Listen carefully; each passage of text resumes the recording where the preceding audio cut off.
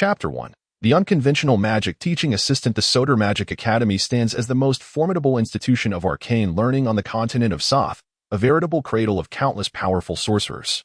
Nestled within the royal capital of the Kexville Empire, Mykic City, the academy has naturally become a hallowed sanctuary for all mages since it was named after the ruler King Soter Gallus. Although the illustrious ruler king is a pure master of flame, the academy he established is a rare institution encompassing all schools of magic. Here, not only are the widely practiced elemental magics taught, but there are also disciplines dedicated to summoning and specialized forms of magic. The faculty at Soul Magic Academy is beyond reproach, a veritable assembly of geniuses where prowess abounds, compelling even the mightiest of magical guilds to regard it with newfound respect. At the heart of the academy lies a grand statue, erected by posterity to commemorate the immortal achievements of ruler King Soter Gallus. For centuries, this statue has become a symbol of the Soul Magic Academy.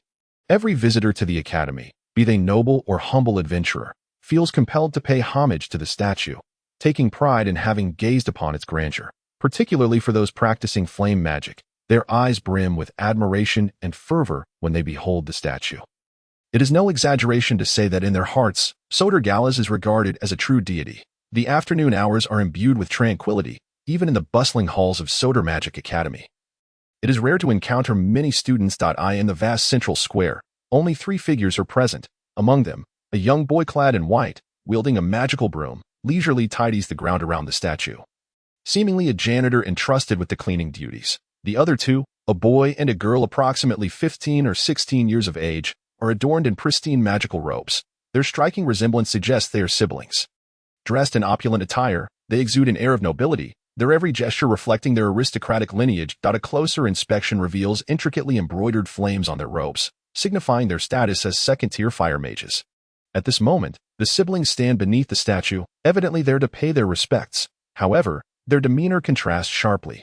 The brother stands solemnly, his eyes filled with reverence, while the sister, seemingly distracted, flits her large, lovely eyes around the surroundings.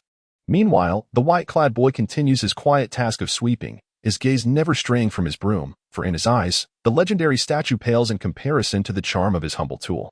O great ruler king! At last, I behold you. Please accept my most devout admiration, the boy exclaims, unable to restrain his awe as he gazes at the statue. Oh, brother, it's merely a statue. What is there to be so excited about? No matter how loudly you call, he cannot hear you. The enchanting girl pouts, a hint of annoyance in her tone. We just arrived, and you dragged me here to see a statue when I haven't tea even eaten yet.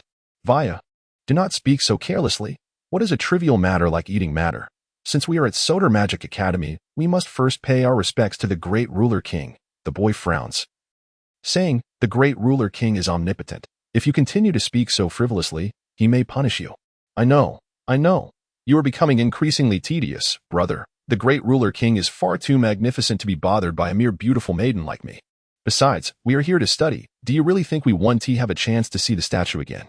Vaya retorts dismissively, shaking his head gently. The boy redirects his gaze to the statue, his eyes now ablaze with fervor. O great ruler king, I, the fire mage Hughes, shall surely inherit your glory and ascend to the pinnacle of flame magic. All right, my esteemed elder brother, if you do not go eat soon, you might just starve. Regardless of what you wish to inherit, you must first fill your belly. Can you please do that for me, dear brother? The girl, Vire, seems to grow impatient, shaking his arm while playfully pleading.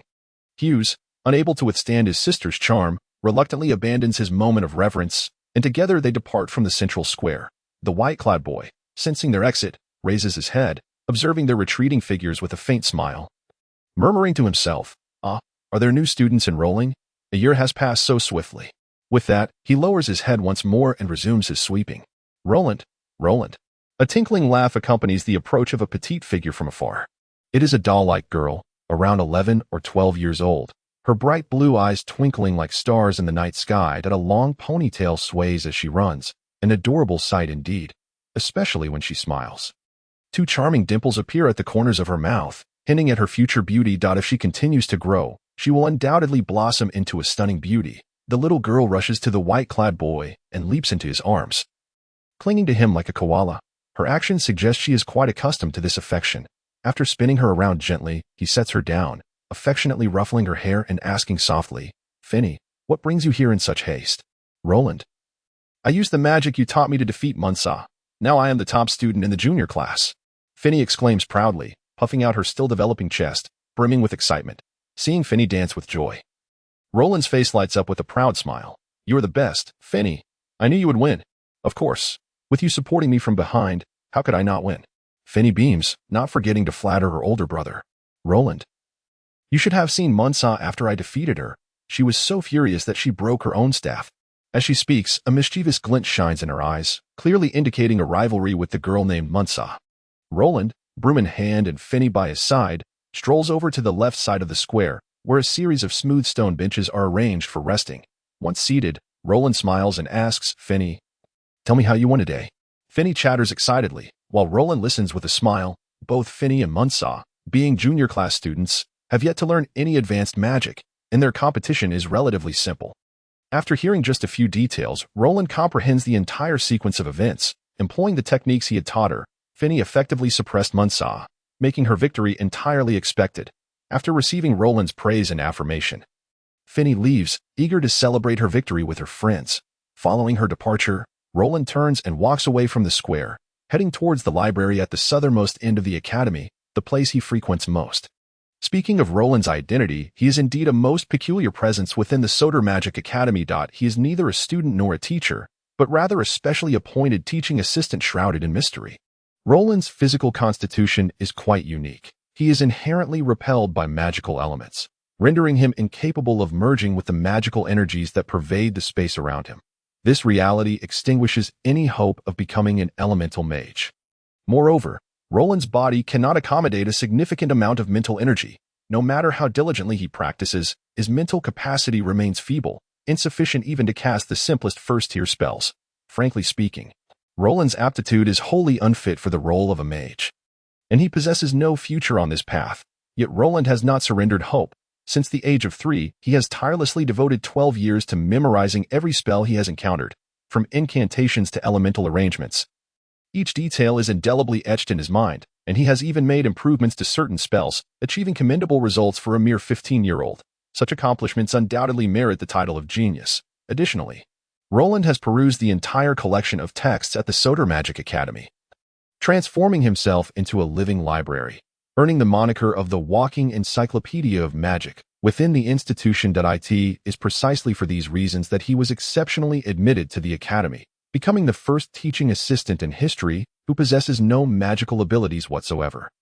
However, upon closer inspection, one cannot help but discern the underlying issues. The Soul Magic Academy is the premier institution of magic on the continent of Soth, and each year, countless aspiring mages vie for the opportunity to study and refine their craft within its hallowed halls.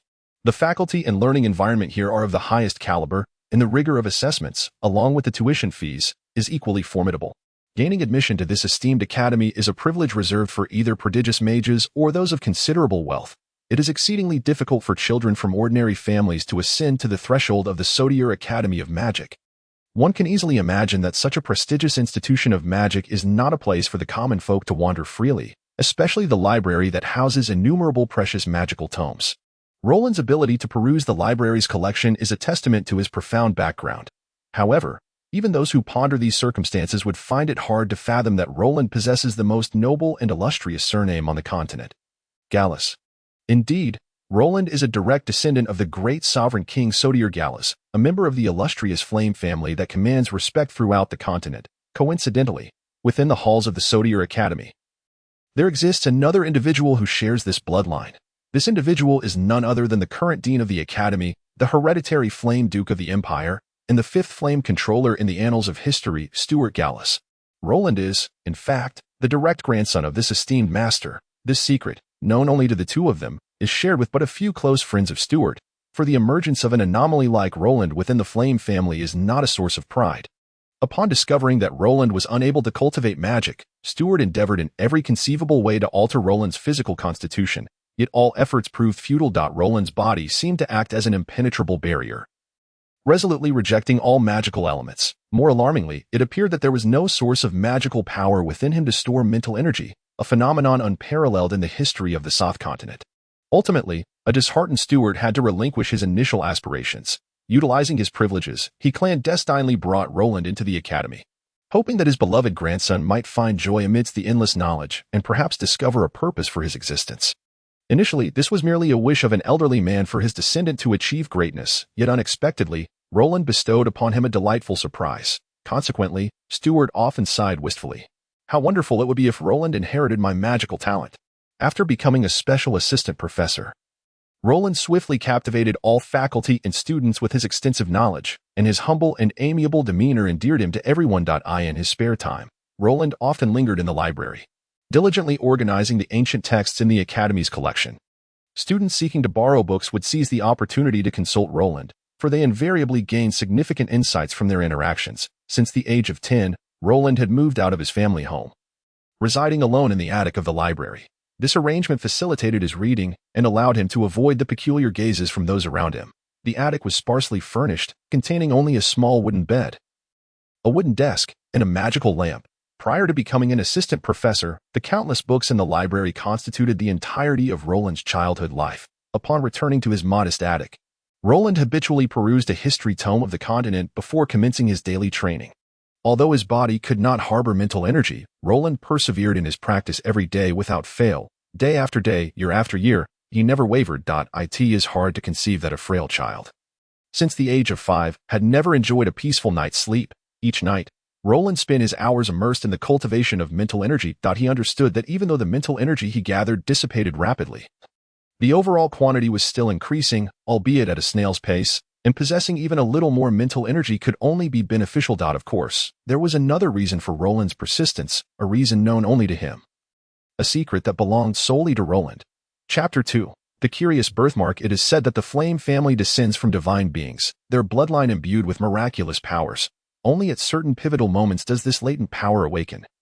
And the first to experience this awakening was the great sovereign king Sodiergalus. The Flame family possesses a unique constitution that allows them to seamlessly merge with the elemental fire in their surroundings, rendering their flame energy remarkably pure. With this constitution, members of the Flame family find their practice of fire magic to be extraordinarily efficient, far surpassing their peers, which is why this extraordinary trait is referred to as the fire spirit body. Those endowed with the fire spirit body share a common characteristic: they bear no scars, not even the birthmarks they may have had at birth. Any external scars are consumed by the elemental fire that clings to their skin, gradually transforming into mere particles of dust in the air. This is a closely guarded secret within the Flame family, known only to its core members. Poor Roland, however, is destined to be devoid of the fire spirit body, for he bears a peculiar birthmark that accompanied him into this world. It is a star-shaped mark, radiating a faint red hue, precisely situated at his navel, appearing quite bizarre. Moreover, Roland is aware that this birthmark is not merely a decoration. It undoubtedly conceals some intangible secrets. Every human born on the South continent inherently possesses a source of magical power, which serves as a reservoir for their mental energy. Whether practicing magic or martial skills, one cannot do so without the support of mental energy. The size of the magical source essentially determines the upper limit of mental energy, for altering one's magical source through sheer effort is an exceedingly arduous task. All members of the Flame family, including the Flame controller Stewart, believe that Roland's predicament stems from a deficiency of a magical source within him, rendering him incapable of condensing mental energy. They have even likened Roland to a once-in-a-millennium failure in magic, certain that he will forever remain disconnected from the arcane arts. Yet, the reality is far different. Not only does Roland possess an intact magical source, but he also harbors a mysterious reservoir hidden beneath the star-shaped birthmark. Roland is not incapable of condensing mental energy. When he practices the family's secret techniques, he can indeed sense the powerful fluctuations of mental energy within him, albeit for a fleeting duration. Each time Roland cultivates new mental energy, the peculiar reservoir beneath the birthmark exerts a powerful, swiftly depleting the mental energy he has amassed. Thus, his normal magical source is unable to gather this energy, creating the illusion that Roland lacks a magical source. Since he first began cultivating mental energy 12 years ago, Roland's total mental energy has far exceeded that of his peers in the family. Yet, he has still failed to satisfy that insatiable void. Consequently, Roland is left to endure the stigma of being a magical failure, resigned to the disdain and contempt from his family. Were it not for Roland's extraordinary fortitude and remarkably resilient spirit, he might have succumbed to the pressures of his circumstances long ago. Being born into the Flame family is a source of unparalleled honor for other children, yet for Roland, it is a profound tragedy. Within such a renowned family, strength is the sole metric of status. Those with power possess authority and everything else, while Roland, as a failure, is relegated to the lowest echelons of the family hierarchy. Even as the grandson of the sovereign steward, he cannot alter his plight. This is the cruel family code of the flame lineage, a harsh decree that has endured for millennia, yet it remains the greatest secret to the family's enduring prosperity. Roland's childhood was steeped in solitude. After being cast aside by his family, no one showed him concern, not even his own parents, who were compelled to adhere to the family's regulations. Thus, Roland spent most of his time alone. To alleviate his loneliness, he became enamored with reading. In an effort to assuage their guilt, his parents endeavored to satisfy his literary cravings as much as possible. From historical biographies to the principles of magic, Roland lost count of the tomes he devoured, eventually placing him among the erudite. Throughout his reading journey, Roland's mindset gradually transformed. He no longer perused aimlessly but sought to discover solutions to his own dilemmas within the pages. The library of the Sodier Academy offered Roland his greatest hope, binding him to its treasures for 5 years. In that time, a frail child blossomed into a poised youth, and a tender heart matured into one of wisdom. Yet the questions that had plagued Roland for years remained unanswered. Over the years, apart from reading, Roland dedicated nearly all his remaining time to the cultivation of mental energy. Each quiet night, he engaged in focused meditation, bearing immense pressure and suffering, never once wavering in his resolve. Years of relentless effort have resulted in a tripling of the mental energy within Roland compared to its initial state, all of which is securely stored in his normal magical source. While it still falls short of enabling him to cast spells, it undoubtedly represents significant progress. Additionally, the birthmark on Roland's navel has been undergoing subtle transformations, each time it consumes the mental energy he cultivates. The color of the star-shaped birthmark deepens. Starting from its initial pale red hue, it has transitioned through shades of pink, crimson, and deep red, evolving into a vivid blood red shade. At times, he even found himself questioning whether that birthmark might suddenly bleed. Roland harbored a premonition that this birthmark was the key to unlocking all secrets. As long as he could nourish it, the truth would inevitably be revealed to the world. In pursuit of this goal, Roland dedicated himself tirelessly for over a decade. Undeniably, magic possesses an unparalleled allure, and even Roland, who could not wield it in practical terms, was deeply captivated. Each time he acquired a new tome of magical notes, he would delve into it with insatiable fervor, etching the obscure incantations and bizarre symbols into the very fabric of his being. Gradually, Roland discovered a peculiar phenomenon. Any magic he memorized would never fade from his mind. Over time, he became the most erudite theorist in the entire Magic Academy, to the point where even the principal, Stewart, felt a twinge of inadequacy in comparison. Ultimately, he earned the moniker of the Encyclopedia of Magic, becoming a legend within the Academy. In the present day of the South Continent, the variety of magic is relatively diverse, primarily categorized into 3 branches: elemental magic, summoning magic, and specialized magic. Elemental magic forms the backbone of the magical system and is the most prevalent, accounting for approximately 70 to 80% of all practitioners. It is divided into 8 elements: water, fire, wind, lightning, earth, light, darkness, and space. Among these, space mages are the rarest, while light and dark mages exist in a state of opposition. Each of the 8 elemental magics has its unique characteristics, with no hierarchy among them. The only determinant of strength is the mage's skill level. Summoning magic bears some relation to space magic, as the incantations employed must adhere to the principles of spatial law. Otherwise, contact with other realms is impossible, and summoning formidable beasts to aid in battle becomes untenable. It is also crucial to note that the attributes of the summoned beings depend on the mage's own attributes. A summoner endowed with the ability to fuse with fire elements can only summon fiery beasts, as dictated by the elemental laws, which no one can contravene. In comparison to elemental mages, summoners are a late-blooming profession, their power largely reliant on the strength of their summoned creatures. Thus, before reaching advanced ranks, they often become the prey of elemental mages. Such a tragic fate also inadvertently constrains the number of summoners. However, once a summoner perseveres to the high ranks, their time of flourishing arrives. Summoners of equal rank can easily overpower elemental mages, standing undefeated even when besieged by 2 or 3 opponents. Yet, due to the arduous nature of their training and their precarious position, few summoners manage to endure, leading the vast majority of magical apprentices to opt for a lifelong career as elemental mages. Beyond elemental and summoning mages, all remaining practitioners are classified as specialized mages. The term specialized also connotes rarity. Even when gathered together, they do not outnumber the elemental mages. Specialized magic encompasses a broad spectrum, not limited to combat-related skills.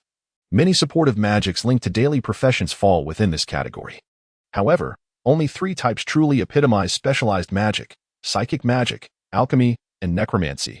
Psychic magic exists independently of magical elements. Even someone like Roland, who is repelled by elemental forces, can cultivate it if they possess formidable mental strength. Yet, purely psychic spells are exceedingly rare, often developed casually by genius masters in their leisure. In terms of power, they cannot compare to elemental magic. The greatest advantage of psychic magic lies in its training methodology. Extreme training. This method involves maximizing the concentration of one's mental energy, maintaining a heightened state of tension, and continuously casting psychic spells until depletion. The difficulty of such training is immense, particularly as casting psychic spells invariably disrupts the focus required for concentration. A moment's distraction can lead to failure in the training process. Nonetheless, employing this method can significantly enhance the purity of mental energy and greatly benefit one's magical source. Consequently, many powerful magical masters endeavor to refine their mental prowess using extreme training. And psychic magic is often practiced as a supplementary skill by elemental mages. If we delve into the fundamental principles of magic, alchemy can be considered a product of failed magic, or perhaps a half-finished magical endeavor.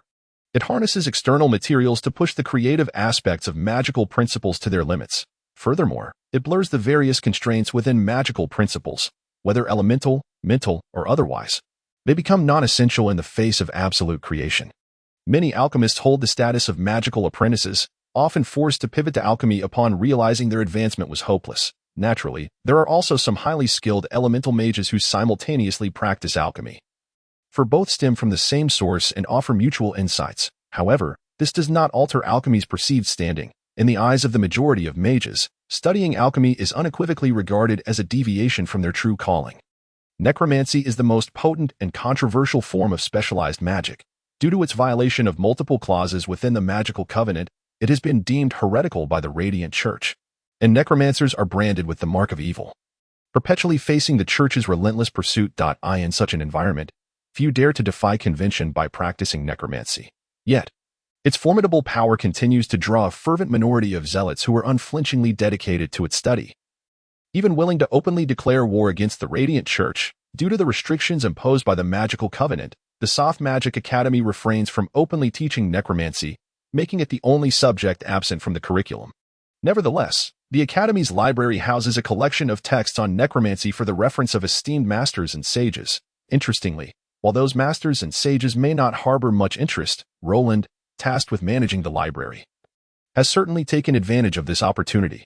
Seizing his responsibilities, he eagerly examines all categories of magical texts, often providing his own commentary on the spells documented within. From Roland's perspective, there is little distinction between the sacred light magic and the malevolent necromancy. Only someone like Roland, who cannot practice any magic, can offer the most impartial critiques. He meticulously records the strengths and weaknesses of each, leading to the eventual compilation of a substantial tome of magical notes. Authored entirely by himself, little did Roland realize the immense value this tome would possess.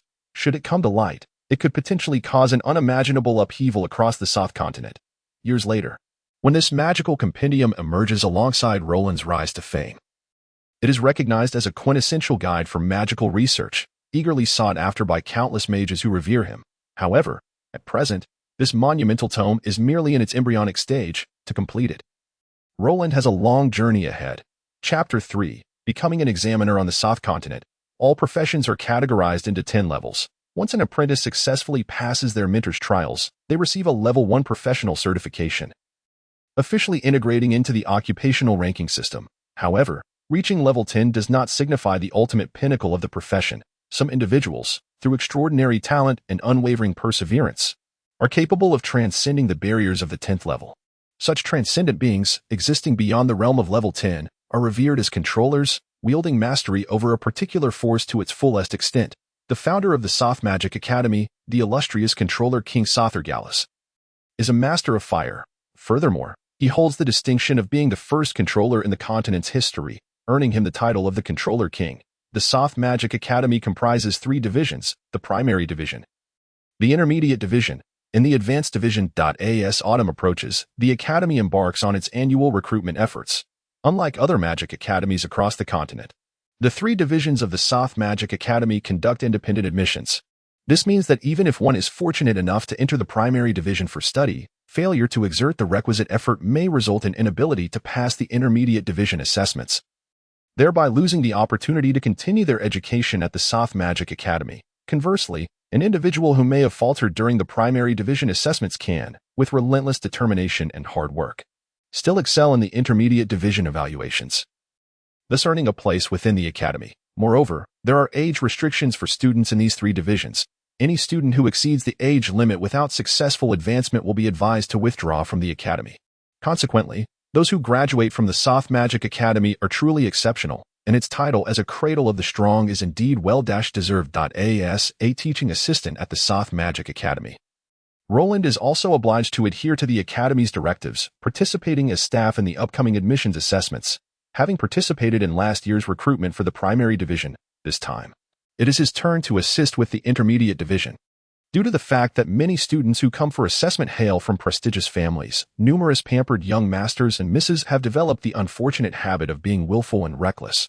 Each year, some oblivious individuals, emboldened by their family's influence, act with impunity during examinations, and there have even been incidents of assaulting examiners. However, such audacious individuals typically meet with dire consequences, barring any unforeseen events.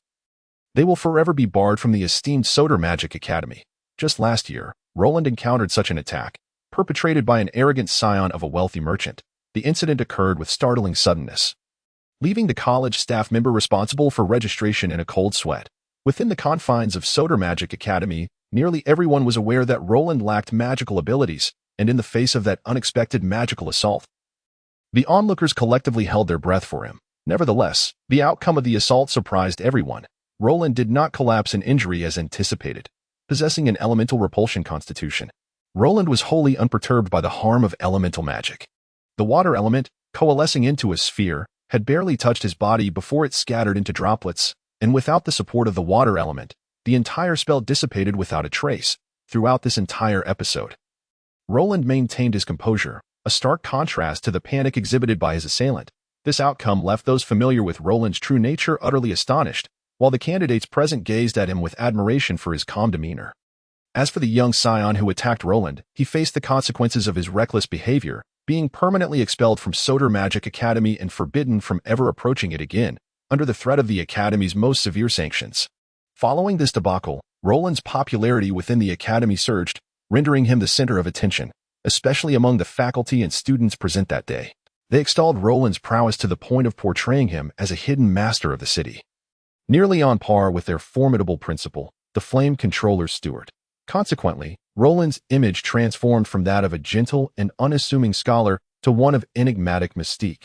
While perusing the chronicles of the continent, Roland had come across references to elemental repulsion constitutions. Legends spoke of those possessing such a bloodline being cursed by divine beings, rendering them incapable of merging with any magical element and impervious to harm from elemental magic attacks. Even healing and blessing spells, such as holy light magic, would have no effect on them. Individuals with elemental repulsion could only rely on potions crafted through alchemy for healing, unable to benefit from restorative magic like ordinary folk, which posed a significant dilemma. Generally, those with elemental repulsion could only aspire to become mentalists or other combat-oriented professions. However, combat roles like warriors or rogues are prone to injury and unable to utilize magical healing, which becomes a critical weakness. A pure mentalist, on the other hand, is often regarded as a lackluster profession. Thus, possessing an elemental repulsion constitution almost equates to bidding farewell to combat-oriented careers. Each time Roland encountered these records, he could only respond with a bitter smile. His own circumstances were far more complex than a mere elemental repulsion, and compared to that, the issue of his crimson star-shaped birthmark was even more pronounced. For Roland, elemental repulsion turned into an innate protective measure, significantly enhancing his safety within the magical academy. Otherwise, with Roland's physique, even watching student duels would be exceedingly perilous, let alone dealing with unexpected incidents. The Intermediate Academy enrolls students aged 16 to 20, who must also possess a magical level of 3 or higher. However, the age restriction is not overly stringent, as some prodigious youths often break age records. In the Academy's history, the youngest individual to enter the Intermediate Academy was a mere 10 years old, a record held by the current principal, the Flame Controller Steward. The admissions process is divided into two parts. First, a theoretical knowledge assessment, followed by a practical skills evaluation. The combined scores from both assessments determine the candidate's final results. To successfully pass the entrance examination, candidates must perform adequately in both sections. The Academy favors those who exhibit a balance between theoretical knowledge and practical application, as they possess the fundamental qualities of a strong candidate. Compared to last year, Roland's responsibilities this time are considerably heavier. He is tasked with overseeing a portion of the theoretical knowledge assessments for intermediate Academy candidates, which includes segments on magical principles, elemental characteristics, and magical circle knowledge. However, the Academy has only provided Roland with a general framework. He is free to determine the specific test questions on the fly. From the Academy's perspective, no one is more suited than Roland to serve as the theoretical examiner, given his reputation as a living encyclopedia of magic. To prepare for this examination, Roland has donned a pristine white outfit, exuding an air of elegance and refinement. Regardless of the circumstances, Roland consistently embodies a noble demeanor, mirroring the composed and graceful impression he leaves on others. Due to the overwhelming number of candidates applying to Soul Magic Academy, the administration has been compelled to increase the number of examination venues to 20, with the locations strategically placed in the central square and the testing times staggered among the 3 divisions to prevent overcrowding. Commencing today, an entire week has been allocated for the assessment of magical theory, followed by the more grueling practical evaluations for those who pass the first round next week. In this latter phase, candidates will engage in one-on-one duels with the Academy's instructors, and their scores will directly reflect their performance during these contests. Once the evaluations are concluded, the Academy will publicly announce each candidate's total score along with the admission list for this assessment. As for those who are not accepted, they must endure a lengthy year before facing another opportunity for enrollment. Roland is responsible for the assessments in the 3rd examination venue, located in the southeast corner of the square. Arriving early at the square, Roland glimpsed a few Academy staff members diligently setting up the examination area. He leisurely traversed the somewhat spacious grounds, effortlessly locating his designated examiner's seat. Upon seeing the nameplate bearing his name, a smile crept onto Roland's lips. Roland the examiner, is it? Sounds rather splendid, he murmured to himself, settling into his seat. This examination arrangement aligns well with Roland's inclinations, especially the freedom to pose questions, which allows him to showcase his expertise to the fullest. Filled with confidence for this upcoming test, Roland intends to prepare thoroughly, ensuring that the haughty candidates grasp the formidable nature of Soul Magic Academy. Generally, each examination venue is staffed by 3 examiners, 1 chief examiner, 1 recorder, and 1 supervisor. Through their collaborative efforts, they can successfully complete the assessment without oversight or favoritism. Today, Roland assumes the role of chief examiner, primarily responsible for crafting the questions and evaluating the candidates. The scope of the questions and the grading criteria are entirely at Roland's discretion. Soul Magic Academy grants each chief examiner considerable autonomy, provided their conduct remains within reasonable bounds. The administration refrains from interference. As Roland pondered deeply, a delicate hand suddenly appeared atop his head, followed by a burst of playful laughter. Oh, isn't this our adorable little Roland? I'm so delighted to see you. He he he. Alicia, are you also an examiner today? Upon hearing the familiar voice, a wry smile immediately crossed Roland's face. I've told you countless times not to pat my head. I'm not a child anymore. Oh, our little Roland has grown up. Come, let me see. You're becoming more and more handsome. Alicia, heedless of Roland's complaints, casually perched herself on the table in front of him.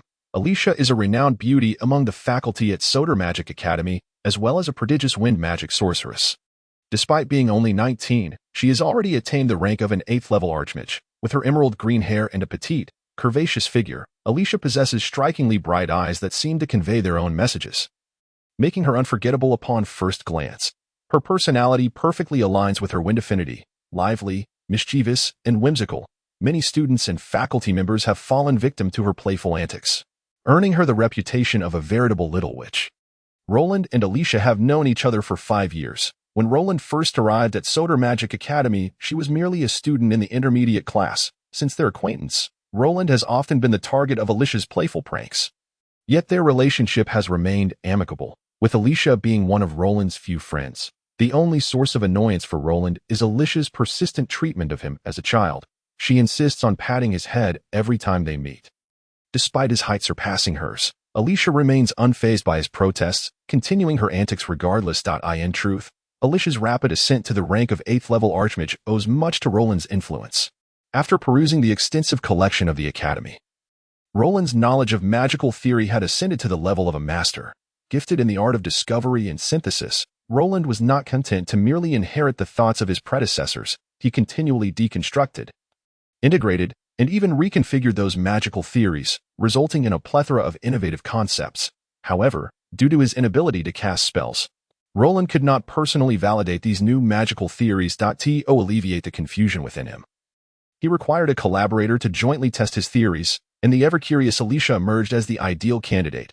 Little did anyone anticipate that the partnership between Roland and Alicia would yield tremendous success. In a mere 3 years, Alicia advanced from a level 5 archmage to a level 8 magic mentor, a feat that could only be described as miraculous within the realm of magic. Those unaware of the circumstances naturally attributed this outcome to Alicia's remarkable talent. While the little sorceress herself deeply recognized Roland's contributions, this collaboration not only strengthened their friendship but also forged a bond akin to that of siblings. During the entrance examination, Alicia served as an assistant to the chief examiner, tasked with recording the candidate scores. Initially, she harbored some grievances about this role, for her active disposition loathed such monotonous duties. Yet, upon seeing Roland, a sweet smile instantly graced her face. Well aware of Roland's modus operandi, her anticipation for this collaboration surged. Observing Roland's somewhat vexed expression, Alicia's face lit up with a playful grin. Another spectacle awaits. This theoretical assessment is bound to be anything but dull. Chapter 4. The test begins. Since becoming a teacher at the Intermediate Academy, Alicia had become considerably more restrained, no longer causing chaos throughout the institution. With her daily responsibilities involving teaching students, her personal time dwindled, and despite residing in the academy alongside Roland, their opportunities for meetings were scarce. Thus, encountering Roland in the examination hall was undoubtedly an exhilarating event for Alicia. Seizing the moment before the test commenced, she eagerly engaged Roland in lively chatter. Observing the animated and loquacious Alicia, Roland felt a wave of helplessness. At times, he truly questioned who among them was the younger. His unique background had compelled Roland to mature early, while Alicia, though slightly older, radiated an innocent exuberance, devoid of guile. Together, they resembled siblings more than mere acquaintances. The time for the entrance examination drew near. A number of candidates had already gathered in the square. Roland and Alicia sat confidently at the examiner's table, awaiting the commencement of the assessment while speculating about the identity of the third examiner. Prior to arriving at the examination venue, the identities of the examiners were kept confidential. Even among themselves, this tradition had been upheld at Soul Academy for over a millennium. Just as they were engaged in their idle conjectures, a sudden spatial rift appeared beside Roland's empty seat. From this rift emerged a short, stout elderly man with a shock of white hair, who swaggered in and plopped down onto the last seat, clad in a deep blue robe embroidered with starlight patterns. It was evident to any discerning eye that he bore the insignia of a level 10 magic saint. This tardy proctor was none other than the first vice president of Soul Academy, the continent's sole space magic saint, Reservoir. Upon his arrival, both Roland and Alicia promptly stood, their casual smiles replaced with solemnity as they bowed respectfully, exclaiming, "Good day, Mentor Bola." The vice president, Reservoir, was renowned and respected, second only to Stewart, particularly due to his affable and humorous disposition, which endeared him to students and faculty alike. Though he had surpassed 70 years of age, his cherubic visage and youthful demeanor rendered him an amusing figure, especially when coupled with his diminutive stature. Fond of being addressed as Mentor, Bola relished the title, and with his qualifications and character, he truly deserved such esteem. Thus, at Soul Academy, regardless of status or age, everyone greeted him with the utmost respect by calling Mentor Bola. Good. Please, everyone take your seats," he said, waving a hand at Roland and Alicia with a twinkling smile. "I didn't expect to run into you two youngsters. Seems my visit here is not in vain." Splendid. After a brief hesitation, Alicia quietly inquired, "Mentor Bola, what brings you here? This is merely an enrollment examination. Your presence is surely not necessary." Not a problem. Bola adjusted his ample frame in his seat, finding a more comfortable posture. "I was simply feeling a bit bored and thought I'd come take a look. I want to be a hindrance. Just consider me a mere obstacle." He then winked at Roland and Alicia, a playful glint in his eyes. "Mentor Bola, what do you mean by that?" Alicia blushed, stamping her foot in protest. "We are thrilled to collaborate with you." "Oh dear. The little girl is shy," Bola teased, chuckling before turning to Roland. "Today, I'll be counting on your performance, young Roland. Give those arrogant little rascals a thorough lesson." so they don't strut around like the useless feather beasts. Indeed, indeed. Go for it, young Roland. I have high hopes for you. Alicia, ever the carefree optimist, quickly shook off her earlier embarrassment. Suddenly, a distant chime resonated through the air, the magical bell atop the tower ringing out. With 3 resounding tolls, the entrance examination officially commenced. The candidates, aligned in an orderly fashion, each bore a magical badge inscribed with 2 rows of numbers representing their identities and respective testing venues. Each candidate was required to proceed to their designated area and queue accordingly. Any delays due to misdirection would solely be their responsibility, from their vantage point at the examiner's table. Roland, Alicia, and Bola observed the candidates, each exhibiting remarkable poise, their heads held high with evident confidence, a clear sign of thorough preparation. To ensure the smooth conduct of the examination. Undisturbed by external factors, Bola had established a magical barrier around the examiner's table. As a space magic saint, his prowess was remarkable. An exquisite dimensional isolation enveloped the trio, rendering their surroundings ethereal. This magic's primary trait allowed for the controlled flow of spatial magical elements. Achieving a one-way filtration effect. In essence, the candidates outside could not discern the happenings within the barrier, while their every move was laid bare to Roland and his companions. Having completed the final preparations, the trio awaited the arrival of the first candidate for the day's assessment. Good day, esteemed mentors. The first candidate entered the barrier, bowing respectfully before smiling at Roland and his colleagues. Her display of courtesy was impeccable, leaving a favorable first impression. Simultaneously, Roland and his companions scrutinized the candidate. She was a striking young lady, appearing to be around 16 or 17 years of age, her magical robe somewhat faded, indicating it had seen years of wear. This detail suggested that her family was not affluent, yet her demeanor exuded a sense of optimism and confidence. Nodding with a smile, Roland addressed her gently, "Greetings, candidate. I am Roland, the Academy's teaching assistant and the chief examiner for today's test. If you are prepared, we may commence the examination." "Mentor, I am ready." Despite Roland clarifying his role as an assistant, the candidate continued to address him as mentor, inadvertently revealing her respect and good upbringing. "Please begin by introducing yourself and sharing your specialties." Roland prompted, having received her confirmation. My name is Ina, hailing from Tezol province. I am 16 years old and a level 3 water mage. My strength lies in controlling magical elements, while my magical energy reserves are my weakness. Ina confidently introduced herself, candidly disclosing her attributes. In previous assessments, many candidates had tried to conceal their weaknesses, resulting in embarrassment when questioned by the examiners, ultimately jeopardizing their chances of admission. By placing this question first, Roland aimed to assess the candidate's character, for only those possessing noble qualities could aspire to be great magicians. Control over magic stems from an understanding of its characteristics. Since you possess considerable insight into this, let us discuss the attributes of water elements. Roland, maintaining a composed demeanor, posed the second question. What advantages do you believe the water element possesses in comparison to other magical elements? Anna tilted her head, contemplating for a moment before responding. The water element is the most gentle of all elements, possessing unparalleled versatility. Regardless of the nature of any other elemental affinity, water magic is always welcomed. Moreover, the adaptability of the water element is remarkable. It can serve simultaneously for offense, defense, and support, and it even has commendable cosmetic benefits, an effect that light magic cannot achieve. Although Ina's answer was not exhaustive, it still left Roland quite satisfied. Coupled with her charming and generous demeanor, she garnered an impressive score in his eyes, prompting Roland to declare her assessment passed without further inquiry. Meanwhile, Alicia, having recorded the results, stamped Ina's magical badge with a mark denoting excellence. Thus, this young girl from a humble background became the first successful candidate of the day. "Thank you, Mentor. Goodbye." Upon learning that she had passed with flying colors, Ina appeared exceedingly joyful, expressing her gratitude to Roland and the others while waving farewell before turning to exit the barrier. Throughout the assessment, old Bora seemed to be in a state of slumber, sitting silently with his eyes closed, showing no inclination to speak. The next candidate to enter was a stout young boy, whose physique bore a striking resemblance to old Bora, leading Roland to question whether they might share a familial connection.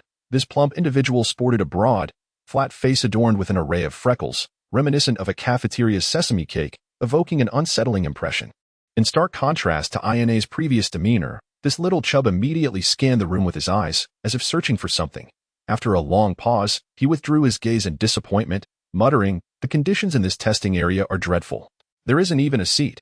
Though his mutterings were not loud, Roland and the others heard him clearly. The vivacious Alicia couldn't help but chuckle, while Roland found himself at a loss for words, bemused by the situation. When the test commenced, Roland repeated his initial question. But the boy's response left them astounded. My name is Perry. My father is the Duke of Tina Province, and my grandfather is the chairman of the Nate Chamber of Commerce. My defining trait is that my family wields both power and wealth. What is your magical level? Roland inquired thoughtfully. Magical level? What's that? How would I know? Perry replied with a disgruntled expression. Stop asking such trivial questions and just let me pass. Upon hearing this, Roland, rather than becoming irate, was intrigued and asked, if your family is so powerful and affluent, why do you wish to study magic? You wouldn't understand. Perry scoffed, rolling his eyes at Roland. Being a magician is a symbol of nobility, something a person like you could never grasp. Once I become a magician, I'll be the most dazzling star in the imperial capital. The audacity of the boy named Perry left a significant impression on Roland and his companions, yet his fate was already sealed. As a score of 0 in the theoretical assessment all but confirmed his failure, Roland found himself perplexed, wondering how someone like him could have qualified for the test at all. From where had his magical badge originated? The subsequent candidates performed more normally, and Roland, adapting his questions to their distinct situations, often left them speechless and disheartened. Whether by coincidence or design, most candidates on the first day hailed from common backgrounds, exhibiting commendable talent and perseverance, prompting Roland to refrain from imposing undue difficulty upon them. His evaluation criteria revealed that the questions he posed lacked absolute answers.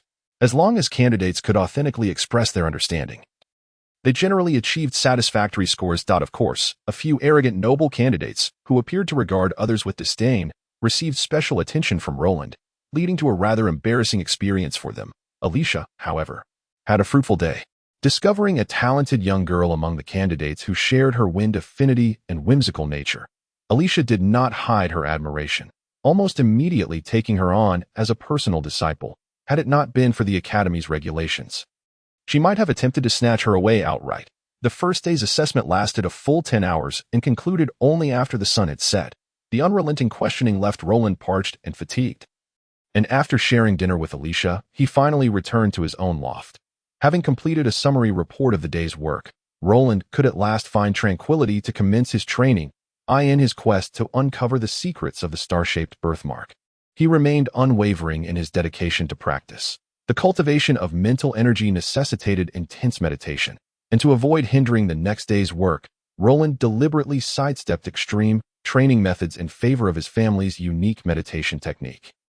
Even so, fully concentrating, he lost track of time, and when he finally regained awareness, an entire night had quietly slipped away. Chapter 5. Conflict. Upon concluding his morning training, Roland instinctively checked the star-shaped mark on his navel. Perhaps it was mere psychological suggestion, but he felt the color of the mark had deepened, its vibrant hue reminiscent of blood, as if it were about to seep forth. After tidying up his belongings and hastily consuming breakfast, Roland returned to the square, ready for another day of entrance assessments. The second day's testing proceeded without incident, lacking both extraordinary prodigies and foolish rule-breakers. Roland and Alicia spent the day in a routine manner, much to the discontent of the little sorceress, who vented her frustrations for quite some time. Meanwhile, as the overseer of the assessments, old Bora lethargically dozed throughout the day, seemingly indifferent to the candidates before him. On the third day, conditions improved slightly, as Roland encountered two familiar faces, Hugh and Heir, the siblings who had paused to admire the statue of the ruler of controllers, Sotel, when he had last seen them. They bore only the insignia of second-level magicians. Now, they had attained qualifications of third level or above, allowing them to participate in the Intermediate Academy's entrance assessments, although they had only met once. The siblings left a profound impression on Roland. The elder brother, Hugh, was a fervent admirer of Sotel, a remarkably talented fire magician whose greatest aspiration was to follow in Sotel's footsteps and become a figure of greatness. His sister, Heir, was a light magician, notably not affiliated with the Radiant Church. Both siblings hailed from noble families, displaying exceptional poise and refinement, leaving a lasting impression. During the assessment, Roland noted that their theoretical knowledge was quite solid. Hugh excelled in memory, while Heir demonstrated adaptability. Their attributes harmonized with their personalities, marking them as rare talents. The questions posed by Roland elicited brilliant responses from both, particularly from Heir, who showcased remarkable aptitude in the art of drawing magical arrays, which became a highlight of the entire assessment. Overcome with excitement, Roland could not resist sharing some theories on improved magical arrays, even demonstrating them on the spot. This not only astonished Heir, but also stirred old Bora from his stupor, widening his eyes in unexpected interest. Initially, Heir had assumed Roland had obtained his teaching assistant position through family connections, as his youthful appearance and lack of magical prowess might naturally raise suspicions. Although she said nothing, Roland perceived a hint of condescension in her gaze. However, by the end of the session, Heir's expression had transformed entirely, her admiration for Roland igniting like a blazing fire, leaving him somewhat overwhelmed. Over the next 3 days, the assessment room remained tranquil, with this year's candidates exhibiting commendable quality, particularly in terms of character, a notable improvement over previous years. Perhaps the earlier incident had served as a wake-up call for the pampered science, as they displayed a degree of restraint during the assessments. Yet, since that assessment, Heir made it a point to visit Roland daily, insisting on formally becoming his disciple and observing the rites of apprenticeship. This seemingly mischievous girl proved remarkably stubborn, refusing to be dissuaded by Roland's attempts at persuasion. Reluctantly, Roland acquiesced, unwittingly taking on a disciple. Upon hearing this news, Heir not only expressed no dissent but wholeheartedly endorsed it. Appreciating Roland's knowledge and recognizing that having someone to keep his sister in check would enable him to focus more intently on his magical studies, thus hastening the realization of his own aspirations. The entrance assessments had now progressed to the 7th day, marking the final day of theoretical evaluations. After 7 consecutive days of confinement, even someone as composed as Roland began to feel a sense of weariness. Not to mention the ever-restless Alicia, who was on the verge of losing her sanity. Each day after work, her complaints echoed through the air, and some oblivious candidates became the targets of her frustration. The day passed swiftly, and as the sun began to set, the number of students awaiting their assessments dwindled to a mere few. Roland finally felt a sense of relief, as he was on the brink of completing his task. However, it seemed that fate was playing tricks on him, bringing trouble at the last moment. The final candidate to enter for testing was none other than the person he least wanted to see, his cousin. Prince Francis Trez of the Xevil Empire, the 8th prince. Francis was the son of Roland's aunt and the grandson of the fire wielder, Stuart, in a bid to ally the Flame family with his own. The ambitious Emperor Trez I of the Xevil Empire had decisively arranged a marriage. Thus, Prince Francis became the link between the imperial family and the Flame family, garnering attention since his childhood. Francis was of the same age as Roland, their births separated by merely a week, yet their circumstances were entirely different. One was cherished like a jewel, while the other was cast aside as a prince. Francis perfectly inherited his family's lineage. He was not only handsome but also exceptionally gifted, surpassing many direct descendants of the Flame family in his comprehension of fire magic. Stuart had once lamented that if Francis possessed the fire spirit body, his future achievements would likely eclipse his own. Unfortunately, the fire spirit body was exceedingly rare, even among the direct heirs of the Flame family. Nevertheless, Francis also dabbled in mental magic, skillfully intertwining the two disciplines, leaving his peers far behind, thus becoming a source of pride for both families. His remarkable abilities and status fostered a haughty demeanor in Francis, who looked down upon those beneath him, with his cousin Roland epitomizing the term waste in his eyes. For reasons unknown, Francis harbored disdain for Roland, often ostracizing and bullying him since childhood, rallying others to isolate him, which led to Roland's deteriorating situation and was a significant factor in his departure from the family. At the age of 15, Francis had just passed the 5th level assessment, achieving dual 5th level professional certification. With such prowess, he had no need to attend the intermediate academy, and his arrogance prevented him from associating with what he deemed wastes. Yet, under familial pressure, he reluctantly agreed to participate in the assessment, arriving late, thus becoming the last candidate to test. Upon seeing Roland, Francis was momentarily taken aback. He had never anticipated encountering his waste cousin again. When Roland left, Francis was unaware, only discovering it later. In truth, Francis had always believed that Roland was expelled from the family. He felt that the Flame family had no place for him. Even after Roland's departure, he had relished the news for quite some time, indicative of his deep-seated animosity. As for Roland's whereabouts, he had never inquired, perhaps wishing for Roland to vanish completely. "Roland, is that you? What brings you here?" After a brief pause, Francis regained his composure, his contempt evident as he asked in a low voice. "I'm an assistant at the Sotir Magic Academy in the Examiner for today. Hence my presence here," Roland replied, his expression impassive. "Ha ha ha ha." Francis erupted into laughter, as if he had heard the most ludicrous thing in the world. You, a magic simpleton, an assistant, truly preposterous. Indeed, I lack magical power and cannot cast spells. But so what? Roland calmly replied, gazing at the audacious Francis. I study magical theory, which does not require magical power for support. Thus, becoming an assistant is quite normal. Once he regained his composure, Francis's expression darkened further. It seems you Haven T left the imperial capital these past years. Indeed. I have resided here for over 5 years, never straying from the academy, Roland nodded. Even someone like you can become an assistant. It appears the Sotir Magic Academy is merely a fade. Francis, infuriated by Roland's nonchalant demeanor, spoke recklessly in his anger. Suddenly, with a resounding bang, Alicia slammed her hands on the table and rose in fury. As a minor of the academy, she could not tolerate slander against her sacred institution. And Francis's words had crossed her threshold.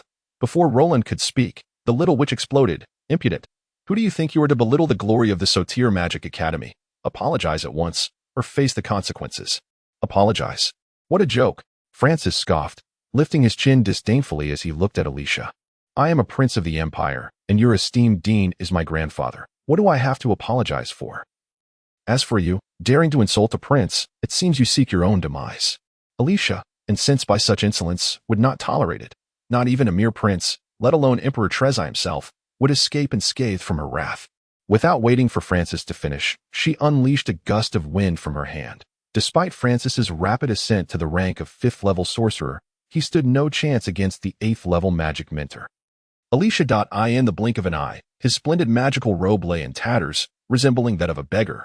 And even his handsome face bore the marks of the wind magic sharp slap. It was likely the first time in his life that Francis had faced such humiliation.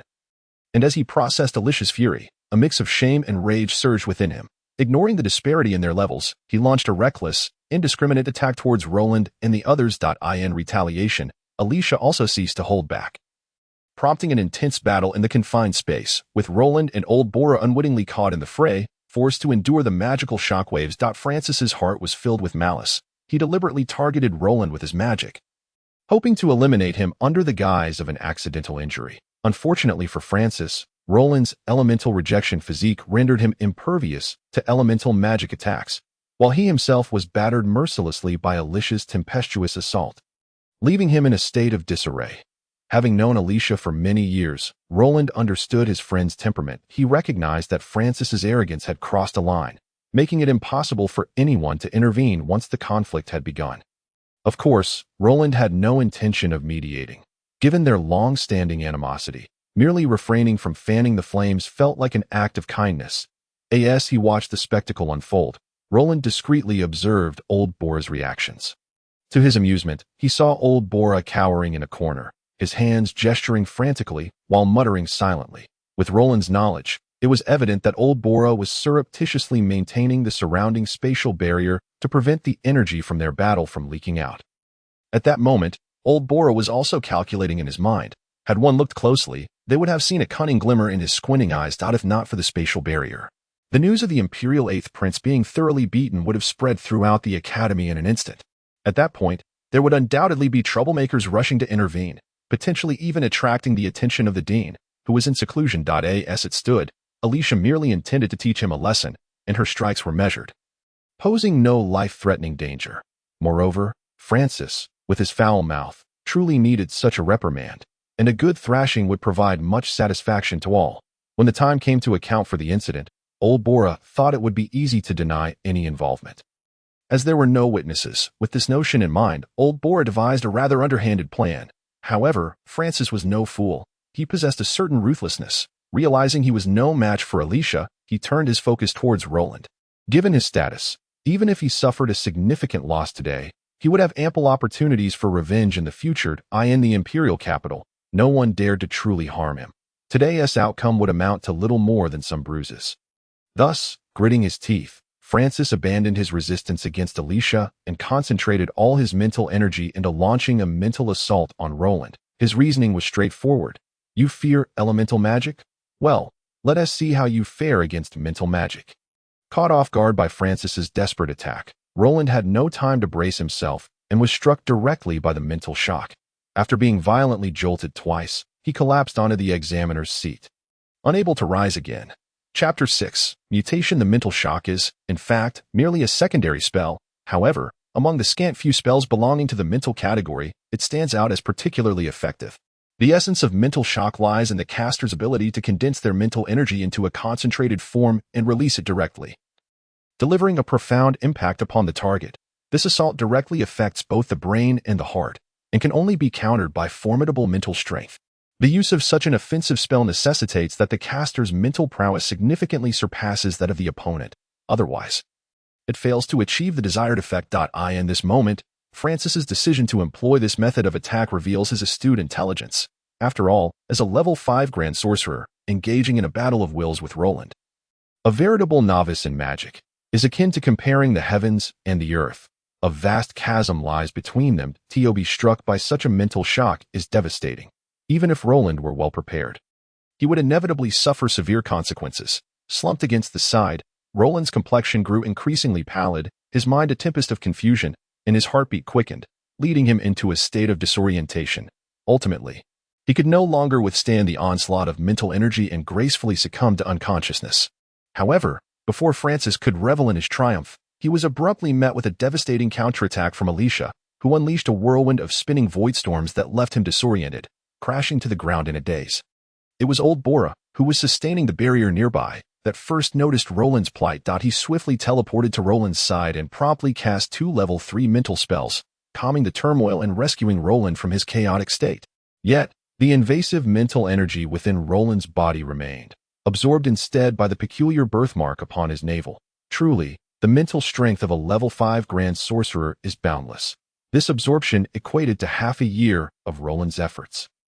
In his weakened state, Roland was unaware that the birthmark on his navel was gradually undergoing transformation, the crimson hue of his skin slowly becoming transparent. Concurrently, the second source of magical energy within Roland began to diffuse outward at an exceedingly slow pace. Upon learning that Roland had been subjected to Francis's treachery, the petite sorceress Alicia, who had recently vented her fury, erupted once more. She dashed to the unconscious Francis, pouring all her strength into a series of punches and kicks. In an instant, the already battered Francis was further disfigured, losing any semblance of his former elegance and nobility.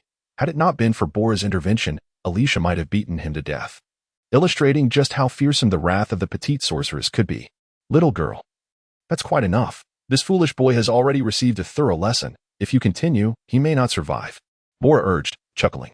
Master Bora, let me kick him just 2 more times. This wretched creature not only slandered the esteemed Soul Magic Academy, but also dared to scheme against little Roland. How utterly reckless! Alicia exclaimed, delivering a swift kick that sent the pig-headed Francis flying to the side, her voice still laced with indignation.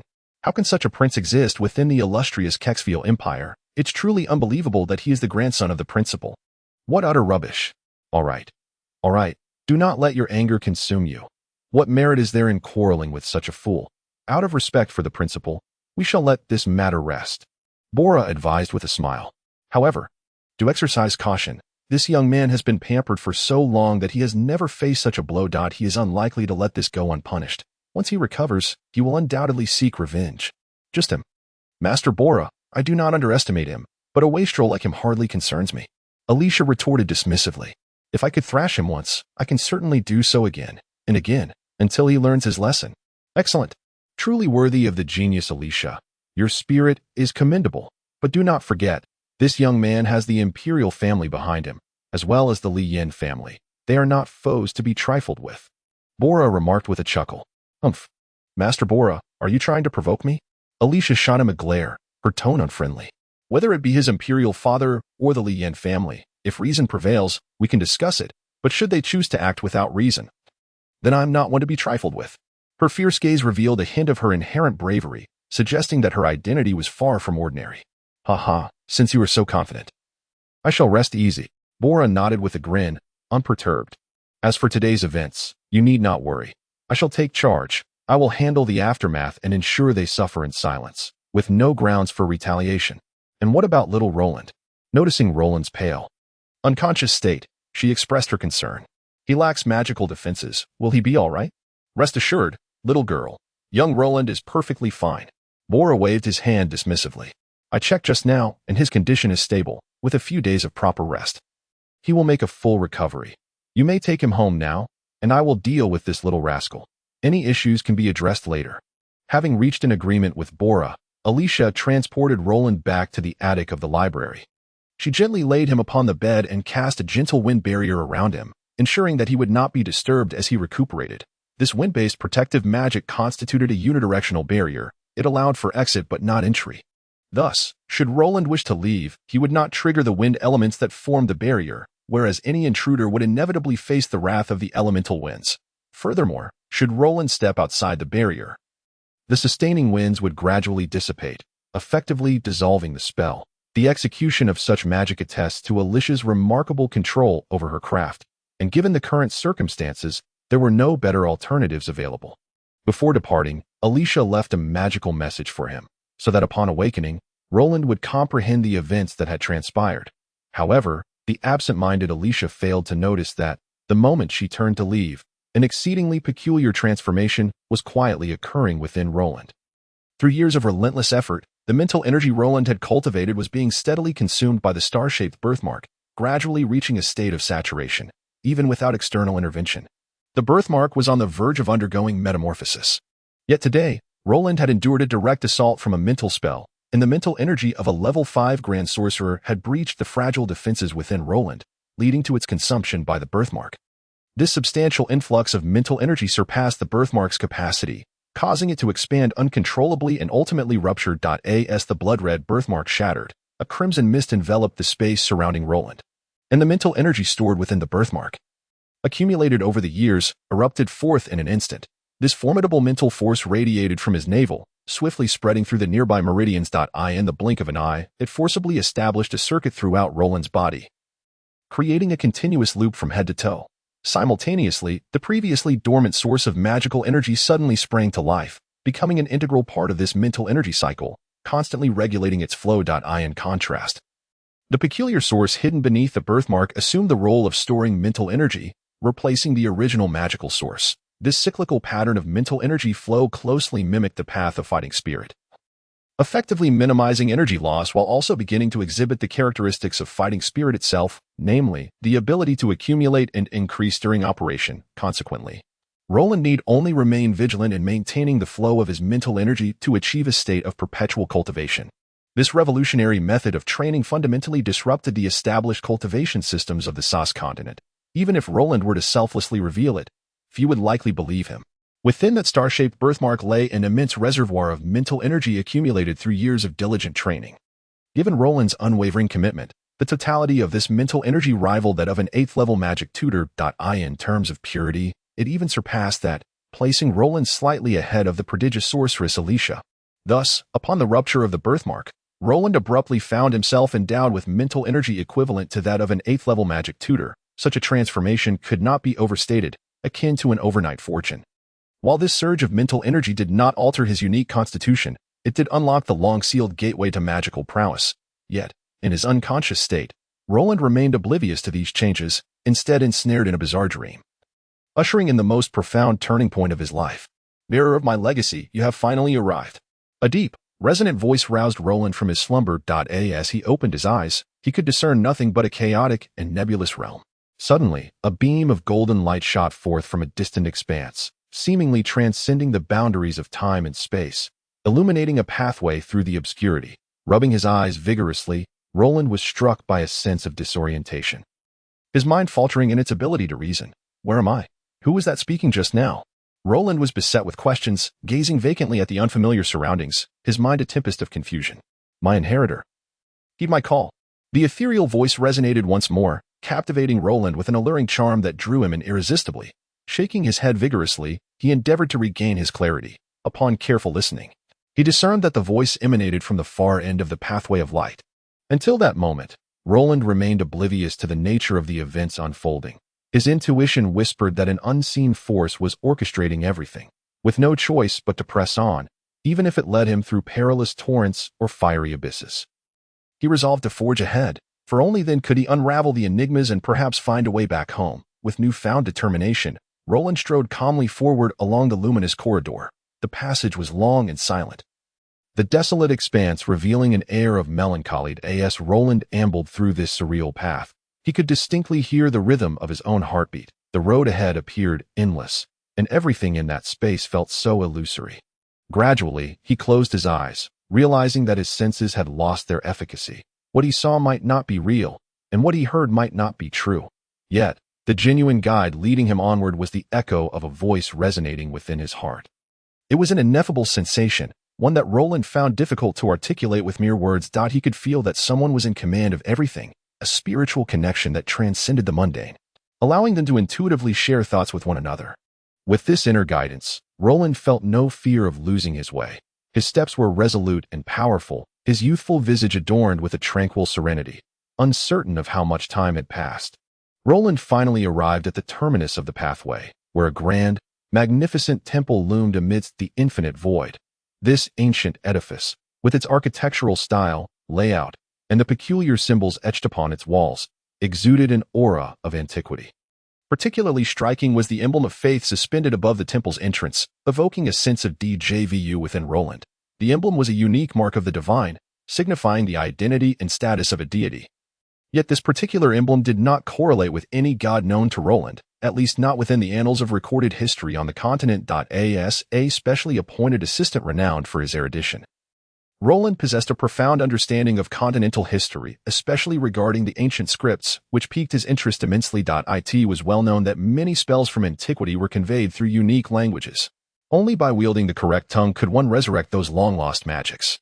To enhance his magical studies, Roland had diligently learned the various languages that once flourished across the continent, from the tongue of dragons to that of elves, and even the dialects of barbarians. Leaving no stone unturned in his quest for knowledge. In this regard, Roland was exceptionally confident. No student had ever managed to stump him with inquiries. Yet this time, he was profoundly shaken by the sight of the temple before him. He was certain that the bizarre symbols belonged to a unique language, and the narrative contained within those inscriptions likely held the secrets of the very temple he stood before. That moment, the inner guidance that had accompanied him dissipated, heralding a singular truth. All mysteries lay concealed within this very temple. Feeling the subtle pressure emanating from the temple, sensing the potent energy coursing through the space, Roland took a deep breath and slowly pushed open the grand doors of the temple. Chapter 7. The undesirable god of souls. Upon entering the temple, Roland found himself in a peculiar realm. Vivid images of brutal warfare flitted before his eyes, as if fragments of fragmented memories roamed the void. The transcendence of time and space rendered him momentarily disoriented, standing there helplessly, his gaze entranced by the myriad scenes unfolding. The depicted battles were extraordinarily fierce, each battlefield steeped in the aura of destruction. The opposing forces were immensely powerful, each spell wielded surpassing Roland's comprehension. Suddenly, a realization dawned upon him. Amidst the haze, he grasped the essence of the recorded imagery.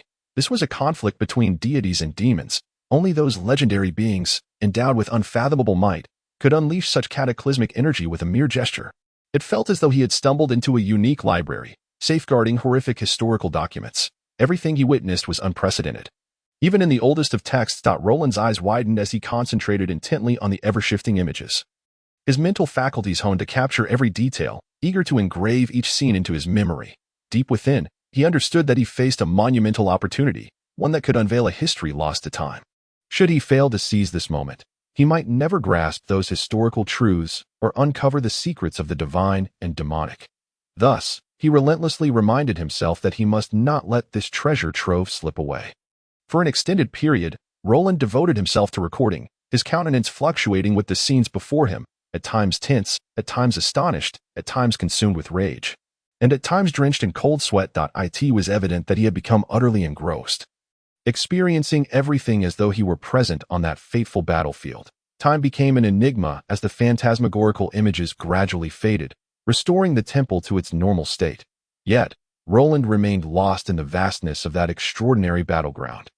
Feeling as if he had turned to stone, devoid of vitality. In that instant, time seemed to freeze, with only the mysterious runes etched upon the temple walls shimmering softly in the dim light. To unveil the secrets of history, Roland compelled himself to memorize the war scenes, even though his prodigious intellect and photographic memory struggled with the arduous task. It was no longer a matter of sight but an endeavor of the spirit. The exertion inevitably drained his essence, as evidenced by the pallor of his complexion. Roland's state resembled that of a sorcerer engaging in a life-or-death struggle, employing forbidden mental strains, disregarding all external factors to concentrate every ounce of his mental energy. Such an approach would inevitably lead to an expansion of one's capabilities, yet it came at a price. The resulting fatigue was not something an ordinary person could endure. However, in light of the potential rewards, Roland deemed the sacrifices worthwhile, for opportunities like this were rare in one's lifetime. Finally, after successfully committing every image to memory, Roland's gaze returned to its former clarity, awakening from the depths of exhaustion. Upon regaining his senses, he felt a wave of dizziness wash over him, the world around him shrouded in darkness. He stumbled slightly, nearly collapsing to the ground. At that moment, Roland resembled someone recovering from a grave illness. His complexion as pale as snow, fatigue etched in his eyes. The vibrant energy that had once filled him seemed to have been wholly siphoned away, leaving only a faint glimmer struggling to persist within the closed circuit of his being. Gasping for breath, Roland summoned the strength to straighten his posture. He adjusted his breathing rhythmically, patiently urging his remaining mental energy to circulate. Gradually, as he utilized the remnants of his spirit to complete a cycle, he felt a modicum of recovery, a faint flush returning to his extremely pallid face. At last, he exhaled a sigh of relief, aware that he had just navigated a perilous threshold. With a few days of recuperation, he would fully restore his health. Yet, this was not the time for rest. Within the enigmatic temple, dangers lurked unseen. Furthermore, Roland seemed to possess no other option but to venture forth step by cautious step. With the outcome resting solely in the hands of fate, the temple appeared modest in size, even less grand than the radiant church within the city of Mykic. Yet as one delved deeper, it became evident that the temple connected to another realm. This was not the mere effect of spatial magic. Even a spatial sage like Old Bora could not directly link two disparate planes. Such spatial distortions, arising from the meddling of gods and demons, were beyond the realm of ordinary magic. At this juncture, Roland had cast aside all notions of retribution. He embraced the present, recognizing his own insignificance in the face of divine and demonic powers. What transpired today was beyond his control. Traversing the lengthy corridor, he admired the ancient and mysterious ruins, hoping to glean some insight. Overall, the temple's architecture was remarkably unique, each component evoking a profound sense of awe. More importantly, upon entering the temple, Roland sensed no fluctuations of magical elements. Whose temple could this possibly be? His heart brimmed with uncertainty. With a mix of anticipation, apprehension, and excitement, Roland entered the main hall of the temple. Generally speaking, the main hall is adorned with the statues of deities and the doctrines they propagate, allowing the faithful to venerate and worship. Should Roland wish to uncover the circumstances surrounding the temple's master, he could begin with those clues, provided he possesses the ability to decipher the ancient script left by the deities. Upon entering the main hall, the excitement bubbling within Roland swiftly dissipated. The grand chamber was barren, save for a somewhat antiquated altar in the center, with virtually nothing else to behold. Even the decorative items that typically signify status on the walls and ceiling were conspicuously absent. Observing this, Roland couldn't help but furrow his brow. His understanding of the divine suggested that more powerful deities tended to be meticulous about their identity and grandeur. Even the temple of the war god, known for its simplicity, was far more opulent than this place, making such a meager sanctuary truly unique. After muttering a few words of discontent, Roland nonetheless approached the altar. The altar itself was constructed according to standard specifications, embodying the immutable principles of the magical hexagram formation, establishing 6 pivotal points within the confined space. Through these points, the 6 dimensions could be interconnected, allowing magical energy to penetrate the barriers of space, thus fulfilling the purpose of summoning deities. However, upon the altar, Roland discovered an unusual object, a severely tattered ancient tome, thickly coated in dust. Had he not scrutinized it closely, he might have easily overlooked its presence. Strangely, this ancient volume seemed to exude an inexplicable magical aura. From the moment he set eyes upon it, Roland could not divert his gaze. If compelled, he extended his right hand toward the dust-covered tome. When his hand made contact with the ancient book upon the altar, a brilliant white light erupted forth. Suddenly, a rift tore through the void, revealing a passage born of dimensional rift, which unfolded before Roland in an instant. Subsequently, a lascivious young man with an unseemly demeanor materialized before him. "Ha ha ha, you have finally arrived, my dear inheritor. I have awaited your arrival for millennia." The youth's grin was disturbingly wide, sending a shiver down Roland's spine. After this unsettling display, the young man blinked and said, "Allow me to introduce myself. I am the great god of souls, Baikashio, and this is my magnificent temple. What do you think? Quite impressive, isn't it?" Casting a glance around the dismal surroundings, Roland was rendered utterly speechless. How could such a wretched place be deemed magnificent? It seemed that the aesthetic sensibilities of this so-called god of souls were indeed peculiar. Moreover, given the young man's appearance and demeanor, he hardly resembled a deity in any sense. With a profound disdain, Roland composed himself and inquired, "I am Roland, an ordinary man devoid of magical prowess. Might I ask why the esteemed god of souls has summoned me?" "You need not introduce yourself. I am already well aware of your situation. I am the great god of souls, Baikashio, omniscient and all-knowing. What could possibly escape my grasp?" the lascivious youth declared with an air of arrogance. "The purpose of summoning you is quite simple. It is because you have awakened the energy star mark I left in this world, thus qualifying you to become a divine inheritor. Otherwise, how could I, the great god of souls, the embodiment of wisdom and talent, possibly summon such a diminutive human like you?" Roland was vexed by these words, feeling an urge to drag the young man down and deliver a few kicks. However, considering the other's status, he could only suppress his indignation for the time being. After regaining his composure, Roland asked with measured respect, "Might I inquire what instructions Lord Baikashio has for me?" "Ah, well, that is a rather lengthy tale." Baikashio took a moment to ponder before beginning his narrative. The origins of this matter could be traced back thousands of years. That time, the fertile land of the South Continent had yet to take shape, and the various races, including humanity, had not yet emerged. Nevertheless, its history quietly unfolded, as it was chosen as the battlefield between gods and demons, marking the onset of a war that would span millennia. The conflict between gods and demons was beyond the comprehension of mortals. The cataclysmic powers unleashed shattered the once mighty world into countless fragments. This battlefield, which bore witness to innumerable assaults, was ultimately forsaken by the divine combatants. Deprived of their battleground, the gods and demons were compelled to pause their strife, unhesitatingly abandoning this world to select another arena for their ongoing war. However, before their departure, one deity proposed a different course of action. He suggested that each participating god leave behind a seed of energy, which would take root once the fragmented world reconstituted itself. One day, someone would inherit these seeds and awaken the latent powers they contained, thus becoming a divine inheritor, capable of carrying on the unfinished war between gods and demons. The outcomes of these battles would parallel those of the divine conflicts, adding an element of suspense compared to the monotonous combat that had persisted for countless millennia. This proposal garnered immediate support from the assembly of gods and demons, who, before vacating this plane, each left a fragment of their energy, hoping to achieve the anticipated results. These so-called energy seeds were what Baikashio referred to as energy star marks.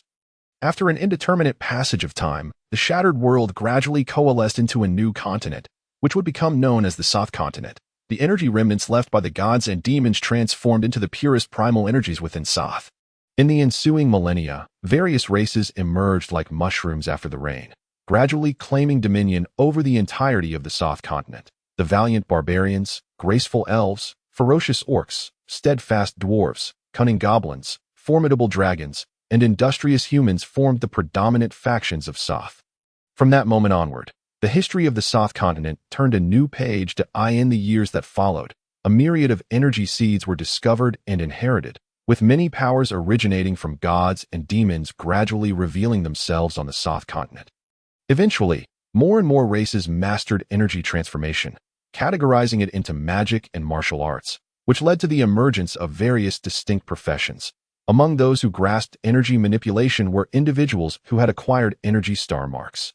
Those fortunate enough to awaken these marks became the inheritors of the gods and demons, penning their own legends and becoming the myths celebrated across the continent. Compared to ordinary powerhouses, the strength of these inheritors surpassed all others, earning them the revered title of controllers, placing them atop this world. Regrettably, the energy seeds left by the god of souls remained dormant.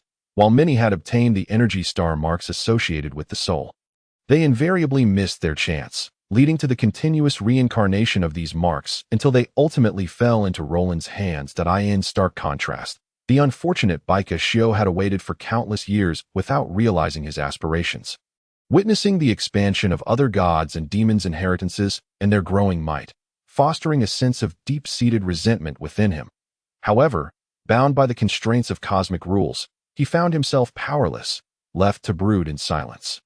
Fortunately, Roland's unexpected emergence and serendipitous awakening of the energy star mark opened the dimensional gateway, granting Baika Shio a chance to turn the tides at this juncture. Roland remained oblivious to the sheer improbability of his awakening the energy star mark. For among the myriad of energy seeds, the soul energy was the most elusive and challenging to awaken and master. Chapter 8. Cooperation marks the beginning of a legend after listening to the God of Souls. Baika Shio, recount his tale. Roland was left in a state of profound shock. He had never anticipated that the source of magic he had been probing was, in fact, an energy seed left behind by the gods and demons. And all of this stemmed from their game. Roland felt his throat growing increasingly parched. He swallowed hard, only to find his mouth filled with a bitter taste. Why? How could this be? Roland screamed silently within. He was unwilling to accept the reality before him, and even more fearful to contemplate the implications of it. Could it be that all the races on this continent are merely tools in the gods and demons contest? This terrifying and sorrowful thought crept into Roland's mind, casting a shadow over his spirit. Meanwhile, Baika Shio continued his monologue, oblivious to the changes in Roland's emotions. In truth, among the pantheon of deities, Baika Shio, possessing mastery over soul power, undoubtedly ranked among the most formidable. The so-called elemental deities paled in comparison. Consequently, the energy star mark associated with him had become somewhat of a double-edged sword. Despite its might, the conditions for awakening it were excessively stringent. It is essential to note that soul power represents the highest echelon of all energies, far purer than the myriad elemental energies, leading to irreconcilable conflicts with other forms of energy, rendering coexistence impossible. Moreover, the nature of soul energy is inherently domineering. Thus, in the struggles between energies, it consistently gains the upper hand. Therefore, individuals like Roland, endowed with soul energy star marks, found it impossible to cultivate other forms of magic. Their only recourse was to accumulate meager mental energy until they could breach the barrier of the star mark and fully awaken it.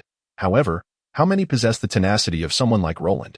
When an individual is deemed to be repelled by elemental forces and is unable to concentrate their mental energy, the most prudent choice is to abandon the path of magic.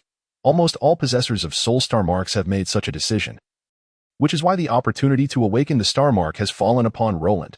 Observing other elemental deities thriving on the continent of Soth, basking in the adoration of numerous followers, Baika could not help but feel a pang of jealousy. Deities, after all, are quite vain, particularly this exceedingly lascivious god of souls, who cannot endure mockery from others. Thus, upon discovering that the energy star mark had been awakened, he leaped forward with unusual excitement, hastily summoning Roland to his presence. Young one, I have conveyed all that needs to be said. Now it is your turn to express your stance. With an air of feigned nonchalance, Baika tossed his hair and, with an alluring tone, gazed into Roland's eyes, inquiring, I, the great Lord Baika, the God of Souls, ask you, do you wish to become my inheritor and allow the power of the soul to shine once more? I do not wish to. In a daze, Roland suddenly raised his head and articulated each word with emphasis. Ahem. Baika, who was prepared to continue his oration, was momentarily choked by Roland's response. He had never anticipated such an answer. After a few coughs, Baika swiftly composed himself, regarding Roland with an incomprehensible gaze, and asked in a deep voice, do you comprehend the words you are uttering? Do you not desire immense power? Of course I desire power, but I refuse to become your plaything. Roland, seemingly losing his sanity, shouted in fury at the lascivious god of souls, Baika. Indeed, you gods and demons are formidable and exalted, yet you have no right to dictate the fates of others. We, the insignificant, also possess the right to govern our own lives. We are not mere tools for your contests of strength. Baika stared at Roland in disbelief, unable to fathom how this minuscule, ant-like human dared to treat him with such contempt. As a high-ranking deity, Baika was accustomed to reverence and admiration. Even his adversaries would not dare to raise their voices against him. Thus, faced with such an unexpected scene, Baika was momentarily stunned, just as Roland, glaring fiercely at Baika, suddenly realized he could not move. The enraged god of souls had not physically restrained him, but had imprisoned his very soul. Consequently, Roland stood there like a statue, unable even to shift his eyes. With his essence firmly bound, his pitiful mortal form was rendered a useless ornament. Ah, how audacious! A feeble human dares to be so insolent. Are you belittling the majesty of Lord Baikashu? The lascivious youth chuckled derisively, anger flickering across his features. Speak, why have you fallen silent? Baikashu, in a fit of rage, questioned Roland, oblivious to the fact that he had already subdued him. After shouting for a while, Baikashu finally realized Roland's predicament. He awkwardly scratched his nose, feeling that lashing out at such a diminutive being was unbecoming of a deity. However, the dignity of a god must still be preserved. Baikashu resolved to employ certain tactics to ensure that the detestable Roland understood his might. With a flick of his left hand, an exceptionally pure force of soul energy enveloped Roland's body in an instant. Yet, in the blink of an eye, Roland's soul burst forth, forcibly extracted by Baikashu. Observing the soul thrashing in his grasp, Baikashu revealed a grotesquely lascivious grin. What do you think, poor little Roland? Did you not claim you would control your own destiny? Come now, show me how you intend to do so. With a fierce glare directed at Baikashu, Roland mentally cursed him 1,000 times. The earlier impulse filled Roland with regret. After all, the might of the deities was beyond his capacity to contend with, and the capture of his soul signified an impending tragic fate. However, with matters as they stood, regret was futile. In the depths of despair, a spark of defiance ignited within Roland. Resolute, he steeled himself, vowing that even if he were to perish, he would not grant the lascivious scoundrel his desire. Roland's obstinate demeanor further vexed Baikashu, whose face darkened as he growled, "Do you see? Only the strong can control their own fates. You, a mere insect, can only be trampled beneath the feet of the powerful, forever unable to rise again. To become strong, one must gain power. Only I, the great Lord Baikashu, can alter your hopeless destiny." With a disdainful humph, Roland scoffed. "Even if I wish to attain power, I need not rely solely on you." "Huh? You truly believe that, beyond myself, no one else can bestow upon you power?" Upon hearing this, Baikashu, rather than becoming enraged, laughed heartily, his lascivious eyes glinting with a sinister light. "Since you acquired the energy star mark left by me, you are destined to become the candidate inheritor of the god of souls. No other deity or demon, no matter how powerful, can grant you even a fraction of their strength. This means that throughout your life, you shall only wield soul magic, and other powers will forever elude you." Originally, Roland had merely sought a reason to irritate the arrogant Baikashu, but his response struck Roland like a revelation, unraveling a mystery that had long plagued him. Reflecting on his body's bizarre condition, Roland suddenly understood that it was all due to the energy star mark. The term soul magic felt foreign, as if it had never surfaced on the continent of Soth. And for someone like Roland, who was infatuated with magic, it held an irresistible allure. To speak candidly, Roland did not reject the idea of inheriting the power of the soul and learning soul magic. He merely wished to avoid gazing upon the smug, lascivious visage before him. Ultimately, Roland was just a 15-year-old boy. No matter how mature he appeared, he could not shake off that trace of childishness. His current demeanor was less about disregarding life and death and more about a child's tantrum. The cunning and seasoned Baikashu, of course, perceived this clearly. Thus, he swiftly devised a plan to counter Roland's attitude, contemplating how to manipulate the situation to his advantage. "Have you come to a decision? Will you inherit my soul magic, or be completely confined? The choice is yours." Following this declaration, Baikashu adopted a menacing expression and ominously proclaimed, "Insignificant human, do not attempt to provoke the great Lord Baikashu. I would not hesitate to obliterate you in the name of the god of souls. Destroy me. Go ahead. If you possess the capability, then strike." Roland met Baikashu's gaze unflinchingly, speaking coldly. "As a powerful deity, you surely are not concerned about lacking a successor for your magic. After you kill me, you merely need to wait for the next candidate to appear. You have all the time in the world. You could wait another several millennia." Clever Roland had evidently grasped Baikashu's vulnerability, were it not for the difficulty of awakening the energy star mark of the god of souls. He would have long been subjected to the whims of that lascivious creature. However, the current situation allowed Roland to gain the upper hand. Although he found himself in an undeniably disadvantaged position, he had struck at the heart of Baikashu's pride. Killing Roland would yield no benefit for Baikashu. Instead, it would render his years of waiting futile. Such a mutually destructive outcome was one that the shrewd Baikashu would never entertain. Recognizing the futility of his threats, Baikashu quickly shifted strategies. When dealing with an astute child, the likelihood of success through enticement often increases significantly. Moreover, Baikashu resolved to dispense with the pretense and lay his cards on the table. Articulating his conditions without reservation, he demanded that Roland, upon inheriting his power, become the spokesperson for the God of Souls. He would be responsible for spreading soul magic across the continent of Soth and dedicating himself to its legacy. The specific means were of no concern to Baikashu. He only desired to witness one outcome, the elevation of soul magic to a status equal to that of other forms of magic. Baikashu believed his demands were not excessive. In fact, they were quite lenient. As the esteemed God of Souls, far surpassing ordinary deities, it was an intolerable disgrace for him to lag behind other gods and demons in matters of inheritance. Thus, he ardently hoped that Roland would assist him in rectifying this situation, allowing soul magic to achieve its rightful standing. After hearing Baikashu's demands, Roland pondered in silence. He reasoned that even if he were to fully acquiesce, it would not harm him. Yet, the thought of having his soul stripped away filled him with indignation. Determined to create further inconvenience for Baikashu, he resolved to extract a measure of retribution for the indignities he had suffered. What followed was considerably simpler. With the overarching direction established, the two commenced a protracted negotiation. Both Baikashu and Roland were adept at haggling, and their encounter could be likened to a meeting of formidable minds, resulting in a stalemate after their exchange. This outcome astonished the self-proclaimed genius Baikashu, who was taken aback to discover that beneath Roland's calm and gentle exterior lay an exceedingly cunning and devious spirit. The impressive performance displayed by Roland ignited Baikashu's competitive spirit, and as both gradually settled into their rhythm, they employed their intellects to the fullest extent. In an instant, underhanded schemes and insidious traps filled the air, with ambushes lurking in every corner. The unspoken words exchanged between the two were laden with countless snares. A moment's inattention could lead one to fall into their depths, unable to extricate oneself.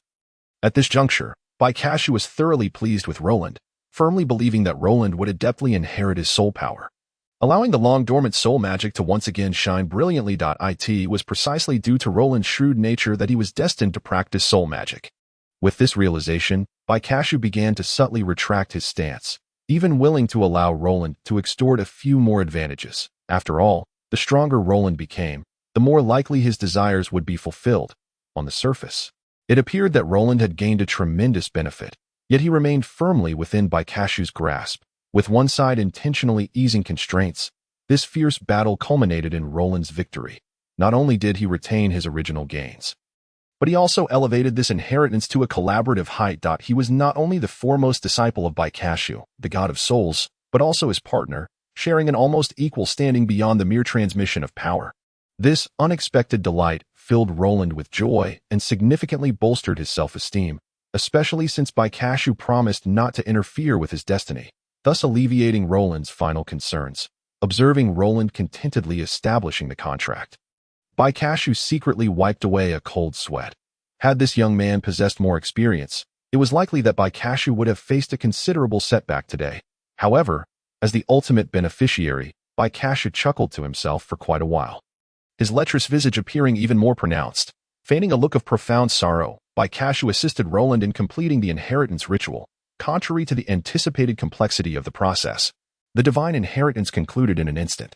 Baikashu merely reintegrated the activated energy star mark into Roland's body and connected him to the conduit for absorbing soul abilities. From that moment forth, all energy cultivated by Roland would be transformed into soul energy, and for the entirety of his life, he would be unable to wield any power beyond soul magic. Chapter 9. The Book of Souls within the Temple of the God of Souls.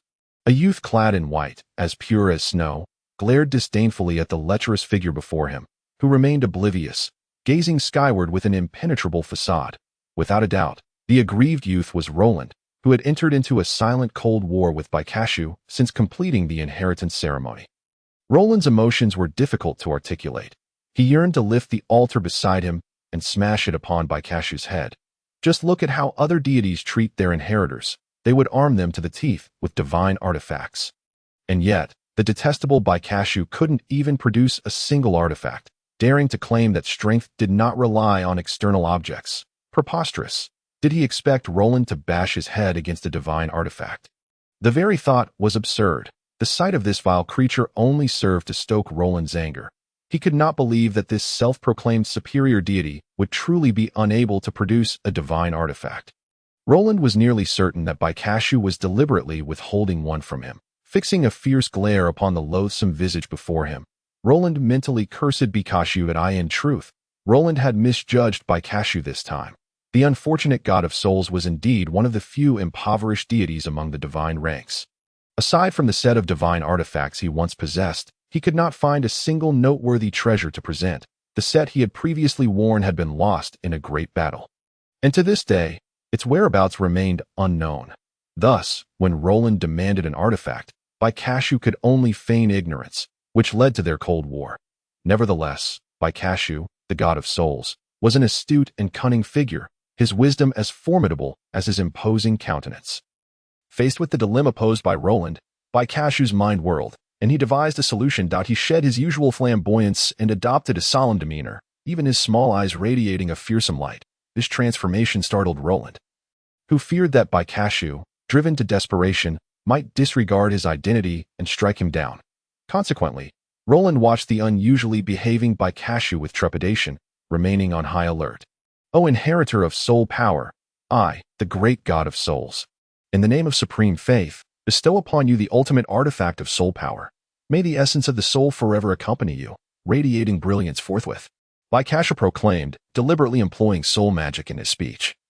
His tone imbued with a magnetic rhythmic cadence that naturally exuded strong persuasive power. Compared to the third-rate charlatans of the continent, Baikashu was undoubtedly far more professional. Upon concluding his declaration, Baikashu waved toward the altar, and the exceedingly tattered ancient tome flew into his hands. Next, to Roland's incredulity, Baikashu, with an unflinching countenance, presented the decrepit book to him. Numbly accepting the battered tome, Roland's mind was nearly void of thought. Was this truly the ultimate artifact? Roland felt as though he were losing his sanity. The scene before him must be an illusion. Shaking his head vigorously, Roland blinked hard, yet the worn book remained unchanged. Neither transforming into a majestic sword nor a splendid staff in that moment. Despair enveloped Roland. Hey, what kind of expression is that? Are you doubting the words of Lord Baikashu? Upon witnessing Roland's crestfallen visage, Baikashu, the god of souls, inquired with evident displeasure. Hearing Baikashu's question, Roland abruptly lifted his head, eyes ablaze, and shouted, "Are you kidding me? This pitiful book hardly qualifies as an ultimate artifact. Are you mocking me?" With a resounding smack, Baikashu casually flicked a burst of energy toward Roland, striking him squarely on the head. Instantly, a profound shockwave coursed through his very soul, overwhelming him with an emotion so deep that he could no longer support himself, collapsing to the ground. You dare to doubt the greatness of Lord Baikashu? This is but a minor punishment for you. With a casual snap of his fingers, Baikashu remarked with an air of nonchalance. So, what do you think? This soul tremor is quite effective, isn't it? Let me tell you. This is merely the lowest tier of soul magic. The magnitude of soul energy is beyond your wildest imagination. Noting that Roland had yet to recover from the earlier shock, Baikashu continued, "Do you wish to learn this formidable magic? Then you must diligently study the book in your hands. That is not merely a worn book. It is the ultimate artifact, the Book of Souls, chronicling all soul magic from the 1st to the 10th tier. Without it, you would lack the qualifications to be the inheritor of a deity, let alone learn genuine soul magic." Struggling to rise from the ground, Roland instinctively clutched the worn book tightly to his chest. The earlier soul tremor had indeed been a harsh lesson, revealing that it was merely the most rudimentary form of soul magic. Only now did Roland comprehend that the exceedingly vile Baikashu spoke the truth. Perhaps soul magic truly was the most powerful form of magic in existence. No one understood the importance of power better than Roland, born into the illustrious Flame family, where strength served as the ultimate standard of measure. It was precisely due to his lack of power that Roland had endured disdain and injustices since childhood. Never truly regarded as a member of the Flame family, countless nights, he would awaken from dreams in silence, tears streaming down his cheeks, fervently yearning for the existence of power within his tender heart. It was this unwavering dedication that propelled him forward, ultimately awakening the energy star mark and becoming the inheritor of the God of Souls. At this moment, Roland truly felt that the power he had long desired was within his grasp. Gently closing his eyes, he sought to stabilize his overwhelming emotions, and when he reopened them, he spoke with calm yet resolute conviction. Tell me, how can I wield this artifact? How can I obtain the power of the soul? Excellent. It seems you have grasped the enormity of soul power. Allow the great Lord Baikashu to guide you in obtaining the glory of the soul. Baikashu was thoroughly satisfied with Roland's response. Even if Roland had not voiced his request, Baikashu would have imparted the method to unlock the Book of Souls, for Roland was the only individual to awaken the energy star mark. Like other artifacts, the Book of Souls required a process of acknowledgement. As long as one possessed sufficient soul energy, they could directly assimilate the Book of Souls, and all its contents would immediately manifest. However, Roland's current state fell far short of the requirements to assimilate the Book of Souls, even struggling with the most basic manipulation. Fortunately, the God of Souls, Baikashu, was present, and with his divine power, Roland successfully completed the acknowledgement ceremony. The Book of Souls transforming into a golden light that merged seamlessly into Roland's being. The method of utilizing the Book of Souls was straightforward. Roland merely needed to silently recite its name in his heart, and the most tattered ultimate artifact in existence would materialize in his hands.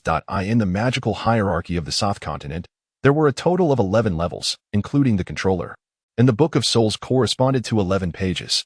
The first 10 pages documented all soul magic from the 1st to the 10th tier, while the final page remained blank. According to Baikashu, the God of Souls, that page was reserved for the owner of the Book of Souls to create their own magic.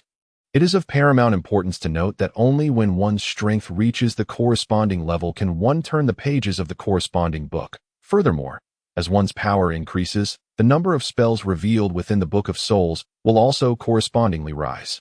These matters are solely the responsibility of Baikashu to elucidate, for Roland, with his own abilities, is utterly incapable of perceiving the entirety of the Book of Souls. In truth, Roland's situation is even more precarious than he had anticipated. He is not only limited to the first page of the Book of Souls, but can also only discern 2 spells. One of these is the soul resonance recently demonstrated by Baikashu, while the other resembles a mental type spell known as soul intimidation. In light of this outcome, disbelief is etched across Roland's face. After all, his mental prowess is sufficient to rival that of an 8th-level archmage, and by his calculations, he should at least be able to cast 8th-level soul spells. Yet, the sight of these 2 pitiful 1st-level soul spells leaves him feeling as though he has plummeted from heaven to hell. Why? Why does the Book of Souls contain only 2 spells? Roland stammered, holding the Book of Souls aloft, his frustration palpable. Nonsense. As the ultimate soul artifact, the Book of Souls encompasses a vast array of spells. How could it possibly contain only 2? Baikashu replied, puffing out his chest with pride. That's absurd. I can clearly see only 2 spells, and this wretched book can only be opened to 1 page. Roland retorted angrily. Upon hearing this, Baikashu did not grow angry. Instead, he erupted into laughter. Ha! My dear Roland, you are simply too adorable. Is such a simple question really one I need to answer? The inability to see additional spells merely indicates your insufficient strength. Once you attain adequate power, you will naturally be able to access the subsequent spells. After glaring at Baikashu for an extended period, Roland gritted his teeth and said, Are you implying that, despite my status as an 8th-level archmage, I can only cast these 2 1st-level spells? Indeed, Baikashu, rather self-satisfied, stroked his chin and nonchalantly continued, There are a few things I may have neglected to inform you. Our soul magic, being the most formidable magic in existence, possesses certain peculiarities. Particularly when casting spells, the consumption of mental energy is somewhat greater than usual. Yes, indeed, just a tad greater. A tad? Roland scoffed derisively. My esteemed Baikashu, just how much is this tad? Well, it's rather hard to quantify. Baikashu exhibited a rare moment of discomfort, his voice lowering.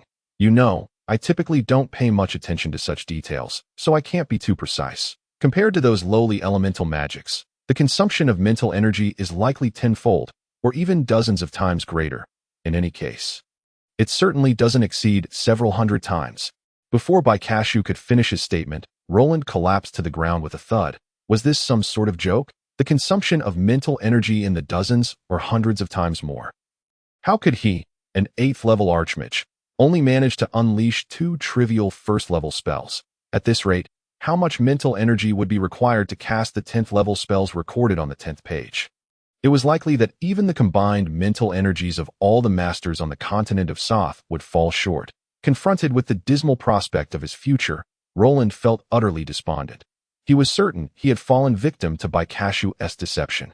Becoming a tragic casualty. In this moment, he truly experienced the volatile highs and lows of life. The greater the hope, the greater the disappointment. Perhaps due to his fury or sorrow, bloodshot veins marred Roland's eyes. When Baikashu inadvertently caught sight of those eyes, even he, with his unparalleled strength and audacity, shuddered. What profound resentment lay within. Baikashu had no doubt that if he did not devise an effective means to alleviate Roland's grievance promptly, he might be cursed for a lifetime. To be resented by his own successor would be an unspeakable humiliation. Imagining the mocking expressions of other deities, Baikashu shook his head vigorously. Such a disgrace was absolutely intolerable to him. With this thought, Baikashu immediately steeled himself, adopting a heart-wrenching demeanor, and solemnly stated, "Roland, you have truly disappointed me. Look at your current state. Do you resemble a divine successor in any way? Do you not have even a modicum of confidence in the soul magic that has been passed down to you? It's easy for you to say. With my mental prowess as an 8th-level archmage, I can only cast 2 rudimentary 1st-level spells. How am I supposed to compete with other mages? I have never doubted the power of soul magic. But when will I be able to unleash formidable high-level spells?" Roland scoffed twice, unreservedly asserting, "At this rate, the task you assign me is utterly unachievable. You lack confidence in yourself. In fact, the situation is not as dire as you perceive." Baikashu calmly listened to Roland's grievances, responding nonchalantly, "Since I have dubbed the Book of Souls the ultimate artifact, it will not merely serve as a record of spells. Once you integrate with the Book of Souls, your rate of mental energy cultivation will increase tenfold. And that is merely one of its capabilities. The Book of Souls is mysterious and powerful, akin to an inexhaustible treasure trove awaiting your exploration. As for how much you can harness its potential, that is entirely dependent on your own efforts." As he spoke, Baikashu remained attentive to the expressions on Roland's face. The gradually thawing countenance and the slowly relaxing expression clearly indicated Roland's internal state. It was evident that he had been moved by Baikashu's explanation. Sighing in relief within, Baikashu decided to seize the moment and promptly cast out another enticing bait. "Little Roland, do you know why soul magic is deemed the most powerful magic in the world?" Gently lifting his head, Roland fixed his gaze upon Baikashu's eyes, shaking his head in confusion. "It is quite simple. It is because soul magic possesses an extraordinarily defiant characteristic. It ignores all forms of defense." With a glimmer of persuasion in his eyes, Baikashu articulated each word deliberately. Chapter 10, The Light of the Soul. What? It ignores all forms of defense. Before Baikashu could finish his sentence, Roland could not contain his astonishment, his face a mask of disbelief. Despite his youth, Roland had weathered many storms, and thus appeared quite mature. For someone of his disposition to display such a loss of composure was indeed a rare occurrence. Yet, one could hardly blame Roland. For what Baikashu had articulated was profoundly shocking. Not only he, but even those ancient entities who had lived for centuries would find it equally unsettling. Ever since magic emerged on the continent of Soth, it swiftly established its formidable offensive and defensive capabilities, becoming one of the most fearsome forces in existence. All professions, save for mages, began to engage in research aimed at countering magic. No one wished to confront such a terrifying power. Thus, the concept of magical defense swiftly spread across the continent. Particularly among melee professions represented by warriors, the importance of magical defense was placed above that of physical defense. With the advent of alchemy, various magical resistance potions surged forth like mushrooms after rain, while equipment capable of withstanding magical attacks was treasured by the strongest individuals as if it were their very lives. In the collective consciousness, the might of magic is undeniable. However, nearly everyone agrees on one point. Magic can be defended against, whether through equipment, potions, the fighting spirit cultivated by warriors, or other defensive spells. All can mitigate the damage inflicted by magic. Naturally, these spells generally pertain to mainstream elemental magic, which has become an accepted truth on the continent of Soth. As time passed, the understanding of magic deepened, and the accompanying fear gradually diminished. Even ordinary civilians recognized that while mages were noble and powerful, they were not invincible. Yet should a magic arise that could completely disregard defenses, all previous assumptions would be utterly overturned. Even the most rudimentary spells, wielded by novice magic apprentices, could potentially inflict mortal harm upon the mightiest of champions. Such a result would undoubtedly be unwelcome by any faction. Should this occur, the entire continent would descend into chaos and panic, possibly even leading to brutal warfare. In that instant, countless scenarios flashed through Roland's mind. He envisioned himself as an invincible champion, unrivaled across the world, as well as the grim reality of being hunted and besieged by the entire continent. Meanwhile, Baikashu wisely chose to remain silent, granting Roland the necessary space to contemplate his future. The rhythmic pounding of his heart echoed in Roland's ears. Amidst the tension and excitement, he felt remarkably lucid. Taking a deep breath of the slightly frigid air, Roland compelled himself to regain his composure. The extraordinary soul magic promised not only immense power, but also thrust him into the very eye of the storm on the continent of Soth that a moment's carelessness could lead him to a point of no return. Roland constantly reminded himself to remain humble, to never let his guard down or prematurely reveal his secrets, unless he possessed absolute power capable of dictating his own fate. Yet it was evident that Roland still had a long journey ahead, given his current state. Relying on merely 2 basic first-level spells would likely compel him to adopt a more cautious approach. For the sake of his own safety, maintaining a low profile was undoubtedly the wisest choice. Gazing at the soul book in his hands, Roland's expression grew increasingly resolute. "What do you think, little Roland? Judging by your expression, it seems you've made a decision." At that moment, the voice of Baikashio echoed from above, shattering the somewhat oppressive silence of the temple. "Humph, since you've dragged me into this predicament, what choice do I have?" Roland scoffed, casting an ungracious glance at Baikashio, causing the smile on the latter's face to stiffen. Ignoring Baikashio's sour expression, Roland inquired, "By the way, there's something I've forgotten to ask. How is the level of a soul mage determined? Is it the same as other elemental mages, given my current state? Which level should I belong to?"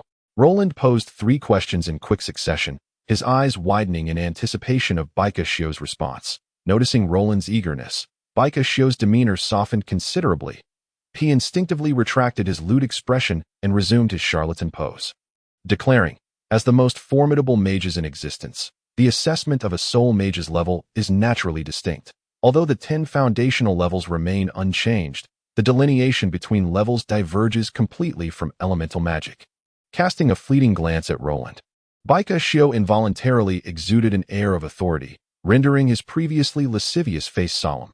After a moment's contemplation, he continued, "Now that you have become a soul heir and accepted the soul book, you are also entitled to learn the secrets of soul magic. Do you know why casting soul magic requires such immense mental energy?" "Of course, I do not know.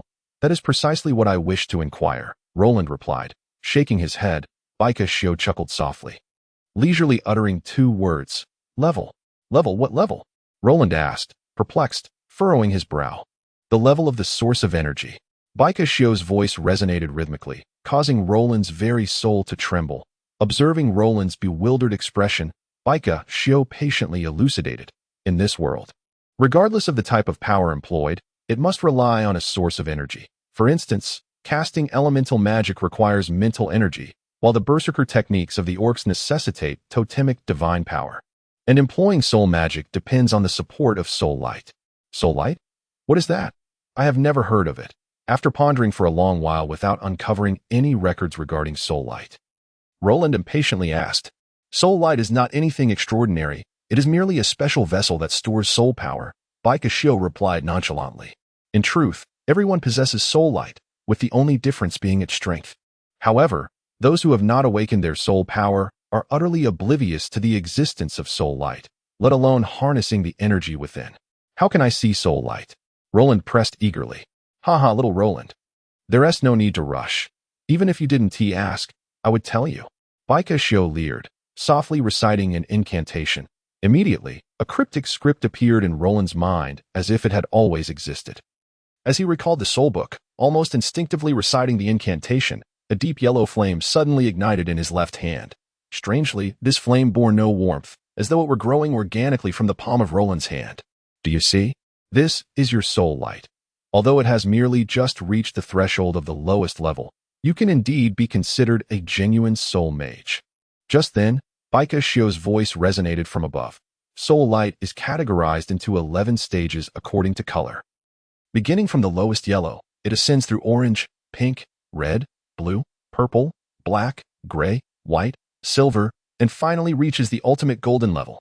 At this juncture, Baikashio gently extended his left hand, revealing a brilliant golden flame resting in his palm. The dazzling golden light radiated, enveloping the entire temple in a vibrant divine aura. This is my soul light, belonging to the highest golden tier. Baikashio smugly tossed his head, seemingly awaiting Roland's admiration. Roland had no time to indulge the boastful fellow. He was more concerned about the status of his own soul light. Since my soul light is in the lowest yellow state. What about others? Are they the same as me? Humph, that's impossible. You must remember that you are the awakened heir of the soul star mark. Even the soul lights of those elemental controllers may not surpass yours by much. Baikashio huffed in mild disappointment, his face marred by displeasure. The soul lights of others are at most a pale yellow, far inferior to yours, were it not for your merging of all your mental energy along with the soul book's assistance. You likely would not have reached the pinnacle of the yellow level so swiftly. What about my mental energy? Does that mean it's gone? Upon hearing that his hard-earned mental energy from years of training had been absorbed by the soul light, Roland grew anxious. Of course, it's gone. What use is such a low-tier energy source? You will no longer need that. Baikashio scoffed dismissively. The method for cultivating soul light is recorded within the soul book. You must diligently study it. This extraordinary artifact is a true treasure, and what you have discovered thus far is merely the tip of the iceberg. Retracting his soul light, Roland summoned the soul book once more. However, no matter how he flipped through it from front to back, he could not locate the cultivation method Baikashio had mentioned. I can't take it anymore. How can you be so foolish? Baikashio incessantly pointed at Roland's head, his face reflecting deep exasperation. Can't you use your brain? The soul book is not read like that. Is your soul light merely for display? I've never encountered such a dim-witted heir before. Sigh. After receiving such a scathing reprimand, Roland naturally felt quite downcast. However, considering the disparity in their strengths, he could only begrudgingly swallow his pride. After rolling his eyes dramatically, he followed Baikashio's instructions step by step. With the integration of the soul light, the soul book immediately responded, emitting faint rings of energy that spread outward. Upon the once empty pages, lines of gray text began to materialize, after inheriting the energy of the soul god. Roland naturally learned this ancient language. Therefore, he faced no issues in reading. He could clearly discern that the ancient text before him contained the unique cultivation method for soul light, with a solid foundation of knowledge. Roland merely skimmed the text and immediately recognized its extraordinary nature that he believed that if he practiced according to this method, the growth rate of his soul light could reach astonishing heights. Thus, the prospect of his soul light advancing no longer seemed hopeless. With this thought, Roland's mood lightened considerably. Retrieving the soul book, he finally exhaled a sigh of relief and looked up at Baikashio, saying, "Can you send me back now?" Upon hearing that Roland wished to leave, Baikashio first paused, then his eyes twinkled mischievously as he grinned lewdly. Little Roland, you've only learned 2 soul magic spells, and you're already so eager to leave. Well, it's unavoidable that I wish to learn more spells, but my strength is insufficient. It would be futile regardless. Roland shrugged in response. Alas, since you are my first heir, I must take care of you. Baikashio feigned a sigh. Consider yourself fortunate to have learned the unparalleled magic created by the great Baikashio. In all the spatial planes, you are the only one. Is it magic not found in the soul book? Didn't you say the soul book contains all soul magic? Baikashio's words piqued Roland's interest, as learning only 2 basic spells felt too inadequate. What a fool. A few dark lines appeared on Baikashio's forehead. I told you it was a self-created spell. Of course. It wouldn't be in the book. In the future, once you have the ability, you can also create your own spells. After providing a brief explanation, Baikashio quickly got to the point. The self-created spell he intended to teach Roland was a spell without a level. Anyone capable of controlling soul light could learn it. The only difference lay in its effectiveness. This spell was indeed quite overpowered, transcending level restrictions, and it could only be devised by someone like Baikashio, the lewd king of soul gods. Moreover, this spell bore a rather risky name, Soul Suggestion. According to Baikashio's introduction, this spell could bypass all barriers and directly issue subtle suggestions to the target's soul, causing them to unconsciously align with the suggested content. Once successfully cast, it would effectively influence the target's thoughts and judgments, making it an extraordinary spell. However, this suggestive magic was not without its countermeasures. Those with powerful soul strength or unwavering will could immunize against such attacks. In fact, if there was a significant disparity in levels between the caster and the target, soul suggestion could even backfire, resulting in the caster suffering adverse effects. Regarding this magic, Roland expressed sufficient interest, even feeling a measure of admiration for the lewd youth before him. However, were he to comprehend the true intentions behind Baikashio's creation of this magic, it is likely that all reverence and admiration would be profoundly replaced by disdain. Who could have imagined that a deity of Baikashio's stature would resort to unscrupulous means to win the favor of other goddesses? The so-called soul suggestion was, in fact, his ultimate weapon to vanquish all rival suitors. As for Baikashio's purpose in imparting the soul suggestion to Roland, it was certainly not as simple as he had explained. Perhaps Roland himself had not realized that since inheriting Baikashio's soul energy, his character had subtly transformed. Chapter 11. Roland's rebirth. The golden sun rose from the horizon, casting its light upon the entire continent of Soth. It was yet another tranquil morning, and the Soder Magic Academy, bathed in the morning glow, appeared so serene and dignified. The diligent students, aware of the preciousness of the morning hours, had completed their preparations early and commenced their training, accompanied by the fresh morning dew. Meanwhile, in the loft of the library, Roland, who had been in a coma for 7 days, finally opened his eyes. Perhaps due to the prolonged unconsciousness, he struggled to adjust to the sunlight, squinting for a long while before he could barely open his eyes and survey his surroundings.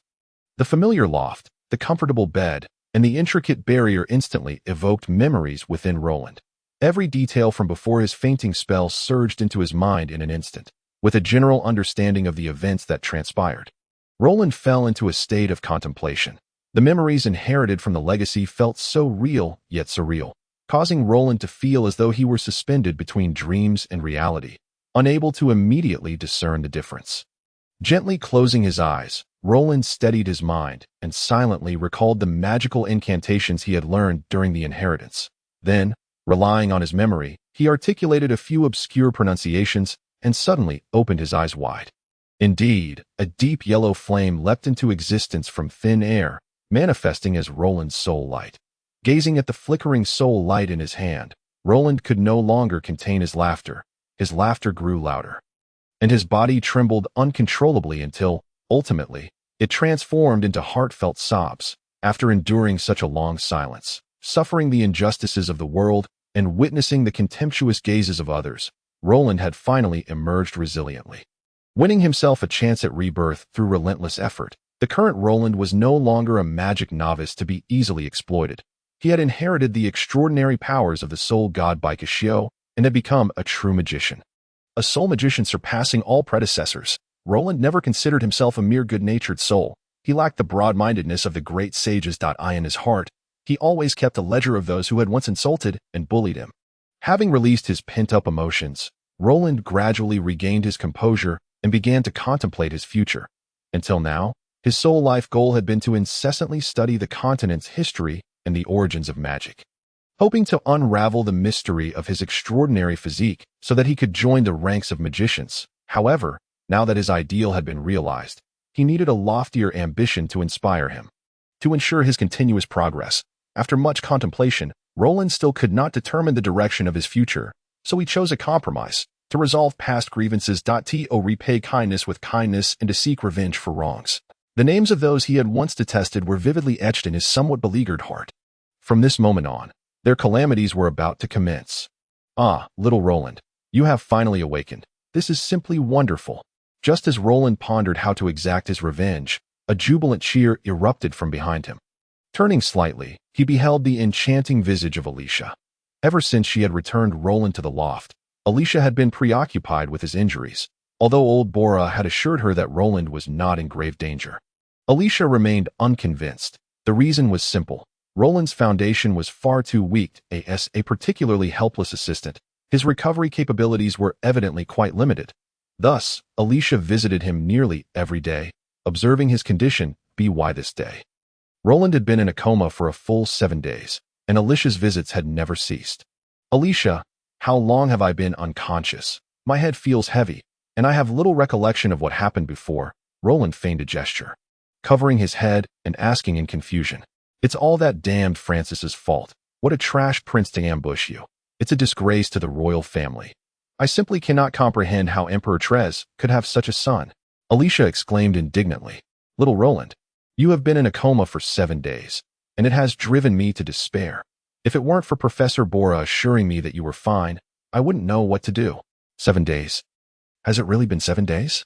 Roland stared blankly at the ceiling, murmuring to himself. This week had been the most crucial turning point in his life. It not only altered his fate, but also granted him a new beginning.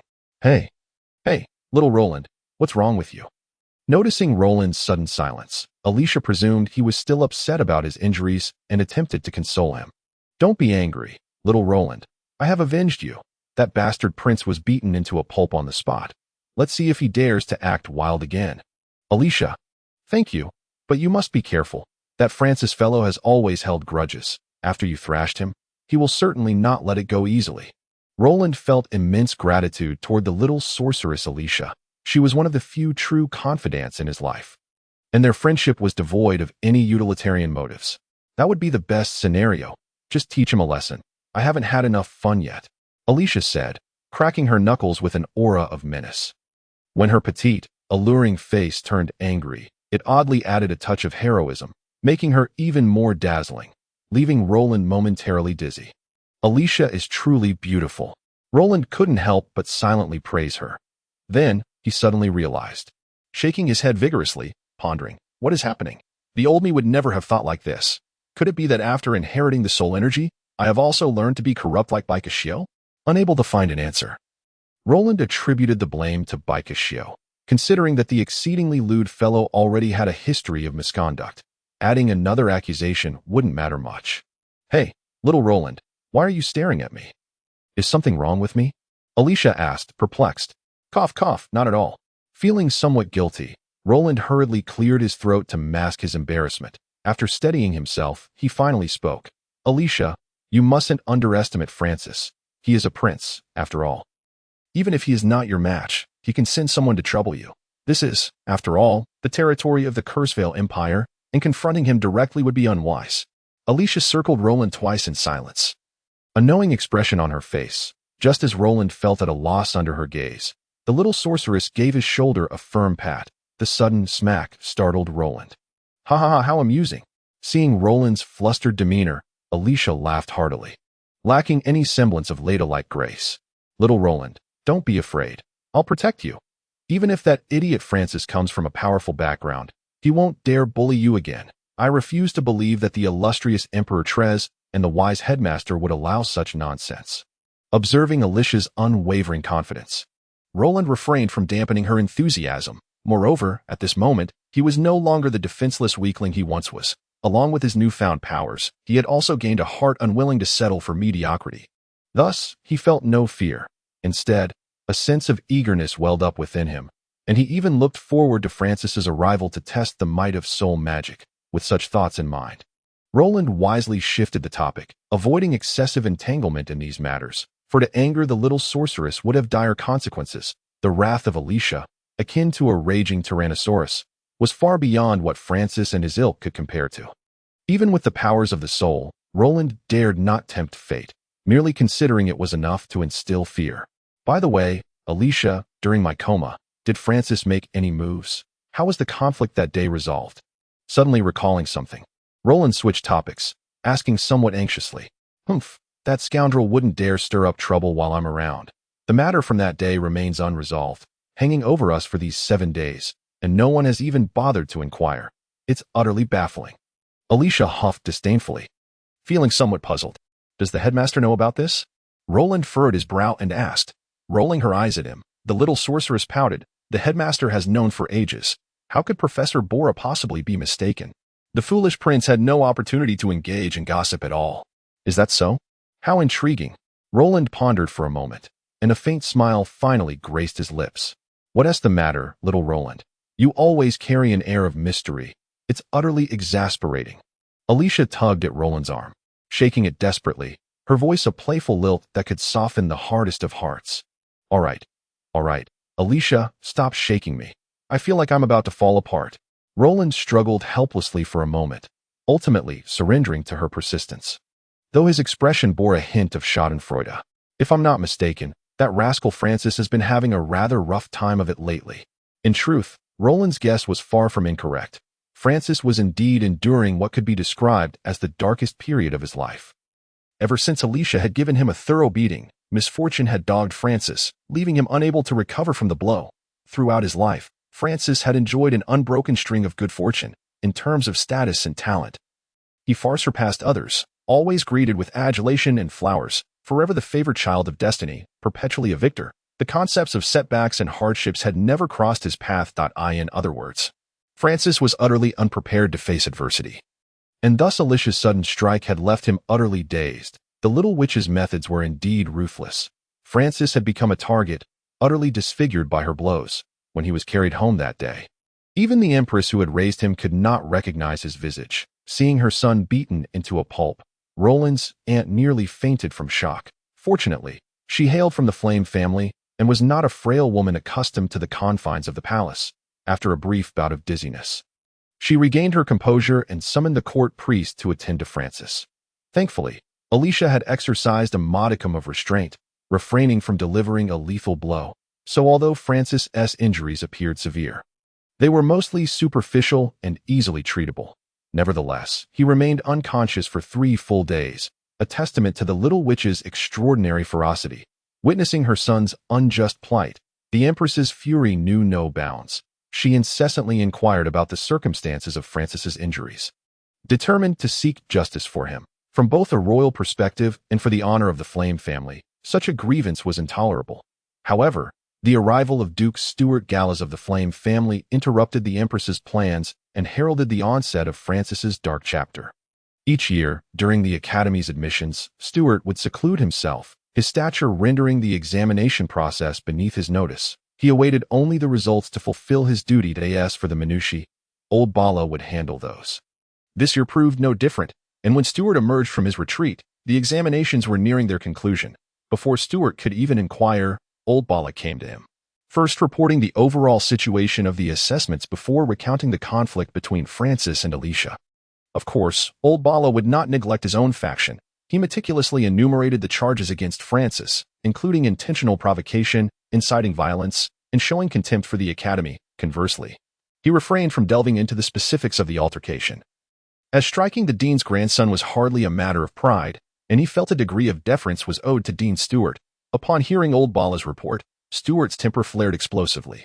The Soul Magic Academy held profound significance for every member of the Flame family. Regarded as their most sacred institution, the current dean, Stuart harbored deep affections for the academy. Any act of disdain or slander towards it was utterly unforgivable. Furthermore, the one who had crossed this line was none other than Stuart's own grandson. In the face of the Duke's towering wrath, even the illustrious Emperor Trez, I could not shield Francis from punishment. Old Bala, not only the Academy's vice dean, but also a venerable elder respected by the students, commanded Stuart's utmost admiration. Thus, the content of his report would be met with no skepticism from the Duke. Chapter 12. Apologies and deepening resentment. Crash, crash, crash. A cacophony of shattering glass echoed through the inner palace as the enraged Prince Francis smashed every object within his room. Meanwhile, his mother, the Empress, stood silently by, her face etched with profound worry. Why? Why is this happening? Francis roared like a mad beast, his voice filled with fury. I'm a prince of the Empire. Why must I apologize to those commoners? I am the victim. They all deserve to be hanged. After his outburst, Francis gasped for breath, whether from anger or exhaustion, beads of sweat trickling down his forehead, rendering his once handsome face grotesque. Mother, why is this happening? How can grandfather do this? I am his own grandson, a prince of the Empire. How can he speak on behalf of outsiders? Francis, spoiled and arrogant, had never entertained the notion of being in the wrong. To him, all mistakes belonged to others. He was perpetually justified. Perhaps due to his mounting rage, Francis gradually lost his composure in his speech. Be silent. Francis, you are being utterly outrageous. How dare you judge your grandfather's decisions? Even your father must show him respect. What do you think you are? The Empress cut him off, her voice laced with indignation. Her reprimand effectively quelled Francis's fury, reducing the volume of his protests. Mother, I didn't mean it that way. It's just that grandfather is too biased. As he spoke, Francis stubbornly locked eyes with his mother, his gaze rife with grievance. Humph, you dare to claim your grandfather is biased. Such words from you are beyond audacity. The Empress snorted, her tone sharp. From childhood, when has your grandfather not favored you? Among all the children in the family, who has he treated better? Asked your conscience. In the family, anyone could claim your grandfather is biased, but you cannot. You lack the standing.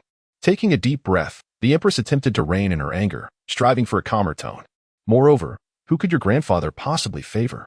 That worthless Roland? The disgrace of that family. Do you truly believe that? But, Francis attempted to argue further, yet upon seeing the frost in his mother's expression, he swallowed his retort. One was rendered speechless by anger, the other by guilt, and the inner palace fell into a heavy silence, the oppressive atmosphere weighing down upon them. After a lengthy pause, the Empress's fury gradually subsided, her expression softening. Francis, this time you have truly gone too far. Have you considered what the Soul Magic Academy represents? By acting recklessly during the entrance exam, do you not realize you have embarrassed your grandfather? Disappointment flickered in her eyes as she gazed at her son. Everyone in the academy is watching your grandfather, many waiting for him to be ridiculed. Forcing you to apologize is already a lenient punishment. Had it been anyone else, they would have been permanently expelled. Mother, I just can't swallow this. Francis gasped for breath, his bloodshot eyes glinting with fury. Foolish child. The Empress sighed deeply, gently caressing Francis's cheek. Those who achieve greatness must learn to yield and discern when to advance or retreat. Your father has often spoken of this. How could you have forgotten? You must first navigate this immediate trouble, and in the future, will it not be up to you to decide? With grievances to bear and revenge to seek, who could possibly stop you? Hearing these words, Francis felt a surge of determination. The previous haze in his eyes rekindled with vigor. Given his standing, exacting covert revenge on certain individuals would be a trivial endeavor. Those eager for wealth and power would certainly rush to serve him. To endure a momentary loss of face was a small price to pay, especially when the outcome was ultimately favorable. As he paced the room, the more he contemplated, the more justified he felt. The grievances and frustrations he had felt moments ago seemed to fade away, replaced by a smile that revealed his newfound confidence. Witnessing her son regain his spirit and resolve, the Empress finally breathed a sigh of relief to untangle the prideful and self-important Francis from his distress. She had invested considerable effort. However, it seemed the results were promising. As for how Francis would seek revenge against Roland and the others, the Empress had not given it a second thought. Perhaps to her, Roland and his companions were but mere weeds, posing no significant threat. That I fear she will never realize that the so-called waste in the eyes of the public, the disgrace of his family, would eventually become the greatest nemesis of Francis. Meanwhile, within the halls of the Soul Magic Academy, Roland is indulging in a life reminiscent of a pampered beast. Ever since he awoke, Alicia has forcibly taken over his daily routine. This formidable sorceress has employed stringent measures, issuing an order for Roland to rest, thereby equating his existence to that of a domesticated animal. If one were to delve into the reasons behind such an outcome, it would ultimately circle back to Roland himself. Had it not been for his insatiable curiosity, matters would not have escalated to their current state. The situation is, in fact, quite simple. Roland merely sought to experiment with soul magic on the petite sorceress Alicia. Specifically that lewd magic, soul suggestion, pioneered by the lascivious deity Bikaru. Little Roland, be a good boy and lie in bed. Don't move around. Eat all this fruit. I will return shortly to check on you. Alicia admonished earnestly before stepping out. Observing the ridiculously oversized bowl in his hands, Roland managed to force a smile that was more grotesque than tears. How could this happen? I merely wished for her to be a tad gentler. Is there a misunderstanding? That damned lecherous deity Bikaru. Isn't this merely tormenting me? Roland silently cursed, having mentally scolded Bikaru 300 times over. Achoo, achoo, achoo. In the temple, Bikaru seemed to sense a chilling surge of faith and could not help but sneeze thrice in succession. How peculiar. Why has the weather changed so suddenly? I haven't felt cold in thousands of years. It's utterly baffling. Could it be that little goddess is thinking of me again? Bikaru mused, rubbing his nose, soon becoming lost in a sea of fanciful thoughts. Under Alicia's oppressive regime and meticulous care, Roland dutifully rested for 3 days, not only filling his belly to the brim but also optimizing the state of his soul light. Particularly after casting Soul Suggestion, Roland discovered that his soul light had indeed strengthened, and the speed of this enhancement far surpassed mere meditation. This revelation filled Roland with immense joy. He realized he might have stumbled upon a shortcut for cultivating soul magic. To validate his conjecture, Roland began to continuously cast soul magic. However, it is worth noting that, including soul suggestion, he had only mastered 3 spells. Thus his casting was undeniably confined to a narrow scope. To avoid unnecessary panic, Roland decided to target his magic at the domesticated magical beasts. Regardless of the time or place, whenever he spotted those pet creatures, he would unconsciously cast a soul spell, be it soul suggestion or soul intimidation. While he outright abandoned any attack-oriented soul vibrations. In the following 2 days, the City of Magic experienced an unusual surge of bizarre incidents, all involving these domesticated magical beasts.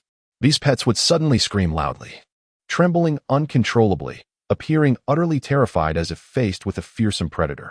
Others exhibited peculiar behaviors, seemingly fascinated by certain objects, such as climbing trees madly, clinging to statues, or even chasing after the jewelry of passers-by. All these abnormal behaviors gave the impression of being bewitched, leaving their owners in a state of alarm. Coupled with the fact that these events transpired around the Soul Magic Academy, the atmosphere grew increasingly enigmatic.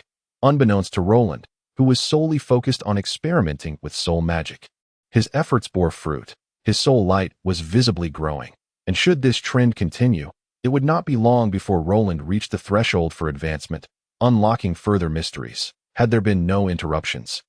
It is believed that Roland would have continued embodying the role of a magical beast tormentor until his soul light leveled up. Yet, the course of events was destined not to be smooth.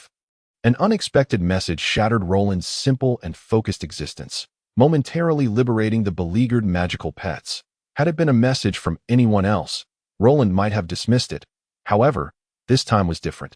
The Vice-Chancellor of the Magic Academy, Old Bala, personally approached Roland to deliver important news. The current head of the Soul Magic Academy, Roland's grandfather, Duke of the Empire, the Great Flame Controller Stuart Gallus, was to preside over a special meeting, during which the Empire's 12th Prince, His Highness Francis, would offer his sincerest apologies to the 3 instructors of the Academy.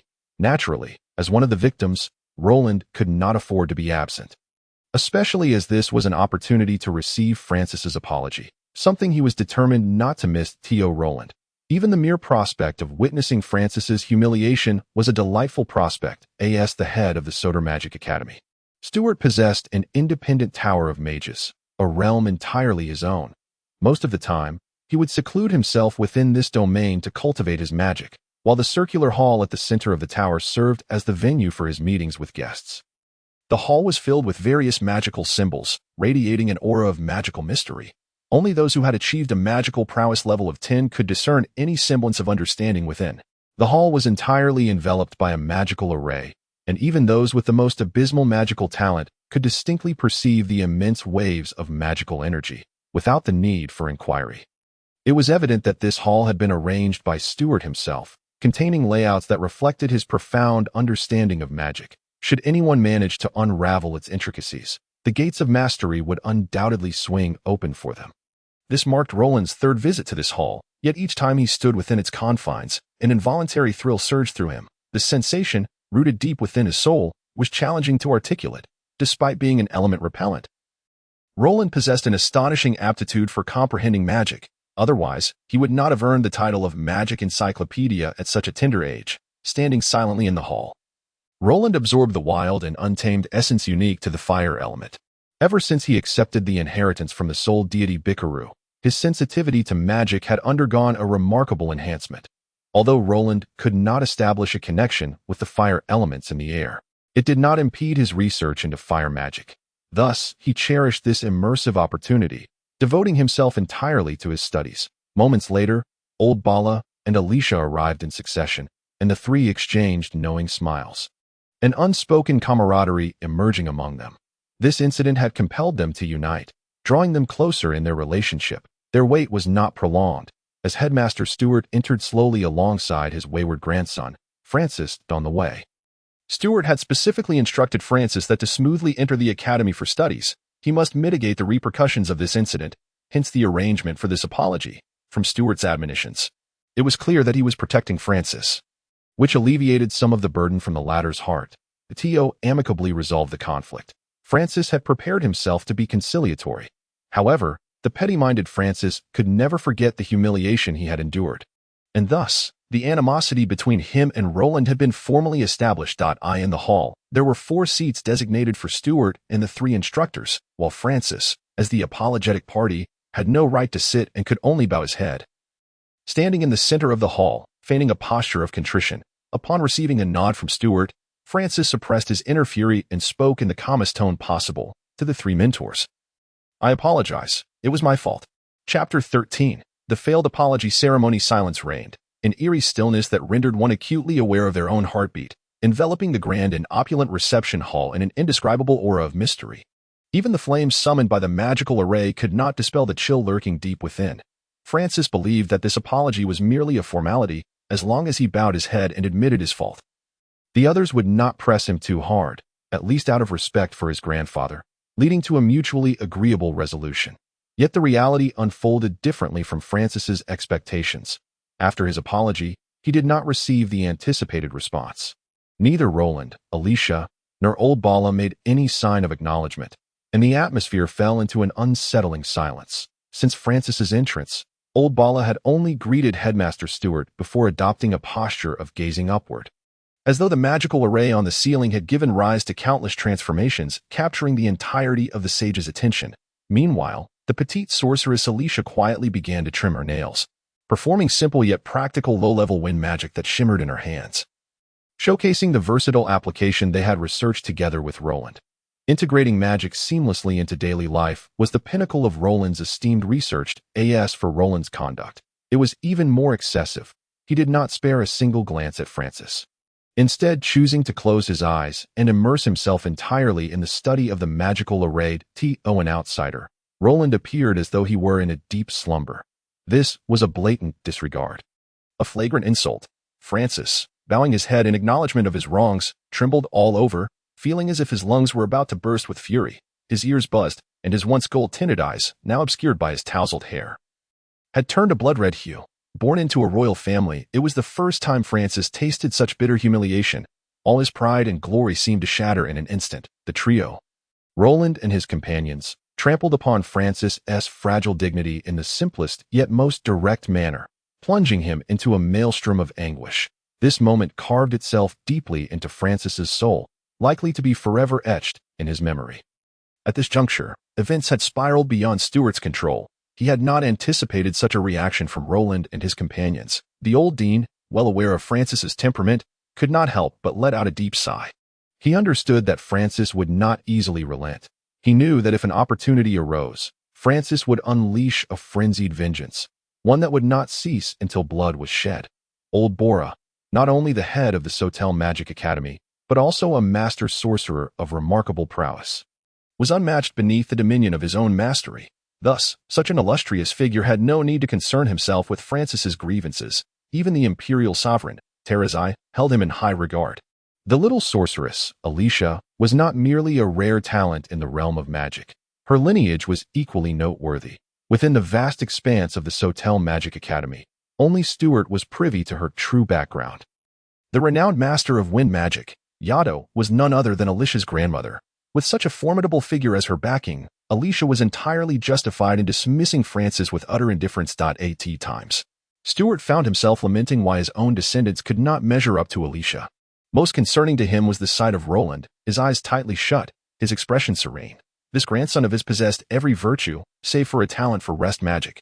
Had he possessed that, his innate disposition would have allowed him to cultivate powers far beyond those of Francis. Stuart could keenly sense Francis's hostility toward Roland, a notion that filled him with unease. Traditionally, Francis had a penchant for venting his frustrations on Roland. Were it not for Stuart's deliberate protection over the years, bringing Roland into the academy, it was likely that Francis would have tormented him to the point of demise. How could he shield Roland from Francis's retribution? The illustrious Duke, master of the flames, found himself anxiously pondering this dilemma. Regret began to seep into his thoughts for having hastily decided to allow Francis to apologize.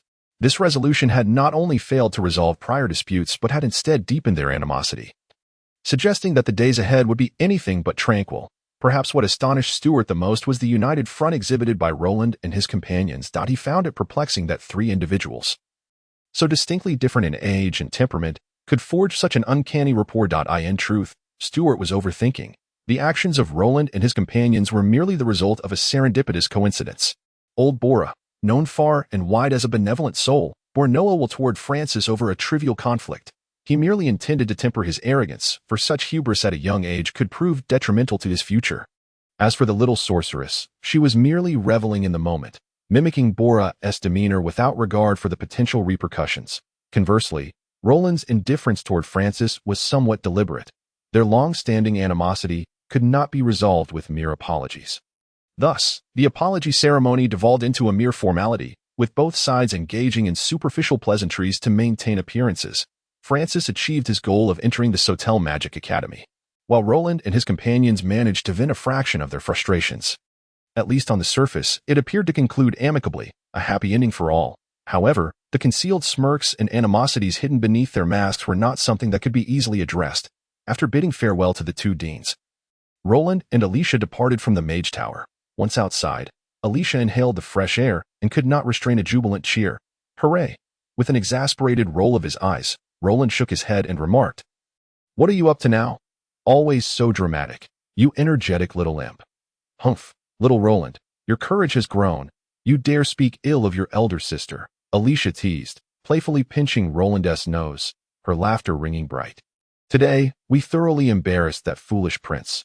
It feels so satisfying. Cheer up, little Roland. Let us go celebrate." Hee. With that, Alicia tugged at Roland, sprinting toward the academy's gates, utterly unconcerned with the opinions of others. Roland, having grown accustomed to the little sorceress's antics, found himself without a better response than to comply.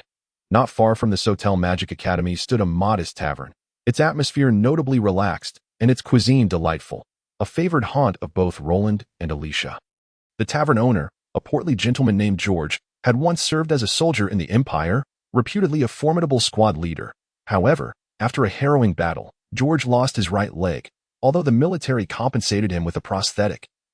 His illustrious soldiering days were irrevocably over. After leaving the military, George opened a small tavern behind the Magic Academy, both to make a living and to fulfill a childhood dream. His greatest desire had always been to own a tavern, where he could listen to entertaining tales from patrons enjoying their drinks. Roland and Alicia stumbled upon this tavern by chance, indulging in a lavish feast of roast meats and consuming copious amounts of ale. Had it not been for George's kind-hearted nature, they might have been unceremoniously tossed out onto the streets, utterly embarrassed. Since that fateful day, the tavern had become their regular retreat, and the jovial proprietor, George, had grown to befriend them. "Uncle George, are you preparing roast meat today?" Alicia exclaimed as soon as they entered the tavern. George, standing behind the counter, looked up at the sound of her voice, a hearty smile spreading across his rugged face. "Ah, it's you, little girl. Long time no see. Oh, and little Roland has come too. What a rare treat. Uncle George, how has business been lately?" Roland inquired, returning his smile. Thanks for asking. It's been going well. Please, sit down. I'll fetch you some ale. This is a new brew of mine. When you want to find anywhere else," George replied, hobbling toward the back. In no time, George returned with 2 large mugs of ale, each over a foot high, filled with golden liquid, its aroma wafting enticingly through the air. Roland and Alicia, both notorious for their drinking habits, had their eyes wide open, nearly drooling at the sight. "Old George, you're being quite stingy. You don't offer the new brew to your guests. Afraid we want to pay?" grumbled a lavishly dressed old drunkard named Light, a minor noble fallen from grace.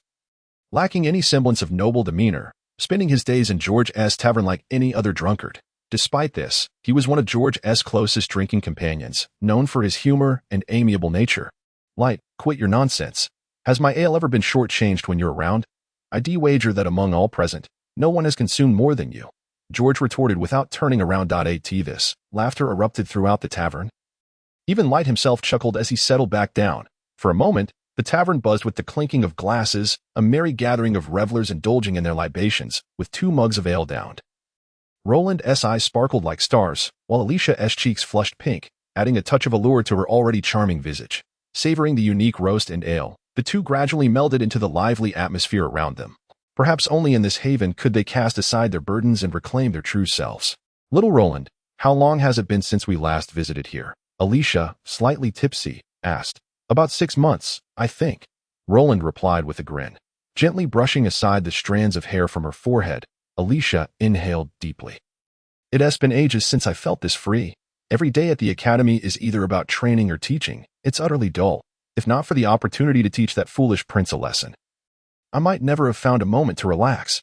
Are you suggesting that we turn misfortune into fortune? Roland chuckled. Well, since we're idling anyway, teaching that foolish prince a lesson is certainly a gratifying endeavor. By the way, did you see him today? He looked just like a boiled crab beast. It was absolutely hilarious. Speaking thus, the little witch Alicia erupted into a fit of giggles, exclaiming, "Let us drink to the misfortune of Francis." Roland, filled with enthusiasm, raised his goblet and gave it a gentle shake towards the little witch, a suggestion that was immediately embraced. By the way, the true hero of today is none other than Mentor Bora. Without his initiative, we might never have devised such a devious scheme, mused the little witch, tilting her head in contemplation. Who would have thought that the seemingly benevolent Mentor Bora possessed such a mischievous side? Ha ha ha. At the mere recollection of the earlier scene, Roland couldn't help but burst into laughter. Indeed, I wager even the dean did not foresee Mentor Bora's audacity. Just look at Francis. His face is nearly crimson with embarrassment. Another toast for Mentor Bora, Alicia cheerfully declared. Before Roland could respond, the other patrons in the tavern heartily echoed. Well said. A toast for Bora. Absolutely cheers. But who exactly is Bora? Who cares? Let us drink to an unknown Bora. The clamor of the drunken revelers completely drowned out Roland and Alicia. This scene caused the two to exchange glances, and after a shared look, they both dissolved into laughter. After indulging in another round of drinks, the little witch suddenly exclaimed, "Oh dear, how dreadful. I nearly forgot that I have to teach a practical class on wind magic this afternoon." You truly haven't changed a bit. Roland sighed in exasperation, placing a hand on his forehead, feigning deep concern. No, we cannot delay any longer. Little Roland, I must take my leave. Enjoy your drinks at your own pace. As Alicia spoke, she staggered to her feet, attempting to discern her direction. How can you possibly attend class in that state? It seems even returning will be a challenge for you. Roland remarked, somewhat exasperated. Not to worry, I am quite fine. It's the perfect opportunity to sober up with those young lads. You needn't fret. With that, Alicia tossed a few coins onto the table and turned to exit the tavern. After a brief silence, Roland silently savored the exquisite wine in his cup, offering a silent prayer for those unfortunate students, a drunken which is the most terrifying sight. I hope they won't be too severely punished. Roland mused. Chapter 14. Revenge. The henchman's assault. In contrast to the little witch Alicia, Roland's tolerance for alcohol was considerably superior. At least within the confines of Old George's tavern, he had never succumbed to intoxication. This remarkable ability earned him the admiration of the various patrons, who unanimously considered Roland to be born for the art of drinking. After inheriting the power of the soul god Picasso, Roland felt a distinct transformation within himself, an all-encompassing metamorphosis from the exterior to the interior, and from his heart to his very soul. Previously, he regarded drinking merely as a means to alleviate stress, a sporadic indulgence amidst his training. However, now it was different. From the recent ale, he derived genuine joy and satisfaction, along with an ineffable sense of tranquility. Roland realized he had developed a fondness for this sensation. As he departed the tavern, Roland remained composed. Aside from a slightly pale complexion, he appeared unchanged from before. Such astonishing tolerance inevitably elicited a chorus of admiration, seizing the rare opportunity to be out. Roland did not rush back, but rather strolled leisurely along the small path behind the academy. Embracing the refreshing breeze, he closed his eyes in utter contentment. The inheritance of soul energy resembled a vast treasure trove, allowing him to unearth its riches at any moment. For instance, the perception ability of soul light enabled him to transcend visual limitations. Even with his eyes closed, he could sense the changes in his surroundings. This energy did not fall within the realm of magic, yet it proved far more convenient and practical, akin to the legendary passive abilities that subtly enhance one's essence. Through recent days of diligent training, Roland's mastery of soul light had become increasingly refined. The initial clumsiness had gradually dissipated, and he could now wield 2 first-tier soul spells with considerable finesse, exhibiting the demeanor of a bona fide soul mage. However, he still lacked a decent set of mage equipment. After all, a mage's profession greatly depended on their gear, particularly for Roland, who possessed an 8th-level mental power yet could only cast first-tier magic as a low-tier mage. A good staff would significantly alleviate his burdens, given Roland's circumstances, limited wealth, and a desire to keep his soul magic a secret. Finding a suitable staff proved quite challenging. With a resigned shake of his head, Roland temporarily set aside this thought. For the time being, He could only focus on diligently practicing soul magic, striving for an early breakthrough. Once he ascended to the next tier, his situation would undoubtedly change. With soul magic that bypasses defenses, combined with the formidable mental prowess of soul light, Roland would be well prepared to strike back at that moment. When he encountered those detestable scions, opportunities for fortune would surely arise. Contemplating his future plans, a subtle smile crept onto Roland's face. If a mirror were before him, one might observe that his smile mirrored that of Picasso from days of yore. Ultimately, inheriting soul magic, Roland was destined to embark on an inescapable path of lewdness. Behind the Solar Magic Academy lay a tranquil bamboo grove, its lush green leaves brimming with vitality, infusing the world with life. This bamboo grove was somewhat secluded, rarely frequented by others. However, Roland was an exception, as he relished the refreshing ambience of the grove. Meditating and training in this serene, verdant haven often yielded fruitful results. Lost in thought, Roland wandered deeper into the bamboo thicket when a faint ripple of soul energy caught his attention, jolting him from his reverie. Coming to a halt, he attentively surveyed his surroundings. The resilient bamboo swayed gracefully in the wind, creating an artistic rhythm that resembled a captivating dance.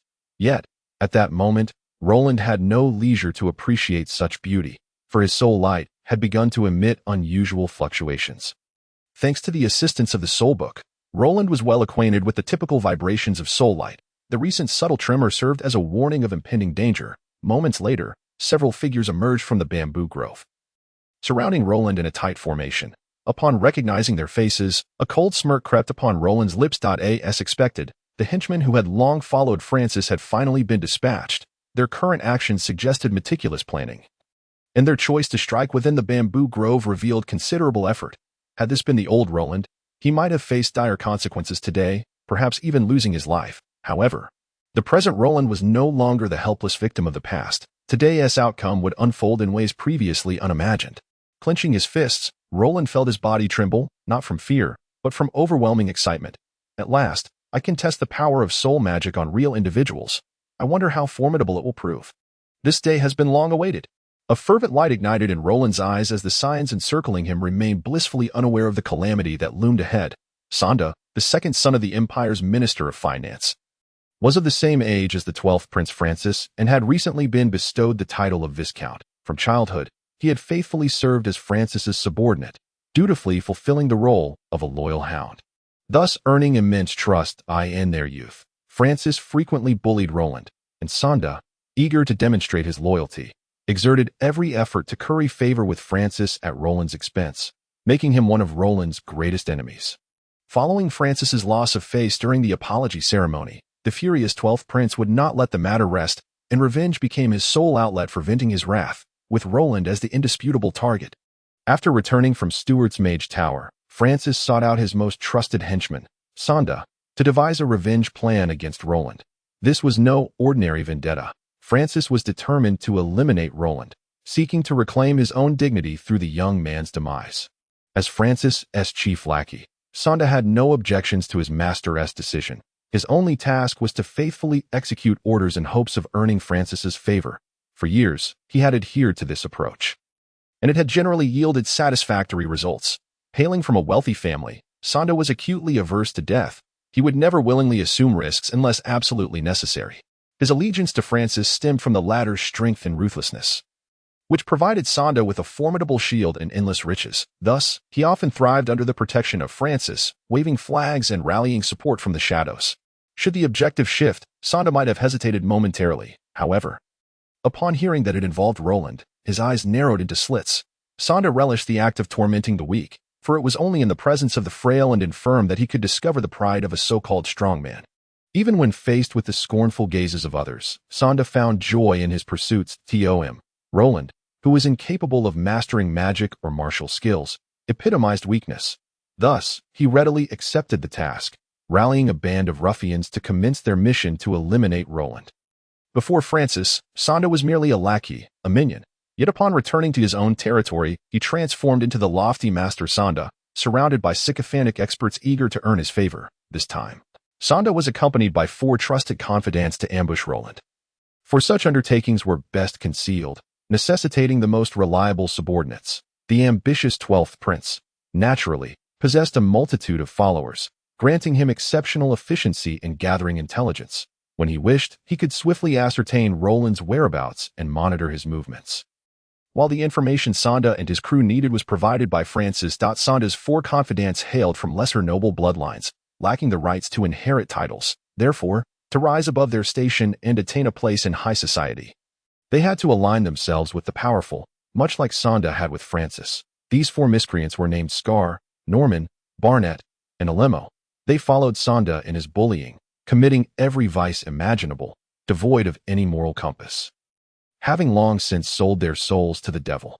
Consequently, they earned themselves a notorious moniker, the 4 Mad Dogs. Both Sanda and his 4 Mad Dogs were well acquainted with Roland, having crossed paths numerous times over the years. Even Roland found it difficult to count how many times they had bullied him, the injuries he had sustained, or the mockery and insults he had endured. The only thing Roland could remember was the unquenchable hatred. He had dreamt more than once of utterly defeating Sanda and his ilk, annihilating their glory and trampling their last vestiges of dignity, subjecting them to the torment of losing everything. Yet such vengeful scenarios could only manifest in dreams. Upon awakening, he remained the powerless Roland. Today, however, Roland finally possessed the strength to defend himself, and fate had once again placed his enemies before him at that moment. Encircled by 5 adversaries, Roland felt no fear. His blood surged with a fervor. He yearned to charge forward and exact retribution, yet reason held him back. In that fleeting instant, a profoundly lascivious thought crossed Roland's mind. If he could ensure his opponent's complete downfall at the pinnacle of their triumph, that would be the ultimate revenge. Isn't that Lord Sanda? What brings you out here for a leisurely outing today? Roland remarked with a calm demeanor, his voice laced with icy disdain. Pa, leisurely outing my foot. You dimwit, Roland, we've come specifically for you. Sanda spat, glaring malevolently at Roland, casting a blank gaze around. Roland let out a soft huff, replying, "Humph, I wouldn't dare take up your time. I have matters to attend to. So I'll be on my way." With that, Roland turned to leave, only for Sanda and his 4 Mad Dogs to block his path once more. Trying to leave? Not so easy. Sanda threatened, cracking his knuckles as he said, "Roland, I underestimated your audacity. To dare provoke Prince Francis's authority is truly courting death. Did Francis send you?" Before Sanda could respond, Roland sneered, "Humph, it must be so. Who in the imperial capital doesn't know that you, Sanda, are Francis's lackey? Your master tells you to go east, and you wouldn't dare venture west. You bastard, how dare you insult me? The Viscount, you truly are oblivious to your impending doom. If I don't make you suffer today, I'll write my name backward." Indeed, Roland's taunts sent Sanda into a furious rage, transforming him into a frenzied beast. "Just you." Roland shook his head gently, feigning disdain. "Isn't it always those 4 Mad Dogs doing the dirty work? Viscount Sanda should stay back to avoid getting hurt." Roland's tone was remarkably calm, yet the sarcasm was palpable. "Boss, what are we waiting for? Let me smash his face." Scar, the burly Mad Dog, grumbled.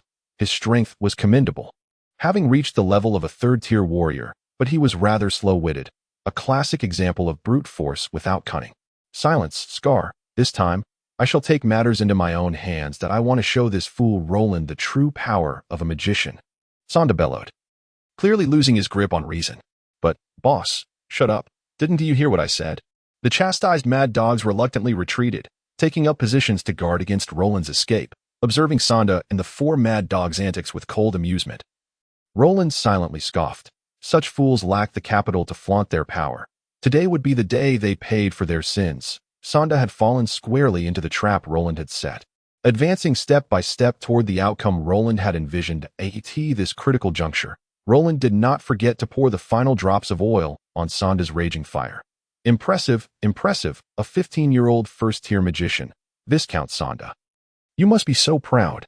Roland, I will kill you." The last thread of reason snapped, and Sanda, with eyes ablaze, charged at Roland. Chapter 15. Roland's tactics. Enraged, Sanda lunged at Roland, displaying unexpected agility in his movements. Yet, his actions only confirmed his loss of rationality. Under normal circumstances, no magician would forsake their magical prowess to engage in a warrior's combat style. Even if Sanda was merely a 1st-tier magician, he would not be the exception. Of course, this judgment held true in normal circumstances. For one who had lost their wits, any irrational action was possible. As Sonda swung his fist, Roland instinctively dodged, then lifted his right leg and delivered a powerful kick.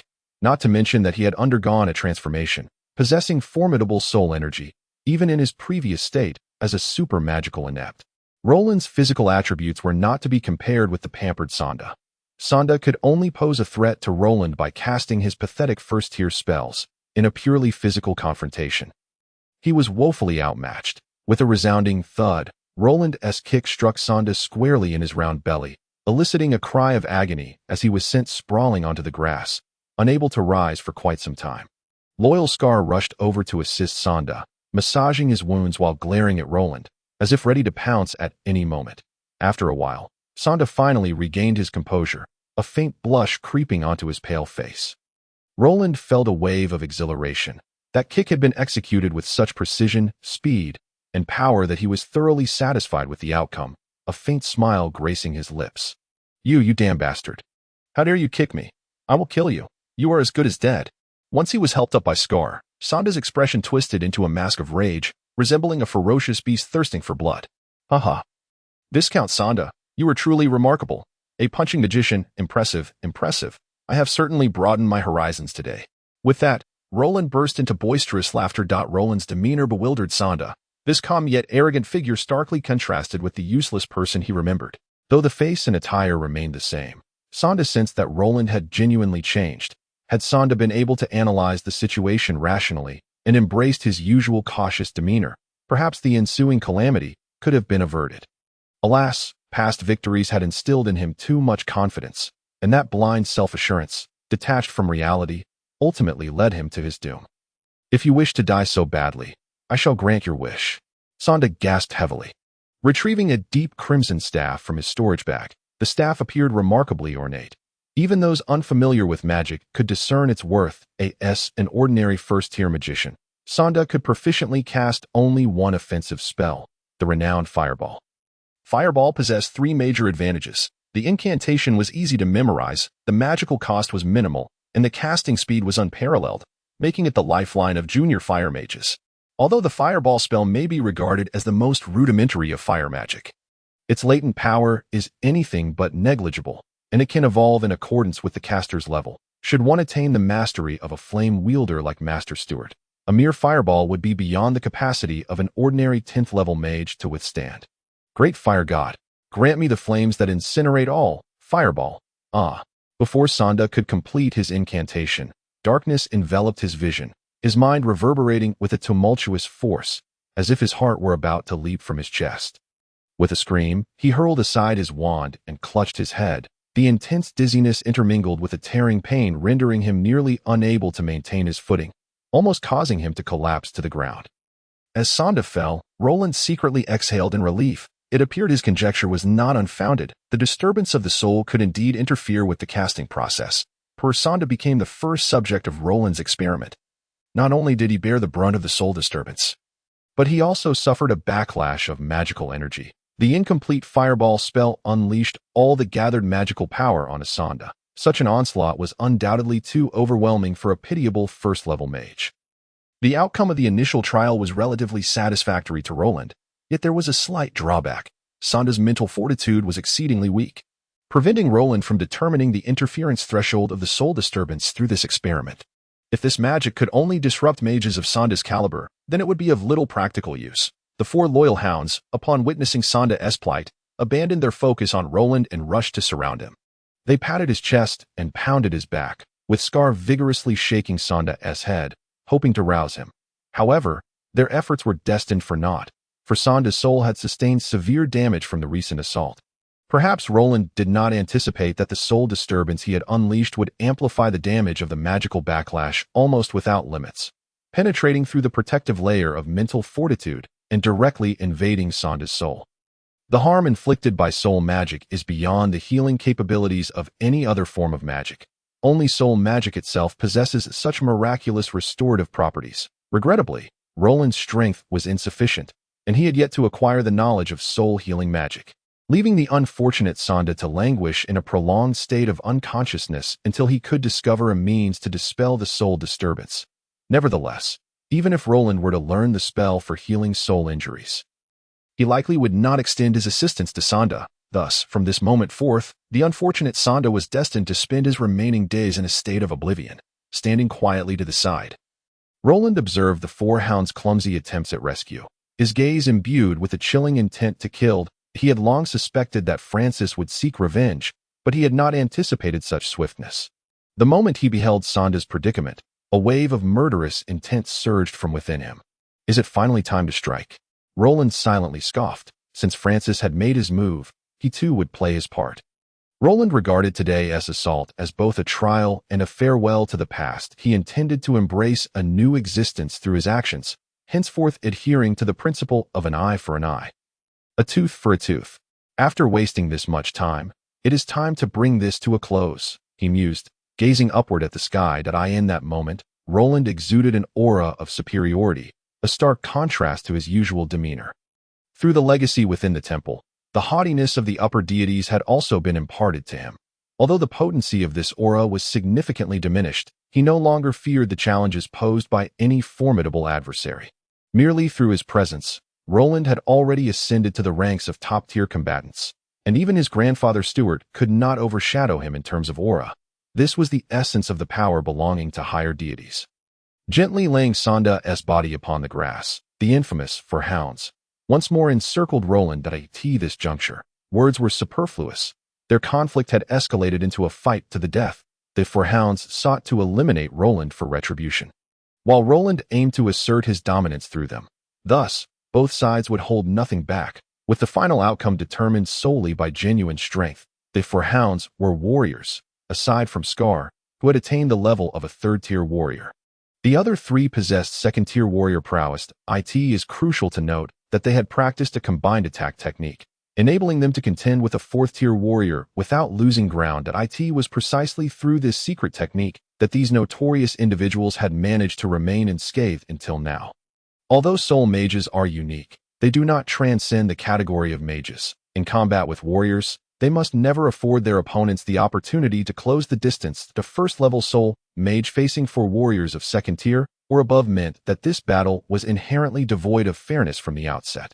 The principle of striking first is universally understood, yet the execution often varies greatly. Roland granted his opponents no chance to make a move before Scar and the others could steady themselves.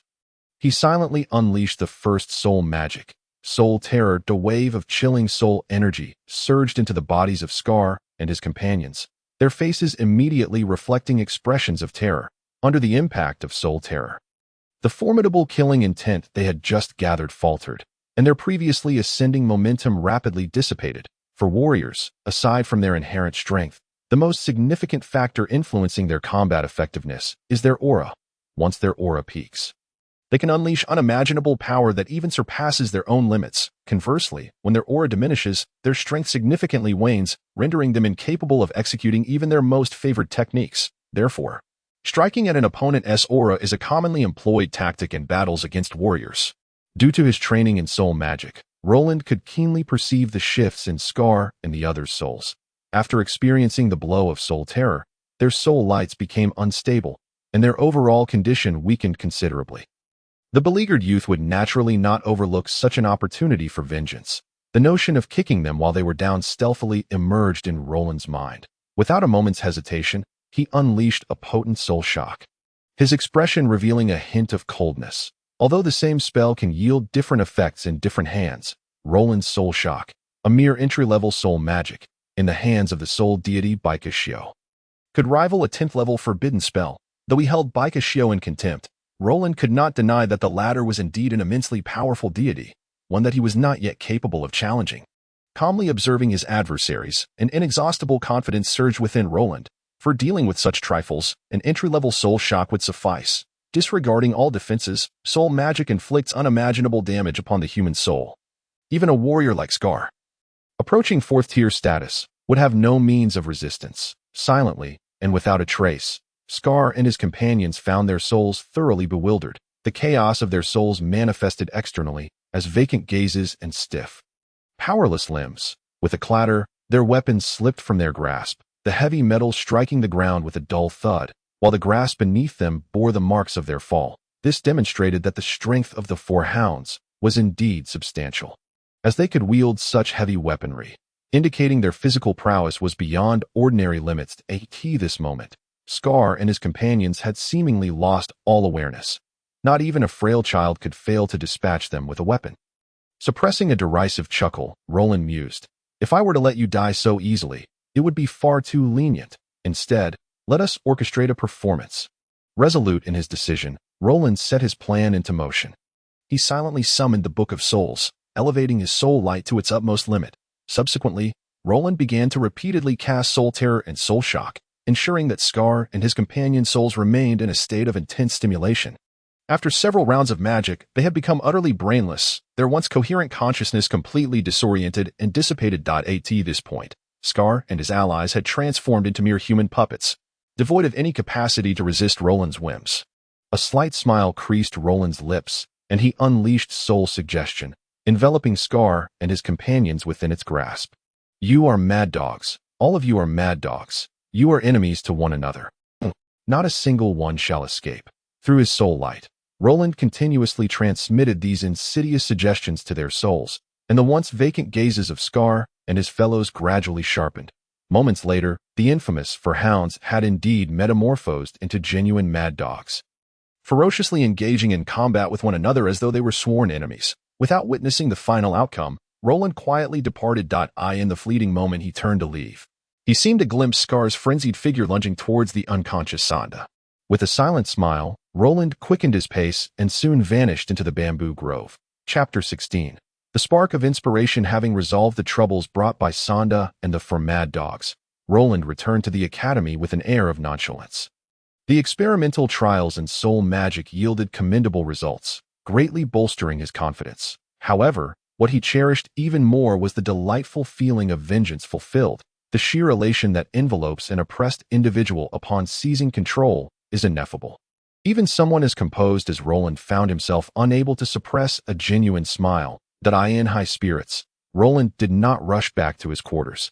Instead, he made his way to the training ground of the Intermediate Academy, where the young sorceress, Alicia, was diligently conducting practical exercises in wind magic with her students. In the past, Roland had often graced the theoretical classes with his presence, but his attendance in hands-on training sessions was rare. Today, however, was different. Having just dealt with a few miscreants, his spirits soared, prompting him to wander over and observe Alicia's practical training. Before even stepping into the magical barrier of the training ground, Roland was met with a cacophony of anguished cries from within. It was no exaggeration to say that were it not for his familiarity with the academy's layout, he might have thought he had stumbled into a slaughterhouse for magical beasts, without needing to inquire further. It was evident that Alicia was fully engaged in tormenting her students. The mere thought of her sly, enigmatic smile sent a shiver down his spine. "Her children, may you fare well," Roland mused with a touch of schadenfreude. The magical barrier encasing the training ground was established specifically to protect the area. Otherwise, the advanced student sparring sessions could easily result in earth-shaking disturbances. The deployment of high-level magic could severely damage the training ground structure or even injure innocent lower-year students. Thus, the Academy dispatched magic instructors above level 9 to establish barriers at each training ground, and once the combatants sealed the barrier, entering the arena would require stringent strength qualifications. However, exceptions do exist, and Roland was one such exception. Possessing an anti-magic constitution, he was impervious to any barriers, effortlessly breaching the defenses and unobtrusively entering the protected training ground. Upon his sudden appearance, neither Alicia nor the students exhibited excessive surprise.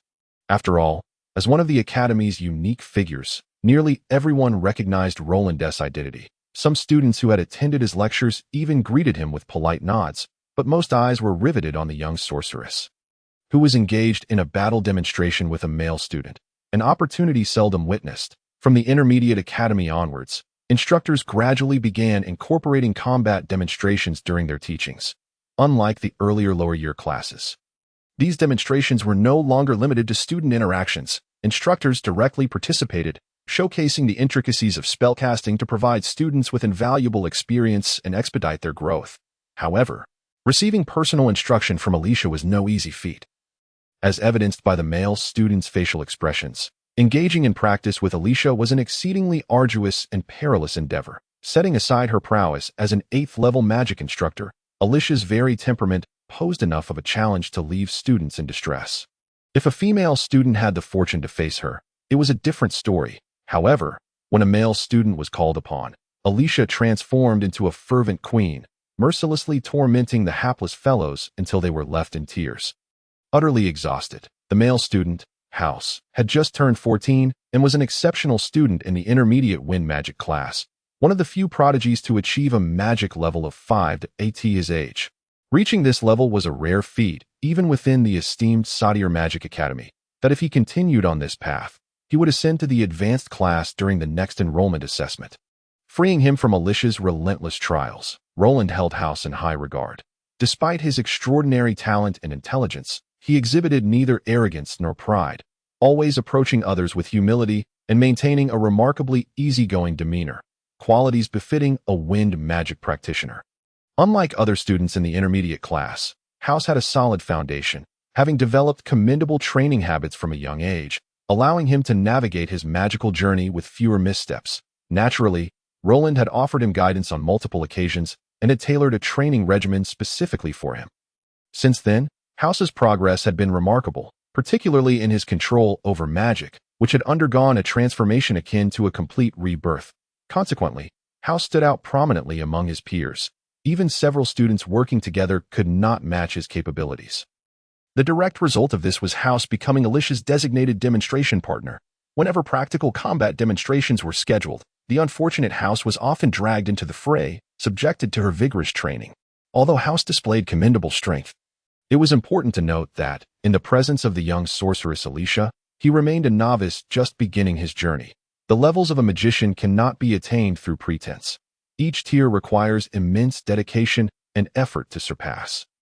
Thus, the absolute disparity between levels 5 and 8 allowed Alicia to dominate the entire battlefield with ease. From start to finish, House remained in a state of extreme defensive peril, unable to find even a sliver of opportunity amidst Alicia's seemingly casual onslaughts. His sole recourse was to exert every effort to defend against and evade her fierce attacks. In her quest to ensure the students grasped the essence of wind magic, Alicia refrained from casting high-level spells of great power. In fact, she predominantly employed spells below level 3 in demonstration, yet House still found himself in a state of utter disarray, teetering on the brink of defeat. The strength of a magician is gauged not only by their level, magical power, or mental fortitude, but significantly by their mastery of magic itself. That a magician who cannot control their spells with finesse, regardless of their high level or destructive capability, cannot be deemed a master. What Alicia endeavored to demonstrate was the profound secrets of magic control and its true might. Several azure wind blades whizzed past House, striking the robust magical barrier with resounding thuds. House strained to contort his body, barely evading the barrage of attacks, and before he could catch his breath, the next wave was upon him. Wind blades. Once again, Alicia relentlessly unleashed the most basic attack spell in wind magic, the first-level wind blade. This spell's primary feature is its brief preparation time and rapid casting speed, particularly advantageous in terms of control. The spell's relatively low attack power became inconsequential under Alicia's formidable magical prowess. It was no exaggeration to say that even the elite intermediate students, let alone the newly admitted first-year wind magic students, had mastered the wind blade spell. After all, the wind blade was the most fundamental attack spell in wind magic, and served as the quintessential identification for wind mages. Under normal circumstances, House would never have believed that someone could subdue him entirely using only the wind blade. But now, as he experienced Alicia's precise control firsthand, even a genius like House had no choice but to lower his proud head. Though the battle was far from over, it was clear to all observers that House had already lost. Moreover, his defeat was utterly comprehensive. Everything lay firmly within Alicia's grasp, with not a single chance for reprieve. House, being astute, understood that Alicia intended to squeeze out the last vestiges of his potential, testing how long he could endure, for only by identifying one's limits could one achieve a breakthrough, a principle that Alicia consistently adhered to in her teaching. As Alicia's long-standing target, House was acutely aware of her methods. His sole focus now was to persist for as long as possible.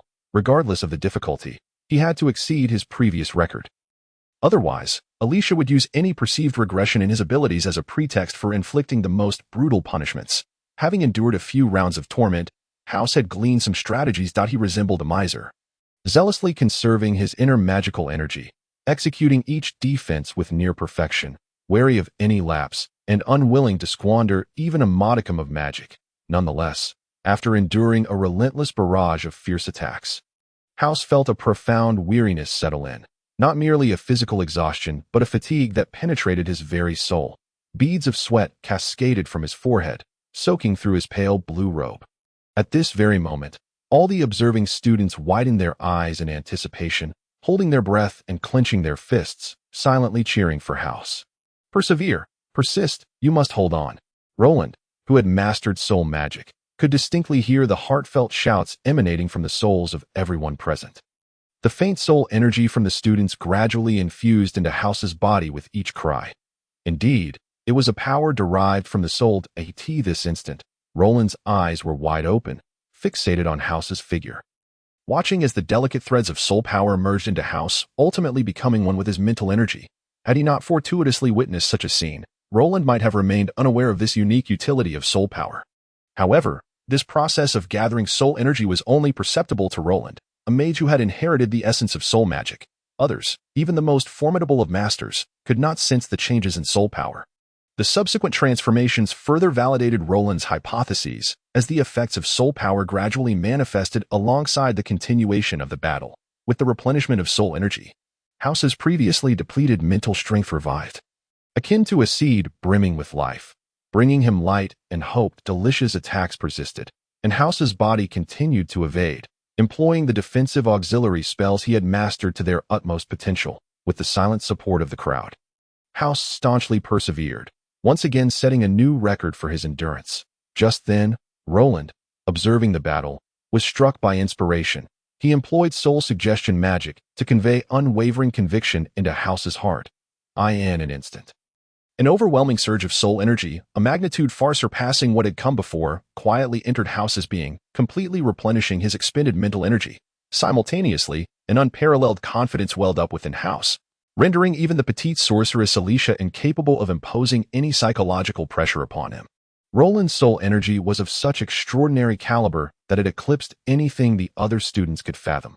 Thus, the soul energy House received from Roland nearly exceeded his capacity to endure. In truth, this situation was perilous. With a slight miscalculation, House might have faced the threat of soul collapse due to the overwhelming external soul energy.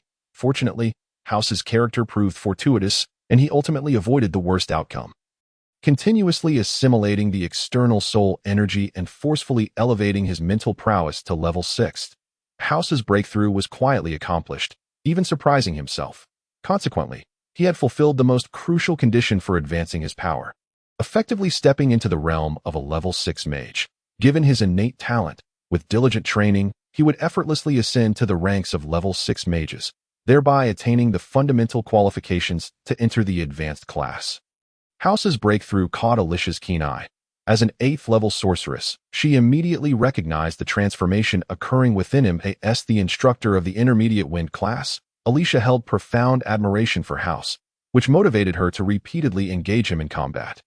Aiming to cultivate his potential for an early maturation, with his mental prowess reaching level 6, House could essentially disregard the attacks of first-level spells, rendering this demonstration battle a resounding success. Thus, under the control of the petite sorceress Alicia, this prolonged exhibition finally concluded after half a day, and House, having persisted until the end, seemed to have become a great hero, surrounded by his classmates in admiration. Chapter 17. The first breakthrough in the training ground of the intermediate class. A jubilant atmosphere prevailed. Having just achieved a breakthrough in the demonstration battle, House resembled a victorious general, relishing the adoration of his peers. His amiable nature had garnered him considerable popularity, and many of the intermediate class's young girls regarded him as their Prince Charming, constantly seeking opportunities to draw near him. Following this miraculous breakthrough, the brilliance of House's prodigious aura shone even brighter, attracting more supporters. Naturally, most of those enamored with House were starry-eyed young girls, inadvertently making him the object of envy among all the male students in the class. Observing House mingling with everyone, Alicia couldn't help but smile. She felt immense satisfaction with her proud disciple, who, at the tender age of 14, possessed level 6 mental strength, a testament to his exceptional talent. Even Alicia herself, without Roland's assistance, might not have reached such heights. In her heart, Alicia regarded these students as akin to siblings, and her strictness was merely a means to expedite their growth. The students, immersed in laughter, appeared to completely overlook Roland's presence. Even the petite sorceress Alicia had not noticed his arrival. Yet, at this moment, Roland had little energy to concern himself with such trivialities. His mind remained preoccupied with the recent turn of events. The transmission of soul energy through conviction had profoundly shocked Roland. Only one who had inherited soul magic could grasp its intrinsic value.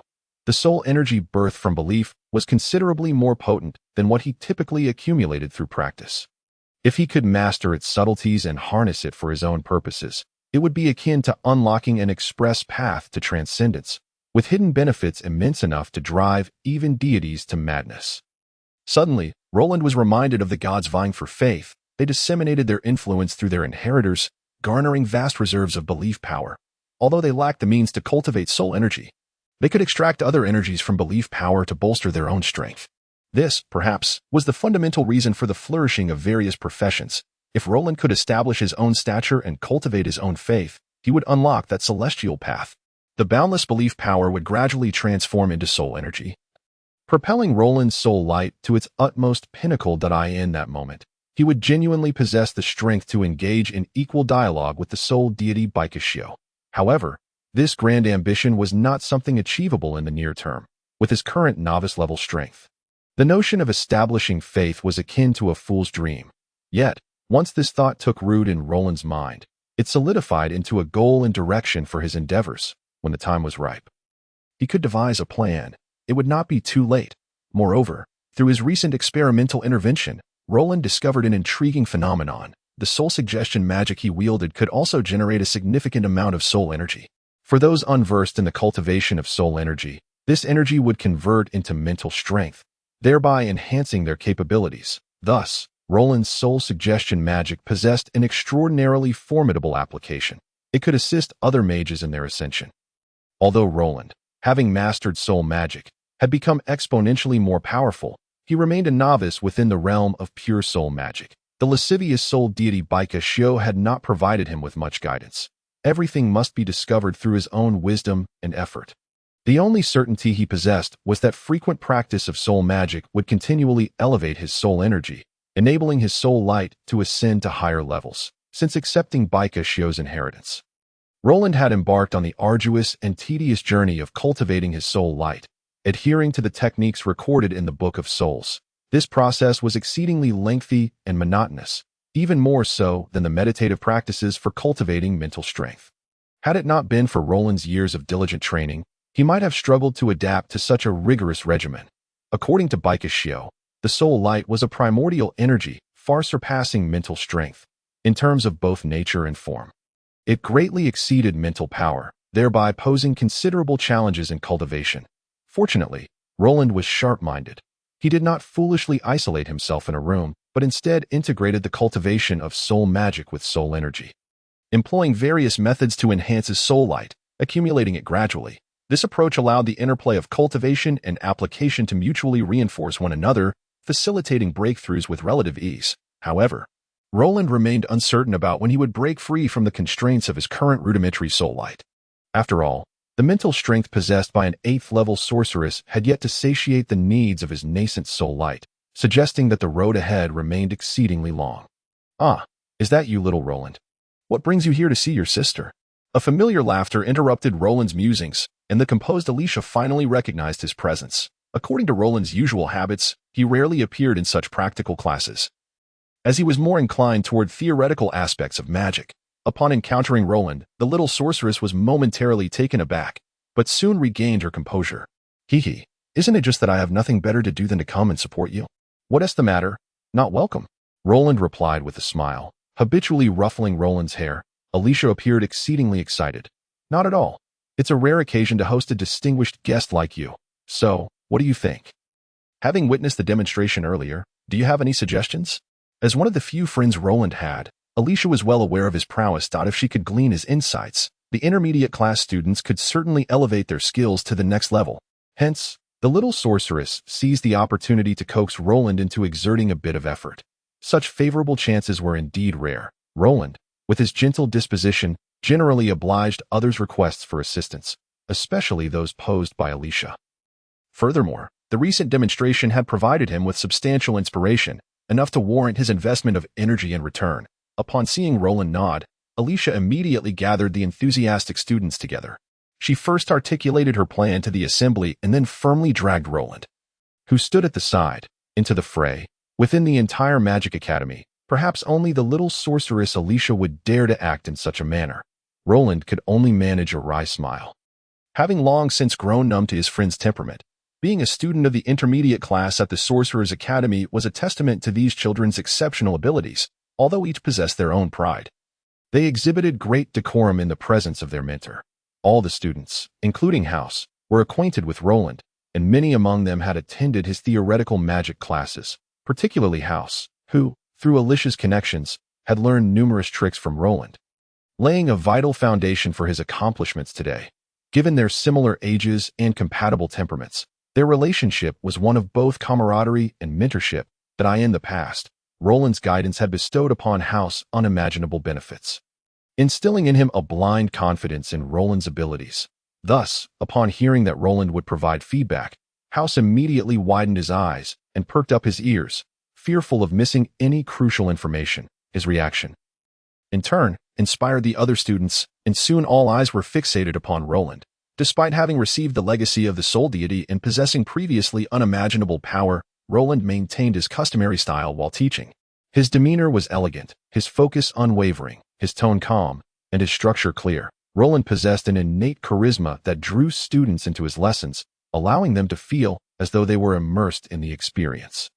This profound sense of engagement enabled them to grasp the content he presented, often yielding surprising results. To be awarded the title of Encyclopedia of Magic, Roland's knowledge was undoubtedly substantial, making it a simple task for him to evaluate the intermediate class students. Using House as an example, Roland meticulously enumerated the common pitfalls of the intermediate class students. With an air of utmost confidence, he incisively pointed out House's deficiencies and proposed his suggestions for improvement. These recommendations, when juxtaposed with the earlier competition, easily revealed the core issues that Roland's critiques contrasted sharply with Alicia's teaching style. His approach was more direct, employing more refined language, captivating the students to the point where they could not help but be drawn in.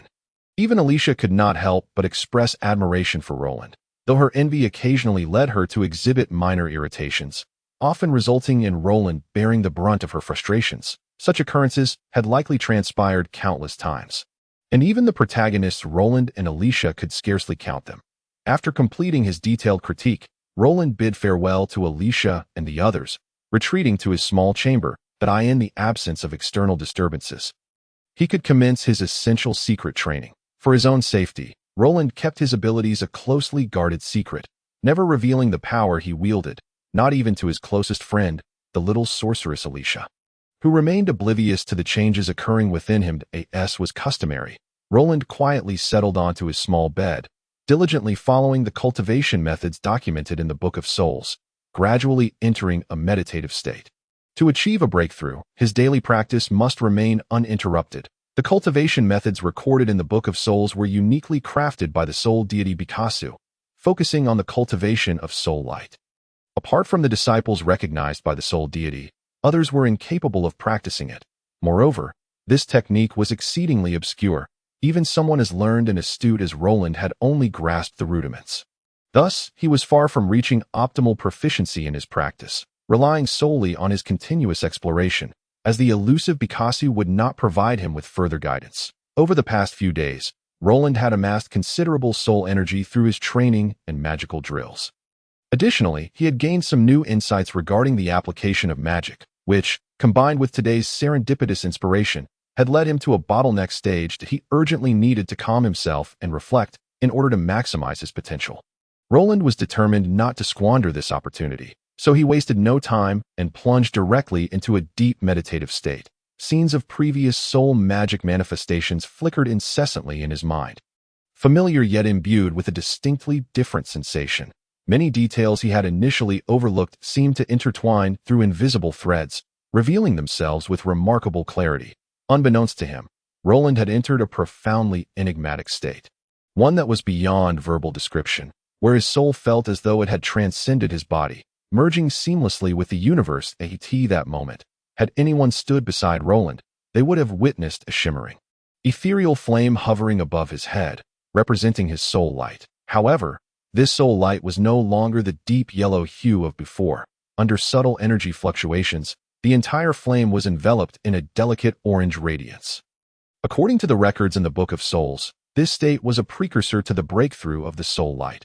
After a period of accumulation, Roland was finally on the brink of his first level up. The enhancement of soul light was no ordinary feat. Once Roland's soul light transitioned to the second stage, his mental prowess would equate to that of an ordinary 9th-level archmage, while also granting him the ability to learn higher-tier soul magic, significantly enhancing his overall strength at this very moment. The Tranquil Attic became the most mysterious locale in the world, with only the soul light hovering above Roland's head attesting to the existence of those ethereal phenomena. Chapter 18. Second-tier soul magic. The elevation of soul light represents a fundamental metamorphosis. It requires not only a protracted duration, but also brings forth endless suffering. Yet, Roland's fortune was remarkable, for he had entered a state of soul detachment at such a critical juncture. Consequently, the pain associated with the elevation of soul light became inconsequential, as Roland had lost all sensation, achieving a state of unity with the cosmos. During the progression of the soul light, it would absorb a significant amount of wandering soul energy from the surrounding environment, transforming it into its own power. It is said that an abundance of wondrous energies exists in the universe, each corresponding to a formidable deity. These energies may manifest as magical elements or disperse as 3 distinct anomalous currents throughout the world, with no one able to fathom their secrets. Perhaps only the deities themselves can delineate these energies. The fist-sized soul light, shrouded in orange radiance, flickered mysteriously, exuding an irresistible allure. The enigmatic energies constituting the soul light were undergoing profound transformations in silence. An imperceptible wave of energy radiated from the soul light, expanding endlessly into the surrounding space. The soul energy scattered throughout the space flocked towards the flickering soul light like moss to a flame, ultimately forming a colossal energy vortex. In an instant, a torrent of wandering energy was gradually taking shape. Even the balance of energy between heaven and earth seemed to be surreptitiously disrupted at this moment. Such levels of energy fluctuation could only be perceived by those who had attained mastery over their powers. Therefore, at the moment the energy vortex formed, all the pinnacle powerhouses on the continent of Sas simultaneously sensed it. Among them, the most pronounced reaction came from the esteemed dean of the Sorcerer's Academy, the legendary Flame Duke, the great master of fire, Stuart Gallus. At the time of the energy surge, Stuart was deep in meditation, controlling the fire elements of the world, which swirled rapidly around the source of his magical power. This had long been his habitual training method, aimed at allowing the purest fire elements to transform his body. Stuart, born with a naturally fiery spirit, possesses an affinity for the fire element that borders on perfection. To others, the blazing and fearsome nature of fire is daunting, yet it has become his most loyal companion. Consequently, the unique physical cultivation method he has devised is not one that everyone can practice. Only the younger members of the Flame family, who share the same fiery spirit, can benefit from it, while others regard it with reverence and maintain their distance, unwilling to gamble their lives. During his cultivation, however, Stuart abruptly realizes that the fire elements in the surrounding space seem to be drawn by an inexplicable force, inadvertently veering off their natural course. This revelation astonishes Stuart. It is the first occurrence of such an anomaly since he became the master. With meticulous observation, he eventually identifies an unknown wandering energy, which is the fundamental cause of this energy disturbance. This discovery piques Stuart's curiosity, and he contemplates documenting the fluctuations of this unknown energy for future study. Yet, no matter how diligently he strives, he cannot attain the correct answers, for within this world, no one is aware of the existence of soul energy. Were it another type of energy causing the vortex, Roland would undoubtedly reveal his secret. Fortunately, the unknown nature and concealment of soul energy effectively shroud it from detection. After a period of observation, the powerful beings, including Stuart, withdrew their consciousness, for this feeble wandering energy posed no threat to them. Thus, the world returned to its previous tranquility, with countless soul energies still active in the expanse. Time passed gradually, and Roland's soul light began to undergo a transformation, absorbing the wandering energy that had gathered from the outside. The orange radiance grew increasingly robust, while the deep yellow flames enveloped within it began to blaze fiercely. Indeed, they burned with intensity. The deep yellow flames ignited once more, producing a pale orange glow. Should anyone witness this scene, they would scarcely believe that the roaring flames were composed of the purest soul energy. The countless soul energies scattered throughout the world could not coalesce into a unified force, rendering them incapable of contending with other energies due to their dispersion. However, the energy vortex created during the breakthrough of the soul light gathered these wandering soul energies, providing ample energy for soul refinement. The cultivation method recorded in the Book of Souls proved to be extraordinarily profound.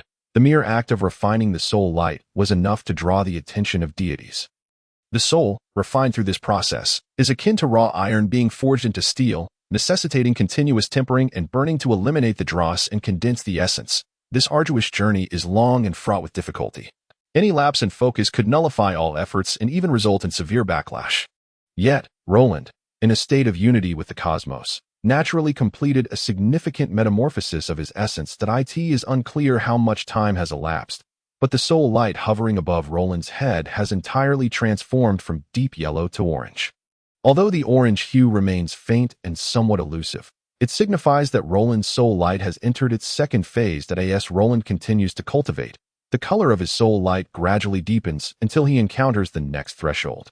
Upon completing the refinement of his soul light and achieving a final breakthrough, the energy vortex that had engulfed the entire space began to subside. Simultaneously, the orange radiance enveloping the soul light flickered unexpectedly and, without warning, merged with it, causing the soul light to sway violently before returning to tranquility, albeit with an intensified orange glow. The fused soul light now quietly floated above Roland's head, resembling a miniature sun, radiating a searing brilliance. This breakthrough in the soul light brought immense benefits to Roland, particularly in terms of soul strength, which surged tenfold, reaching an extraordinary realm. After circling above Roland's head for 9 cycles, the fiercely burning soul light finally descended, returning to his body. At this moment, Roland concluded this session of soul detachment cultivation and gradually awakened from his deep meditation. When he reopened his eyes, he was astonished to discover that it was already the following morning. Unbeknownst to him, he had spent an entire night in his cultivation. In the span of a single night, his power had surged dramatically, a seemingly unbelievable occurrence that had manifested in reality. Awakening from his profound meditation, Roland felt as though he had experienced an ethereal dream, where everything was wondrous and unfathomable. Entrancing him completely, he dreamt of being immersed in boundless soul energy, absorbing it freely, allowing his soul light to ascend to the next stage. The dream felt so vivid that it seemed as if it had truly transpired. After a moment of hesitation, Roland resolved to summon his soul light, determined to discern reality from illusion. Even with a glimmer of hope, upon witnessing the pale orange soul light in his grasp, he could hardly contain his exhilaration. Nothing thrilled Roland more than the prospect of advancement. In this perilous and unforgiving world, only his own strength served as a reliable foundation. He harbored an urgent desire to elevate his power, believing that this was the only path to gradually fulfill his aspirations and ultimately ascend to the pinnacle of strength. Taking a deep breath, Roland compelled himself to regain composure. He meticulously assessed his condition and discovered that, with the advancement of his soul light, his magical energy source had also experienced a significant enhancement. If Roland's previous magical energy source could be likened to a stream, it had now transformed into a vast lake. Only those who had personally undergone a breakthrough could truly comprehend the magnitude of this change. Without hesitation, Roland summoned forth his soul treasure, the most revered artifact spoken of by the soul god Baika, the Book of Souls. Given his current state, he should possess the ability to activate the second-level soul magic inscribed within its pages. Eagerly, he yearned to learn these spells to augment his strength, for the ultimate measure of a mage's prowess lies in the comparison of their magic, while all else pales in significance. Upon summoning the Book of Souls once more, Roland was astonished to find that the once exceedingly tattered tome had undergone a transformation. The Book of Souls now appeared aged yet devoid of its previous dilapidation, indicating that its form was intrinsically linked to Roland's own power. Should he ascend to the highest echelon of soul mages, the Book of Souls could fully restore its true visage, reclaiming its status as a supreme artifact befitting his identity. Trembling, Roland extended his hands and gently opened the floating Book of Souls before him. The first-level spells remained unchanged, suggesting that the tome contained only 2 incantations for basic soul magic. To continue learning soul magic, he would likely need to rely on his intellect to create and develop new spells. However, within the pages detailing the second-level soul magic, 2 spell names emerged, one called Soul Eye, and the other, Soul Attachment. Just hearing these names made it clear that both spells were auxiliary in nature. While the offensive magic that Roland desperately needed was conspicuously absent, with a slight sigh of disappointment, Roland soon fell into a frenzied state, directing all his mental focus towards studying the 2 new spells. According to the Book of Souls, Soul Eye is an exceptionally useful reconnaissance technique, capable of projecting a magical object resembling a human eye around a target being monitored. Through this eye infused with magical energy, Roland could uncover many hidden secrets. This spell may not hold much utility in everyday situations unless the user possesses a voyeuristic mindset and immeasurable strength. However, in certain critical moments, the Soul Eye becomes an invaluable secret weapon. Particularly for reconnaissance, it can rival the efforts of hundreds of trained soldiers, and in terms of accuracy and safety, no other magical tool can match the level of the Soul Eye. Roland pondered deeply over the introduction of the second spell, his brow furrowed in contemplation regarding certain aspects. He seemed to harbor significant doubts about the function of soul attachment. In truth, soul attachment is an exceedingly powerful skill that allows the user to discreetly affix their soul energy onto another individual through a unique attachment technique. In doing so, Roland can monitor the movements of the target through soul communication, and in dire circumstances, he may even trigger that fragment of energy to deliver a devastating blow to his opponent. After perusing the Soul Book thoroughly, Roland was reluctantly compelled to acknowledge that it contained merely 2 secondary spells. His aspirations for a second offensive capability had once again met with disappointment. However, he remained unperturbed, drawing inspiration from the insights gleaned from Baikashio. Soul magic is a creation of one's own making, and with sufficient strength, one can forge a unique soul magic, following the inheritance from the God of Souls. Roland's physical form and soul energy had reached the pinnacle of compatibility. Thus, when he endeavored to learn and comprehend soul magic, he exerted minimal effort. Within a mere hour, Roland had completely mastered the 2 newly manifested spells, successfully elevating his status to that of a secondary soul magician. Of course, this was merely a fade. The ranks established were entirely at the discretion of the God of Souls. Picasso, and starkly deviated from the prevailing classification methods on the continent of Soci. Unless he truly grew formidable, Roland would never dare to unveil his secret, for doing so would render him exceedingly vulnerable. Having fully grasped the essence of the 2 spells, Roland rose with a contented demeanor and exited his loft with a smile. Chapter 19. The Eye of the Soul. Due to the incident during the last examination, Roland received compensation from the Academy, which included not only some financial rewards but also a month's respite for recuperation. Roland understood that these compensatory measures were orchestrated by the Academy, but in reality, they were merely his grandfather's design. After all, both parties involved in the conflict were his own kin. Even the illustrious Duke of Flames, the great fire manipulator, Stuart, would undoubtedly find himself in a quandary. Nevertheless, for Roland, this turned out to be somewhat advantageous. He no longer had to worry about interruptions from others, nor was there any need to rise early to prepare for theoretical classes. Reflecting on the events of the previous day, a faint smile crept onto Roland's face. Recalling Francis's apologies, the onslaught from Sonda and his companions, and the insights gained from witnessing the confrontation, all culminating in a long-awaited breakthrough. In summary, Roland had experienced a remarkably fulfilling day yesterday, leaving him in an exceptionally light-hearted and joyful mood. He paid little heed to Sonda and the Mad Dogs, for no one had been present to witness his involvement at that time. As for Sonda and the others, they likely had no opportunity to reveal the truth. After suffering from the invasion of soul suggestion, they would undoubtedly descend into a frenzied state of mutual destruction. Even if suspicions were to arise regarding Roland's involvement, what could it matter? Who would believe that a well-known incompetent could best for warriors and a magician? Such an assertion would be akin to a fool's dream. It was precisely for this reason that Roland wandered the campus nonchalantly, untroubled by the potential chaos that might ensue. Had this incident occurred in the past, even as recently as yesterday, Roland would have maintained such a calm fade. However, now, with his soul light having achieved a breakthrough, his heart grew restless with anticipation. At this moment, a peculiar voice within him resounded, fervently urging, "Why not try out new magic? It is bound to be quite exhilarating." Following the inheritance from Baikashio, Roland's character seemed to undergo a silent transformation. Having long been accustomed to the darker facets of human nature, he finally began to confront it.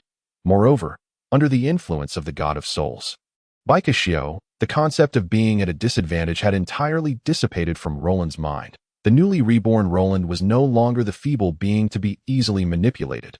The time had come to reclaim the blood debts of the past. With this mindset, Roland quietly returned to his loft, once again summoned the Soul Book, and diligently studied the 2 spells he had mastered. Soul Attachment required proximity to the target for execution, although its applications were remarkably versatile. This significant flaw limited its usage. In contrast, the Eye of the Soul, a detection-type magic, harbored immense potential. If utilized effectively, it could yield unforeseen results. After a period of contemplation, Roland decisively retracted the Soul Book, concentrating his soul light, and began to attempt casting the Eye of the Soul according to the incantation. The orange-hued soul light was indeed formidable, emanating tenfold the original soul energy from Roland's hands. And in an instant, a small vortex of energy materialized in the space before him. The energy vortex stabilized. It transformed into a transparent and ethereal large eye, gently hovering in the air. At the moment of the eye's appearance, Roland discerned with clarity that it was composed of pure soul energy. In this world, unless one obtained the recognition of the God of Souls, Baikashio, no one could perceive the existence of this Eye of the Soul. To validate its utility, Roland gently closed his eyes. Indeed, as he did so, an eerie radiance flickered within his consciousness. Subsequently, an extraordinarily vivid image quietly emerged. By merely channeling his internal soul energy, Roland could fully behold the content of the image as he had surmised. The scene revealed to him was that of his loft. In other words, with the Eye of the Soul, Roland effectively possessed an additional pair of eyes. As long as he wished, he could observe any situation he desired, provided he directed the Eye of the Soul to its intended destination.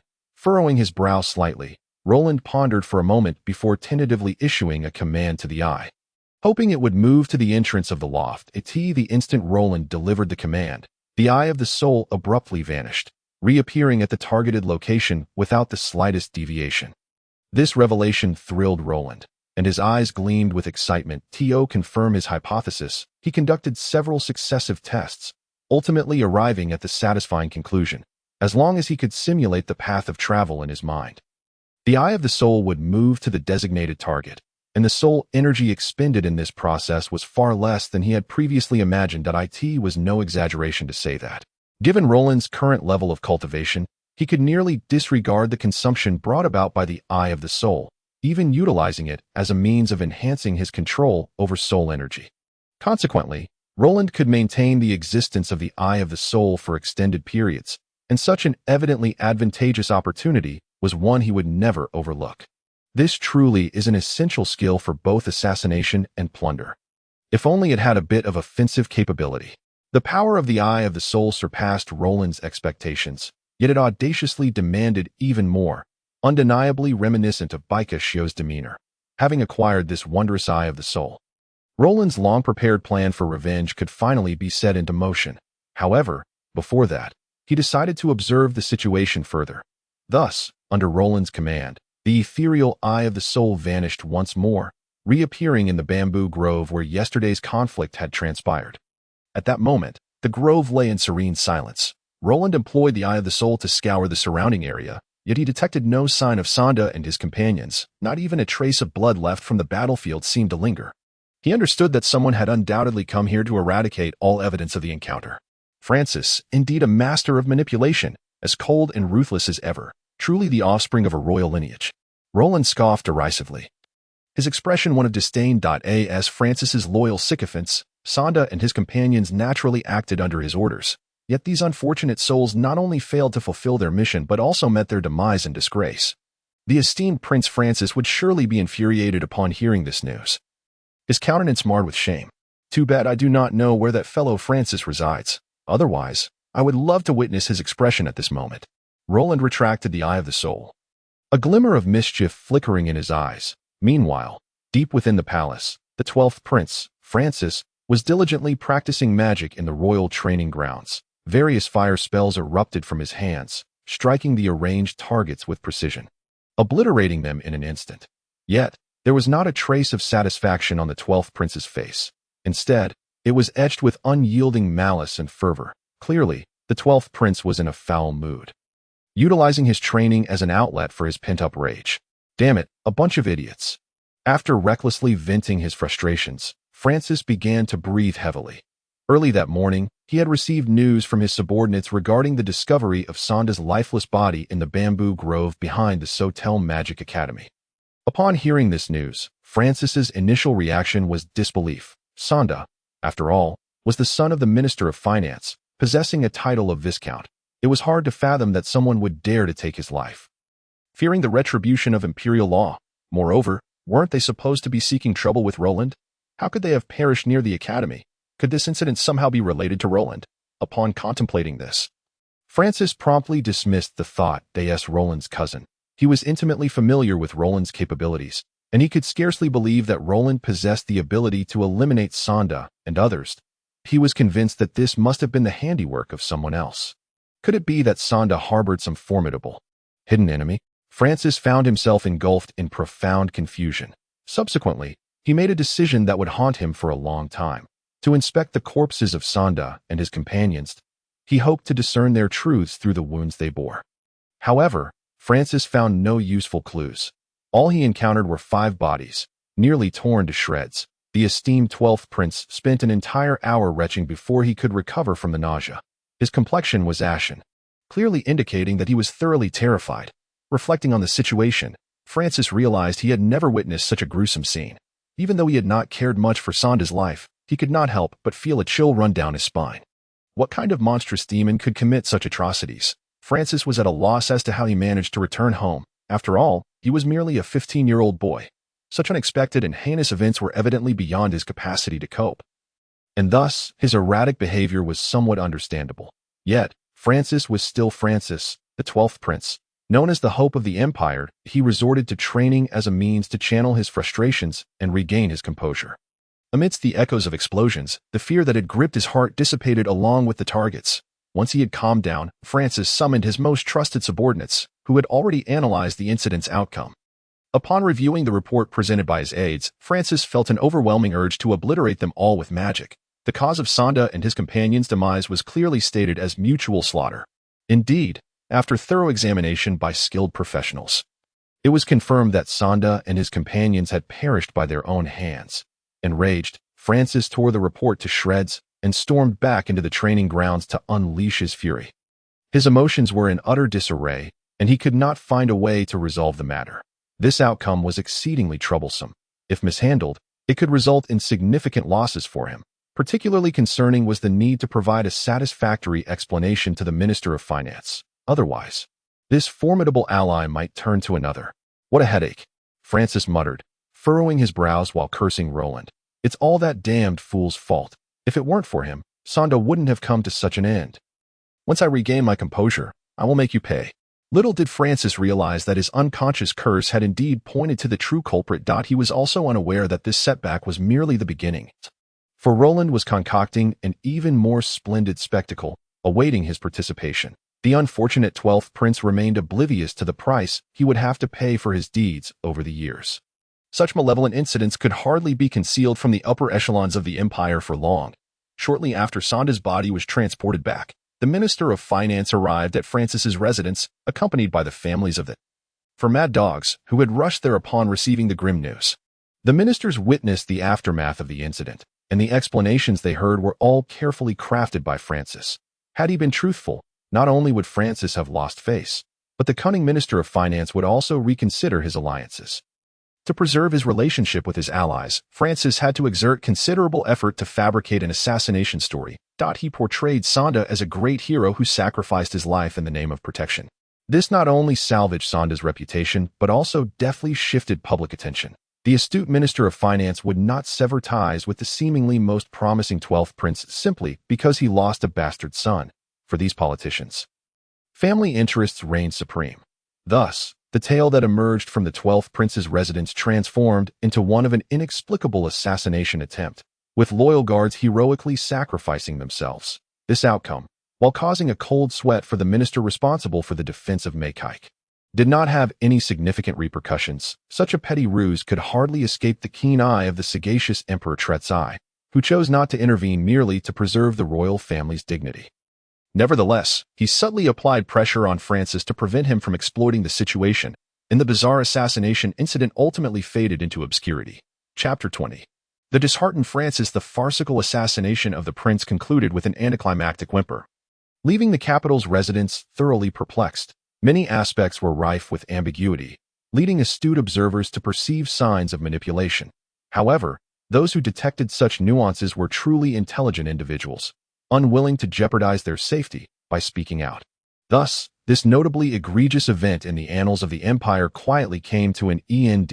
In the ensuing period, the main character of the farce, the 12th prince, adopted an exceptionally low profile that he confined himself to his estate, diligently focusing on his training, to the extent that even visitors could not catch a glimpse of him. Furthermore, the families of the victims, led by the Minister of Finance, sensed an ominous shift in the atmosphere. His Majesty Emperor Tret'ai was notably dissatisfied, exhibiting an inclination to investigate further. This news instilled considerable fear within them. Despite their usual haughty demeanor, they felt like mere ants before Tret'ai.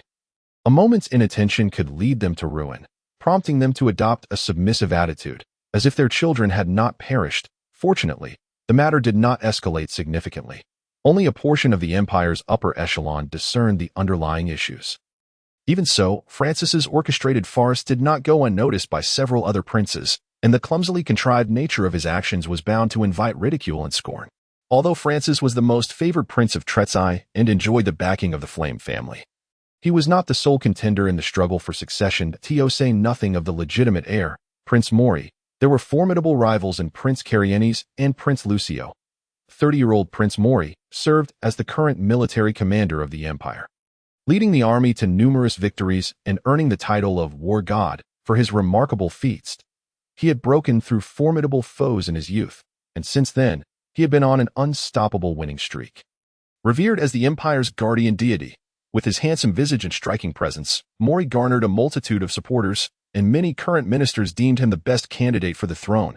After all, the strength of a nation often reflects the strength of its emperor. Having a war god ascend to the throne was undoubtedly a splendid idea.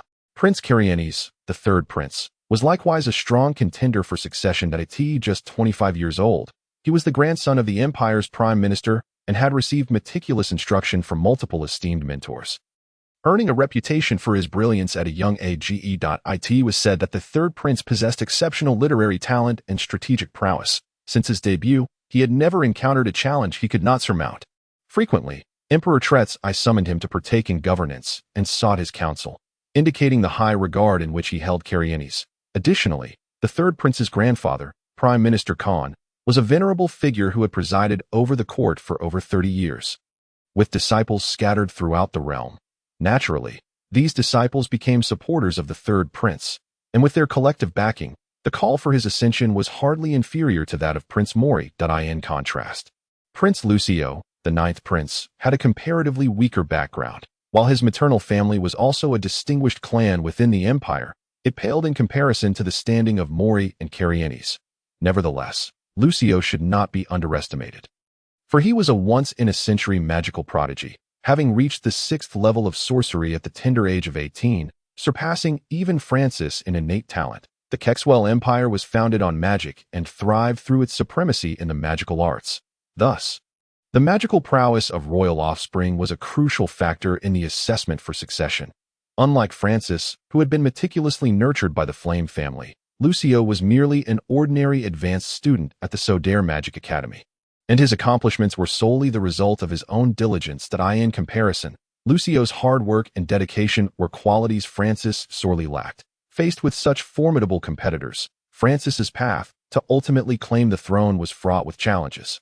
Even with the unwavering support of the Flame family, he could not be certain of victory. After all, he still had to consider the inclinations of Emperor Tret'ai. No emperor would tolerate being constrained by others, and even the formidable Flame family was no exception. Simultaneously, Duke Stewart of the Flame family might not necessarily support Francis, as the Flame family no longer required anyone to maintain their existence.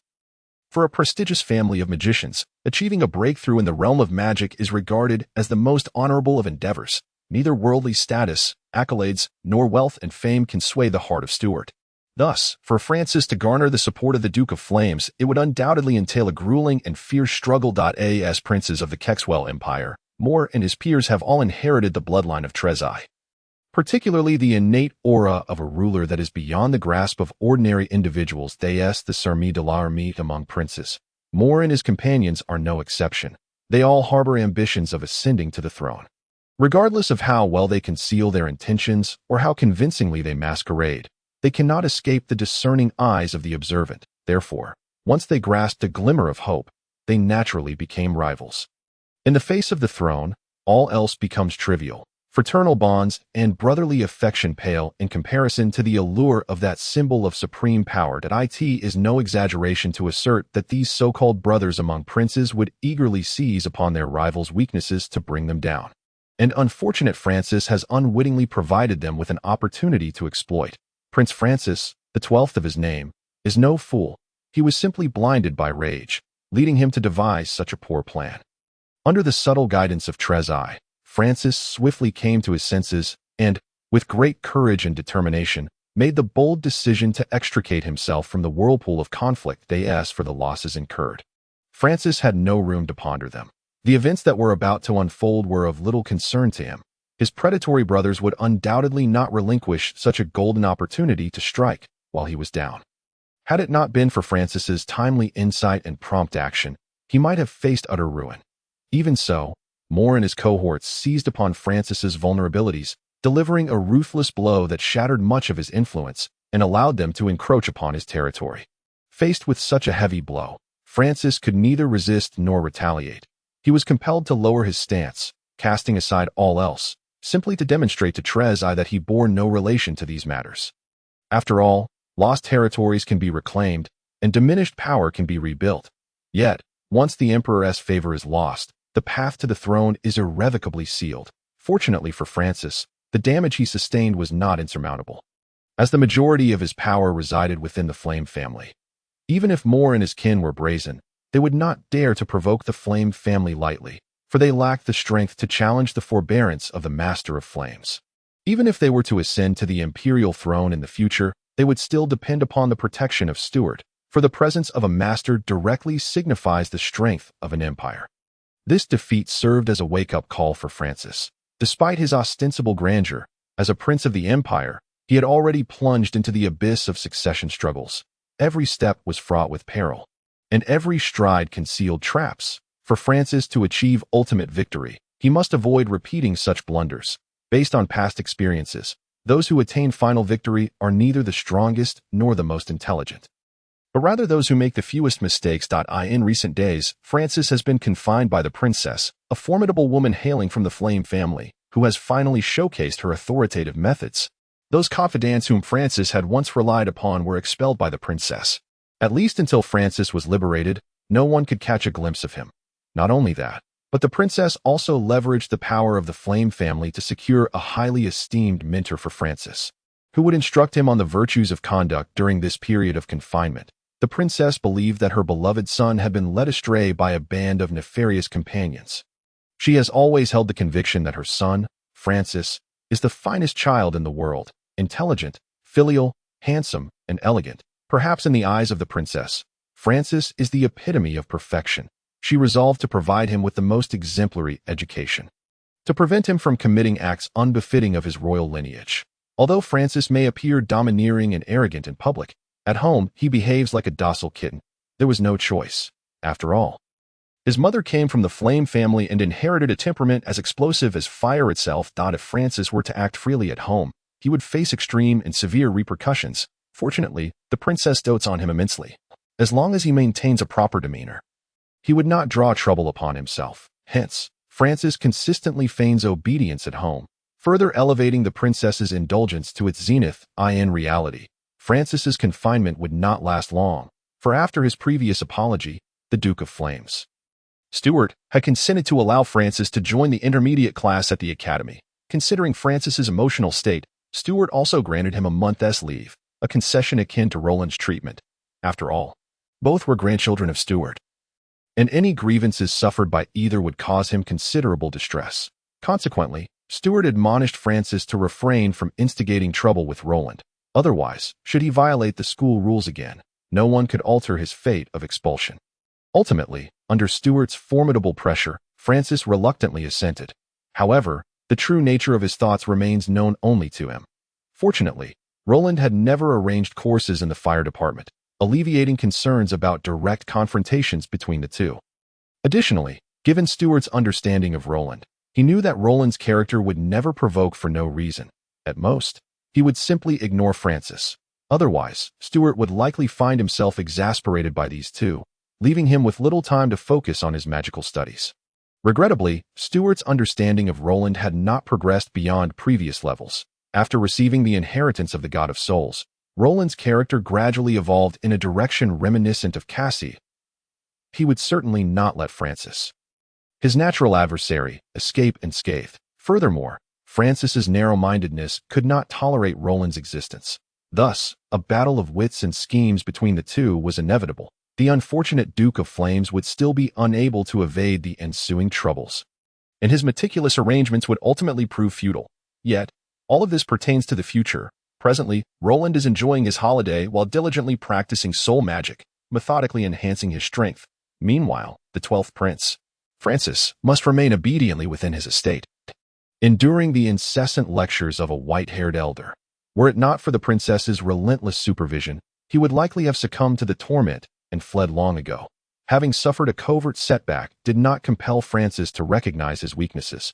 Rather, it intensified his hatred for Moore and his cohorts, as he eagerly awaited the opportunity to bring them down and permanently keep them beneath his heel, thus alleviating the bitterness in his heart.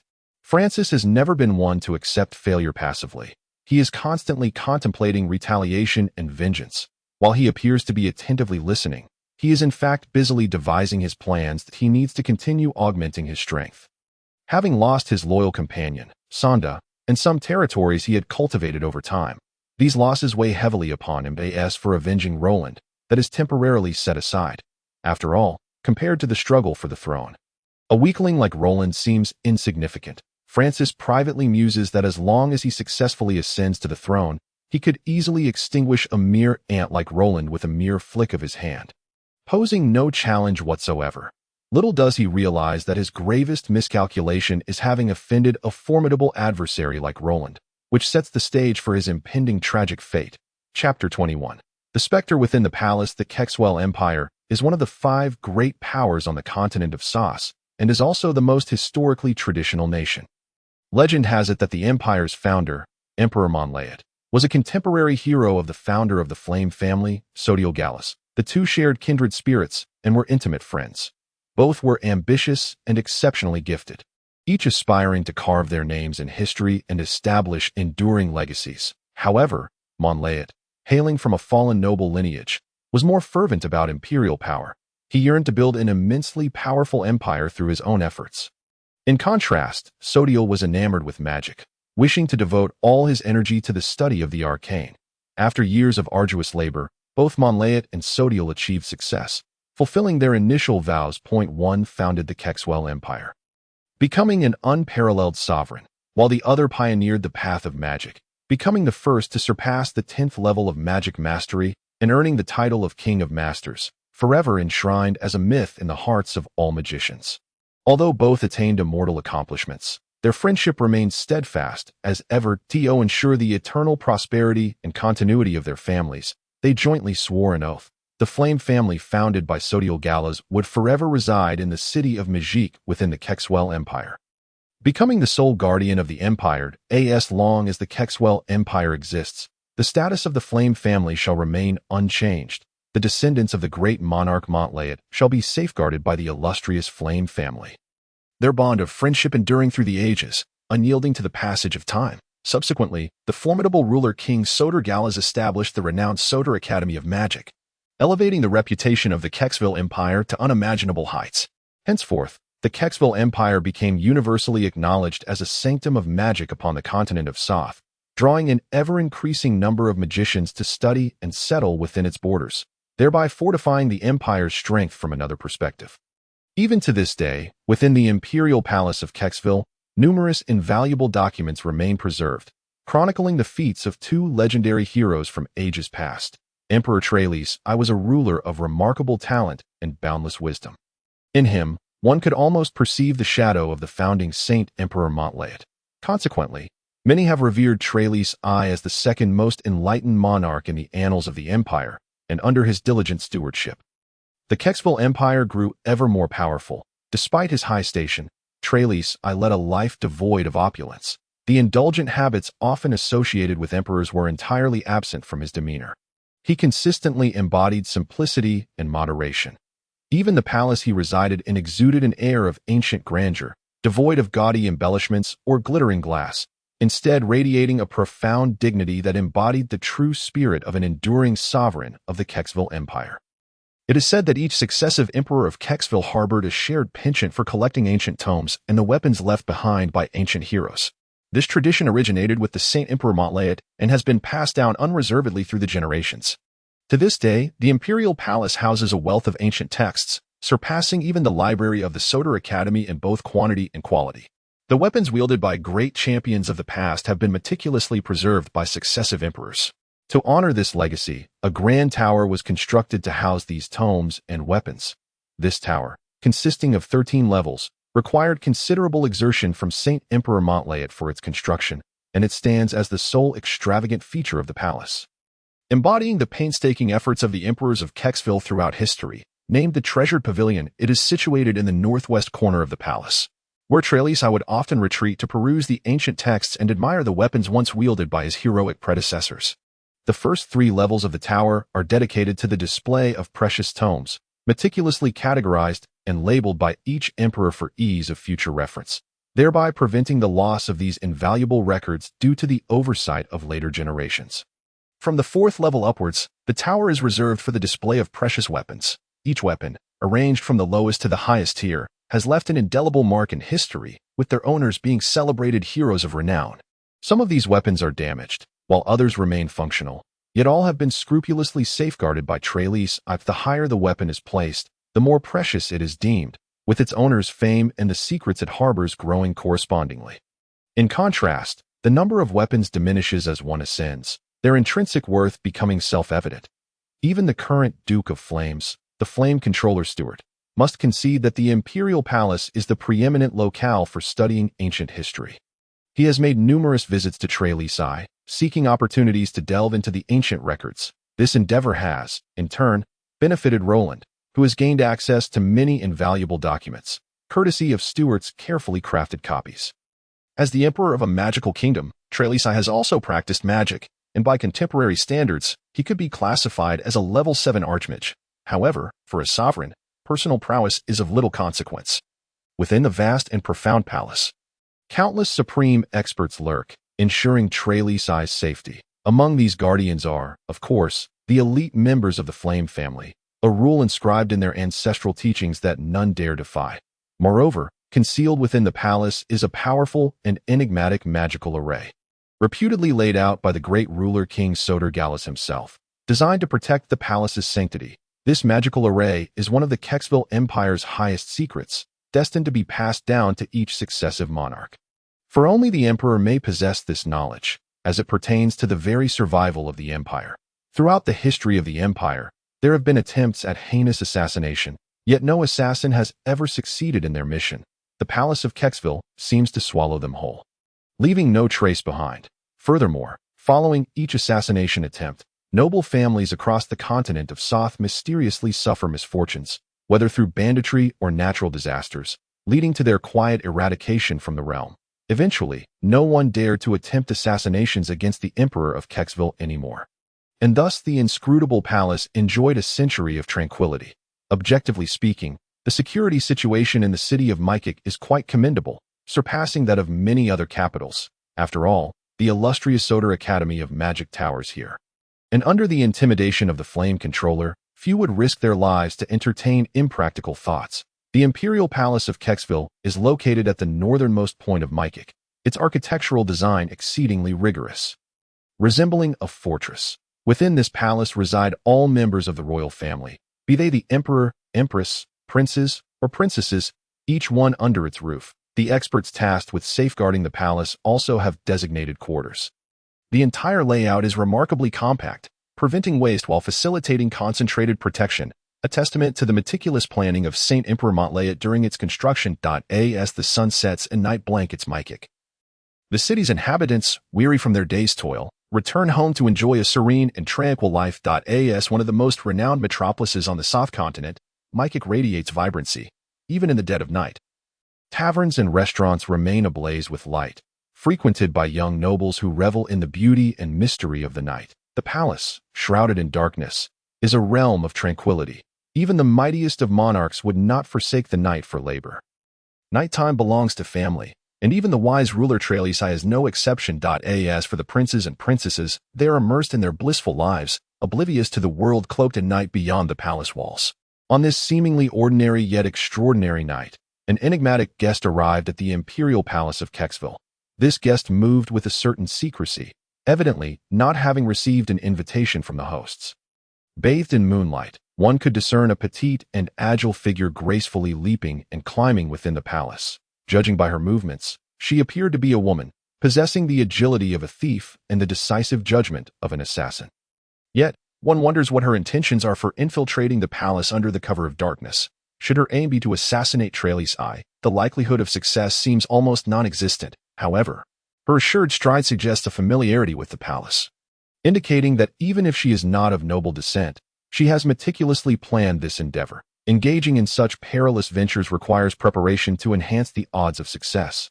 This nimble shadow advanced cautiously, her movements soundless, leaving no footprints or traces behind, reminiscent of a nimble feline, poised and steady. Observing her direction, it seems to lead contrary to the Emperor's chambers, suggesting that her aim is not assassination.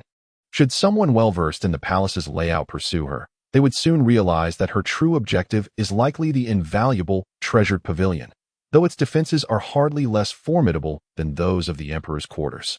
While the Kexville Empire is founded upon magic, the Imperial Palace is not devoid of skilled melee combatants. Among those openly displayed, for have attained the esteemed rank of Sword Saint. The ranks of those at levels 8 and 9 are even greater in number.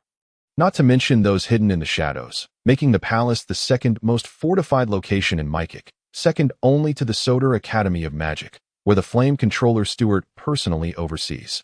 The treasured pavilion is indeed a cherished treasure in the hearts of successive emperors, and thus its defenses are formidable, but a mere glance at the surface may lead one to underestimate the multitude of visible and hidden sentinels and the myriad traps set along the path to the tower. To be deemed worthy to stand guard here, one must possess at least the rank of an 8th-level swordsman. However, in the vicinity of the towering pagoda, 2 9th-level grand swordsmen covertly remain on watch. Years ago, Duke Steward of the Blazing Flame had visited this place and witnessed the formidable defenses in place at that time. Steward had concluded that only a master thief of the 10th tier could possibly evade such ambushes with ease. Yet, even a 10th-tier master thief would likely struggle to escape unscathed from the clutches of these skilled guardians. Surprisingly, a petite figure danced gracefully, leaping with an elegance akin to a ballet. Each step taken was meticulously calculated, deftly evading hidden traps as she inched closer to the pagoda ahead. The moonlight cascaded down like shimmering mercury, illuminating her delicate silhouette, finally revealing her from the shadows. Should anyone have been present, they would have been astonished to find her cloaked in an ensemble as dark as ink. Her face was concealed by a black mask, leaving only a pair of expressive eyes visible. Devoid of any other distinguishing features, from the glimpse of those eyes, it was evident she was quite youthful, certainly not exceeding the tender age of 20. To possess such extraordinary skills at such a young age could only mark her as a prodigy among prodigies. In that moment, she did not advance further, but instead fixated intently on the pagoda before her, weaving intricate hand signs as she silently recited an incantation of unknown origin. Then, an unbelievable phenomenon transpired. Under the moon's glow, her form began to waver, ethereally dispersing into several ghostly apparitions that silently merged into the night. In an instant, the petite figure vanished, seemingly becoming one with the darkness. As the night deepened, only the luminous moonlight illuminated the earth, as if mocking the ignorance of mankind. Silently, ominous clouds began to roll in, enveloping the entire palace and obscuring the last vestiges of the moon's glow. The darkness had finally descended. Chapter 22. The heist of the palace, a cacophony of shattering porcelain echoed from within the palace, where the mighty and sagacious Emperor Tretz I was unleashing his fury in his chamber. His most trusted ministers stood nearby, heads bowed in silence, paralyzed with fear, afraid to make a sound. After a prolonged moment of venting his wrath, the emperor turned around and bellowed, "What did you say? The treasury pavilion has been robbed. How is that even conceivable?" Upon rising early that morning, Tretz I received the most disheartening news. The heavily fortified treasury pavilion had mysteriously been breached the previous night.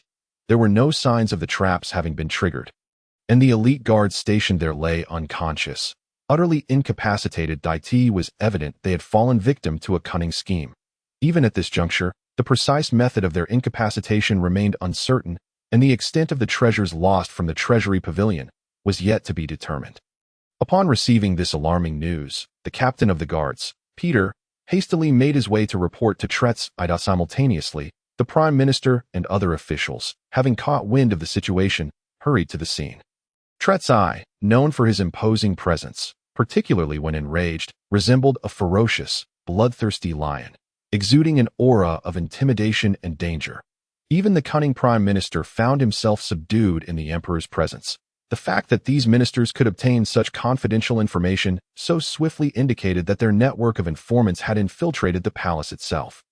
In truth, Tretz I had long been aware of such matters, though he chose not to delve too deeply, as these ministers sought to curry favor with him. However, this time, their collective arrival provided Tretz I with a means to vent his frustrations. Consequently, all of his trusted ministers, including the prime minister, found themselves subjected to the emperor's fierce reprimands before he began inquiring about the robbery of the treasury pavilion.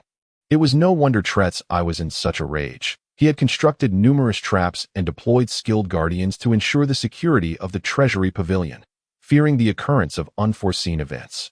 Yet, despite his meticulous precautions, a lapse had occurred, allowing the intruder to operate undetected, leaving no trace behind, which was utterly humiliating. After expressing his ire, Tretz I swiftly commanded Captain Peter to lead him to the scene of the theft. Eager to assess the situation and ascertain the extent of the losses, with the emperor's directive, the ministers had no choice but to follow, forming a diverse and bustling procession toward the treasury pavilion. Upon their arrival, Tretz I meticulously examined the surrounding traps and personally employed a wind-based detection spell, hoping to uncover crucial clues. However, to his dismay, the detestable thief had left no evidence, seemingly appearing from thin air and vanishing just as mysteriously. Next, Tretz I encountered the unfortunate guards, who had only just been discovered, lying unconscious outside the tower. With considerable effort, Peter and the others managed to revive them. Fortunately, the assailant had not resorted to excessively cruel methods, nor had they taken their lives. Otherwise, these guards would have found themselves trapped in eternal nightmares. After a thorough interrogation of the guards, Tretz I remained deeply troubled. He could glean no useful information from them, as they had lost consciousness before even catching a glimpse of their assailant. Perhaps the incident from the night prior had left them profoundly shaken, for these once proud warriors now appeared disheartened and pallid. Their confidence utterly shattered by the attack. To preserve the integrity of the scene, Peter had already dispatched personnel to secure the area. Given the gravity of the situation, he recognized his own shortcomings and sought to avoid further missteps that might render the emperor a target for his ire. Losing his position would be inconsequential compared to the dire fate that awaited him should he lose his head. Peter was a shrewd individual, fully aware of his responsibilities and the importance of performing his duties effectively, which is why he enjoyed the emperor's favor. Faced with such an incident, others might have rushed in recklessly to prove their worth to Tretz I, but Peter understood the value of discretion. His commitment to his role would secure him a stable and enduring position. Those who served closely beside Tretz I could truly appreciate that modesty was a minister's greatest virtue. Any overstepping of authority could lead to the emperor's displeasure, and in due course, calamity would befall them. Even the most skilled of thieves would inevitably leave behind some trace at the scene, yet not everyone possesses the acumen to detect even the most inconspicuous clues, necessitating the presence of relatively specialized experts to examine the site. As one of the greatest emperors of the Kexware Empire, Tretz I had gathered many elite individuals in addition to a 10th-tier archmage dispatched by the Blazing Flame family. There was also Master Ram from the Radiant Church, a distinguished elder and a doctor of magic. Master Ram, a revered figure with over a century of experience as an archmage, was renowned for his exceptional knowledge, standing in stark contrast to the relatively lesser-known Roland. Even the most formidable figures on the continent held him in high regard. Thus, enlisting Master Ram to investigate the scene was undoubtedly the most prudent choice, and even the irate Tretz, I could not find a better alternative. Of course, a visionary emperor must possess extraordinary composure, remaining unperturbed even in the face of calamity. Therefore, when Master Ram arrived, Tretz I maintained his poise and grace, refraining from displaying any signs of distress or agitation. Accompanying Master Ram to the scene was Master Tinga, the second son of Duke Stewart from the Blazing Flame family, who had only recently ascended to the rank of 10th-tier Archmage 5 years prior. However, Tretz I was more familiar with Tinga, as he was the prince's maternal uncle, being the elder brother of the princess. This familial connection assured Tretz I of Tinga's unwavering dedication. Naturally, Master Tinga, proficient in fire magic, was primarily tasked with safeguarding the palace, rendering him less capable of assisting in the investigation of clues. Thus, when Master Ram arrived, all eyes were immediately drawn to him.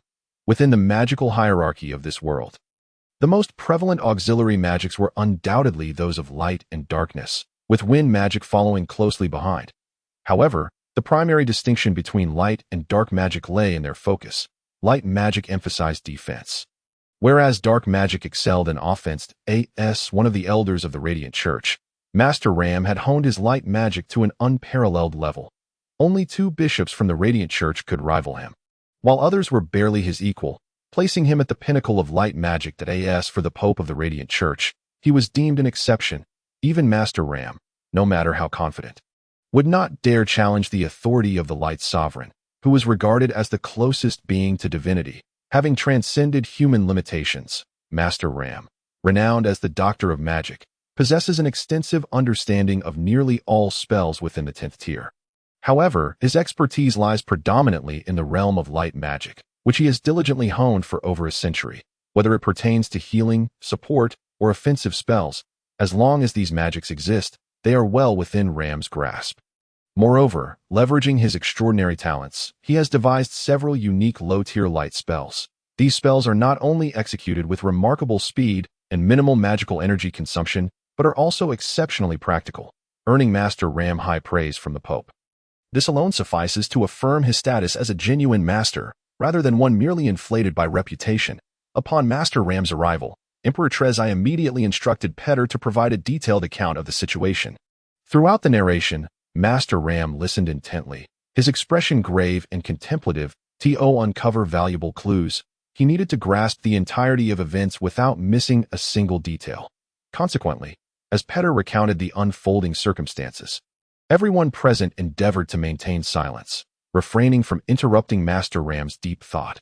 Once Petter concluded his account, Master Ram swiftly shifted into action. Indeed, this master exemplifies remarkable qualities, particularly in his diligent work ethic. He displays an unwavering commitment to his craft. Disregarding his esteemed status at times, in pursuit of subtle clues, he would even kneel on the ground to conduct observations, allowing dust to soil his robes, to investigate the traces left by the perpetrator. Master Ram first employed a second-tier spell known as Sensitivity Light. The purpose of this spell is to amplify the subject's sensitivity to light by 100-fold, enabling the detection of any light changes generated by elemental magic. Simultaneously, this spell is one of Master Ram's own creations and is widely utilized within the Radiant Church today. Typically, Mirror Light accompanies Sensitivity Light. This spell projects all magical information contained within a target onto a mirror-like surface. This dual functionality allows for clear observation and analysis without damaging the original source, significantly mitigating the potential losses from operational errors on the mirror surface created by mirror light. Master Ram conducted various experiments, ultimately distilling a faint yet suspicious wave of magical energy. Based on his extensive experience, he deduced that this energy belonged to the domain of dark magic, undoubtedly originating from a specific dark spell. The revelation of this conclusion provided Petter, responsible for palace security, with considerable relief. Petter's greatest fear was the possibility of internal betrayal, in which case his tenure as captain of the guards would be at an end. If he could prove that the thief was from outside the palace, he would likely face only a reprimand. Hence, Petter's reaction was entirely understandable. After inspecting the necessary routes to the treasury, Master Ram conducted a thorough physical examination of the guards. Such a comprehensive assessment could only be performed by light mages of the 9th tier or above, a hallmark of the Radiant Church, as most masters practicing light magic are affiliated with this institution. Following the examination, Master Ram discovered that the guards had indeed fallen victim to a covert attack. They had simultaneously endured two types of magical assaults. One was a weakening spell, and the other a sinking spell.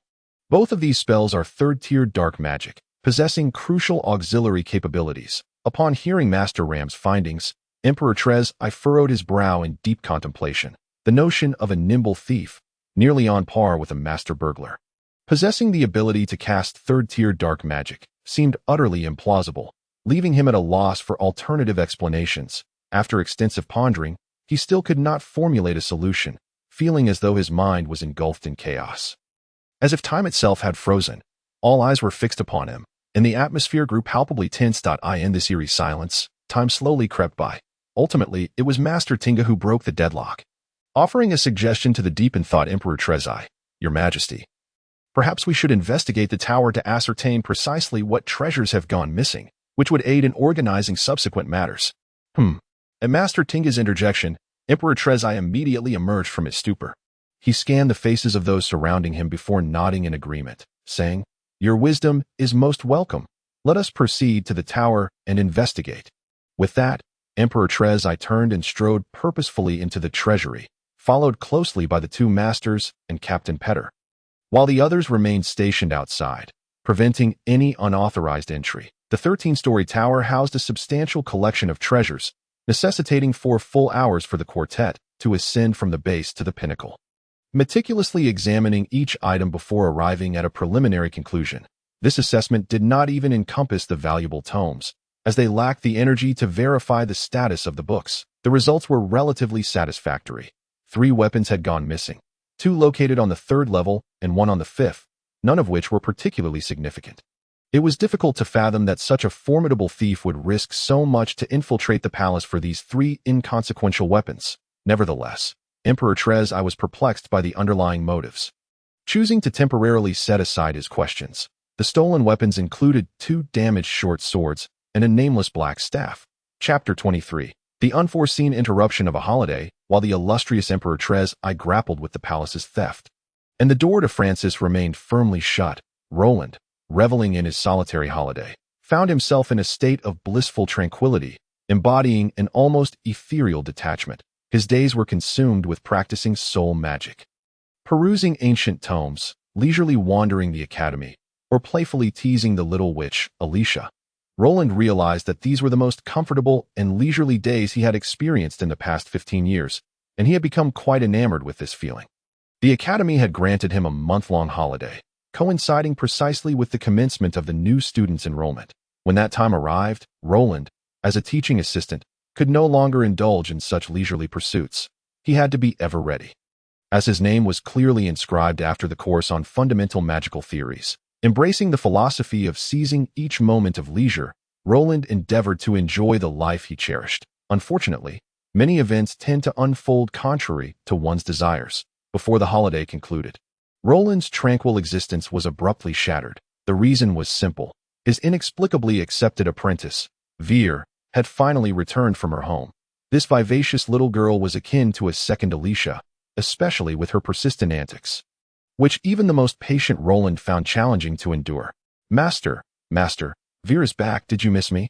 Before even entering, Roland heard the girl's melodious voice. With an exasperated roll of his eyes, he reluctantly closed the ancient tome in hand and rose from his seat.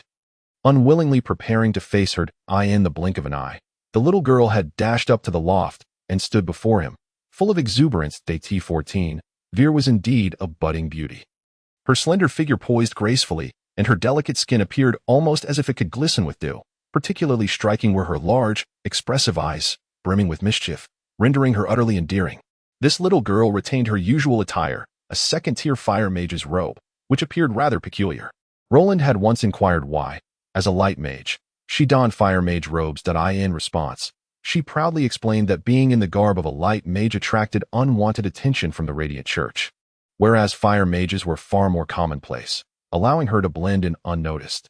This way, she encountered considerably fewer troubles, and she had grown accustomed to wearing the fire mage robe, which she allegedly pilfered from her brother, Hughes. This account was corroborated by Hughes himself, who, while recounting the incident to Roland, couldn't help but grumble, indicating that this fervent devotee of flame had endured considerable torment at the hands of his sister.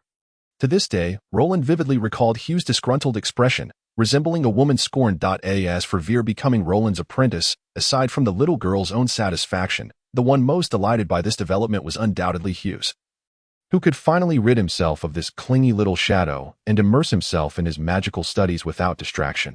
According to Hughes, had it not been for Veer's incessant meddling, he would have undoubtedly shattered his current bottleneck and ascended to the ranks of a fifth-tier mage. Observing the exuberant little girl, Roland realized he could no longer afford to be lazy. He stood and inquired, "So, Veer, when did you return?" "I came back today, as soon as I arrived at the academy. I rushed to see my master. How about it? Am I a good apprentice?" As she spoke, the little girl proudly presented a basket of fruits she had brought, exclaiming, "Master, these are specialties from my hometown. Rare finds elsewhere, and absolutely delicious. Thank you so much." Roland, seeing her earnest expression, accepted the offering and added, "By the way, Veer, with the new term approaching, are you well prepared? Returning so many days in advance, are you planning to tidy up the dormitory?" "Not at all." The little girl shook her head, wrinkling her adorable little nose as she said, "Master, what do I have to clean up? I came back early this time because I begged for it for a long time. I returned solely to learn from you." "You? Really? You could have returned when the school starts and still learn. I wouldn't have run off on my own. Coming back now means no holiday at all. How exhausting that is." If one were unaware, they might think Roland was concerned about Veer, but in truth, he lamented the loss of his own vacation. However, the simple-minded little girl naturally failed to perceive that underlying meaning and assumed Roland was considering her, prompting her to burst into joyful laughter. "Master, Veer is not afraid of hardship. From now until school starts, I will study with you, coming every day. You can rest assured, Veer will persevere." With that, Veer vigorously waved her delicate little fist, causing Roland's eyelids to twitch. All right. He forced a smile, but his heart was already chilled. Reflecting on the vacation he had yet to enjoy, Roland couldn't help but sigh inwardly. It seems I truly have no fate for rest. As the saying goes, since one has arrived, one must settle in. Roland had never been one to complain about fate, and since the little girl expressed a desire to learn, he, as her master, had no reason to refuse. Thus, from that day forth, Roland's holiday came to a hasty end. Although influenced by Pikachu, Roland's diligent and responsible nature remained unchanged. It was indeed a testament to Veer's discernment that she chose Roland as her teacher. The knowledge she would gain would far exceed her imagination. To better guide Veer in her magical training, Roland prepared a comprehensive assessment for her. This included 8 aspects: foundational knowledge, comprehension ability, magical power, spiritual strength, magical cultivation, controllability, creative ability, and knowledge of magical formations, encompassing dozens of items. The entire evaluation took 3 full days, leaving even the energetic little girl feeling dizzy. The testing process was undoubtedly tedious, yet its significance was paramount. Only by understanding these precise details could Roland tailor his teaching to suit her needs, aiding her in her growth. Despite Roland himself lacking the ability to wield elemental magic, he was more than capable as a teacher for the little girl. This could be corroborated by the case of the little sorceress Alicia, without Roland's assistance. No matter how talented Alicia was, she would never have broken through to the 8th-level sorcerer at the age of 19. Veer's situation, however, differed significantly from Alicia's, having merely reached the level of a 3rd-level sorcerer. Veer possessed greater malleability. Her exceptional qualifications and outstanding talent provided her with immense potential for improvement and development. That Roland's role was to guide her in gradually unleashing her potential while fully utilizing her strengths for rapid and healthy growth. In terms of magical theory, Roland had already attained a considerable level of expertise, effortlessly navigating both ancient and modern magic. With his assistance, Veer would encounter far fewer detours in her future studies, an advantage that would gradually become apparent over the course of her magical education. During the assessments, Roland was astonished to discover Veer's remarkable talent in the realms of magical comprehension, creative ability, and knowledge of magical formations. Regardless of the magic Roland explained, she grasped it thoroughly in the shortest time possible and offered her own innovative insights. This was a clear manifestation of her innate talent. Rare even among those with the titles of Master Sorcerers at levels 9 and TEN.AS for magical formations, they were Heir's passion. Despite being only 14, she had already spent over 5 years studying them. This meant that, at the tender age of 9, she had developed a keen interest in magical formations and had persevered ever since. Such a diligent and eager learner, even Roland, who often sought to take it easy, was grateful not to have overlooked her. Ultimately, Roland devised a curriculum that consumed nearly all of Heir's time. Mornings were dedicated to theoretical studies of magic, including explanations of magical formations, while afternoons were reserved for practical exercises. With ample time allocated for all practical projects, including magic control, evenings were set aside for daily summaries and corrections of mistakes, aimed at deepening Heir's memory and accelerating her mastery of the knowledge acquired. Furthermore, Roland assigned her stringent homework, mandating that upon returning to the dormitory, she must engage in meditation practice according to the improved method he had taught her. Had anyone else seen this curriculum, they would undoubtedly have lambasted Roland, for such a heavy study load would be daunting not only for Heir, who was just entering the intermediate class, but even for those in the advanced levels. Nevertheless, Heir possessed a remarkable trait, an indomitable spirit. Once she determined to pursue something, she would grit her teeth and see it through to the end. This was precisely what Roland valued in her.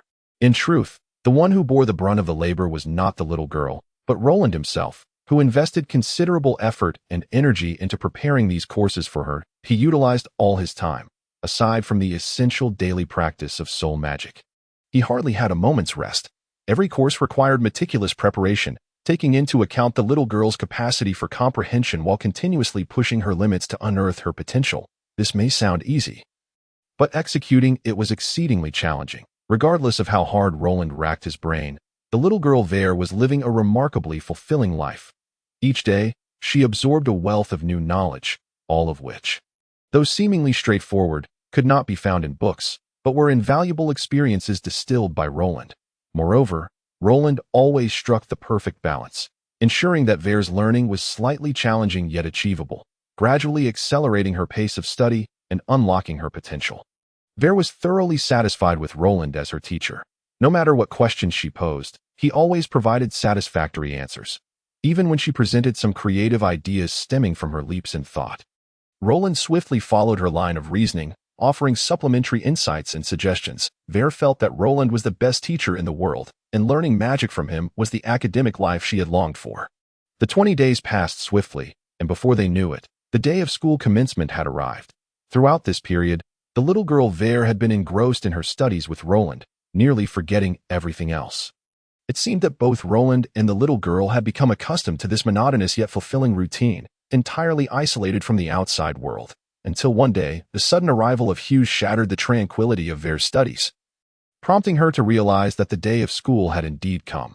After being apart for over 20 days, Hughes could hardly believe his eyes. His mischievous and whimsical little sister had grown to such an extent. Heir had not only successfully surpassed the limits of a third-level sorcerer, but had also elevated her spiritual and magical powers to the level of a fourth-level sorcerer. Moreover, her control over magic had undergone a profound transformation.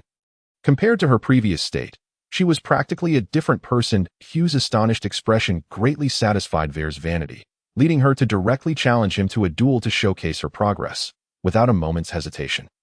Hughes accepted the challenge, eager to validate his suspicions. Their duel took place in a secluded corner of the academy, with Roland serving as the witness to their sibling rivalry. The outcome of the duel greatly exceeded Hughes' expectations. He found himself utterly outclassed by Heir's exquisite control of magic and her array of unconventional techniques. Quickly falling to defeat. At that moment, Hughes truly conceded to Roland.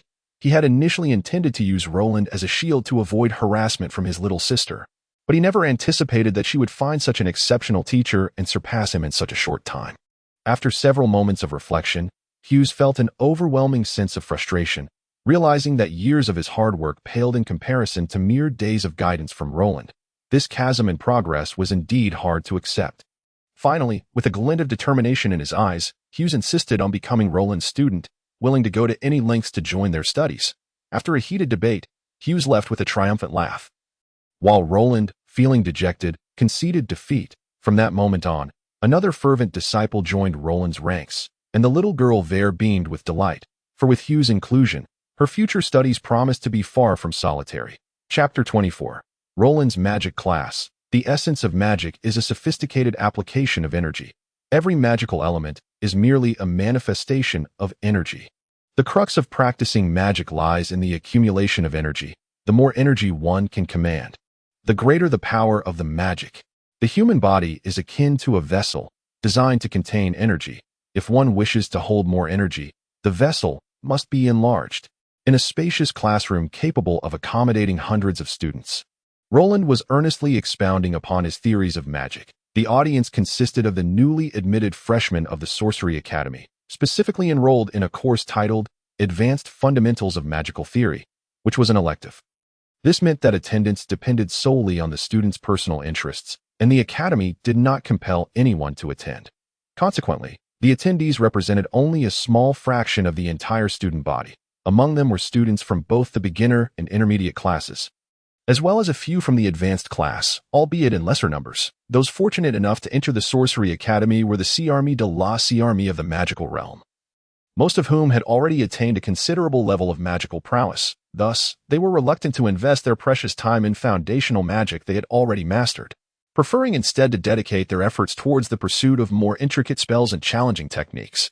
As a result, Professor Roland's course failed to ignite their enthusiasm. While diligently delivering his lecture, Roland also observed the attentiveness of the students. He noted that the majority of attendees were the younger students, for whom foundational theoretical courses held significant importance, comprising over 60% of the total. In addition to these beginners, a substantial number of intermediate students were present, with a small group led by Hughes and Heir occupying the front rows.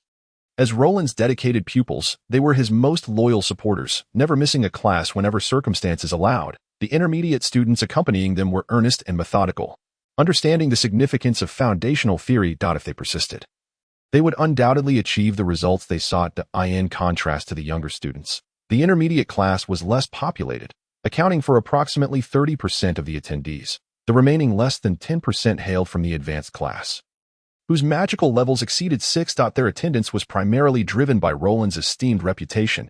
After all, as a unique figure within the academy, Roland enjoyed considerable recognition. In fact, the turnout today far exceeded his expectations, doubling that of the previous year, a development that filled Roland with immense joy. That he hoped that an increasing number of students would come to appreciate the role of foundational magical theory in their magical training.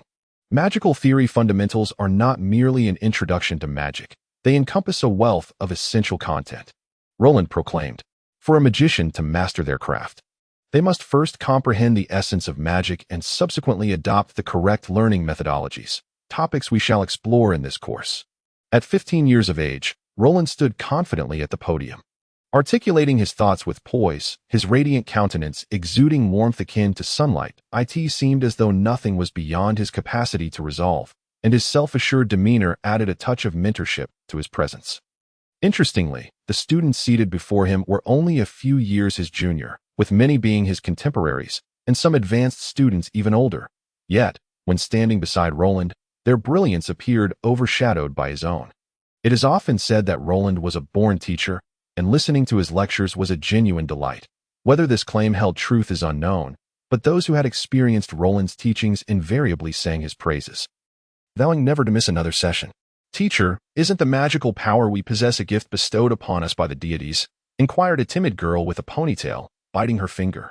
"Why does the teacher say it is the application of energy?" "That is an astute observation," Roland replied with a smile. "Magical power is indeed a divine gift, yet it merely opens the door to the realm of magic." He continued, "Even among those endowed with the same gift, their achievements in magic can vary greatly, and this stems from their differing applications of energy." Noticing the girl's perplexed expression, Roland elaborated, "Consider you and your classmates, all practicing the same spell. Why do some progress swiftly while others lag behind?" I know. It's because everyone exerts different levels of effort." A boy seated next to her interjected eagerly. "Excellent response. It is precisely because some are more diligent that they can better harness the application of energy and achieve superior results," Roland affirmed with a nod. The boy, appearing somewhat enlightened, nodded in understanding. While the ponytailed girl continued to chew her finger, her large, sparkling eyes fixated on Roland, exuding an undeniable cuteness. In preparation for this class, Roland had meticulously organized his lecture 3 days in advance, ensuring a seamless flow throughout the session. Moreover, he incorporated interactive elements into the ostensibly dry theoretical course, bringing it to life. This innovative approach yielded positive results, not only enhancing student engagement, but also fostering a closer connection among them. During the subsequent QA session, hundreds of students eagerly raised their hands, vying for the opportunity to converse with Roland. As he addressed their inquiries, Roland was pleasantly surprised to discover that this year's cohort had shown marked improvement in both quantity and quality compared to the last. Some students even posed profound questions, demonstrating a theoretical understanding that approached graduation level. The advanced students attending were drawn by Roland's reputation, seeking his guidance to transcend their limitations and successfully navigate the Academy's ultimate examination. It was well known that nearly all students who had received Roland's mentorship had passed the final exam with flying colors, earning their diplomas and joining the ranks of high-level sorcerers. Today's lecture had concluded successfully, marking a promising start to Roland's new academic year. As an elective course instructor, his teaching responsibilities were relatively light, with only one session of advanced fundamentals of magical theory each week, leaving him ample time to manage his own schedule. Occasionally, he would also accept invitations from other instructors to teach in their classes, but these were typically spontaneous arrangements without prior planning. After the lesson, amid the reluctant gazes of his students, Roland departed the classroom with composure, heading towards the library. In his heart, there was no place as comforting as his little sanctuary, where he felt most at ease. Hughes and Heir, the siblings, had been assigned to different classes, as they belonged to the elemental realms of fire and light, respectively. After being placed in the intermediate class of the light element, Heir was compelled to shed her disguise and don the authentic robes of a light mage. Otherwise, as a light element student wearing robes of another element, she would surely face severe reprimands. Prior to the start of the semester, at Roland's insistence, Heir underwent a re-evaluation of her magical aptitude, resulting in her brand new robes being embroidered with 4 sacred halos. Entering the intermediate class as a level 4 mage, while not considered an exceptional talent, she was nonetheless among the top students. Coupled with the specialized training she received from Roland, she was significantly more formidable than other level 4 mages. Thus, her true combat prowess far exceeded what was superficially evident.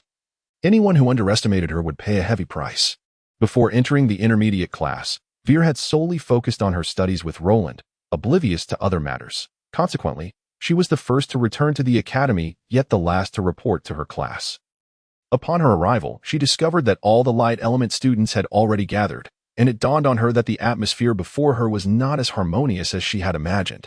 It was well known that all light element mages were devotees of the light god, advocating forgiveness and compassion, viewing the salvation of humanity as their sacred duty. The majority belonged to the Radiant Church, as the Pope was the light god's representative on the continent of Source, embodying the most formidable mastery of light.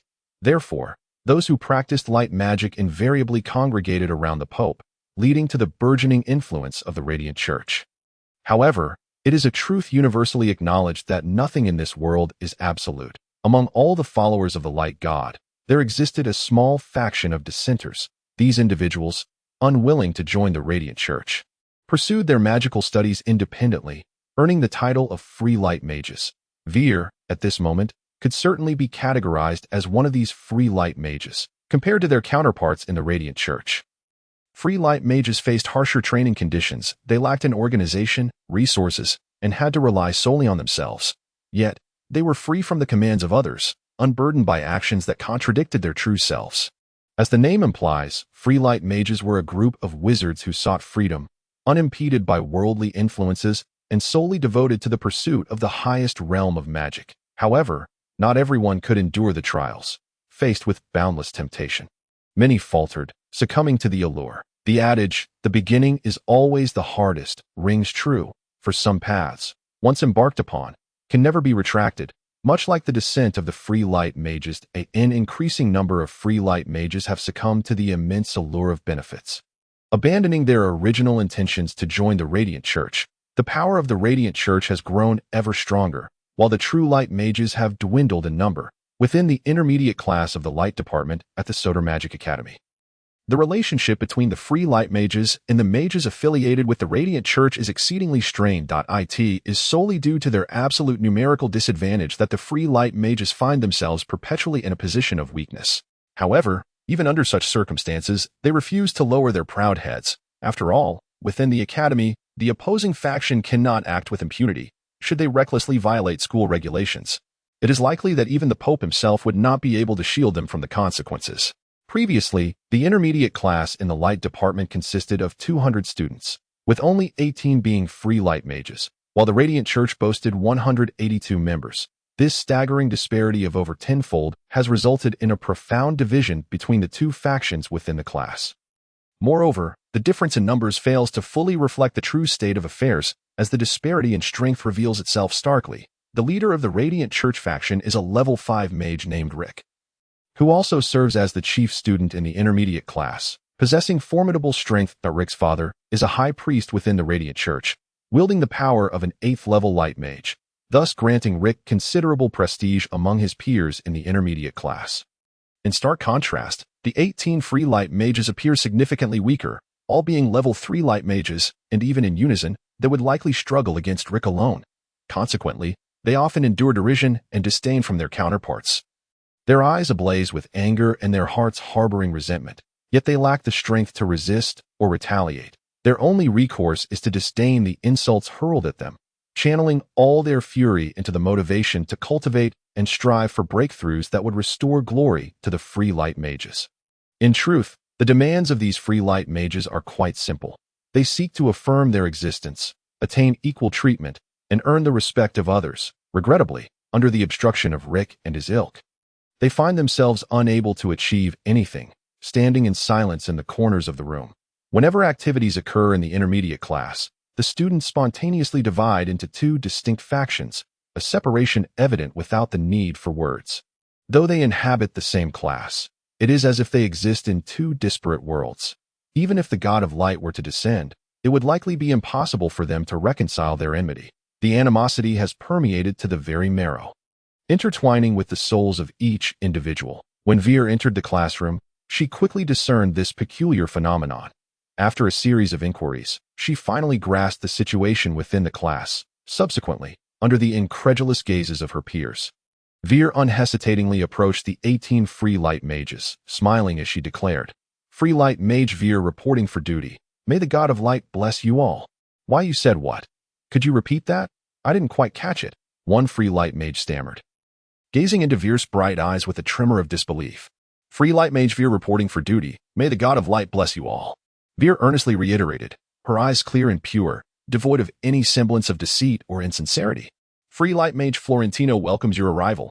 This free light mage, with utmost sincerity, performed a mage's salute to Veer, exclaiming, "Comrade, may the God of Light bless you." Following suit, the remaining 17 free light mages bowed in unison, their voices ringing out proudly, "May the God of Light bless you." Their tone was imbued with pride, and their expressions were charged with excitement. Once upon a time, they had struggled on the brink of despair, and at another juncture, they had plummeted into endless darkness. Yet, upon beholding Veer's angelic visage, hope ignited anew within their hearts. In that moment, Veer appeared as a celestial being, embodying the will of the God of Light, dispelling the cold and darkness that had enveloped Florentino and the others, rekindling their confidence to continue fighting for freedom. Unbeknownst to her, Veer had fulfilled a sacred mission, embracing her responsibilities as a light mage and achieving a form of spiritual salvation for Florentino and his compatriots. Meanwhile, Rick and his followers were left in a state of stupefaction, unable to believe their eyes or ears as they witnessed the beautiful angel flying toward what they deemed a group of miscreants, actively seeking to align herself with them. Rick felt himself teetering on the edge of insanity. Such a ludicrous turn of events transpiring before his eyes was simply unfathomable. He could hardly contain himself as he shouted, "Oh, heavens, do you even comprehend what you are doing? You are about to ruin yourself. Do not join them. You will lose everything. Only the Radiant Church is your sole choice. Only here can you feel the warmth of the God of Light." Rick's subordinates quickly grasped their leader's intentions, shouting at the top of their lungs. Turning her head slightly, Veer smiled silently and replied, "I absolutely know what I am doing. As a light mage, I am perpetually enveloped in the glory and warmth of the God of Light. The Radiant Church is also a follower of the God of Light, and we free light mages stand as equals. You prioritize power, while we yearn for freedom. That is the only difference between us. No, do not conflate us with those foolish and despicable free light mages. We are the noble Radiant Church, the most faithful disciples of the God of Light. Rick vehemently countered, his eyes ablaze with fervor that it appeared he had been thoroughly brainwashed by the Radiant Church, having lost all sense of justice within his heart. Since you hold such beliefs, I cannot assist you. What a pity, you are no longer mere servants of the God of Light. Your souls have been tainted, and your spirits have begun to descend into corruption. As she spoke, Veer donned a sorrowful expression, gravely declaring, May the glory of the God of Light shine upon you, cleansing the dust from your beings, removing the impurities from your souls, and may the purifying light illuminate the earth, forever safeguarding the legacy of the light. It is not too late to reconsider. Come, join us in the Radiant Church. Rick extended a hand towards Veer, his expression imbued with utmost sincerity. I am sorry. From the moment of my birth, my mother chose my allegiance for me, and I shall forever abide by the rules established by the God of Light, striving to be a free light mage in pursuit of freedom and glory. Veer resolutely stated, This is my greatest aspiration and honor, a pursuit that shall forever accompany me. I swear, you will come to regret this. You will undoubtedly regret this. The failure of his recruitment left Rick with a profound sense of defeat. He cast one last lingering glance at Veer before storming out of the classroom, his discontented voice echoing in the air. Paying no heed to Rick and his departing companions, Veer gracefully made her way to Florentino and the others. From this day forth, she would join them in their quest to restore the glory of the free light mages. This moment would be forever etched in memory. Years hence, when people recalled the events of that day, they would do so with utmost reverence, proclaiming, It was the arrival of the Saintess of Light that brought hope to the free light mages, irrevocably altering the landscape of light mages and heralding the dawn of a new era. With Veer's addition, the ranks of the free light mages swelled to 19. Moreover, as a level 4 light mage, Veer naturally assumed the role of leader within this cohort. It was only after comprehending the entirety of the situation that Veer truly understood the gravity of the challenges her faction faced. Just as Rick had claimed, the free light mages indeed teetered on the precipice of despair and darkness. Upon becoming the leader of the free light mages, Veer seemed to mature overnight. She felt the weight of her significant responsibilities and began to consider matters with greater meticulousness and comprehensiveness. The first to notice this transformation was undoubtedly Hughes, Veer's elder brother, who knew her better than anyone else. Thus, when Veer underwent her subtle metamorphosis, Hughes swiftly recognized the change within her, from the innocent, headstrong girl to the leader of the free light mages. Veer's rapid growth left Hughes utterly astonished. He could hardly believe that his sister had accomplished so much in the span of a few short days. The mere sight of the free light mages obediently following Veer's lead was enough to leave Hughes in a state of amazement. The genesis of this remarkable shift stemmed from a spontaneous decision made by Veer. Yet its impact on the free light mages proved to be monumental. As free light mages, Florentino and his companions faced insurmountable challenges in their training conditions, which paled in comparison to those of Rick and his affiliates. After all, the resources and finances of the Radiant Church were vast and abundant. Consequently, Florentino and his comrades consistently ranked among the lowest in terms of training speed.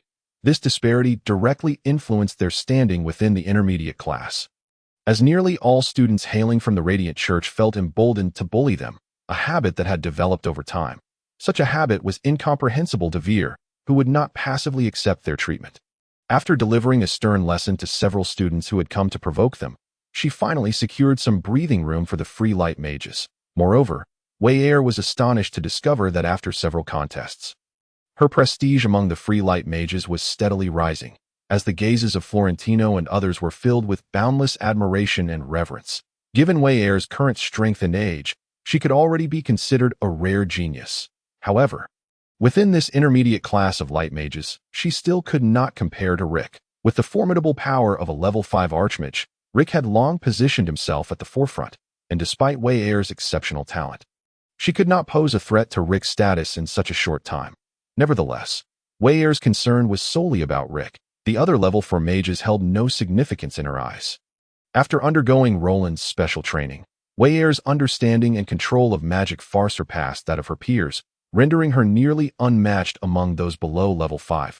especially against the light mages renowned for their supportive abilities.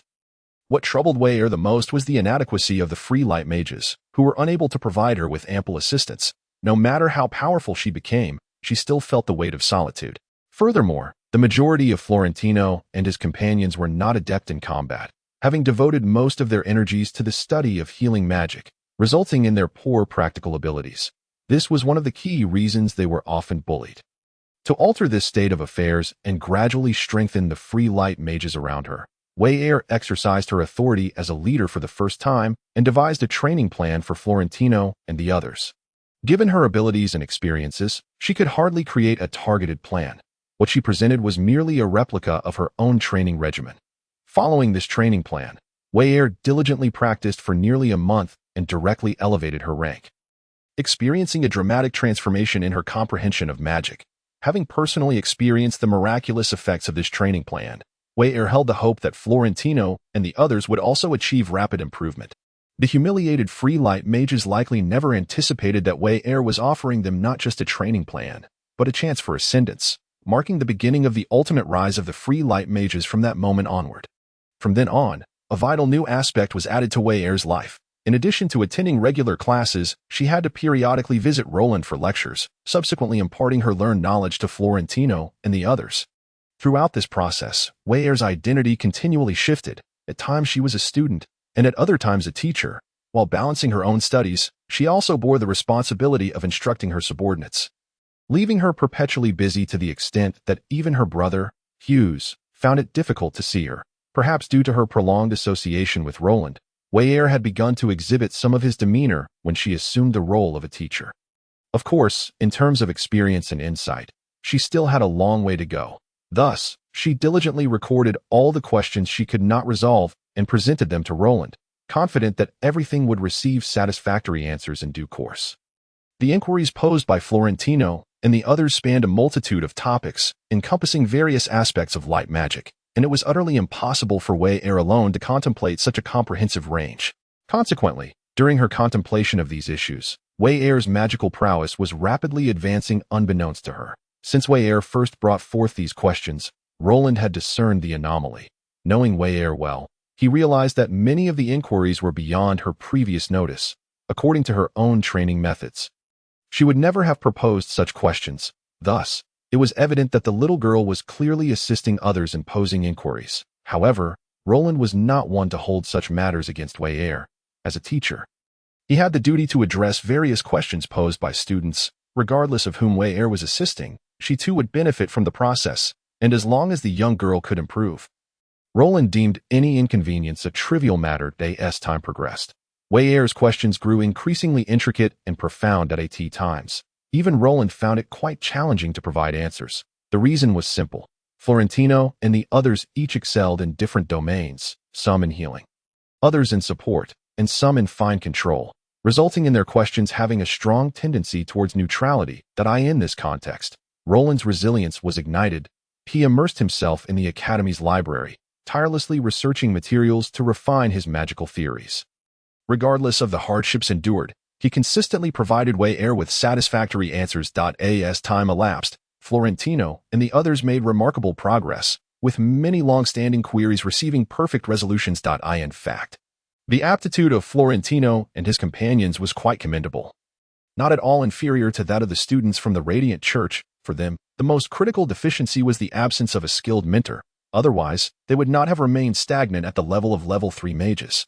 Now, with Roland addressing their inquiries, Florentino and his companions had begun to glimpse the hope of breakthrough. The adage, one who masters one method masters all methods, held true. Once they liberated their long-restrained thinking, they became significantly more perceptive. Initially, Heir took great pride in this method of guidance, relishing the role of wielding influence through her connection to Roland. However, as time passed, she became disheartened to realize that she could no longer cope with the increasingly complex situation. The profound questions casually tossed by Florentino and the others often left her at a loss, reducing her to a mere intermediary between both parties. Ultimately, Heir resolved to bring Florentino and the others directly to Roland's residence, and the sheer number of them left Roland utterly astonished. Although he had mentally prepared himself to some degree, he never expected Heir to arrive with a total of 18 students. At that moment, it was time for Heir to showcase her skills. Through a combination of coaxing, charm, and playful insistence, she left Florentino and the others dumbfounded, causing Roland immense frustration. These unfortunate free light mages had never witnessed such a scene, especially with their revered leader as the main performer. Nonetheless, Heir's efforts bore fruit, as Roland was compelled to agree to numerous terms and became the guiding mentor for these free light mages, responsible for formulating suitable training plans for each individual and addressing their inquiries at any time. Thus, Roland's cadre of personally mentored students grew once more, and his modest attic became the unchallenged venue for gatherings among Heir and her companions. Chapter 26. A private conversation between grandparent and grandchild. Time flew by in the blink of an eye. It had already been 2 months since the new students commenced their studies. During this period, Roland's life was fulfilling yet demanding, as he was perpetually engaged in a whirlwind of activities, scarcely finding a moment of respite. Even his routine practice of soul magic was relegated to the nighttime. After his soul light broke through to the orange level, Roland gradually realized that he seemed no longer reliant on sleep to restore his energy, as long as he engaged in profound soul cultivation. He could swiftly regain vitality and stamina, maintaining himself in peak condition at all times. For Roland, there was no better news than this. By employing soul magic for rejuvenation, Roland not only preserved his mental and physical vitality, but also saved a considerable amount of time. After all, Roland's time was exceedingly precious. Every minute, every second, he wished he could split in half to utilize. Aside from the madcap professors engrossed in magical research at the academy, Roland was perhaps the busiest person of the day. Fortunately, his efforts had not been in vain, providing him with a slight sense of balance. After assessing the magical aptitude of Florentino and the others, he devised training plans tailored to each individual.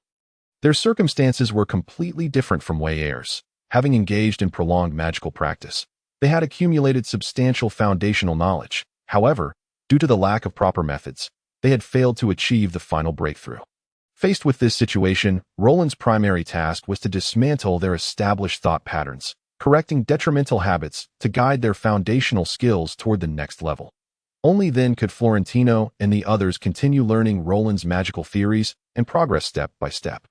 2 months is neither long nor short, yet the progress made by the 18 free light mages was evident. However, only 6 of them had truly achieved breakthroughs. Among these 6 was Florentino himself, who, having reached a relative limit, easily surpassed to the realm of level 4 mage with Roland's guidance. In contrast, the other 12 still had some distance to cover, though not insurmountable, as long as they persevered in their training. Breakthroughs would merely be a matter of time. After advancing to level 4 mages, the mindset of Florentino and his companions underwent some changes. Sensing a hint of pride emerging, Roland promptly arranged for Heir to spar with them. The outcome of the bout was self-evident. Heir delivered a thorough lesson, safeguarding her leader's honor and enabling them to recognize their own prowess. Following their devastating defeat, Florentino and the others were naturally overwhelmed by shame. They resolved to channel all their efforts into study and training, no longer daring to revel in arrogance. Witnessing this transformation brought a smile to Roland's face. While teaching his students, Roland did not neglect his own training. Every day, he utilized the power of the soul book to assist him in honing his soul. Now, he has stabilized the light of his soul at the orange level, rendering him over 3 times more powerful than when he had just broken through. Should a true battle ensue, even against an 8th level sorcerer, Roland would possess a significant chance of victory. After all, those soul spells that disregard all defenses retain considerable practical value. Absent any unforeseen interruptions, Roland would likely continue this existence indefinitely. However, it seems that fate delights in tormenting Roland, persistently seeking ways to disrupt his tranquil life. Standing within the circular hall, Roland contemplated silently. This mage tower, belonging solely to the esteemed headmaster, was not a novel sight for Roland. His previous visits had occurred in his youth, accompanying his grandfather to this place, with the last visit being alongside Bora and the little sorceress, receiving an apology from Francis. Ever since being indirectly expelled from his home by the Flame family, Roland's sense of belonging to the family had plummeted to an all-time low. If not for sharing the Gala's surname, he would appear to have no connection to this lineage whatsoever. Among the Flame family, the only person Roland felt gratitude towards was his grandfather, the great Flame Master Steward. Had it not been for his arrangements, Roland would likely have perished from the cold on the streets. With none of the life he enjoys today, the reason Roland exerted himself tirelessly from a young age was to earn his grandfather's approval. As for the others in the family, including his heartless parents, they had long been relegated to the recesses of his mind. Perhaps what remained was merely a phantom shadow. Thus, upon receiving Stuart's message, Roland promptly set aside his current tasks and made his way to the Mage Tower. "Roland, you have arrived. Please take a seat." An aged voice resonated from behind. As the Duke of Flame, Stuart, made his entrance, after respectfully bowing to Stuart, Roland quietly settled down in the guest seat. Before his grandfather, Roland always exuded a solemnity. Every gesture imbued with noble elegance, pleasing to the eye. This unparalleled nobility was an inherent trait of Roland's. Others, even with the utmost effort to imitate, could not capture it so vividly. "You, my child, remain so restrained. Do relax here with grandfather." Stuart chuckled, shaking his head, and inquired, "How have you been lately? Is your health restored?" "Rest assured, I have been quite well lately. My health is fine. A few days of rest have sufficed," Roland replied politely. "That is wonderful news. I have heard you taught a course this semester, and the students responded positively.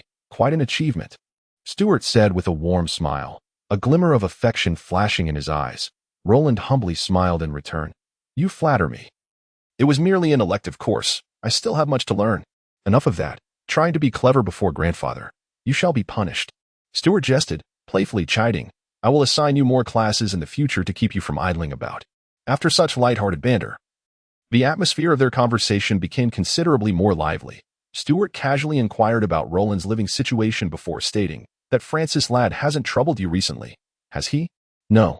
Roland shook his head. "Since our last encounter, I have not come across him at all." "Ah, that boy has been spoiled by your aunt. Regardless, he is still your cousin.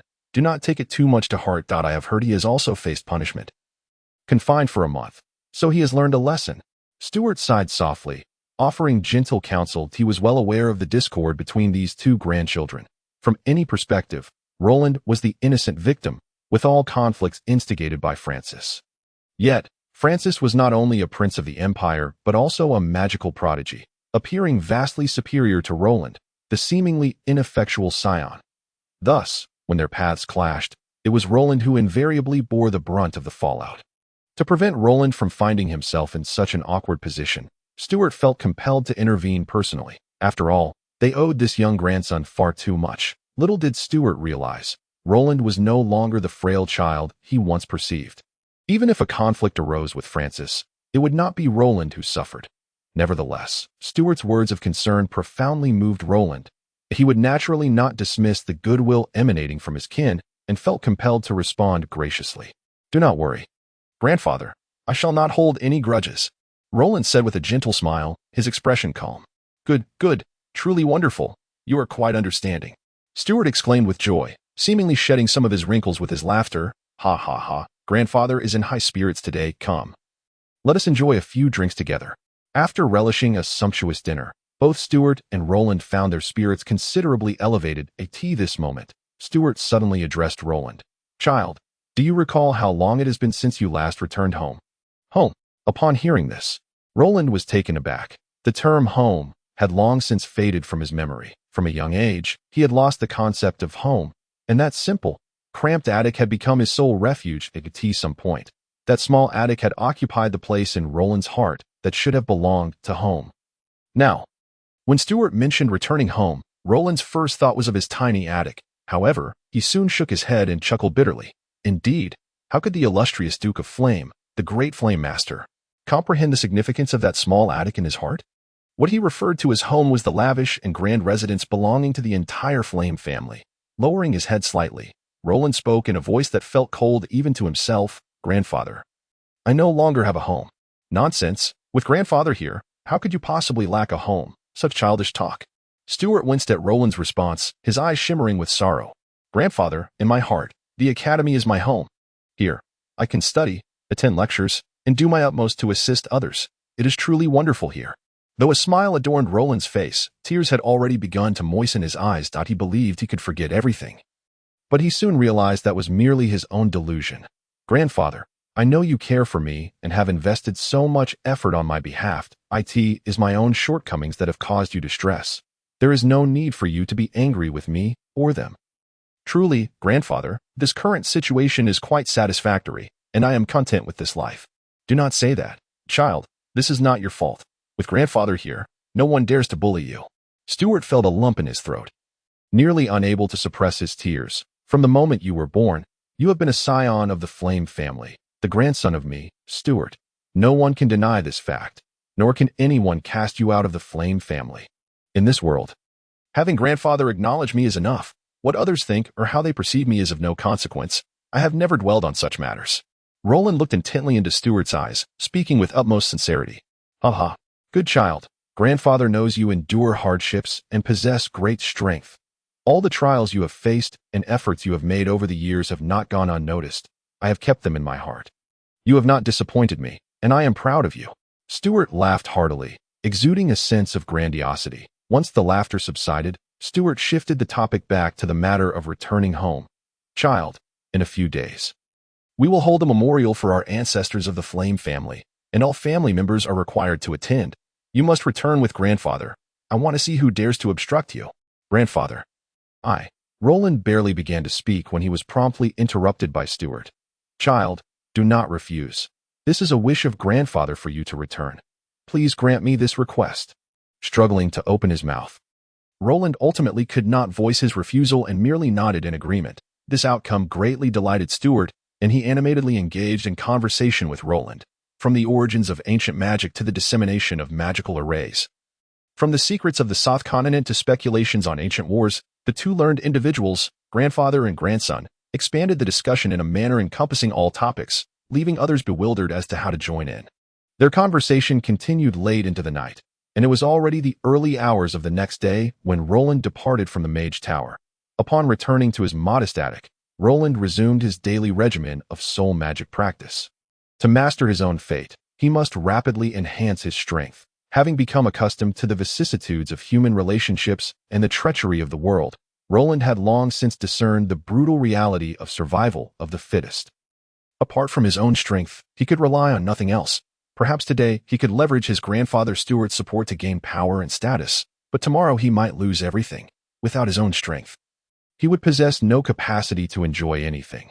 This truth had dawned on Roland the moment he was cast out of his home. Contemplating the hopeful gaze of his grandfather, Roland found himself unable to refuse the elderly man's request. In that moment, he was neither the Duke of Flame, nor the headmaster of the academy, nor the Flame Master. He was simply an ordinary old man, a grandfather yearning for his grandson to return home. Reflecting on the reproach he would face upon returning home, a cold smile crept upon Roland's lips. The callousness of his parents and the cruelty of his relatives had long since rendered Roland's heart as cold as ice. From the very moment he departed, he had regarded himself as an outsider. Now, he was set to return to that indifferent and harsh home with the mindset of an outsider, which could not help but be seen as a bitterly ironic outcome. As he opened the attic window, Roland inhaled deeply the frigid air from outside. Gazing into the night sky, he smiled faintly and murmured, "It is indeed time to return. It would also be a splendid idea to reclaim some interest." Chapter 27. The Family Memorial as the unequivocal first family of the Coastvale Empire. The Blazing Flame family boasts an illustrious history. Since its establishment by the Sovereign of Sovereigns, Soter Gallus, the Blazing Flame family has consistently drawn the attention of all the formidable individuals across the South Continent. 5 masters of fire and numerous peak-level sorcerers have inscribed the glory of the Blazing Flame family into the annals of history, leaving an indelible mark upon the entire clan. Strength commands respect. This is a truth long acknowledged across the continent and is the essence of the Blazing Flame family's ethos. In the annals of the Blazing Flame family, only those who possess the strength of a sovereign may inherit the position of clan leader. Otherwise, no matter how outstanding or accomplished one may be, they are fated to remain distant from the role of leader. The descendants of the Blazing Flame family undergo an exceedingly rigorous education from a young age. Their talents and growth meticulously overseen by the family. Depending on each child's innate abilities, they are treated differently. All prodigies are granted privileges that other children cannot hope to match in such an environment. Every child develops a competitive spirit, fostering an atmosphere in which the Blazing Flame family maintains its resplendent glory through relentless rivalry. Of course, not every child possesses the talent for cultivation. Those of more ordinary aptitude are trained for other professions. striving to contribute to the family in different ways. However, compared to the privileged prodigies, they are destined to play supporting roles, gradually fading into the realm of obscurity since the inception of the Blazing Flame family. Roland remains the sole individual expelled from the household due to inadequate talent. The reason is simple. Roland's father, George Gallas, is the eldest son of the current clan leader, Stuart Gallas, which naturally bestowed upon Roland the title of legitimate heir. Yet, with this noble status came not only the spotlight of glory but also the envy hidden in the hearts of others. The truth could not be concealed. Roland's abysmal lack of talent was finally revealed to the world. No matter how hard George strived, he could not alter this outcome. Roland's elemental repulsion was a heavy burden that weighed upon the hearts of George and his wife. Those who had long been consumed by jealousy seized this opportunity to launch a vehement campaign against George. Attempting to usurp his power. In a desperate bid to protect their status, George and his wife made the painful decision to cast Roland out of their home. Had it not been for Stuart's intervention, Roland might have vanished into obscurity without a trace. The resolute decision made by George and his wife took everyone by surprise. Despite their elaborate scheming, they failed to achieve their desired outcome. When Stuart took action, silence fell upon all. No one dared to challenge the authority of the clan leader. Before the wrath of the Master of Fire, all conspiracies were rendered utterly futile. Thus, Roland was taken by Stuart to the Soul Magic Academy, disappearing completely from the public eye. Yet, Roland still vividly recalls the cold expressions of his parents, the disdainful glances of his uncle and aunt, and the contempt and hatred reflected in the eyes of his cousins. As for those of non-legitimate lineage, Roland had long since chosen to ignore them completely. What a decayed family! Roland had already formed a judgment about the Blazing Flame family within his tender heart. Everything lost today, I shall ultimately reclaim with my own strength. The 5-year-old Roland spoke to himself with unwavering determination. Standing before the Blazing Flame castle, the bold declarations of his childhood echoed within him. He could hardly suppress the impulse surging within. He yearned to kick open the grand doors and roar defiantly, "I have returned." Alas, such behavior was not characteristic of Roland. Whether in the past or present, he had always been a paragon of gentlemanly elegance, a natural nobleman for whom such crude actions were unbecoming. Roland was no stranger to the ancestral memorial ceremony of the Blazing Flame family. It was one of the most significant events within the clan, held once every decade. Indeed, Roland had participated in one prior to his expulsion. According to clan rules, all descendants of the Blazing Flame family, whether legitimate or collateral, were entitled to partake in the ancestral rites. Furthermore, during the memorial, interests and powers within the family would undergo re-evaluation, and the young talents would showcase their finest attributes without reservation. The current clan leader, Stuart, had 4 sons and 1 daughter. The eldest son, George, had already possessed the strength of a sorcerer 8 years prior, commanding immense power within the family. The second son, Tinga, had also attained the rank of sorcerer, capable of competing equally with George. However, Tinga seemed disinterested in power, focusing solely on his cultivation and, in recent years, had been sent to the royal palace as the Blazing Flame family's representative guard. The third son, Paul, was a shrewd individual, difficult to deal with, possessing deep cunning. Although his strength did not match that of his 2 elder brothers, he was firmly at the peak of the 9th level, poised to ascend to the realm of sorcerers at any moment. Unlike Tinga, Paul valued power greatly and, through his relentless efforts, had secured several key positions within the Blazing Flame family. Some suspected that the conspiracy against George 10 years prior had originated from Paul. The fourth son, Heir, was a rather reserved individual, making little impression within the family, often overlooked by others. His talent was quite ordinary. After years of cultivation, he had just recently entered the 8th level sorcerer realm, thus holding limited power within the family and habitually aligning himself with his elder brother George. In contrast, Stuart's only daughter, Corinne, was quite astute. As a princess, she had not only garnered the favor of King Terezi through her own talents but had also borne him a remarkably gifted 12th prince. Consequently, in terms of influence within the Blazing Flame family, Corinne surpassed her 2 younger brothers, Paul and Heir, second only to her 2 sorcerer brothers. Moreover, it was said that Corinne shared a close bond with Paul. The two had spent their childhood together. Thus, shadows of Corinne seemed to linger behind the conspiracy of that year. However, considering Corinne's current status and influence, George refrained from recklessly pursuing an investigation. The conspiracy from that year had no lasting impact on the Blazing Flame family, aside from the expelled Roland. Everyone else appeared unchanged. In the 3rd year following Roland's birth, George and his wife welcomed another son. This time, Fortune smiled upon them, bestowing upon the newborn all the luck that should have belonged to Roland. After internal assessments of talent, it was revealed that George and his wife's second son was a once-in-a-century genius. He not only inherited the formidable fire spirit body of the Blazing Flame family, but also possessed a source of magical power threefold that of an ordinary individual. The clan elders declared that this child was most likely to break through the limits and become the next sovereign. Historically, each sovereign of the Blazing Flame family had possessed the fire spirit body, regarded as a crucial condition for surpassing the limits. However, there were exceptions. Some who had attained the fire spirit body had failed to successfully cross the threshold, remaining at the peak of sorcerers for their entire lives. Nevertheless, in comparison, those without the fire spirit body seemed to have no hope at all. Thus, this news was monumental for George and his wife. Consequently, they devoted all their energy to their second son, completely forgetting the unfortunate young Roland. Perhaps, in the years to come, they would no longer remember having a son named Roland. Such is the greatest sorrow of being born into a prestigious family. The emergence of a genius always captivates the attention of all. George named him Wyzen, hoping he would inherit the glory of their ancestors. Wyzen did not disappoint his parents' expectations. He exhibited enviable talent in the study of magic.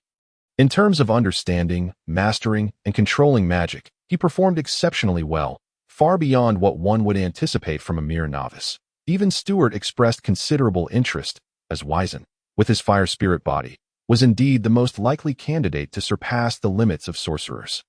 Wyzen began his magical training at the age of 3, reaching the level of a first-level sorcerer in under 6 months, a feat that shattered records throughout the magical community, had the Blazing Flame family not sought to conceal this. Wyzen's name would likely have echoed throughout the Soth continent. Yet, this was merely the beginning. Wyzen continued to break records at an astonishing pace. At 5, he became a second-level sorcerer. At 7, a third-level sorcerer. After breaking 2 more records, Wyzen fell silent, leaving everyone astonished and disappointed, as they lamented the loss of genius. However, 5 years later, at the age of 12, Wyzen leaped directly over the 4th-level sorcerer rank, officially entering the realm of 5th-level grand sorcerers. A 12-year-old, 5th-level grand sorcerer. What astonishing speed of cultivation this is. Even Francis, supported by his innate genius, cannot help but acknowledge that his own talent pales in comparison to that of his cousin. Vissen, despite being brothers born of the same mother, a stark disparity exists between Roland and Vissen. One is the exalted darling of the heavens, while the other is a scorned failure of the noble family. Occasionally, envious onlookers lament that it seems fate has bestowed Roland's potential upon Vissen instead. Geniuses are often proud, and Vissen, being an extraordinary prodigy, possesses ample grounds for such pride from the moment of his birth. He has been a privileged member of the Blazing Flame family, having access to nearly everything he desires, surrounded by envious gazes and endless admiration wherever he goes. Consequently, the genius Vissen has developed a haughty and willful disposition, believing himself to be unparalleled. This is a trait that even the 12th prince, Francis, cannot rival. Fortunately, Francis's princely status instills a degree of caution in Vissen. Otherwise, their encounters would likely escalate to conflict without any provocation. Even so, their relationship remains strained, with both engaging in covert maneuvers to outdo one another. Frequently, Francis invokes the name of Roland during their disputes, evidently seeking to transfer the shame of his brother to the shoulders of his younger sibling. This has led to a rather serious consequence. Vissen has developed a hypersensitivity to the mention of Roland, erupting in fury at the mere utterance of his name. Vissen publicly declares his disdain for the brother he has never met, insisting he will not acknowledge a failure as his sibling. Under such circumstances, the George couple dares not mention Roland, gradually allowing him to fade from memory. Although Roland has departed from the Blazing Flame family, he has not been able to forget his past entirely. He remains attentive to the family's affairs and is somewhat aware of the happenings. In this, Stuart has provided considerable assistance in secret, unwilling to lose Roland as his grandson or let him sever ties with the family. Thus, Roland has heard whispers regarding his extraordinarily gifted brother. Why not let my genius brother study at the academy? Roland inquired curiously of Stuart before entering. It's merely the family elders who cannot bear to part with Vissen. They would rather cradle him in their hands than allow him to attend school. Stuart replied with a hint of dissatisfaction. This will inevitably lead to trouble sooner or later, surely. You can see that. Roland frowned and asked. Stuart, glancing at Roland with surprise, chuckled. Little Roland, weren't you indifferent to family matters? How is it that you have taken an interest in Vissen? Interest? How could that be? Roland scoffed. I merely wish to prevent you from regretting your decisions later. So I offered a reminder. As for the others, their affairs are of no concern to me. How straightforward. Stuart sighed heavily. Vissen is still young. Once he turns 15, I intend to bring him to the academy. Perhaps you will even have to teach him. Please, don't jest. He is a genius, while I am not, but a failure who cannot even wield magic. What qualifications do I have to instruct a prodigy? Roland chuckled self-deprecatingly. If you truly do that, just wait for the genius to cause you trouble. A prideful brat like him wouldn't dream of losing face. Ha ha ha. Stuart could no longer contain his laughter upon hearing 15-year-old Roland refer to others as brats. However, his laughter was so loud that even the gatekeeper of the blazing flame castle was drawn out. Thus, under the respectful and humble gaze of the gatekeeper, Stuart led Roland into the castle. Returning to the home he had not seen for a decade. Chapter 28. A farce following the Duke of Flame. Stuart, Roland entered the blazing flame castle with an air of confidence. The scenery within the castle was largely as he remembered. And despite having been absent for 10 years, Roland still retained vivid impressions. The towering towers, steep stone walls, clear springs, and enchanting gardens. All the sights within the blazing flame castle were deeply etched in Roland's memory, even with closed eyes. He could discern them clearly. Struggling to contain his excitement, Roland took deep breaths while closing his eyes. Indeed, it was this very essence, this feeling, an unforgettable aroma that lingered in his heart. This was the place he once took pride in. His former warm home. After a moment, Roland finally calmed his emotional turmoil, and when he opened his eyes, he was met with Stuart's concerned gaze. Little Roland, are you all right?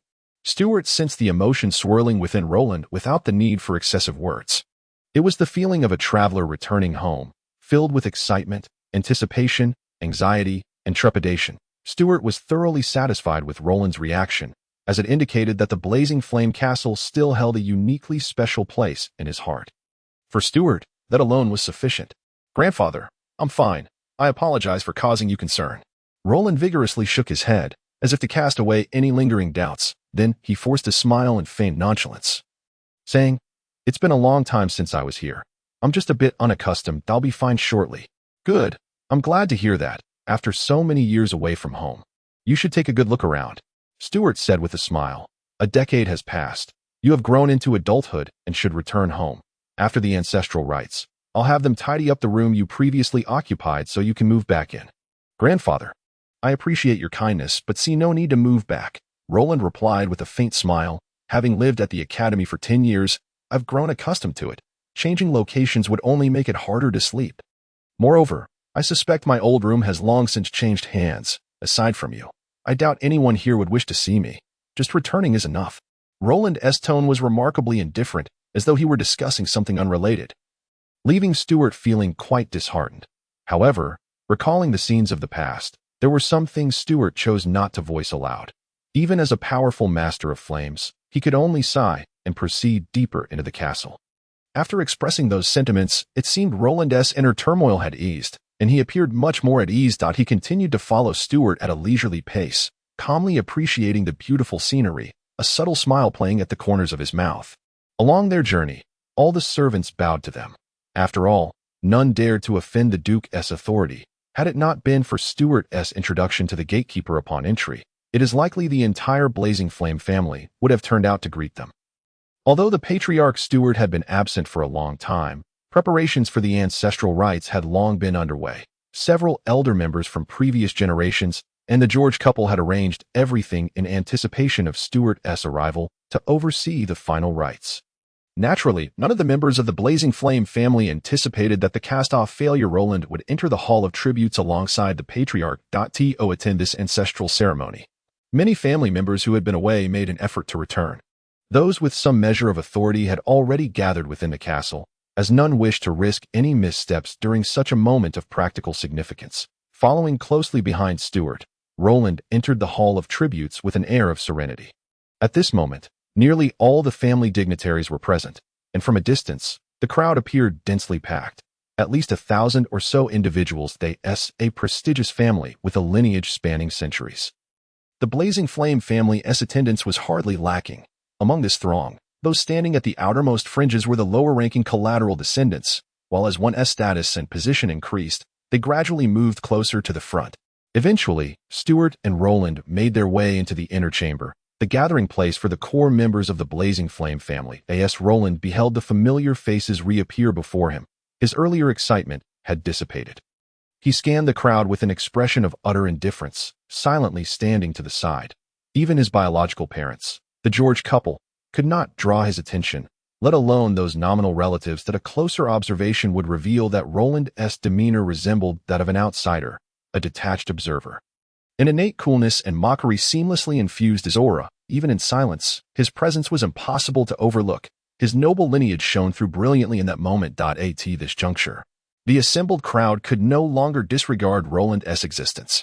Initially, they had wondered who possessed the audacity to enter alongside the patriarch. After much contemplation, these individuals, each with their own hidden agendas, finally recognized Roland's identity, the very failure expelled from their midst a decade prior. The former, legitimate heir of the Blazing Flame family. Among them, the first to identify Roland was none other than the 12th Prince, Francis. The two of them could be described as adversaries destined to cross paths. Even if Roland were to turn to ashes, Francis would still recognize him as if sensing Francis's gaze. Roland gently turned his head, regarding him with an expressionless glance before nonchalantly shifting his attention elsewhere. "Roland, you worthless wretch, dare you return?" The disdain evident in Roland's eyes pierced Francis deeply. The impulsive and irascible 12th Prince nearly erupted in fury, demanding answers with a thunderous voice. Perhaps fueled by his anger, Francis spoke loudly enough for nearly everyone to hear. In an instant, Roland became the center of attention.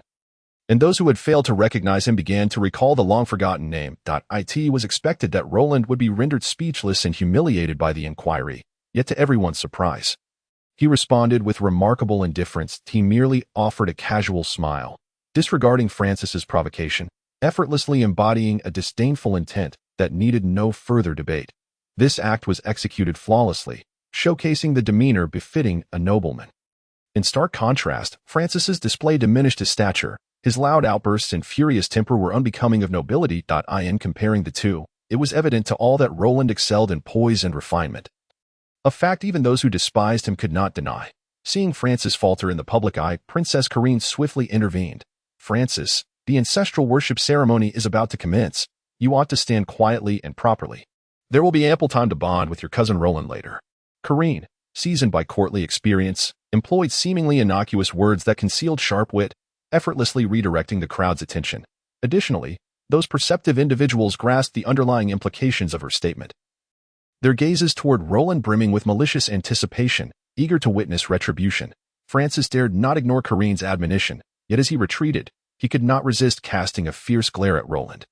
His eyes radiated a predatory malice that sent chills down spines.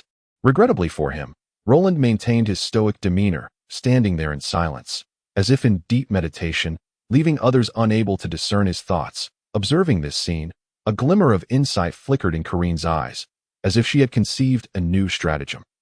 With Francis taking the lead in confrontation, the other siblings refrained from provoking Roland further. Only Vicen, the so-called prodigy, cast a long, contemplative look at Roland, uttering not a single word. The most awkward figures were George and his spouse, who, upon catching sight of Roland, found it nearly impossible to articulate their feelings. Caught between a desire for recognition and lingering apprehension, they gazed at Roland's calm countenance and indifferent gaze, mouths agape yet unable to utter a word. Nevertheless, the ancestral worship ceremony must commence punctually. Despite the various ulterior motives harbored by those present, they could only endure in silence. The lengthy and tedious rites persisted for over 2 hours before finally concluding. Throughout the ceremony, Stuart meticulously observed the happenings within the hall. Many attendees displayed an unmistakable impatience, their minds elsewhere, wearing expressions of distraction, as if merely going through the motions of honoring their ancestors. In contrast, George and his kin maintained a solemn demeanor, exuding respect and humility, truly commendable as the legitimate descendants. Stuart took note of their comportment, feeling a sense of satisfaction. Yet, unbeknownst to them, Roland too was quietly scrutinizing their performances. These individuals are quite the professionals in their theatrics. They truly embody the essence of the Firebrand family.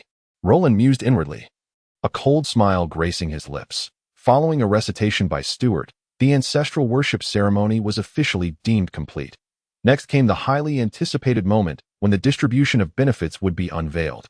Roland keenly sensed that, at that instant, the temperature in the hall noticeably rose. Even the breaths of some attendees grew rapid. Among all present, Roland remained the most at ease, entangled in none of the intricate power struggles. He could observe the unfolding spectacle with detached amusement. That moment, he felt grateful to Stuart. Had the old man not summoned him personally, he would not have returned to partake in the ancestral rites and witness the true faces of these individuals. As per tradition, before the primary allocation of power, it was time to assess the strength of the newcomers. A group of young individuals, including Francis and Vicen, would display their utmost capabilities before all.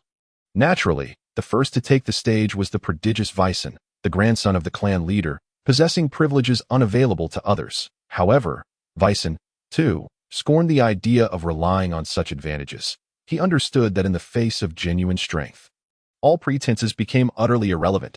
His demonstration was deceptively simple. In the inner courtyard, before the assembled crowd, he performed a 5th-level fire magic, Dragon Fire. While the spell itself was not extraordinary, most present could cast it. Nevertheless, Vicen infused the Dragon Fire with a unique flair, masterfully manipulating the magic to create a serpentine dragon that constantly morphed and coalesced, at times appearing as a dragon formation, at others soaring as a colossal beast. The seamless execution captivated even Roland, who found himself silently impressed. Upon concluding his performance, Vicen respectfully bowed to Duke Stuart and then retreated with a stoic expression, devoid of any sign of pride, as if his display were inconsequential. This demeanor cast a considerable weight on those who were to follow. The next performer was named Smo, the eldest son of Tinga. He was a gifted young man. In the shadow of Vicen's brilliance, Smo's performance paled in comparison, yet he exhibited commendable composure, successfully completing his display and demonstrating his true abilities. This alone warranted admiration. Had it been anyone else, they might have faltered under Vicen's imposing presence. Thus, Smo earned favorable reviews, and Tinga cast him an approving glance. Next to take the stage was a familiar face to Roland, one of his many adversaries, the son of Paul. Bowie. This fellow, though not particularly tall or striking in appearance, had inherited his father's cunning traits. Deceitful and malevolent, he often reveled in tormenting Roland when others bullied him. Bowie's penchant for kicking someone when they were down accounted for his poor reputation. Today, however, Bowie seemed to be experiencing a streak of bad luck. After witnessing Vicen's performance, he failed to rise to the occasion and instead succumbed to stage fright. His clumsy display drew frowns from the audience, leaving him humiliated. Observing Paul's grim demeanor only worsened Bowie's spirits. To make matters worse, upon catching sight of Roland's mocking gaze, Paul's rage erupted. He feigned passing by Roland and, channeling his mental energy, unleashed a psychic shock, revealing unmasked murderous intent in his eyes.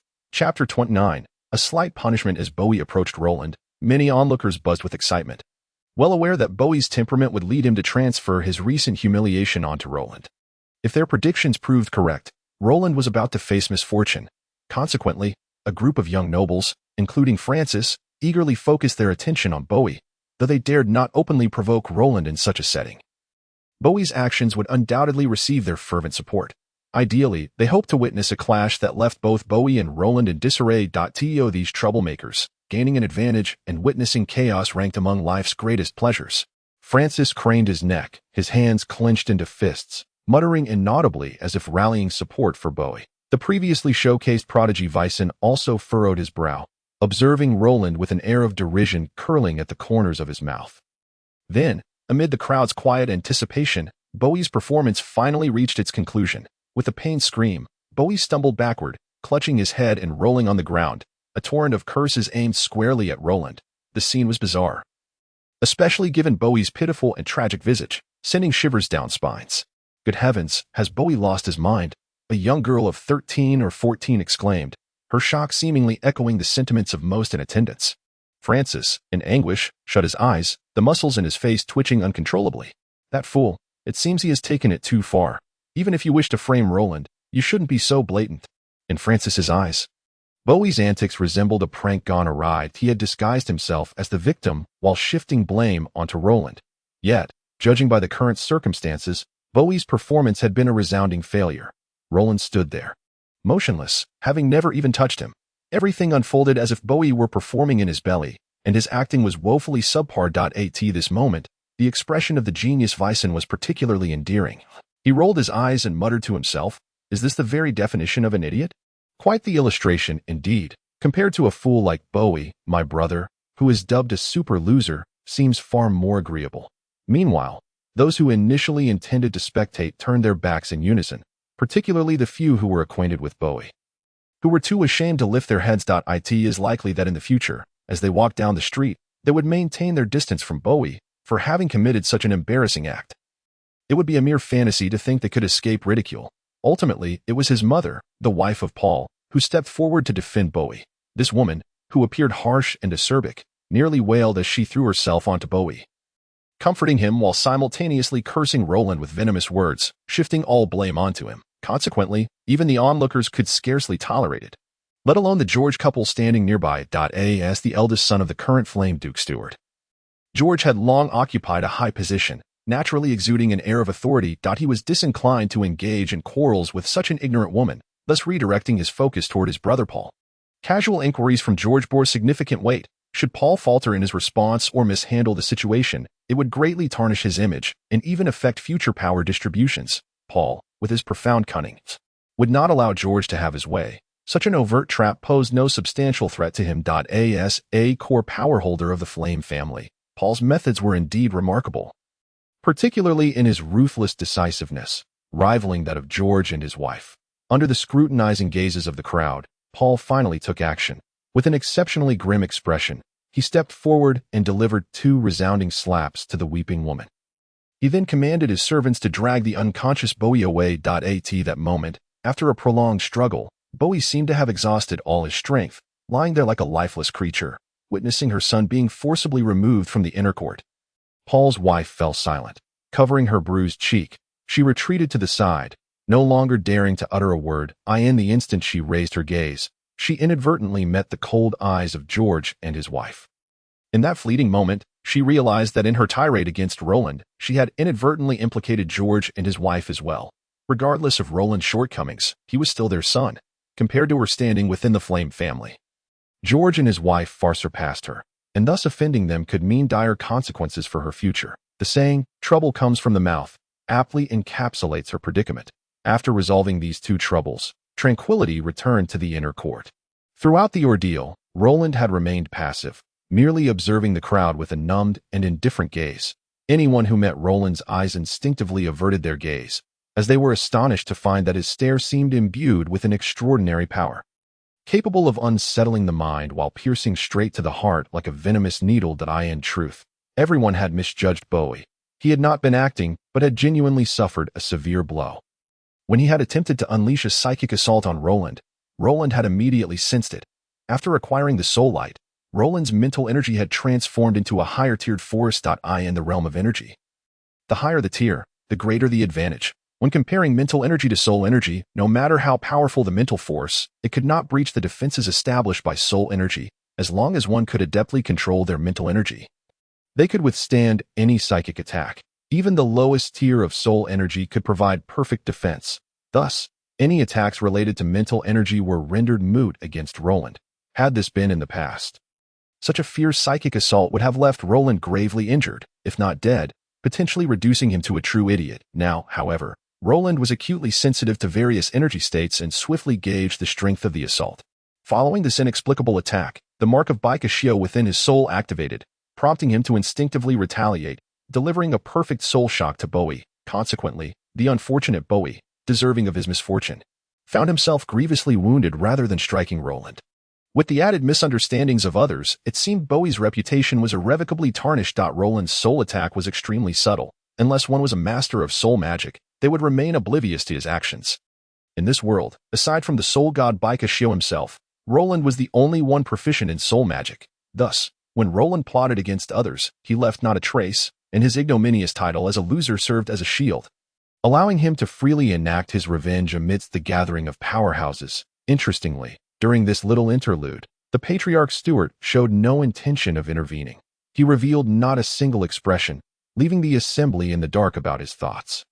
At this juncture, everyone was murmuring to themselves. The distribution of power directly correlated to tangible interests. The vast flame family resembled a delectable cake, enticing all, seizing the opportunity presented by Bowie's assault. Roland felt rather pleased. He surveyed his surroundings, noting that the crowd's attention was diverted from him. Even if he intended to retaliate, he could find no suitable opportunity. For Roland, it seemed the day's events were drawing to a close. Matters concerning the distribution of interests were entirely irrelevant to him, and he had no desire to concern himself with the fates of others. Thus, although Roland stood there, his mind had already drifted far away. The subsequent displays of strength proceeded without incident. In the wake of Bowie's negative example, others were exceedingly cautious, fearful of incurring the wrath of those in power, leading to an almost lackluster performance from all. Only when it was Francis's turn did the audience's attention sharpen, as his fusion of fire and psychic magic showcased a talent distinct from Vison's. Like Vison, Francis received high praise, indicating that they would likely emerge as the leading figures in this display of strength. However, the profound depth of the Flame family, with its multifaceted interests, ensured that other participants would also benefit from the showcase. The faction led by George remained silent, fully aware that the real drama was yet to unfold. The decade-long power distribution was about to commence. To ensure the long-term stability of the family, the Flame family implemented a 10-year evaluation system. Every decade, existing industries and forces would be assessed, with all leaders reshuffled.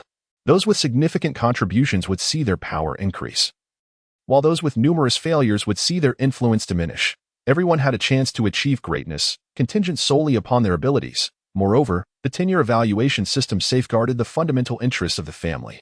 Regardless of how hard George and the others worked, they could never fully transform their responsibilities into their own power, as they could be subject to rotation at any moment, with everything ultimately belonging to the family. However, for those with a broader perspective, this system was not without its advantages, as it provided a means to gradually enhance their standing within the family.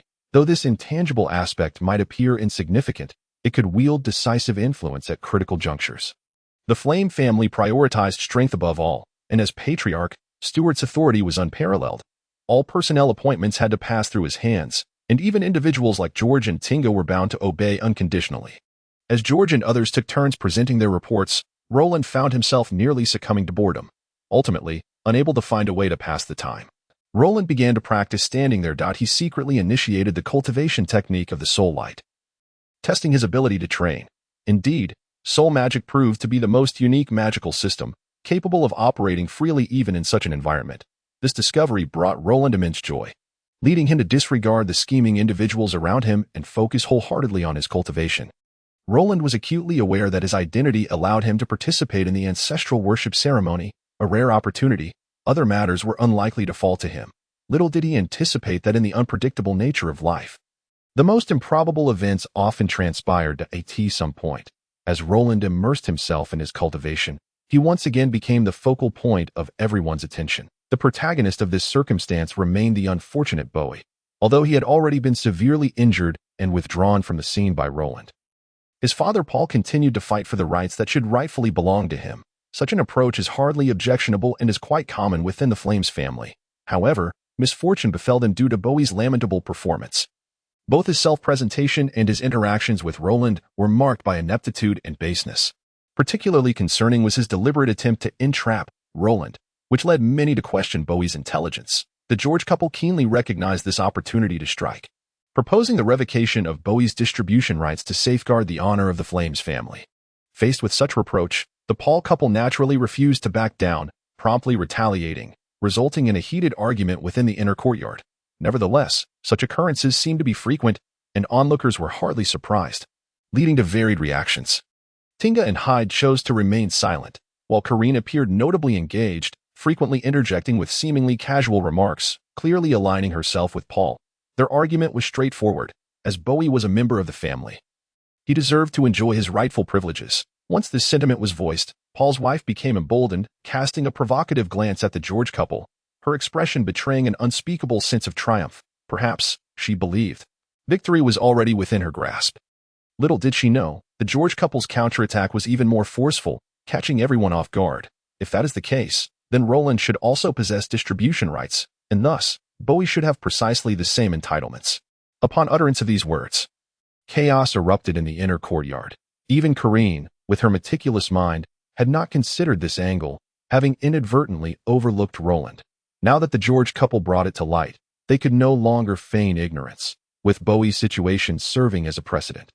Their only recourse was to silently acquiesce and blame Paul's wife for her indiscreet words that as a result, the already meager benefits were to be further divided, placing Paul's wife squarely in the crosshairs of collective ire. With nearly everyone glaring at her with hostility, had glances been lethal, she would have surely met her demise. Duke Steward of Flame surveyed the bickering crowd, a cold smile creeping across his lips, a group of unworthy descendants. With such a mindset, how do they expect to achieve any breakthroughs? Utterly ludicrous. Let them quarrel. Let us see what results they can produce. Chapter 30. The Mage Tower. The quarrel among George and others left Stewart with a throbbing headache. Frustrated and unwilling to waste more time, he decisively allocated the family's various powers. The remaining matters he disregarded entirely, passing them off to his children to spare himself their trivialities. However, Stewart did not forget Roland, taking care to emphasize that they should not deliberately exclude him during the distribution. Among those noble families, the struggle for power remains an unchanging theme, and even a super-rich family like the Flames is no exception. Led by George, the four siblings employed various tactics to maximize their benefits. While only Tinga seemed disinterested, the others appeared fiercely competitive. After a grueling tug-of-war, nearly everyone present achieved their anticipated goals.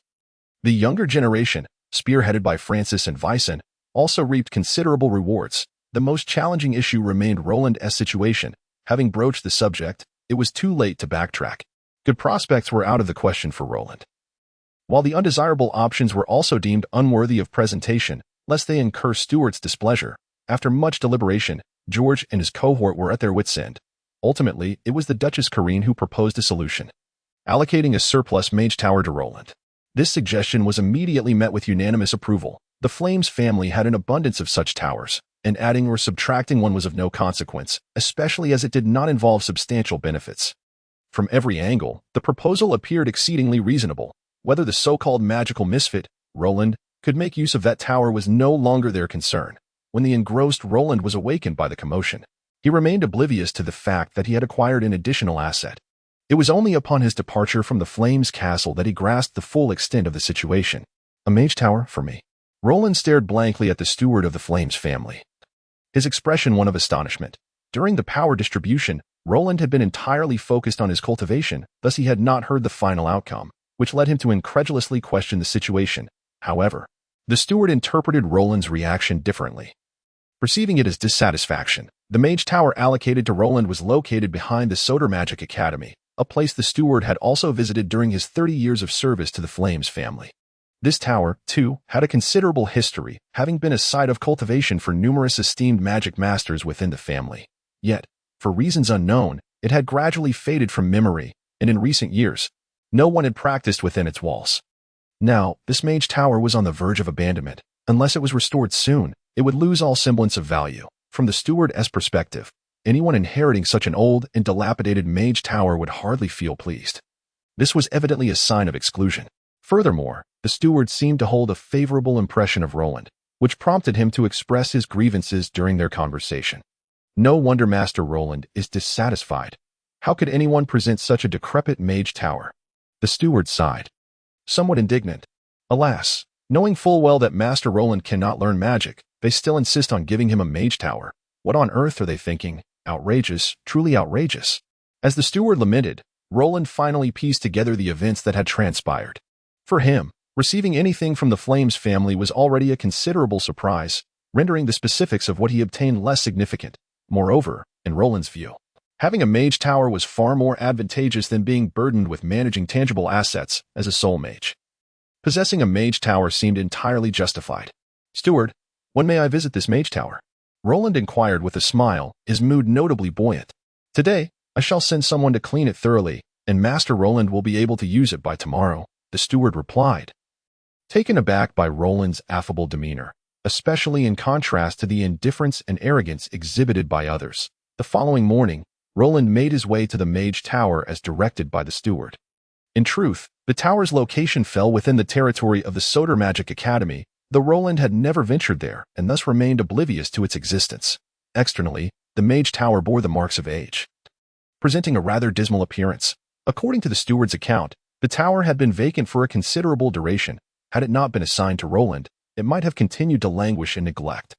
Perhaps in Kareen and others' minds, only this shabby mage tower could be deemed expendable. In stark contrast to Stuart's opulent mage tower, this one seemed devoid of any redeeming qualities. Entering the mage tower, Roland meticulously examined it. It was composed of merely 3 levels, with limited usable space. The tower retained its original layout, all furnishings arranged according to the preferences of its former owner. The first floor served as a reception area, although the decor was somewhat antiquated. It was adequately equipped, and with the steward having recently sent someone to clean, Roland needed only to settle in. After a cursory inspection, Roland found the living room's arrangement to his liking, while the space was modest. It sufficed for him to lecture his students. The second floor housed a bedroom, simply decorated, indicating that the previous occupant had not been overly demanding in terms of living conditions, evidently dedicating more time to magical research. Roland harbored his own opinions regarding the bedroom's setup. After a brief assessment, he set about reorganizing it. Such a bedroom was at least 10 times larger than his small attic, making it rather extravagant for mere sleeping purposes.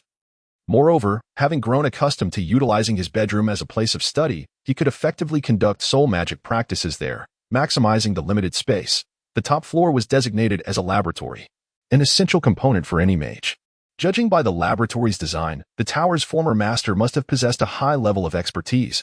Although Roland lacked the ability to cast even the most basic elemental magic, he possessed a remarkable sensitivity to magic elements. Just from the elemental traces left in the laboratory, Roland could address many of his lingering questions. After receiving the legacy of the God of Souls, Roland's sensitivity to various magical elements had heightened dramatically. From the scorch marks that were prevalent, he could clearly detect the presence of potent fire elements. These were no ordinary fire elements. They had been compressed and purified multiple times, a feat requiring not only profound comprehension of fire elements, but also at least a 9th level of magical prowess. It is essential to recognize that the element of fire is the most volatile and tempestuous among all the elements that exist between heaven and earth. Achieving perfect mastery over the fire element necessitates an extraordinarily precise ability to exercise microcontrol.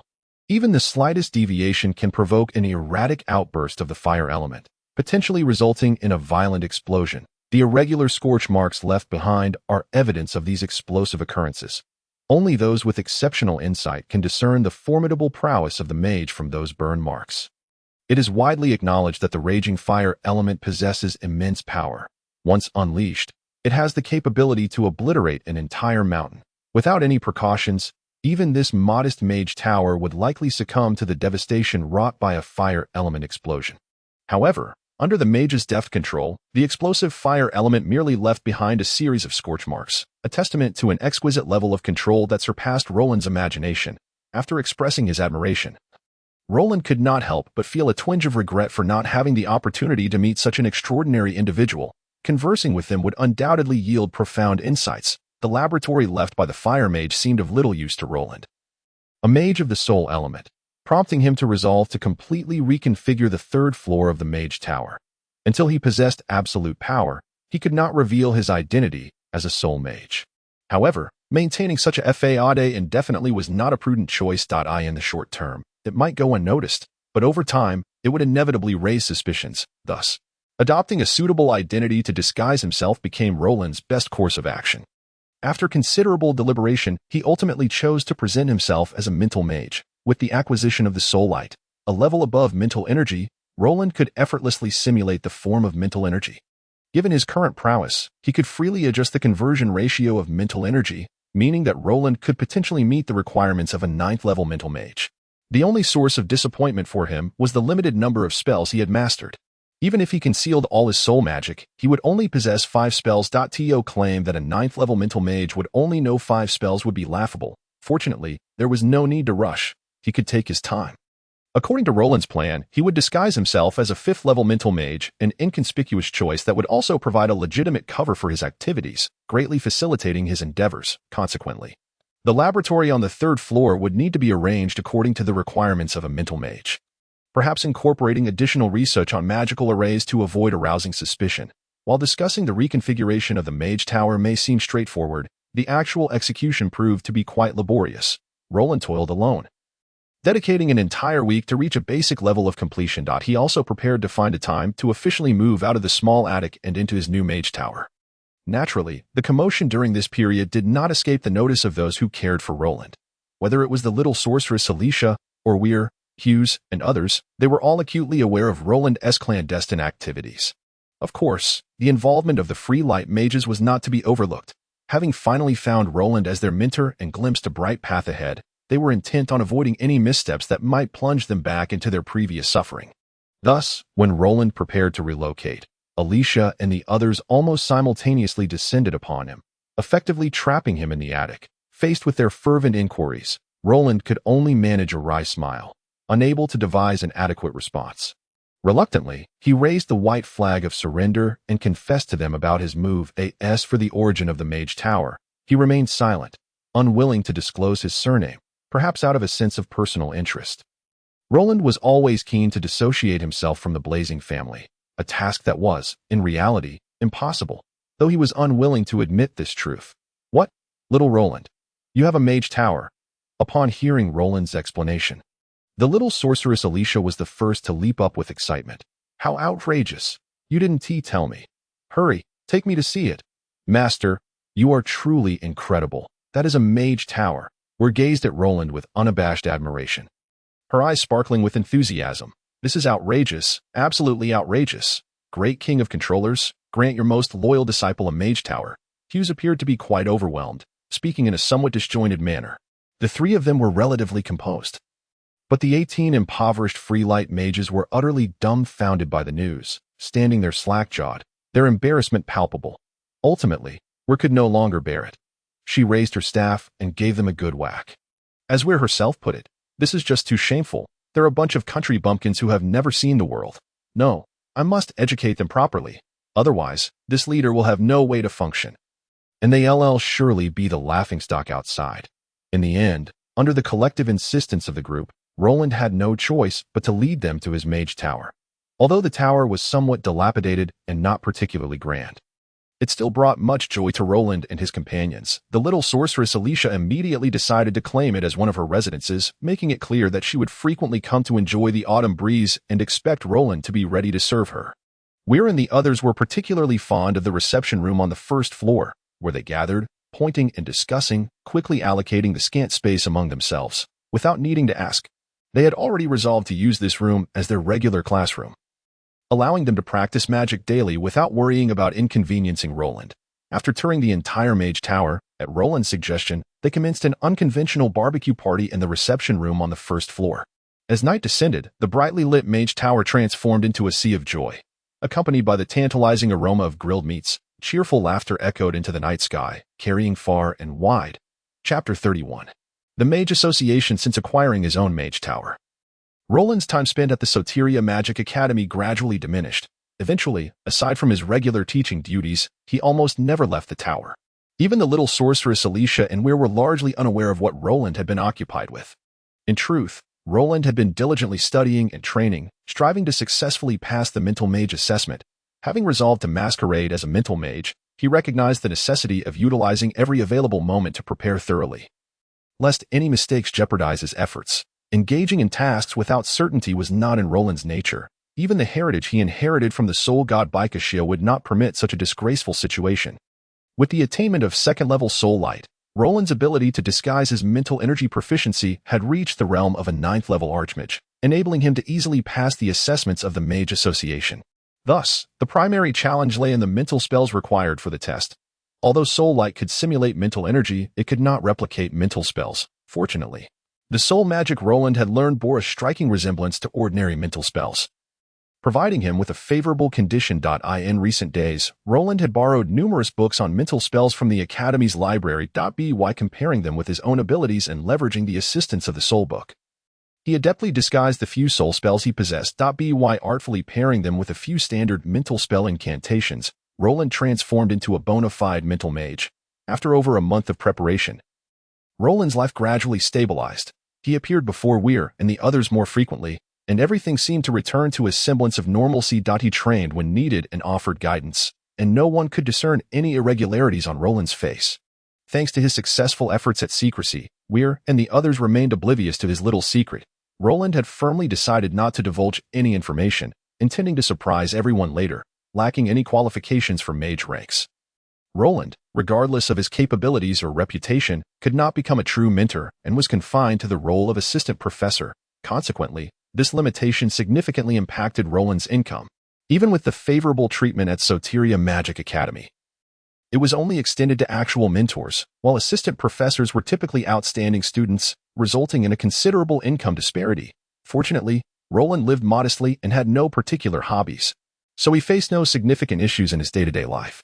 Moreover, with the occasional assistance from the little sorceress Alicia, Roland's life was relatively carefree. However, now that he owned a mage tower, Roland needed to reconsider his financial situation. After all, maintaining a mage tower in proper working order required a substantial amount of funds. With only an assistant professor's meager salary, it was evident that he would struggle to make ends meet. The little sorceress Alicia's decision to designate the mage tower as one of her residences was primarily aimed at helping Roland shoulder the considerable expenses involved. Given her status as a legitimate mentor and her income as an 8th-level archmage, supporting this modest mage tower was well within her means. Once Roland becomes a master of psychic magic, his predicament will be immediately alleviated. As the most esteemed profession on the continent of Soth, the status of a mage consistently ranks at the pinnacle among all careers, even as a 5th-level archmage. The magical stipend Roland receives monthly is ample enough to effortlessly cover all expenses related to the mage tower, allowing him to lead a relatively affluent life. This serves as an additional impetus for Roland to earn the certification of a psychic mage. When it comes to the Mage Association, Roland feels quite familiar. As one of the most powerful organizations in contemporary Soth, the Mage Association boasts a plethora of formidable experts. Even the current headmaster of the Sordal Academy of Magic, the illustrious Flame Master Steward, holds the title of honorary president of the Mage Association. The mere presence of such a top-tier powerhouse is sufficient to guarantee the association's status across the continent. The Heir Empire is founded upon magic, and its capital, Magic City, is often referred to as the City of Magic. Hence, the Mage Association, which extends its influence throughout the continent, has established its headquarters in Magic City. Standing alongside the Sordal Academy of Magic as two dominant forces within the city. However, the relationship between these two great powers is rather ambiguous, with the connection to Flame Master Stewart. They seem like two brothers born of the same mother, always maintaining a remarkable tacit understanding. The headquarters of the Mage Association is situated in the southern part of Magic City, and its construction is impressively grand. The entire architectural layout adheres to the typical design of a magical array, with a multitude of mage towers rising amidst it, creating both an extraordinarily spectacular sight and a representation of the association's formidable strength. From an exterior perspective alone, it imparts a powerful sense of awe. Within this headquarters, all categories of mage-level certifications can be conducted, whether mainstream elemental mages or rare specialized mages. A comprehensive certification system is in place for all. From the initial first-level apprentice mage to the esteemed 10th-level archmage, all can obtain certification. This is nearly unattainable in other branches. Moreover, the Mage Association boasts an intriguing regulation. Any mage who successfully passes certification is exempt from the relatively expensive certification fees.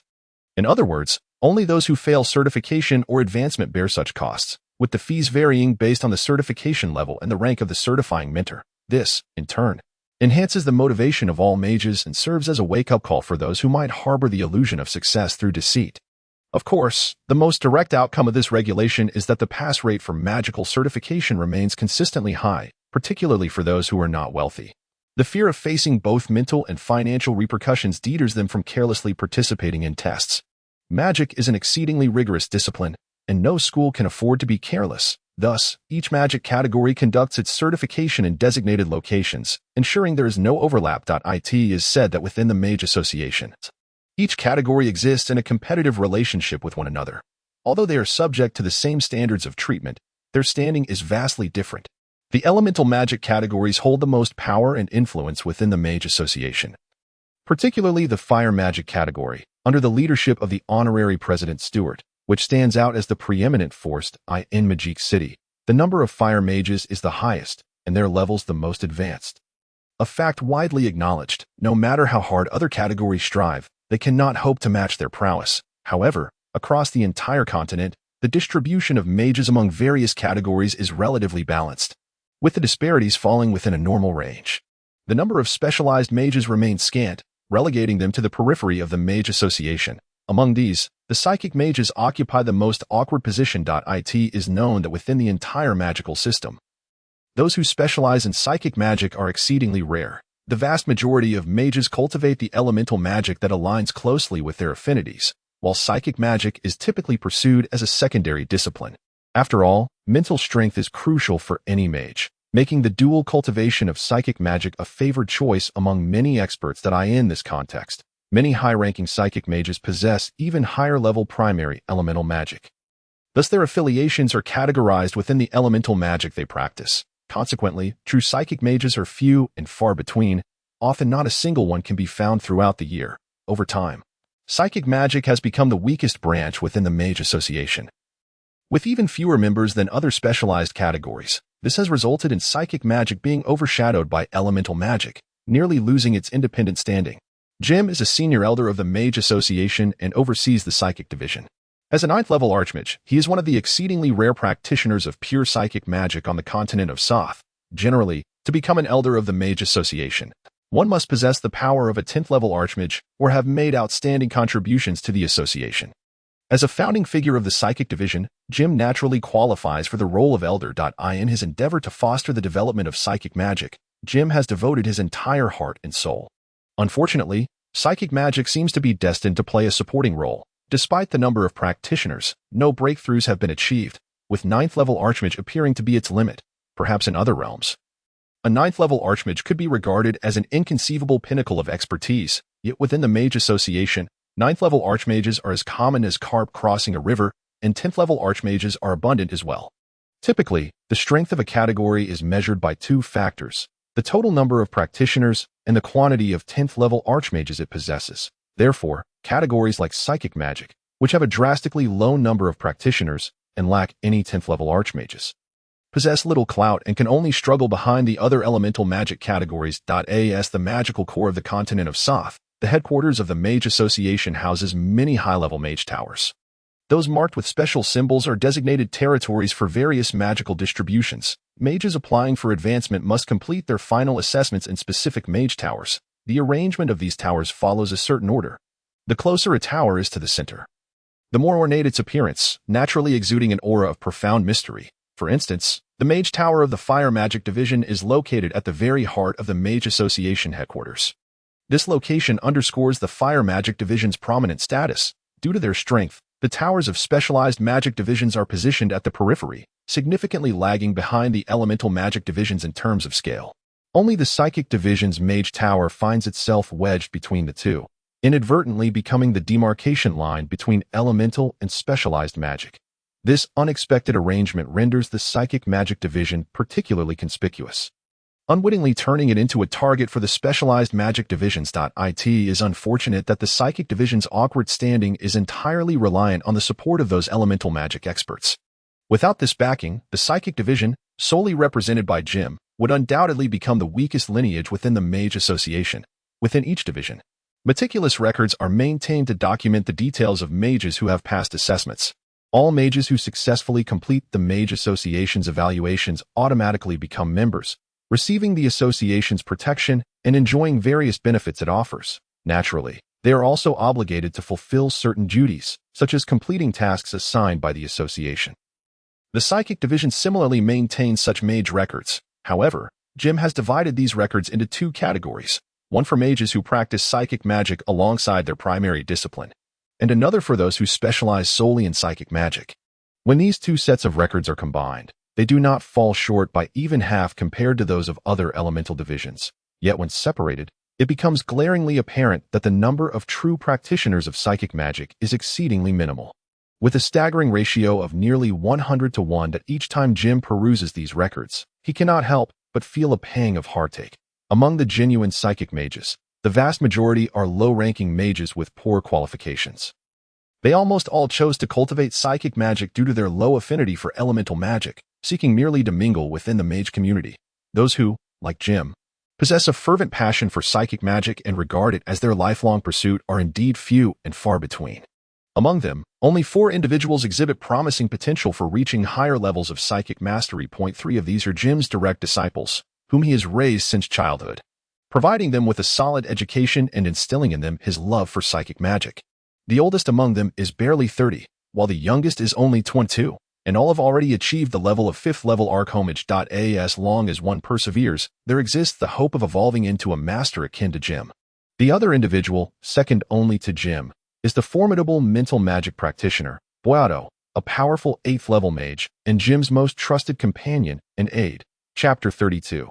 The mental magic prodigy. The curriculum at the Soul Magic Academy is not overly burdensome, especially for a teaching assistant like Roland, who considers it quite remarkable to hold a primary course. Thus, during most times, Roland enjoys a relatively leisurely existence, which affords him ample opportunity to delve deeply into his magical studies. However, this tranquil lifestyle does not apply to the students whose daily routines are meticulously scheduled. Apart from their limited class hours, they devote the majority of their time to self-study, immersed in books in the library or engaged in practical training on the field. Those diligent students are not inclined to squander time frivolously, seizing every opportunity to enhance their abilities. After all, in this exceedingly complex world, it is true strength that dictates all outcomes, regardless of whether one hails from a prestigious lineage or a humble background. Every student at the Soul Magic Academy adopts a shared philosophy upon enrollment. Strength reigns supreme. Undeniably, the Soul Magic Academy stands as the most powerful and renowned institution for magic practitioners on the SAS continent. Yet the competition here is equally fierce. To secure a brighter future, students must relentlessly strive, enhancing their powers through rigorous training, lest they be mercilessly outpaced by their peers. No one can gain admission to the Soul Magic Academy through connections alone. Even the most profound backgrounds and greatest influences are rendered futile. To achieve success and earn respect, they must rely solely on their own efforts. Thus, within this esteemed academy, one can find dedicated mages diligently honing their craft, not just among the students but also including many illustrious mentors. With no classes scheduled for the day, Roland took special care to rejuvenate himself. He meticulously arranged his attire before departing the Mage Tower with a smile. For Roland, today marks a particularly significant occasion.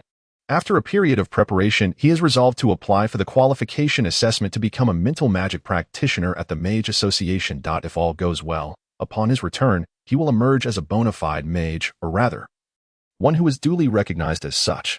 Filled with confidence regarding the impending assessment, Roland has set his sights on attaining the rank of a 5th level archomage. To this end, he has meticulously prepared a 5th level mental spell, Mental Disruption. The primary function of this spell is to interfere with the casting of other mages. To perfectly simulate the effects of mental disruption, Roland dedicated an entire week to its refinement. With the aid of the Book of Souls, and based on soul suggestion, he conducted a series of magical enhancement experiments, enduring numerous failures before finally achieving a breakthrough and successfully creating a spell of his own. Armed with this unique mental disruption spell, Roland feels assured of passing the qualification assessment for a 5th level archmage, particularly as his simulated mental prowess has reached the realm of a 9th level archmage. Nevertheless, to obtain the certification as a 5th level mental mage, Roland must navigate a rather intricate process, as he currently lacks any mage qualifications. Thus, he must commence from the very beginning, undergoing assessments level by level to realize his ambitions.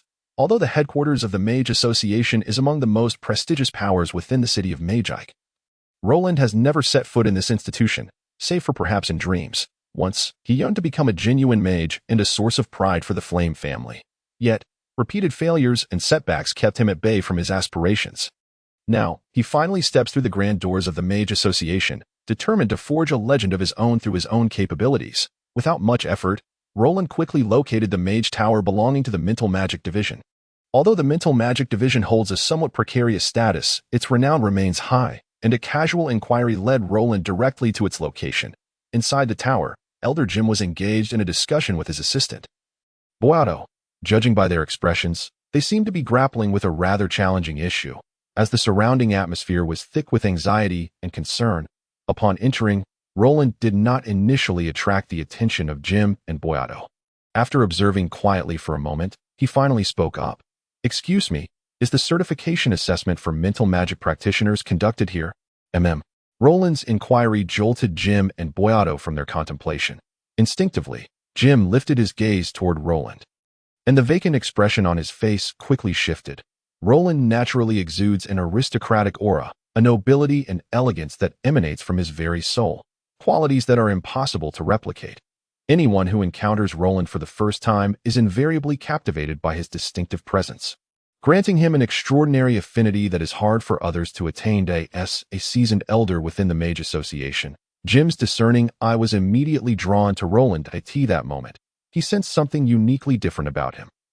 Judging by Roland's attire, it was apparent that he had not yet attained the status of a mage. In other words, he might soon become a practitioner specializing in mental magic. Furthermore, Roland's demeanor garnered him Jim and Boyado's initial favor, as he did not resemble those who merely sought to infiltrate the ranks of mages. Roland's eyes shone with clarity and brightness, inadvertently revealing a tenacious and resolute spirit. An aura of positivity and determination emanated from him, perhaps deeply ingrained in his soul, prompting Jim and Boyado to adopt a notably warm attitude. "Yes, my child, this is indeed the Mental Magic Division. How may I assist you?" Jim's tone was exceedingly gentle, and his kind visage held a powerful charm. "Well, Master, I wish to undertake the certification assessment for mental magic practitioners, but I'm unsure of the procedure," Roland replied, somewhat bashfully. "Oh, I see. It is your first time participating in the assessment, isn't it? There is no need to be anxious. The process is quite straightforward," Jim reassured Roland with a smile, patiently explaining. "First, you need to fill out an application form, and then you can proceed with the assessment. The application form is merely a registration sheet containing personal information about the applicant." Roland quickly scanned it before meticulously filling it out from beginning to end. Except for omitting his surname in the name field, the rest of the information was entirely truthful. As Roland completed the application form, Jim and Boyado closely scrutinized the details. Upon seeing the age section clearly marked as 15, Jim's eyebrows involuntarily raised slightly. For mages, 15 is a highly malleable age. If one possesses decent aptitude and is willing to exert effort, coupled with guidance from esteemed mentors, achieving considerable accomplishments is not difficult. Clearly, Roland's age further piqued Jim's interest. In the severely talent-deficient Mental Magic Division, Jim's eagerness to nurture talent had reached an unparalleled height. Perhaps unbeknownst to Roland, in that moment, Jim had already made up his mind. If Roland's aptitude proved to be at least above average, he would gladly take him under his wing to guide his development. Roland swiftly completed the straightforward application form, leaving only the subsequent assessment to await. Typically, the mage-level assessments consist of 3 components. First, a magical power test to gauge the strength of one's mental energy. Second, a casting test to evaluate the mage's mastery of spells. And lastly, a magic control assessment, which is equally crucial. Only upon passing all 3 aspects can one be deemed successful in the assessment. In comparison, the testing methods for various types of mages show some discrepancies. For instance, the assessment for mental magic practitioners differs significantly from that of elemental mages. Aside from the magic power test, which remains fundamentally similar, the casting test and magic control for mental mages can be conducted in conjunction. However, these combined tests are further divided into 2 segments: mental offense and mental defense.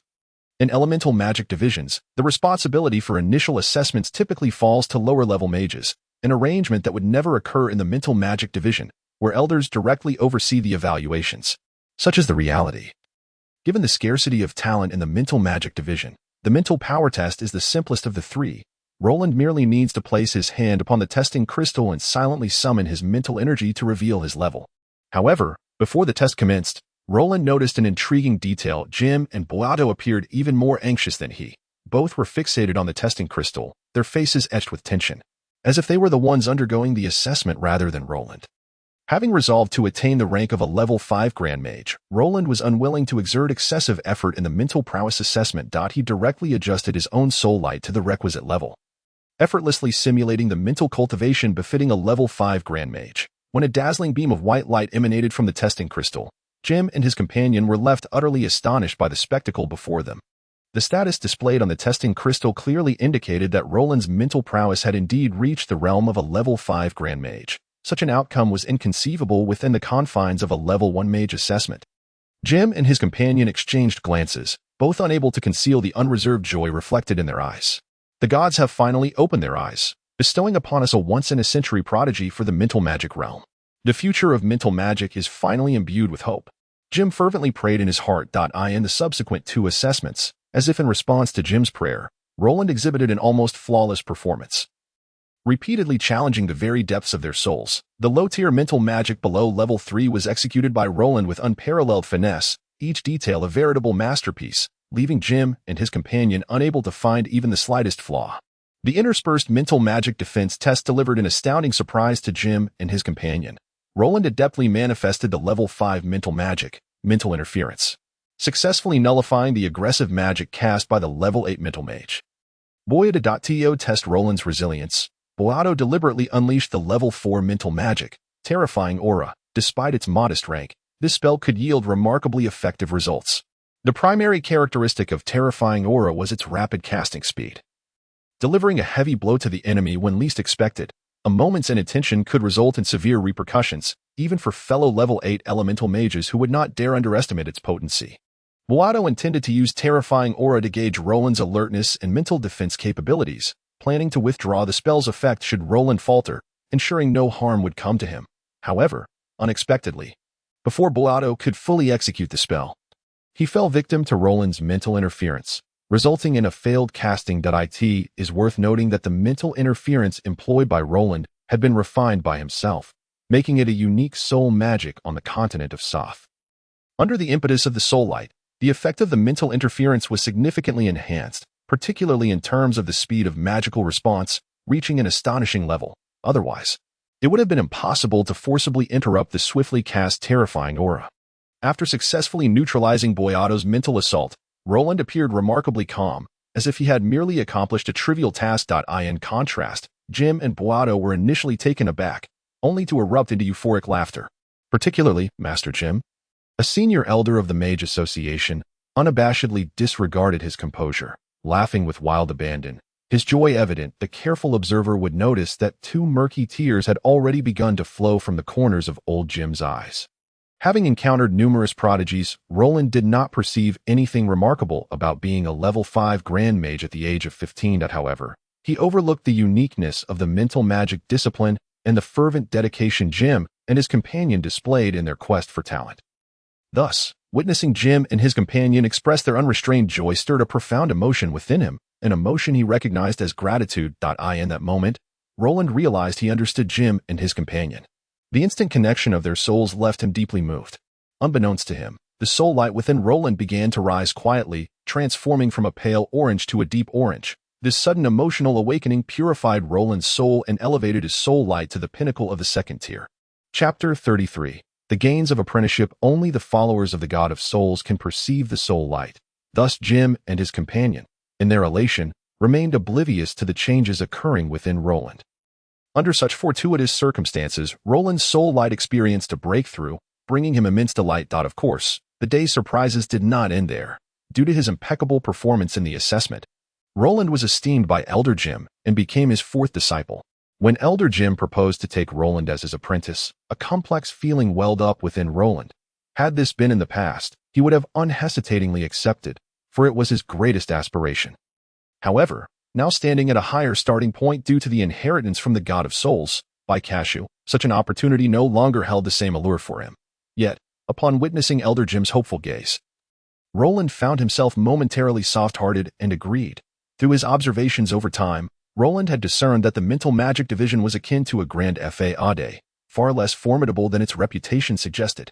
He had no doubt that the development of the mental magic division was a result of the countless efforts exerted by Jim and Boyado.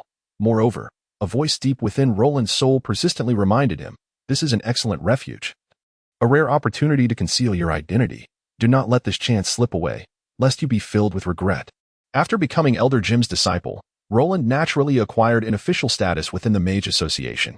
In addition to being a registered mage of the association, he also held the title of a mental magic division steward. Esteemed elders like Jim possessed numerous privileges beyond the ordinary, including the authority to appoint Roland as a steward. The position of steward was unique to the Mage Association, typically granted to mid-level managerial personnel. Each division had a varying number of stewards, determined by its scale and overall strength. In the mental magic division, including Roland, there were only 4 stewards, all disciples of Elder Jim. Boyado, however, held a somewhat unique status, positioned between the stewards and elders, often serving as Jim's assistant in public affairs. Elder Jim was a kind and gentle elder who did not conceal anything from Roland, including the awkward position and grim circumstances faced by the mental magic division. He hoped Roland would acknowledge his own strength, avoiding arrogance and complacency. After witnessing Roland's terrifying potential, Elder Jim placed the hope of developing the mental magic division upon Roland's shoulders. In contrast, Boyato, Jim's capable assistant, was a man of few words, not particularly skilled in expressing his emotions. His qualifications were not exceptional, and lacking a strong affinity for elemental magic, he had no choice but to cultivate mental magic. However, his somewhat awkward demeanor endowed him with unwavering perseverance. Through extraordinary effort, he gradually bridged the gap between himself and the prodigies, finally crossing the threshold of level 7 to achieve the realm of an 8-level mage at the age of 40. Boato was naturally quiet and seldom expressed his feelings, so his welcome to Roland was merely a gentle nod and smile. Nonetheless, having inherited the energy of the soul, Roland could still clearly sense Boyato's joy and excitement. Upon comprehending the internal regulations of the Mage Association, Roland realized that the title of steward would confer upon him numerous benefits. Primarily, there were economic subsidies. With the title of steward, Roland would receive a fixed monthly stipend commensurate with a level 5 Grand Mage. In addition to an extra salary as a steward, compared to his salary as an assistant at Soul Magic Academy, the remuneration for a steward was several times greater, explaining why the Mage Association was often regarded as the wealthiest organization along the South Continent. Furthermore, the Mage Association preserved numerous invaluable magical notes from senior mages. To safeguard these materials, the association had constructed a mage tower for archival purposes. These writings were categorized into several levels based on their rarity, with borrowing privileges granted only to those who attained the requisite level. Roland's newly acquired title of steward afforded him sufficient borrowing rights, apart from the most precious materials housed in the highest tier of the Mage Tower. Accessible solely to elders, he could freely explore and study all other magical notes. Moreover, according to legend, the total volume of tomes within the headquarters of the Mage Association surpassed that of Soul Magic Academy, encompassing nearly every conceivable magical discipline. This was not mere boasting, as revealed by an elder within the association. The highest tier of the library contained notes pertaining to necromancy. As a widely recognized forbidden magic on the South Continent. Necromancy has always been associated with malevolence and mystery, making any documentation regarding it exceedingly rare and valuable. Long before, Roland had developed a profound interest in necromancy. Yet various circumstances had prevented him from accessing relevant materials. Following his inheritance from the God of Souls, his fascination with necromancy only intensified, for it too involved studies of the soul. One could argue that necromancy represented the foundational stage of soul magic.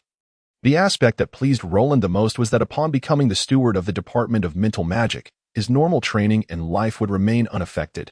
Regarding his role as a teaching assistant at the Soul Magic Academy, Roland did not conceal anything. Instead, he candidly shared the details with Jim and the others. Jim, his newly acquired disciple, Roland, was a prodigy who had advanced to the rank of a level 5 Grand Sorcerer at the tender age of 15. Fully capable of fulfilling the responsibilities of a teaching assistant at the academy. Consequently, Jim refrained from imposing excessive restrictions on Roland. Rather, he offered profound encouragement and unwavering support. To cultivate Roland into a formidable mental mage, Jim endeavored to create the most favorable environment for his development. As a result, his expectations of Roland were relatively relaxed. Aside from the usual reports and studies, Roland was not required to dedicate extraordinary effort to the Department of Mental Magic. If Roland so wished, he could continue his studies and training in accordance with his usual habits, while Jim would be present beside him, providing guidance as accurately as possible. As a token of apprenticeship, Jim naturally would not shortchange Roland. Although the Department of Mental Magic may lack in strength, it was not deficient in wealth compared to the elemental departments. Thus, as an elder, Jim was quite affluent and could easily present valuable treasures. For instance, he gifted Roland a meticulously recorded grimoire of magic that he had spent decades compiling. This grimoire contained nearly all level 1 to level 9 mental spells, many of which had been refined through Jim's personal experiments, surpassing traditional mental magic in efficacy, making it potentially unparalleled across the entire continent of Soth. This grimoire had accompanied Jim on his journey from a level 1 apprentice sorcerer to his current status as a level 9 Grand Archmage. It was no longer merely a notebook, but rather a manifestation of Jim's decades of dedication and intellect. For Jim, this grimoire held immeasurable significance, and without hesitation, he entrusted it to Roland. As Roland felt the familiar texture of the magical parchment, he suddenly realized that this seemingly unassuming grimoire felt remarkably weighty. Roland understood that what Jim had given him was not merely a grimoire, but rather the hope of mental magic. While preparing for the upcoming mental magic assessment, Roland faintly sensed a connection between mental magic and soul magic. If one were to provide a relatively apt description, mental magic could be regarded as a simplified version of soul magic. From both an energetic and a potency standpoint, mental magic fell one tier below soul magic, and this divide was as profound as a chasm, completely distinguishing the two forms of magic. Although restoring the glory of soul magic is my greatest aspiration and a responsibility I bear, simultaneously developing my mental magic is also a commendable choice. Roland reflected inwardly, moved by Jim's sincere sentiments. The gift Jim bestowed upon Roland was not limited to the grimoire, but also included a remarkably precious magical artifact, the Star Ring. The Star Ring, an exquisite relic from ancient times, functioned as a storage ring, encapsulating a dimensional space formed by spatial magic, suitable for housing any non-living items, empowered by the formidable ancient spatial magic. The Star Ring's storage capacity was virtually limitless, as the expansion of the dimensional space correlated with the strength of the spatial magic, as long as the spatial magic was potent enough. The dimensional space would have no bounds. Moreover, the legendary ancient spatial magic was said to derive from the powers of gods and demons, providing the Star Ring with enduring support energy, thus achieving an almost infinite storage capability. As a premium magical artifact passed down from ancient times, the Star Ring possessed functions beyond mere storage. The starry patterns etched upon it concealed the highest secrets of ancient alchemy. Bestowing it with formidable auxiliary powers, the arrangement of the starry patterns conformed to the correct structure of mental energy, enabling the wearer of the Star Ring to maximize the speed of mental energy cultivation, while simultaneously reducing the energy expenditure during spellcasting. Artifacts that could achieve both feats generally possessed the status of divine artifacts. However, the Star Ring was not a divine artifact. It was merely a premium magical item. Devoid of the glory and adornments of divine artifacts, characterized instead by simplicity and modesty, much like its original owner, Jim, beneath a tranquil exterior lay a resolute heart. In the South Continent, divine artifacts were not absent. It was said that each master possessed their own powerful divine artifact. Furthermore, some divine artifacts were scattered across the land, either renowned due to their master's fame or buried within mountains, awaiting worthy individuals to claim them. Consequently, many regarded only divine artifacts as worthy of the term precious, sparking intense competition among powerful individuals, leading to the oversight of the merits of premium magical artifacts. These artifacts were crafted by alchemists imitating ancient divine artifacts, presenting a plethora of forms and functions.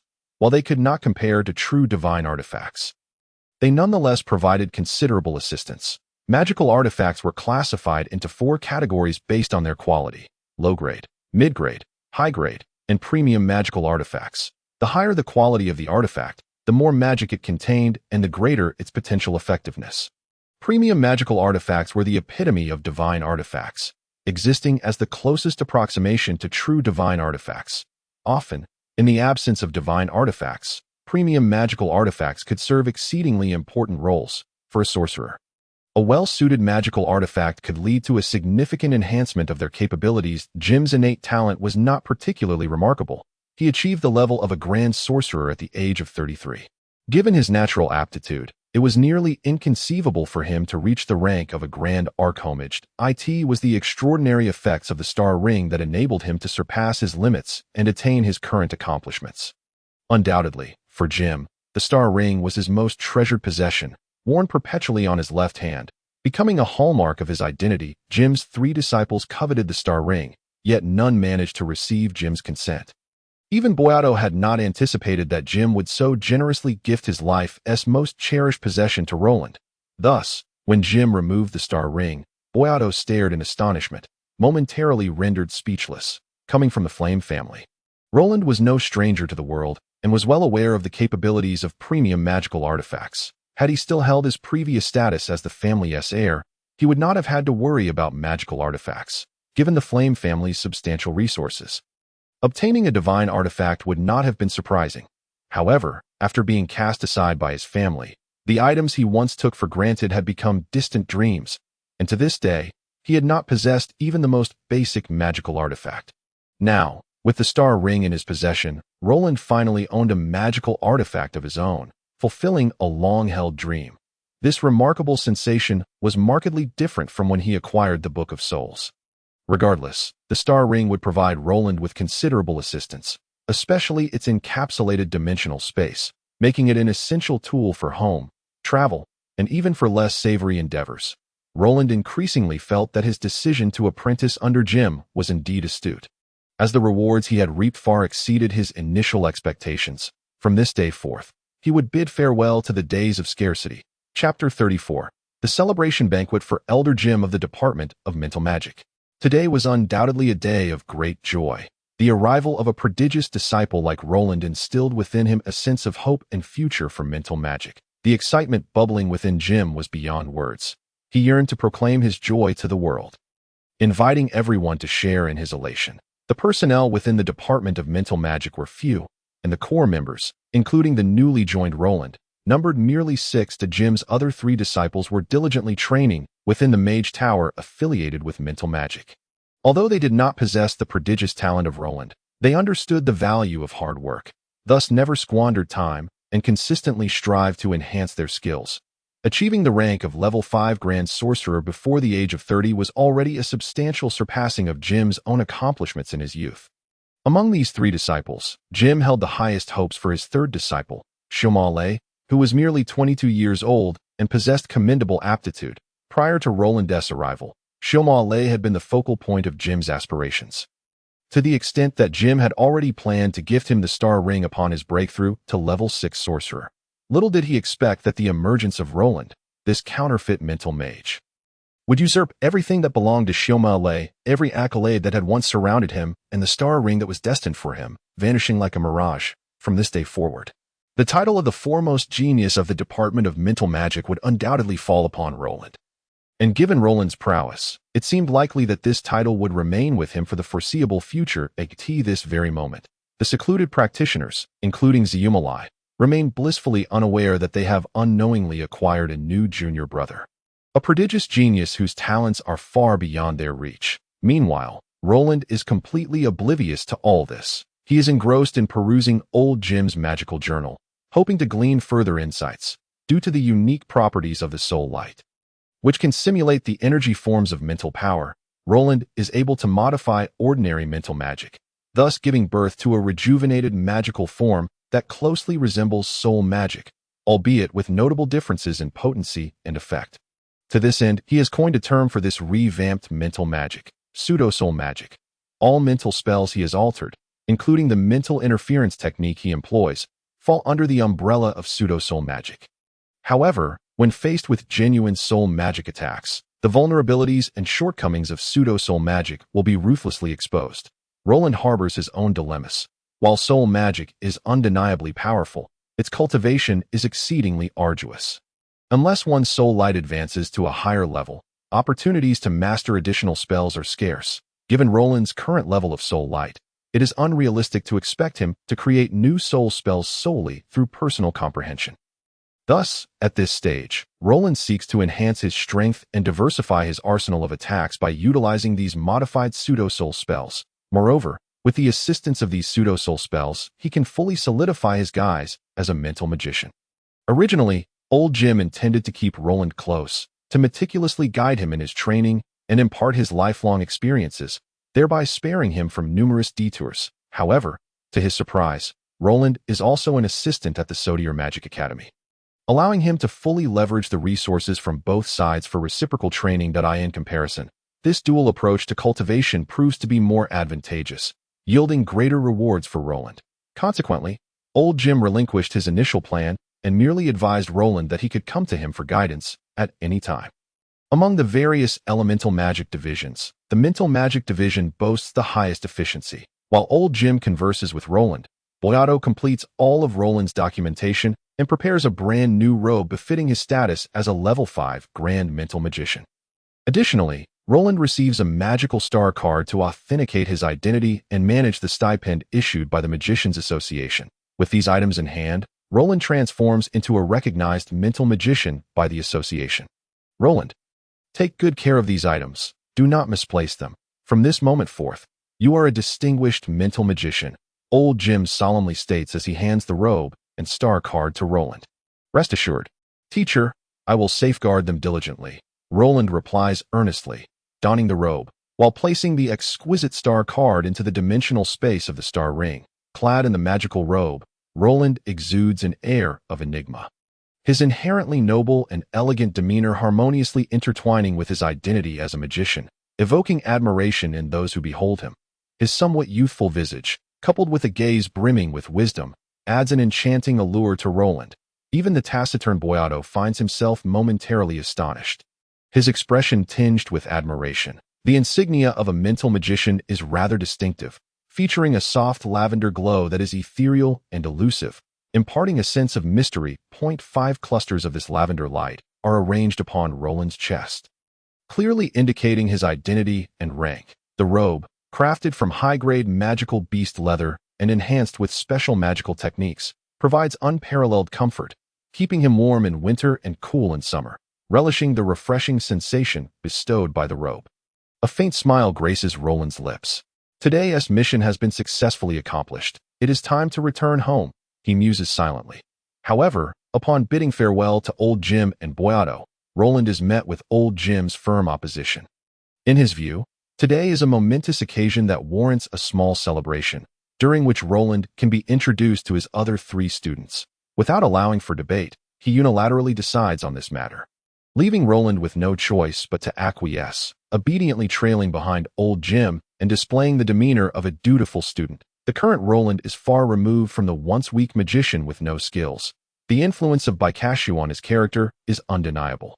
Beneath his noble and elegant exterior, Roland's mindset has become agile. To put it simply, he has learned Baikashu's second most significant skill, the art of pretense. Whether feigning purity, innocence, obedience, or even malevolence, he must adopt expressions that align with the situation at hand. While the nature of this may seem somewhat disreputable, it can yield unexpectedly beneficial results. Just imagine, a magician of Roland's noble bearing paired with an innocent expression. Who could suspect him of wrongdoing? Unbeknownst to him, Roland has unwittingly taken another step towards embodying the essence of the soul god Baikashu. Yet, this time, what he has acquired is not profound soul magic, but rather a rather dubious personality trait. It may be said without reservation that Roland's transformation is entirely due to the influence of the lascivious Baikashu. Despite Old Jim's modest strength, he holds a genuine position as an elder within the expansive Magicians Association. To retain such a rare talent, the association provides each elder with substantial benefits, rivaling those of high-ranking court magicians. Consequently, Old Jim possesses a grand mage tower, and this modest celebration takes place within its confines. The mage tower, representing the dignity of an elder in the association, is adorned with remarkable architectural embellishments. In stark contrast, Roland's own mage tower resembles a dilapidated slum, lacking any semblance of comparison, fortunately having witnessed the opulent mage tower of his grandfather Stuart. Roland is not awestruck. Otherwise, his naivety would surely have led to an embarrassing display. From the moment they entered the mage tower, Old Jim has been observant of Roland's reactions, which have brought him great satisfaction. Roland's composed demeanor misleads Old Jim to believe that he is indifferent to the tower's grandeur, focusing instead on the essence of magical cultivation and research. Such a talent, capable of achieving extraordinary feats, earns Roland increased esteem from Old Jim, albeit unbeknownst to him. Calmly, Roland observes the layout of the mage tower, contrasting it with his own, analyzing the disparities. He has always believed that the strength of a mage tower lies not in its initial construction, but in its subsequent arrangement and management. To elevate his own tower and maximize its potential, he must absorb the experiences of others and continually refine it. As Roland and his companions reach the 3rd floor of the mage tower, where Old Jim typically receives guests, they find it transformed into a simple banquet hall by attentive servants. The dexterity and efficiency of the servants indicate that Old Jim frequently hosts gatherings here. Prior to their arrival, Old Jim had notified his 3 students, but they were still engrossed in their training and have yet to arrive. Roland, do try this specialty pine nut tea, harvested from the Lumonis ice field. It is a rarity in our city of Mykic. Old Jim encourages, assuming Roland's quiet demeanor is a sign of shyness. Thank you for your concern, teacher. I feel quite well. Roland replies with a shy smile. Since my senior brothers have not yet arrived, I would like to take this opportunity to meditate for a moment. It has been a habit for over 10 years, and I find it difficult to change abruptly. Upon hearing this, both Old Jim and Boyato exchange glances. their expressions revealing admiration. After all, Roland is merely 15 years old, yet he has been training for over a decade. Observing his stringent self-discipline, it is no wonder he has attained the rank of a level 5 Grand Magician at such a tender age. Excellent! Excellent! Excellent! Old Jim exclaims excitedly, his pale face flushing with exhilaration. Roland, do not worry about anything. You may focus on your training. This habit is commendable, and you should continue to uphold it without any modifications. Roland's deliberate display of diligence not only elevated his standing in Old Jim's eyes, but also served as a profound stimulus for both Old Jim and Bestowed. Consequently, the two resolved to reflect upon their own attitudes towards cultivation and began to meditate alongside Roland in the banquet hall. Time passed gradually, and under the guise of meditation, Roland attuned himself to the magical fluctuations within the Mage Tower. He even discreetly cast a second-order spell, the Eye of the Soul, creating an ethereal eye to survey the entirety of the Mage Tower. Newly acquainted with the Mage Tower, Roland harbored a profound curiosity about all its intricacies. Hoping to glean insights from other Mage Towers to optimize the layout of his own, the Eye of the Soul, a flexible second-order soul-based spell, demanded little exertion from Roland for its control. By issuing simple commands, he could yield commendable results. Thus, he released the Eye of the Soul, allowing it to gather information autonomously, ultimately relaying the findings back to him, providing a comprehensive understanding of the Mage Tower's state. Throughout this endeavor, Roland's actions remained unobstructed, and the others were entirely oblivious to the presence of soul energy, let alone the Eye of the Soul itself. Once all was arranged, Roland gradually opened his eyes, his keen senses alerting him to an approaching presence in the banquet hall. To avert any unnecessary complications, he feigned the demeanor of one who had just concluded meditation. Simultaneously, Old Jim and Bestowed finished their respective reflections, and the trio's gazes converged upon the entrance of the banquet hall. Moments later, 3 slender figures clad in magical robes emerged into view, unmistakably Old Jim's other 3 disciples, Shashin, Jiro, and Zayumalai. Chapter 35. Zayumalai's jealousy. Shashin, Old Jim's first disciple, was an orphan whom Old Jim had rescued from the wilderness. Born into poverty, Shashin endured a tumultuous life, filled with hardship, ultimately collapsing in the desolate outskirts of Makik City due to hunger and cold. Had Old Jim not fortuitously passed by, Shashin would likely have perished. From that moment on, Shashin followed Old Jim, viewing him as his closest benefactor, regardless of the challenges posed by Old Jim's requests. Shashin exerted every effort to fulfill them. Over the years, he never once asked Old Jim for anything, nor did he ever defy a command. Among Old Jim's disciples, Shashin's loyalty was undoubtedly paramount. By the time Old Jim took him in, Shashin was already 12 years old. For a magician, starting at such an age was indeed quite late. Coupled with his average magical aptitude, Old Jim had nearly concluded that Shashin would not achieve great heights. Yet, through sheer tenacity and determination, Shashin repeatedly transformed the impossible into the possible, miraculously breaking through to the rank of 5th-level Archmage before his 30th birthday. For Shashin, this achievement was undeniably a monumental victory, eliciting applause from both Old Jim and Bestowed. After being adopted by Old Jim, Shashin not only inherited his mentor's spiritual magic, but also embraced the belief in revitalizing spiritual magic. Hence, when Old Jim introduced Roland to Shashin, the humble mage from the lower class beamed a sincere smile. Sincerity, simplicity, dedication, and diligence, this encapsulated Roland's first impression of Shashin. From Shashin's arduous journey, Roland perceived a reflection of himself. Once, he too had been steadfast and unyielding, equally diligent in his pursuits. This shared experience fostered an inexplicable kinship between Roland and Shashin, leading Roland to believe they would become excellent friends, and that Shashin indeed deserved such a friendship. Jiro, Old Jim's second disciple, epitomized the archetype of a lower-class mage. Initially, he, like many others, sought to infiltrate the ranks of mages for a life of relative comfort and prosperity. However, deep down, he yearned for the enchanting power of magic. Jiro, often marked by a sense of fragility and insecurity, appeared somewhat reticent, hesitant to voice his thoughts or engage in competition. He left an impression of blandness, neither standing out nor falling behind, blending into the crowd to the point that finding him amidst the masses would be a challenge.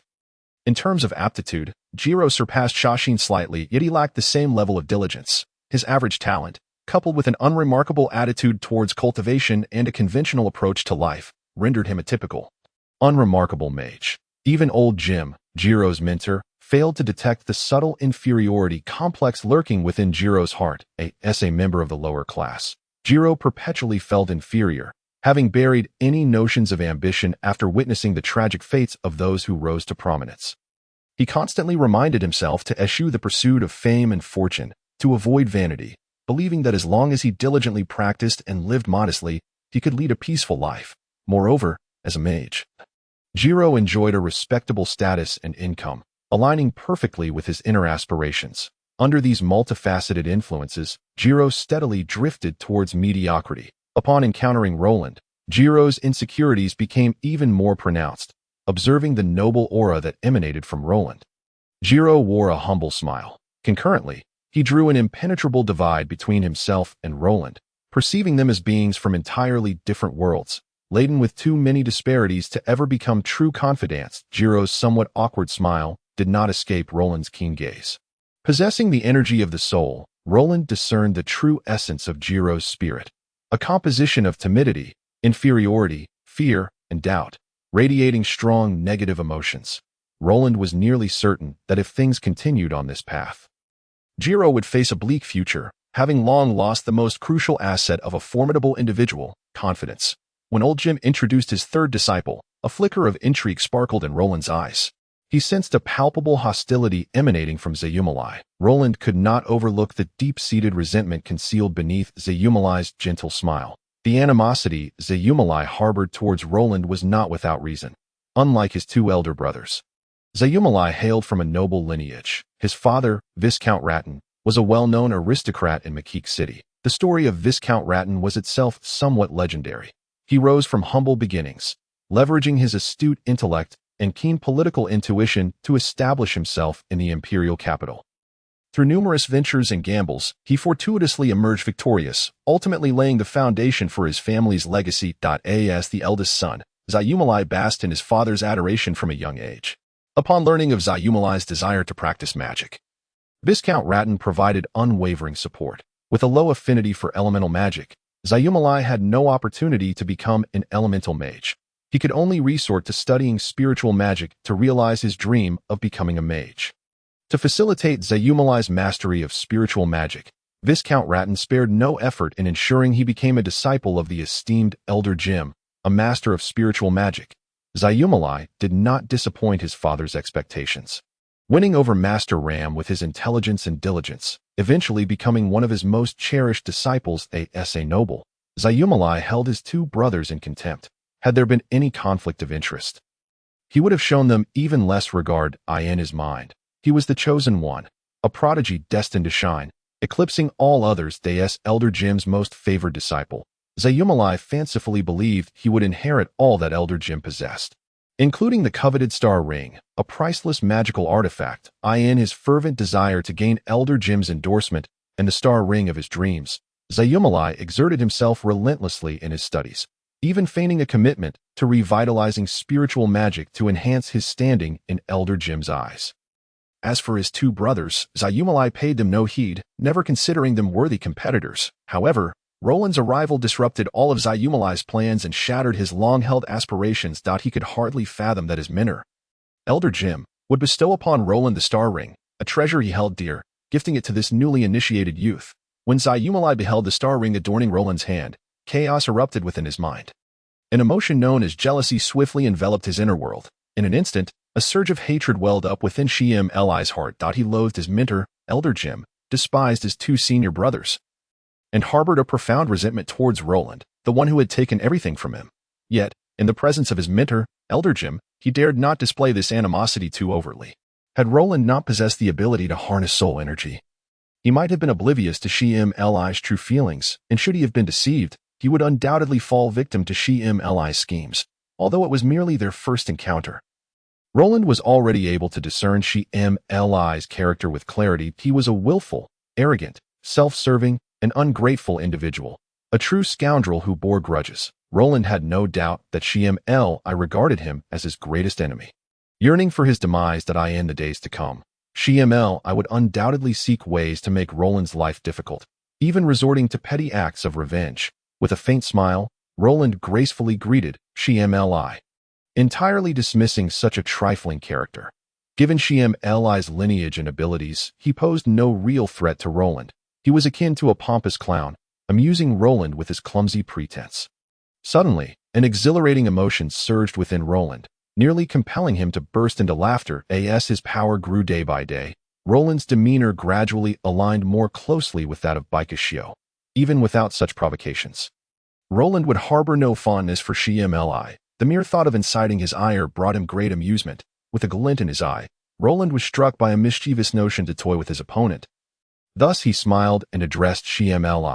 "Ah, it is indeed senior brother Li.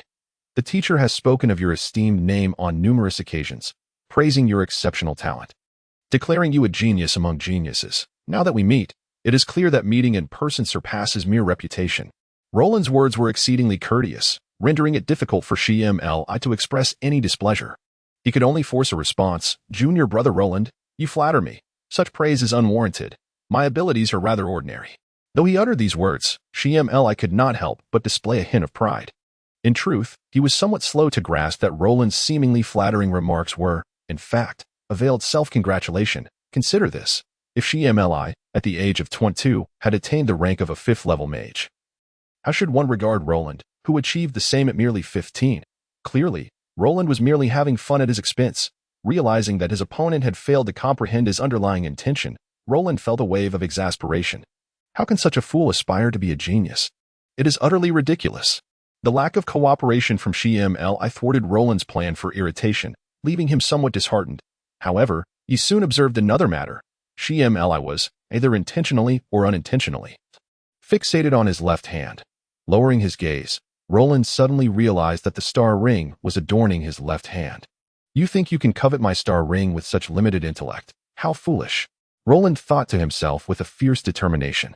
Casually moving his left hand, Roland positioned the star ring more prominently. Then, with a sincere expression, addressed Li. "Brother, I truly admire you.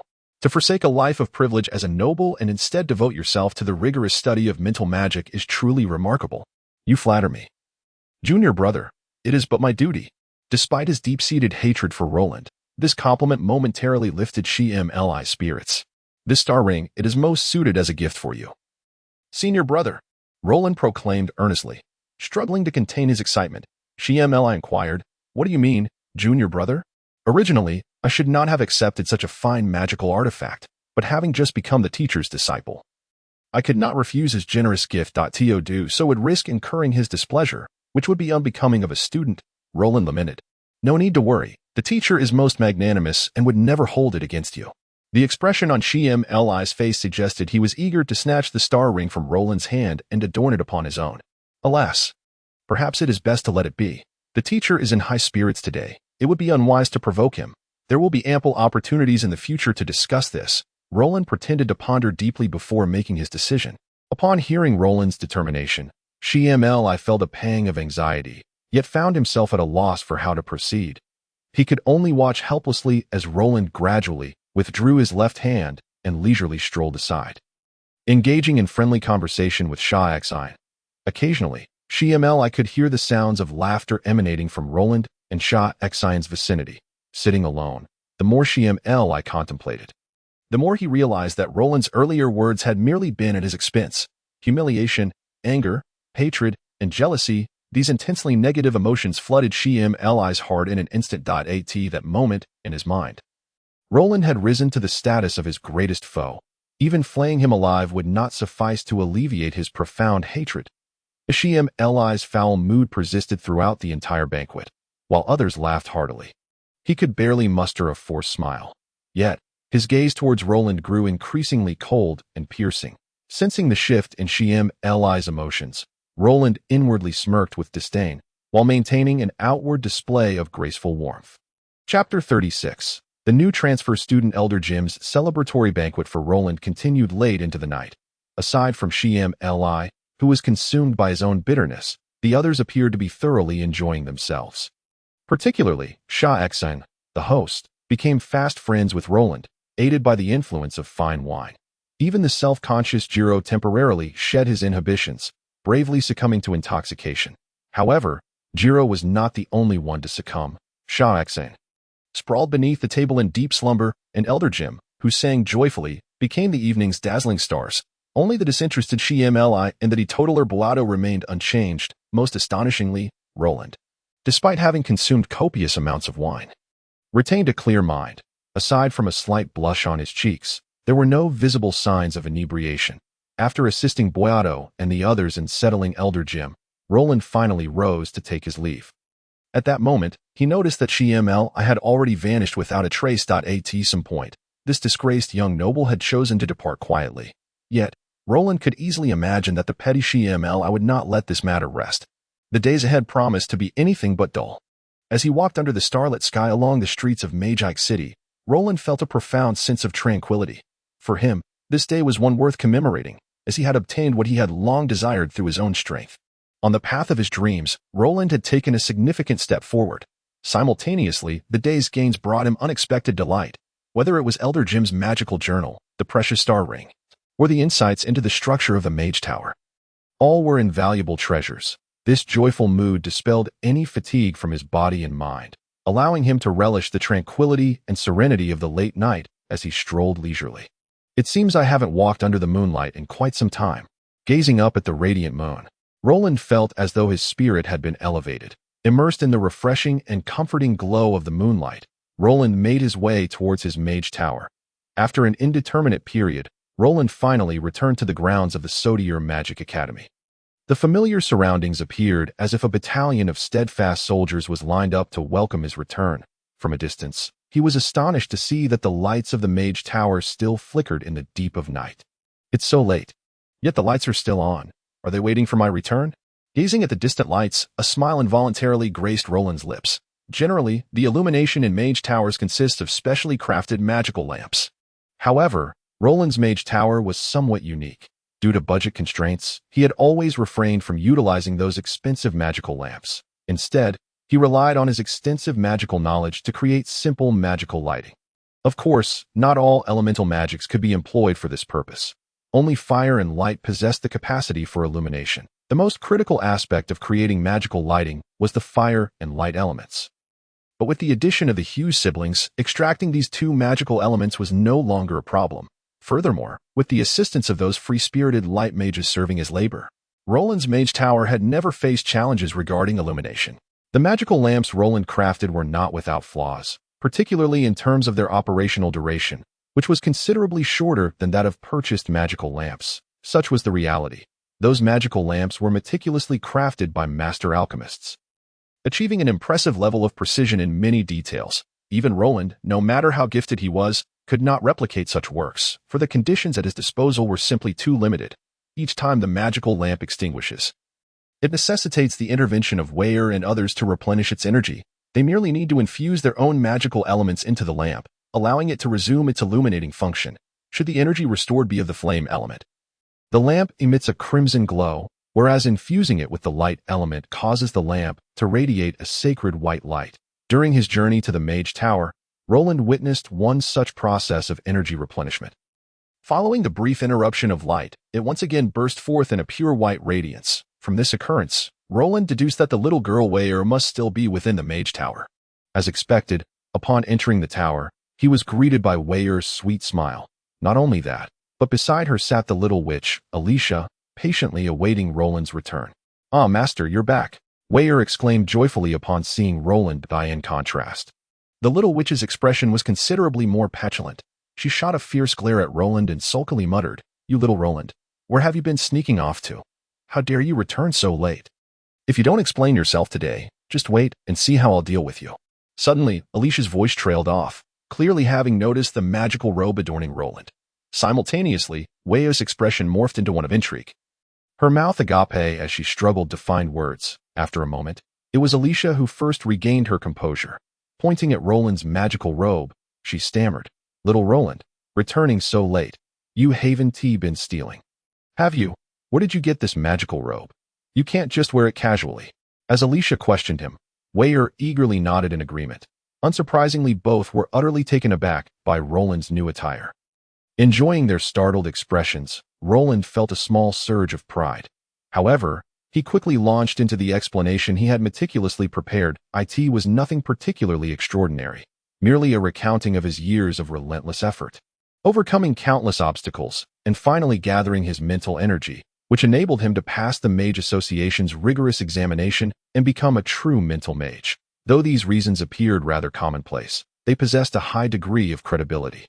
Given Alicia's astuteness, Roland dared not fabricate excessive details, for should he be caught in a lie, the repercussions would be dire in any case. Given Roland's physical condition, he could only cultivate mental magic, as his rare elemental rejection body precluded him from performing elemental magic.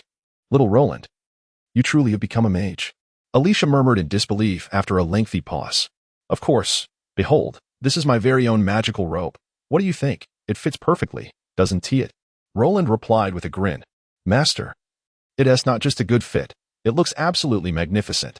Before Alicia could respond, the exuberant Heir chimed in. Master, you're amazing. You've become a 5th-level mage in an instant. That's incredible.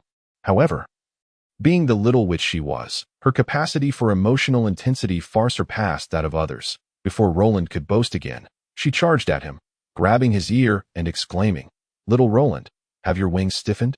So what if you've become a mage? You still must behave in front of me. Now, tell me, what on earth happened today? Be honest. If you dare to deceive me, you'd better watch your ears. Despite Alicia's fierce demeanor, Roland could discern a flicker of genuine joy in her eyes. Thus, he candidly recounted his participation in the mage examination and his apprenticeship under Elder Jim. He even disclosed his new role as the steward of the mental magic division. After all, Alicia and Heir were among the few he trusted completely, and sharing his joy with them brought him immense satisfaction. What? You've become a steward? Alicia exclaimed in astonishment. How impressive, Master, Heir added in admiration. However, Heir's subsequent question left Roland both amused and exasperated. Master, what exactly is a steward? Is it fun? Well, a steward is a sort of position, similar to an assistant teacher, I suppose. Roland struggled to conjure a comparable answer. Heir, don't listen to his nonsense. A steward is far more prestigious than an assistant teacher, especially in terms of salary. Stewards earn significantly more. Alicia remarked with a mischievous grin. Hey, Alicia, why are you laughing like that?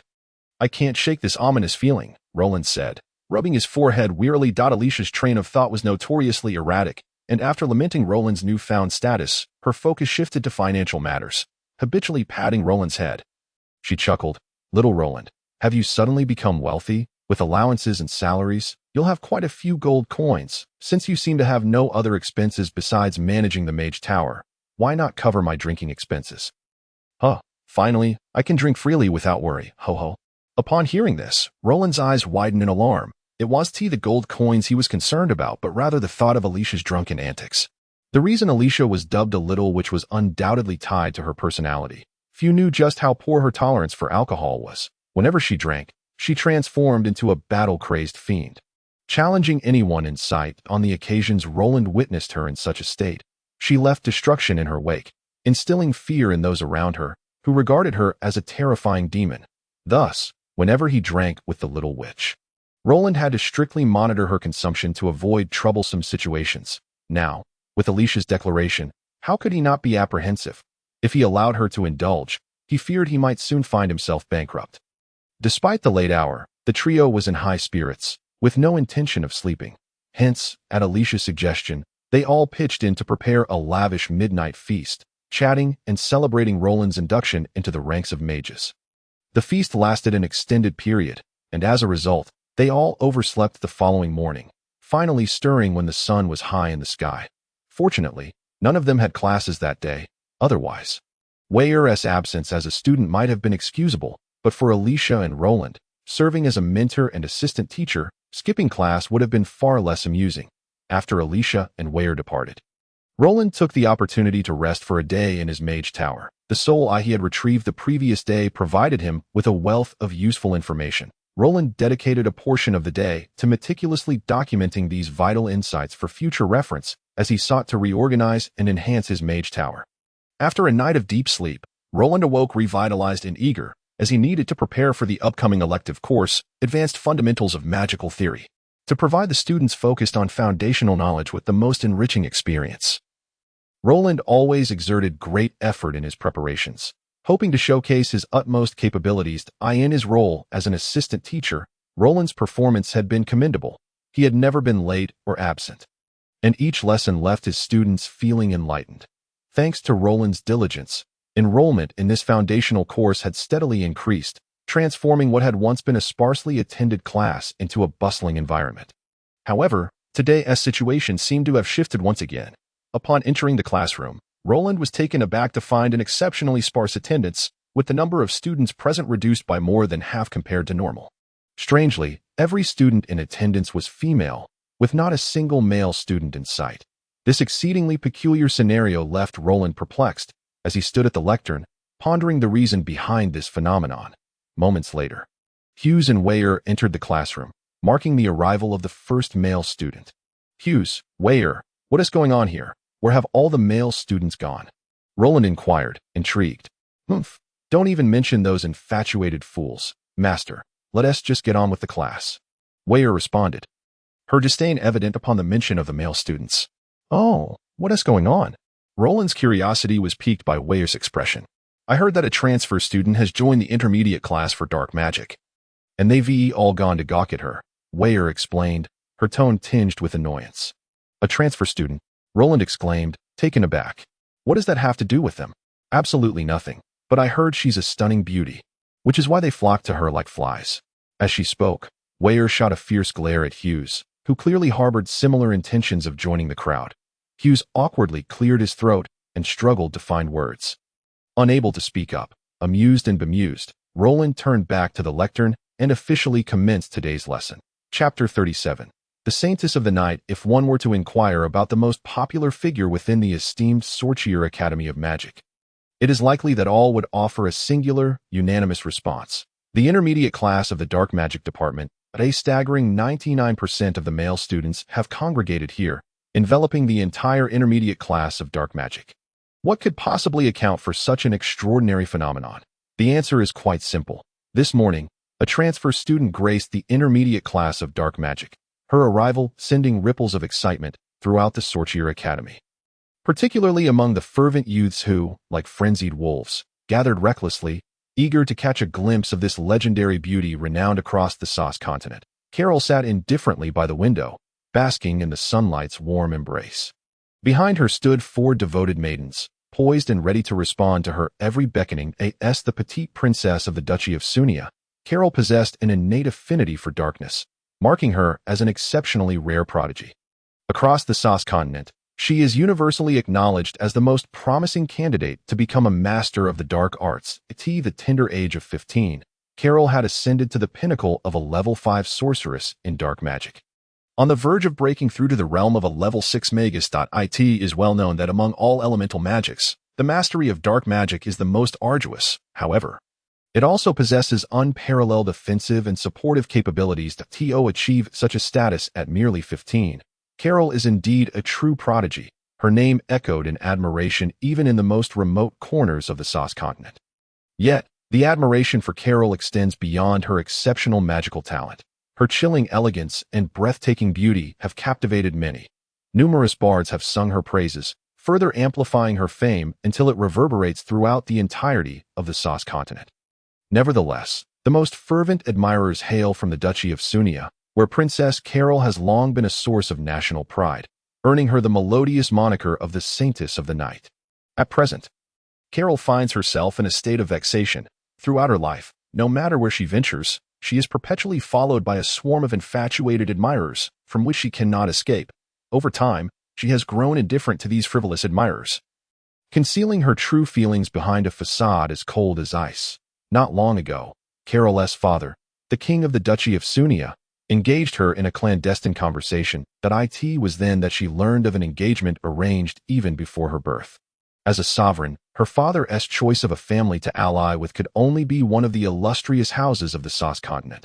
Yet, Carol was taken aback to discover that her betrothed hailed from the illustrious Flame family, a direct descendant of the ruling class of masters. Upon hearing this news, Carol had a fierce argument with her father, feeling a profound sense of anger and sorrow over the significant matter being concealed from her for 15 years.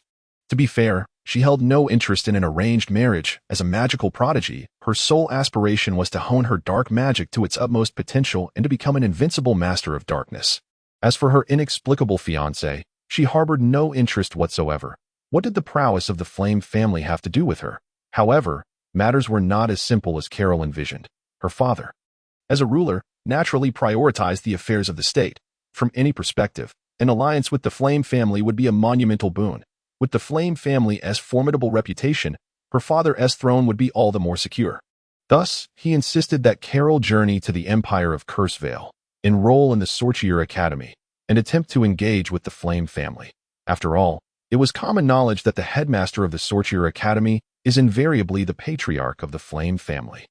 The esteemed master of fire, Carol resented her father's directive and attempted various forms of rebellion, all of which ended in failure. The adage that a mere arm cannot outmuscle a leg encapsulates her predicament.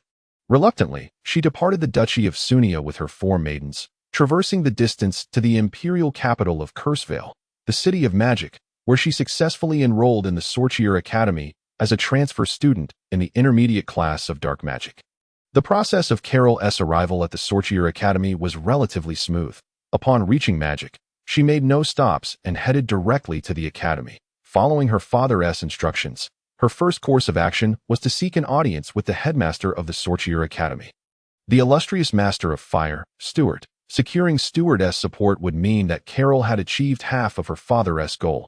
Upon meeting her, Duke Stuart of the Flame family appeared particularly pleased. And after inquiring about the current state of the Duchy of Sunia, he broached the topic of the engagement. To this day, Carol remains unaware of the identity of her fiancé. She only knows of his prestigious lineage. However, from her conversation with Stuart, it became apparent that the Duke did not wish to divulge all the details to her, leaving her to uncover the truth for herself. Consequently, Carol was left with a plethora of unanswered questions as she remained at the Sorcier Academy.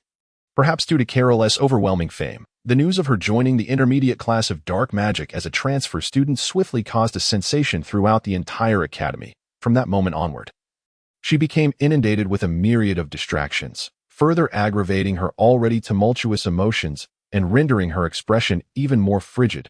Her exceptional aptitude and stunning beauty, bestowed upon her by the heavens, perpetually cast her into the spotlight.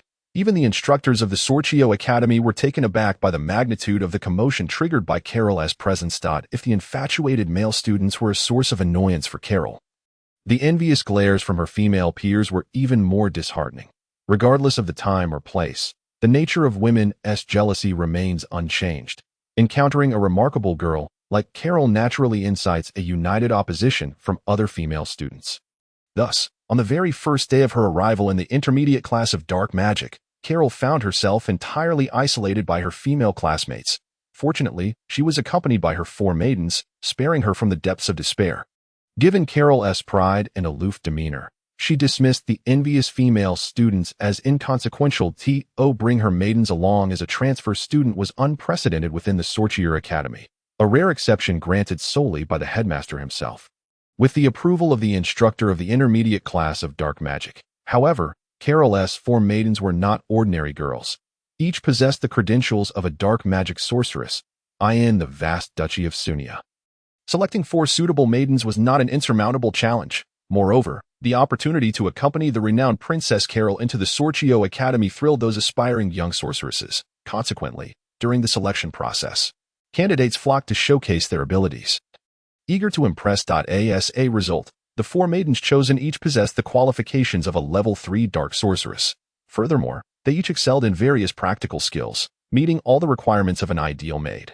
Although Carol often presented a cold exterior, she treated her own with considerable kindness. For instance, she not only provided her newly recruited maidens with generous compensation for their families, but also occasionally offered guidance in their training, treating them as equals rather than mere subordinates. Thus, these maidens remained fiercely loyal to Carol, heeding only her commands. Linka, do you think we made a mistake coming here? Carol asked, gazing out at the fervent sea of people beyond the window. Her expression tinged with uncertainty. Your Highness, there is no need to overthink it. Just consider this a brief respite. It's nothing to concern yourself with, Linka, the eldest of the 4 maidens, replied, sharing a temperament that resonated well with Carol's own. Though they were mistress and servant, they were akin to sisters in spirit. Before Carol could respond, the youngest maiden, Xiao Nan, chimed in eagerly. Exactly, Your Highness. Everything here is so peculiar. It's entirely different from our home. It's not just the things that are strange. The people are odd too. The men are infatuated, and the women are lunatics. It's utterly terrifying. The maiden Nuna exclaimed, her voice laced with trepidation. Your Highness, you must be cautious. I hope that this so-called young master of the Flame family is a normal person. The forthright maiden Aya expressed her concerns. Upon hearing Aya's words, Lin Ka immediately furrowed her brow. Displeased Aya, you're being too reckless. Is that something you can speak of so casually? As the eldest and most level-headed of the four maidens, Lin Ka commanded a certain respect among the others. Thus, when Aya heard Lin Ka's reprimand, she promptly fell silent, casting a wary glance at Carol's expression, fearful of inciting her mistress's ire. In contrast, Carol exhibited no inclination towards meticulousness. She engaged in open discourse with her four handmaidens, regarding them as her trusted confidants. The incident involving the transfer students caused quite a stir within the Sothiel Academy of Magic, creating a fervor that lasted several days before eventually subsiding into tranquility. Many students were merely curious to catch a glimpse of the legendary Dark Knight Saintus, harboring no impractical aspirations. However, some scions of noble families boldly stepped forward, ardently pursuing Carol without regard for the consequences. Yet, without exception, these suitors found themselves thoroughly embarrassed, none able to capture the fair maiden's affections to ensure Carol's peace. Her four handmaidens toiled diligently. Lin Ka and her companions faced the same familiar faces daily, repeating the same phrases. While they found the experience immensely tedious, they could not help but admire the persistence and patience of those noble youths. Throughout these days, Carol firmly held the top position on the Academy's leaderboard, captivating nearly everyone's attention.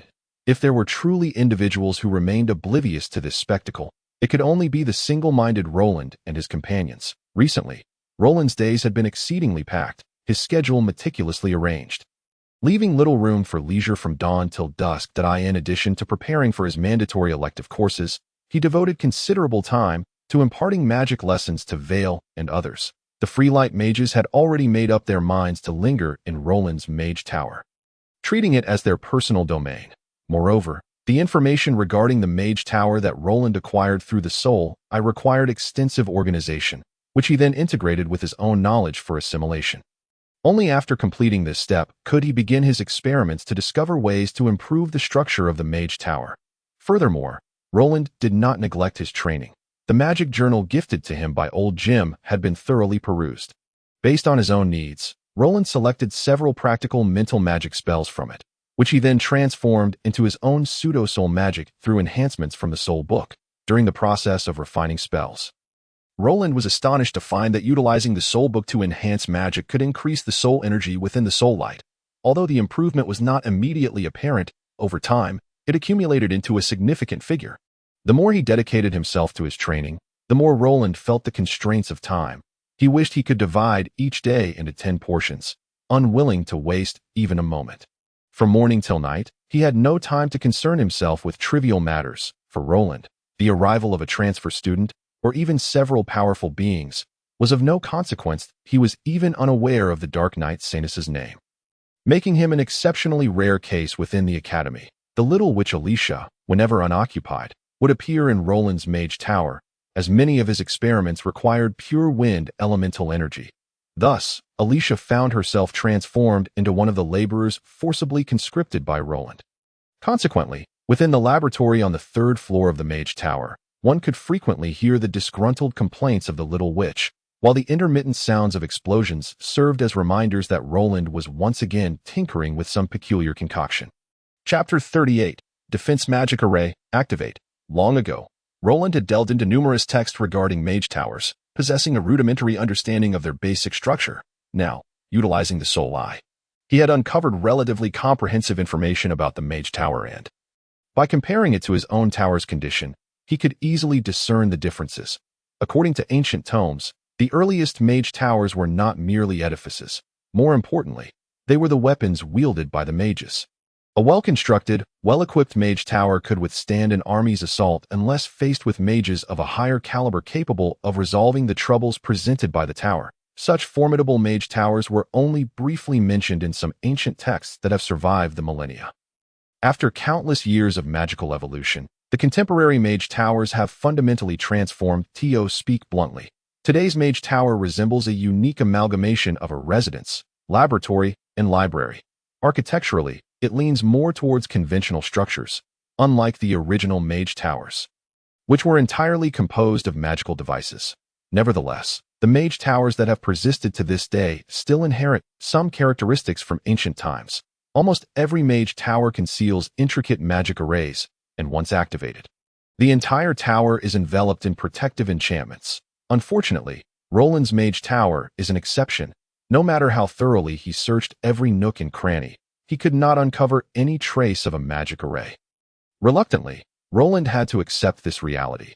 His small mage tower was evidently not yet a finished product. From that moment on, he resolved to construct a powerful magic array to securely fortify his humble tower. In comparison to various types of magic, magic arrays appeared significantly more complex. Without a comprehensive understanding of magical theory, one could not hope to construct intricate magic arrays. Moreover, within the realm of magic arrays, there exists a prevailing notion that the more complex the array, the greater its potential power. Renowned as the Encyclopedia of Magic, Roland harbored a particular fondness for magic arrays. In his magical theory, he posited that all magic stems from the release of energy, while incantations serve as the means to channel that energy. Thus, Roland believed that magic incantations are not immutable. As long as the same objectives are achieved, altering the convergence roots of magical elements could yield equivalent results. To this end, Roland conducted countless experiments in secret, with the little witch Alicia serving as his first test subject. As for the outcome, a 19-year-old 8th-level mage master certainly qualified as a remarkable success. Roland's magical theory shattered long-held conventions within the magical community. Should it become public knowledge, it would undoubtedly cause a tremendous uproar, potentially igniting a revolution within the realm of magic, until he possessed sufficient strength to confront the ensuing storm. Roland had no intention of revealing his theory. Otherwise, should he encounter a formidable attack, he would be ill-equipped to respond. Therefore, Roland's improved magical theory was imparted only to a select few, including Alicia, Hughes, Vale, and the group of free light mages, all of whom benefited from this knowledge. Concurrently with refining his magical theory, Roland also questioned the ancient magical array theories that had been passed down. In his view, nothing is immutable, time's progress, and magic evolves as well. He boldly took the opposite approach, systematically dismantling complex magic arrays and continually simplifying them, hoping to enhance their power from fundamental single patterns, thereby strengthening the arrays. Due to a lack of research conditions, many of Roland's theories remained untested, existing merely as conjectures. Nevertheless, he succeeded in refining some simple magic arrays, increasing their activation speed and reducing the consumption of magical elements, thereby significantly enhancing their effectiveness. Recently, Roland had finally commenced the study of complex magic arrays. With his own mage tower in place, he had acquired the most crucial condition for improving these arrays. Furthermore, it was essential to note that Roland was not alone in his endeavors. The little witch Alicia consistently provided him with sincere and selfless assistance. Additionally, the delightful Vale, a girl endowed with a natural talent for magic arrays, became an invaluable aid to Roland. Together, the three of them generated a synergy of energy far beyond what others could fathom. Of course, before achieving great breakthroughs, minor failures were inevitable. Consequently, in recent times, the mage tower often echoed with peculiar noises. However, as regular visitors, Hughes and the free light mages had long since grown accustomed to the sounds of exploding magic arrays, which they had learned to accept as part of the process. Boom! A resounding crash, followed by a scream, pierced the morning sky, heralding the commencement of a new day in the grand undertaking of reforming magic arrays by Roland and his companions. No, perhaps it was no longer accurate to refer to them as just a trio. Another figure had joined the ranks within Roland's laboratory. Just last night, Roland hosted a lavish feast, inviting friends to celebrate the arrival of the weekend. Hughes and others eagerly attended, intent on indulging in a hearty meal at Roland's expense. Unexpectedly, after a bout of excessive drinking, Roland brazenly declared a decision to better improve the magic arrays and enhance their power. He required Hughes, the fire mage, to contribute his meager strength. Whether it was the alcohol clouding his judgment or his oversight of Roland's trap, Hughes, in a moment of boundless generosity, slapped his chest and agreed. He failed to notice the glint in Roland's eyes and the sly smile shared between Roland and Alicia. As the saying goes, a single misstep can lead to endless regret. Looking back, Hughes had never felt so remorseful. He could not recall what transpired at the banquet the previous evening. Under the testimony of the free light mages, Hughes, with a dazed expression, followed Roland up to the third floor of the Mage Tower. It was crucial to remember that Hughes practiced fire magic, which is deemed one of the most perilous forms of magic in experimental settings. Its high heat, explosive nature, and extreme sensitivity significantly heighten the risks involved in the experiments. One must exercise utmost caution, for a moment's lapse may lead to an inability to regulate the elemental flames, potentially resulting in unforeseen explosive incidents. Take, for instance, the recent detonation. It was a consequence of Hughes's momentary oversight. The anguished cry that followed was also his doing, as he, being in charge of controlling the fire element, was required to be at the forefront of the experiment.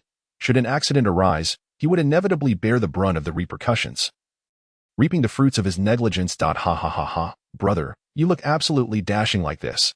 After the haze of smoke had cleared, Heir pointed at Hughes's disheveled hair, laughing without a shred of decorum. She giggled while playfully banging on the table, her demeanor radiating vivacity and charm. Yet, it was not only Heir who reacted thus. Roland and Alicia were not far behind in their amusement. The little witch had always been refreshingly candid, laughing when it was appropriate and shedding tears when necessary. Thus, upon witnessing Hughes's peculiar appearance, she laughed heartily, nearly losing her composure. In contrast, Roland maintained a semblance of noble restraint, suppressing his laughter to merely twitch the corners of his mouth. However, the gleam of schadenfreude in his eyes was unmistakable to all present. Indeed, it must be said that Hughes's current appearance was rather bizarre. The instant the fire element exploded, a fierce shockwave erupted at a localized point, creating a sudden cyclone in the air that caught Hughes off guard. Coincidentally, the explosion occurred directly above him, and the acrid smoke and flames cascaded down upon him, rendering his meticulously styled hair a chaotic mess. At that moment, one could only liken the state of Hughes's head to a nest of wildfowl. The dense smoke blackened his face, transforming his once pristine mage's robe into a disheveled state. A sight of utter desolation. What are you all laughing at? Is my appearance truly so embarrassing? Hughes inquired, perplexed by the laughter surrounding him. Not at all, brother, you look genuinely handsome, Heir exclaimed, waving her hands as she continued to chuckle. Amusingly, Hughes seemed to take her words to heart, even pressing for confirmation. Really? You're not deceiving me, are you? To align with Heir's playful act, the little witch seized the opportunity to tease him, nodding vigorously in agreement with her sentiment. When it was Roland's turn, he showcased his own acting skills to the group. His flawless performance left Hughes utterly oblivious to the fact that he had been thoroughly played by the trio. Thus, when the four of them descended from the third-floor laboratory, they were met with a moment of silence from the gathered freedom mages on the first floor, only to erupt into collective laughter thereafter. At this juncture, even Hughes, despite his naivete, grasped that he had been duped. He hurriedly dashed into the bathroom, scrutinizing himself in the magical mirror. After a prolonged period, a tidied Hughes re-emerged before the others, his once sullen expression now concealing a formidable aura of wrath. Sensing the brewing storm, Heir promptly attempted to flee, only to be seized by Hughes, who reprimanded her sternly. As for Roland and Alicia, they too received several sharp glares from Hughes. And it was only after Roland promised a grand meal of atonement that Hughes's ire began to wane. However, given the day's events, it seemed unlikely that Hughes would return to the third floor to assist anytime soon. Thus, the quartet spent their days diligently refining their magical array, their theoretical knowledge and practical skills steadily advancing without their conscious realization. During this period, Roland also took the time to visit his mentor, Elder Jim, and borrowed some invaluable notes on magical arrays from the Mage Association. As their research deepened, the group's ambitions grew, and they aspired to construct a comprehensive magical array that would safeguard the entire Mage Tower. A comprehensive magical array is defined as one that encompasses more than one type of magical element. With the assistance of Alicia, Hughes, and Heir, Roland could effectively combine the elements of wind, fire, and light to create a highly potent defensive magical array. Typically, constructing a magical array necessitates the extraction of the required magical elements, which must then be assembled by a mage with exceptional mental prowess, otherwise, without robust mental strength to support it. The resulting array would lack stability. Even the infused magical elements would struggle to remain fixed in their designated positions. Such an array would not be deemed successful. Even minor fluctuations could lead to catastrophic failure. With Roland's current state of soul light, he was capable of simulating a mental power comparable to that of a 9th-level archmage. Thus, constructing such a defensive magical array should not pose a significant challenge. To maximize the efficacy of this magical array, Roland and his companions engaged in multiple comparisons and discussions, ultimately deciding to etch the array at the pinnacle of the Mage Tower. Upon completion, the entire tower would fall under the protective aegis of the magical array. In the event of an attack, the array situated atop the tower would automatically activate, enveloping the entire structure in a colossal spatial magical barrier. The elemental protective shield created by the array would consist of 3 layers, the first layer being a wind barrier, the second a firewall, and the third a light shield. These 3 layers of elemental protection are not static. The controlling mage can alter their order at will. By selecting different types of protective shields in response to various kinds of attacks, optimal defensive outcomes can often be achieved. The integration of 3 magical elements into the defensive array also expands future defensive strategies. However, this alone cannot encapsulate the depth of Roland and his companions' expertise in constructing magical arrays. To enhance the safety of his mage tower, Roland intentionally incorporated experimental theories of mixed magic within the array. This involved achieving a layering effect of 2 or even 3 elements during the formation of the protective shield, combinations of wind and fire, wind and light, light and fire, and even the most challenging of all, wind, fire, and light combined, formed the crux of Roland's group's research endeavors. Such an ambitious undertaking, seemingly fraught with difficulty and bordering on the incredible, became the primary focus of their studies. Countless failures ensued in pursuit of this goal, with each member, including Roland, finding themselves on the receiving end of elemental explosions, emerging disheveled and covered in soot. Nevertheless, they ultimately triumphed, successfully incorporating all forms of the wind, fire, and light elements into their defensive magical array. The final engraving process alone consumed 3 consecutive days and nights of Roland's time. Yet, as he emerged from the 3rd-floor laboratory, weary yet triumphant, a proud and satisfied smile adorned his face. When the defensive magical array was successfully activated, an uncontrollable cheer erupted from all present. They had every reason to take pride in their achievement. Through their dedication and intellect, they had pioneered a new methodology for constructing magical arrays, ushering in a new era of magical array innovation. Chapter 39, The Chief Student Challenge in the Tranquility of Daily Life. Time invariably flies. The sweltering summer and the crisp autumn have passed unnoticed, as the howling northern winds and golden leaves herald the arrival of a frigid winter. For the students of the Solar Magic Academy, the semester's conclusion draws near, and the annual winter break is imminent. Provided they successfully navigate the semester assessments, they will soon indulge in a month of leisurely respite. Since the successful construction of the magical array, Roland's life gradually returned to a semblance of normalcy. Aside from the elective courses he was responsible for, he seldom taught in other classes, opting instead to dedicate more time to the cultivation of soul magic. Of course, as the steward of the mental magic division, Roland also needed to make occasional visits to the Mage Association. In addition to meeting with his mentor, Elder Jim, he was obliged to handle some routine administrative tasks, such as overseeing advancement assessments for those below the 5th level, a responsibility that Elder Jim eagerly assigned to him. Especially after learning of Roland's previous role as an examiner for the Solar Magic Academy's admissions, Roland found himself well suited to the role of supervisor for the advancement assessments. However, life is rarely devoid of frustrations, and Roland certainly had his share. For instance, whenever he encountered Humli at the Mage Association, he would resolutely choose to ignore him. The vile little man, known for his reprehensible character, was someone Roland had no desire to associate with. Unfortunately, it seemed that Humli had taken a peculiar interest in Roland, often seeking to create trouble for him, though Roland was not the one to suffer the consequences. The frequent encounters with such a nuisance continued to mar his otherwise pleasant disposition. Over time, Roland resorted to employing soul magic to interfere with Humli's thoughts, effectively preventing him from causing any disruption. After weeks of diligent practice, Roland's strength had seen considerable advancement, though he still found himself unable to break through to the next level, remaining at the apex of orange light. However, Roland was acutely aware that such matters could not be rushed. With the appropriate level of power attained, he possessed the patience to wait, firmly believing that all things would gradually unfold in a favorable direction. The Solar Magic Academy sprawls across a vast expanse, unless one actively sought out another. The chances of 2 individuals crossing paths were minimal. Thus, throughout the semester's instruction, Roland had yet to catch a glimpse of Francis. After Roland attended the family festival, Francis and the others ceased to trouble him.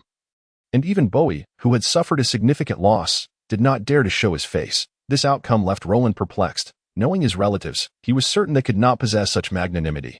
After much contemplation, Roland ultimately decided to let it go. He was no longer the defenseless magic novice he once was. The troublemaker's absence was preferable, for any misfortune would surely befall them instead.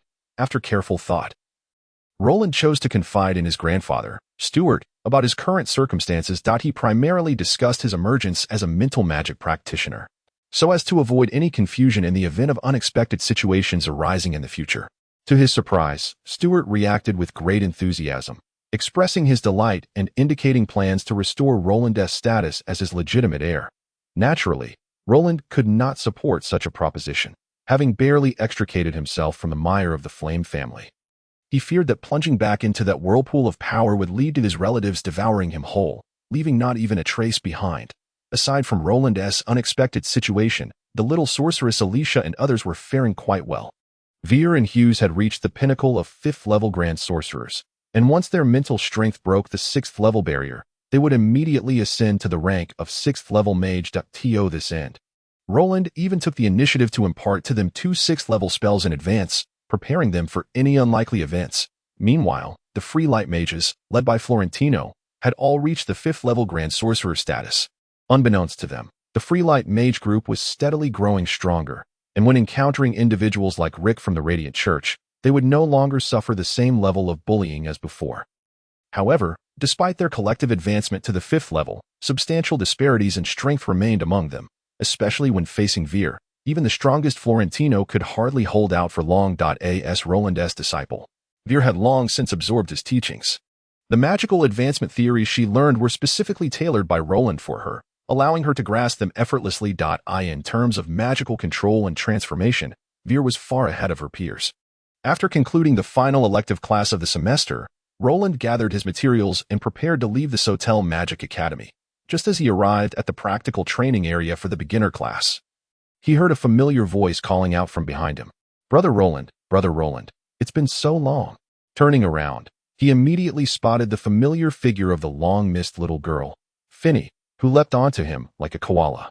"Oh, it's you, Finny. It truly has been a while." Roland chuckled as he ruffled Finny's hair and gently inquired, "Where have you been, Finny? Why haven't you attended classes this semester?" "Brother Roland, I was with Mentor Nana for the beginner trials. Don't forget, I defeated Munsal last time and became the top student. That's why the Academy approved my participation in the beginner trials." The little girl Finny proclaimed proudly. "I see, that's quite impressive." Roland exclaimed with admiration before continuing, "How did your trials go?" Finny, "Of course, I did great. Brother Roland, guess what? I've leveled up." Finny excitedly tugged at Roland's arm, shaking it as she declared, "I'm now a 3rd-level water magic practitioner." With perfect timing, Roland raised his thumb in encouragement, offering Finny the support she needed. "That's wonderful, Finny. Congratulations. It seems that after next year's entrance assessment, you'll be able to move up to the intermediate class. Make sure to put in the effort." "Don't worry, Brother Roland. I will definitely pass the assessment." Little Finny confidently waved her tiny fist, promising loudly. "So, what plans do you have now that you're back, Finny? Are you ready to enjoy the winter break?" Roland affectionately patted her ponytail and asked. With a look of surprise, the little girl replied earnestly, "Not at all. Brother Roland, you haven't forgotten, have you? The top student challenge is coming up. I want Munsa and the others to know that I am the true top student." "The top student challenge, you say?" I had indeed forgotten. Roland chuckled self-deprecatingly, quickly regaining his gentle demeanor. "All right then, as compensation, let us have Brother Roland help little Finny improve her 3rd-level magic." "That's wonderful, Brother Roland. Now I'm sure to win." Little Finny cheered excitedly. "Oh, by the way, Brother Roland, can I come find you in the little attic tomorrow?" "Ah, little Finny, during the time you were away, Brother Roland moved. I no longer live in the attic." Roland smiled as he explained. "What should I do then?" "I want to be able to find you." The little girl tilted her head, her face full of distress.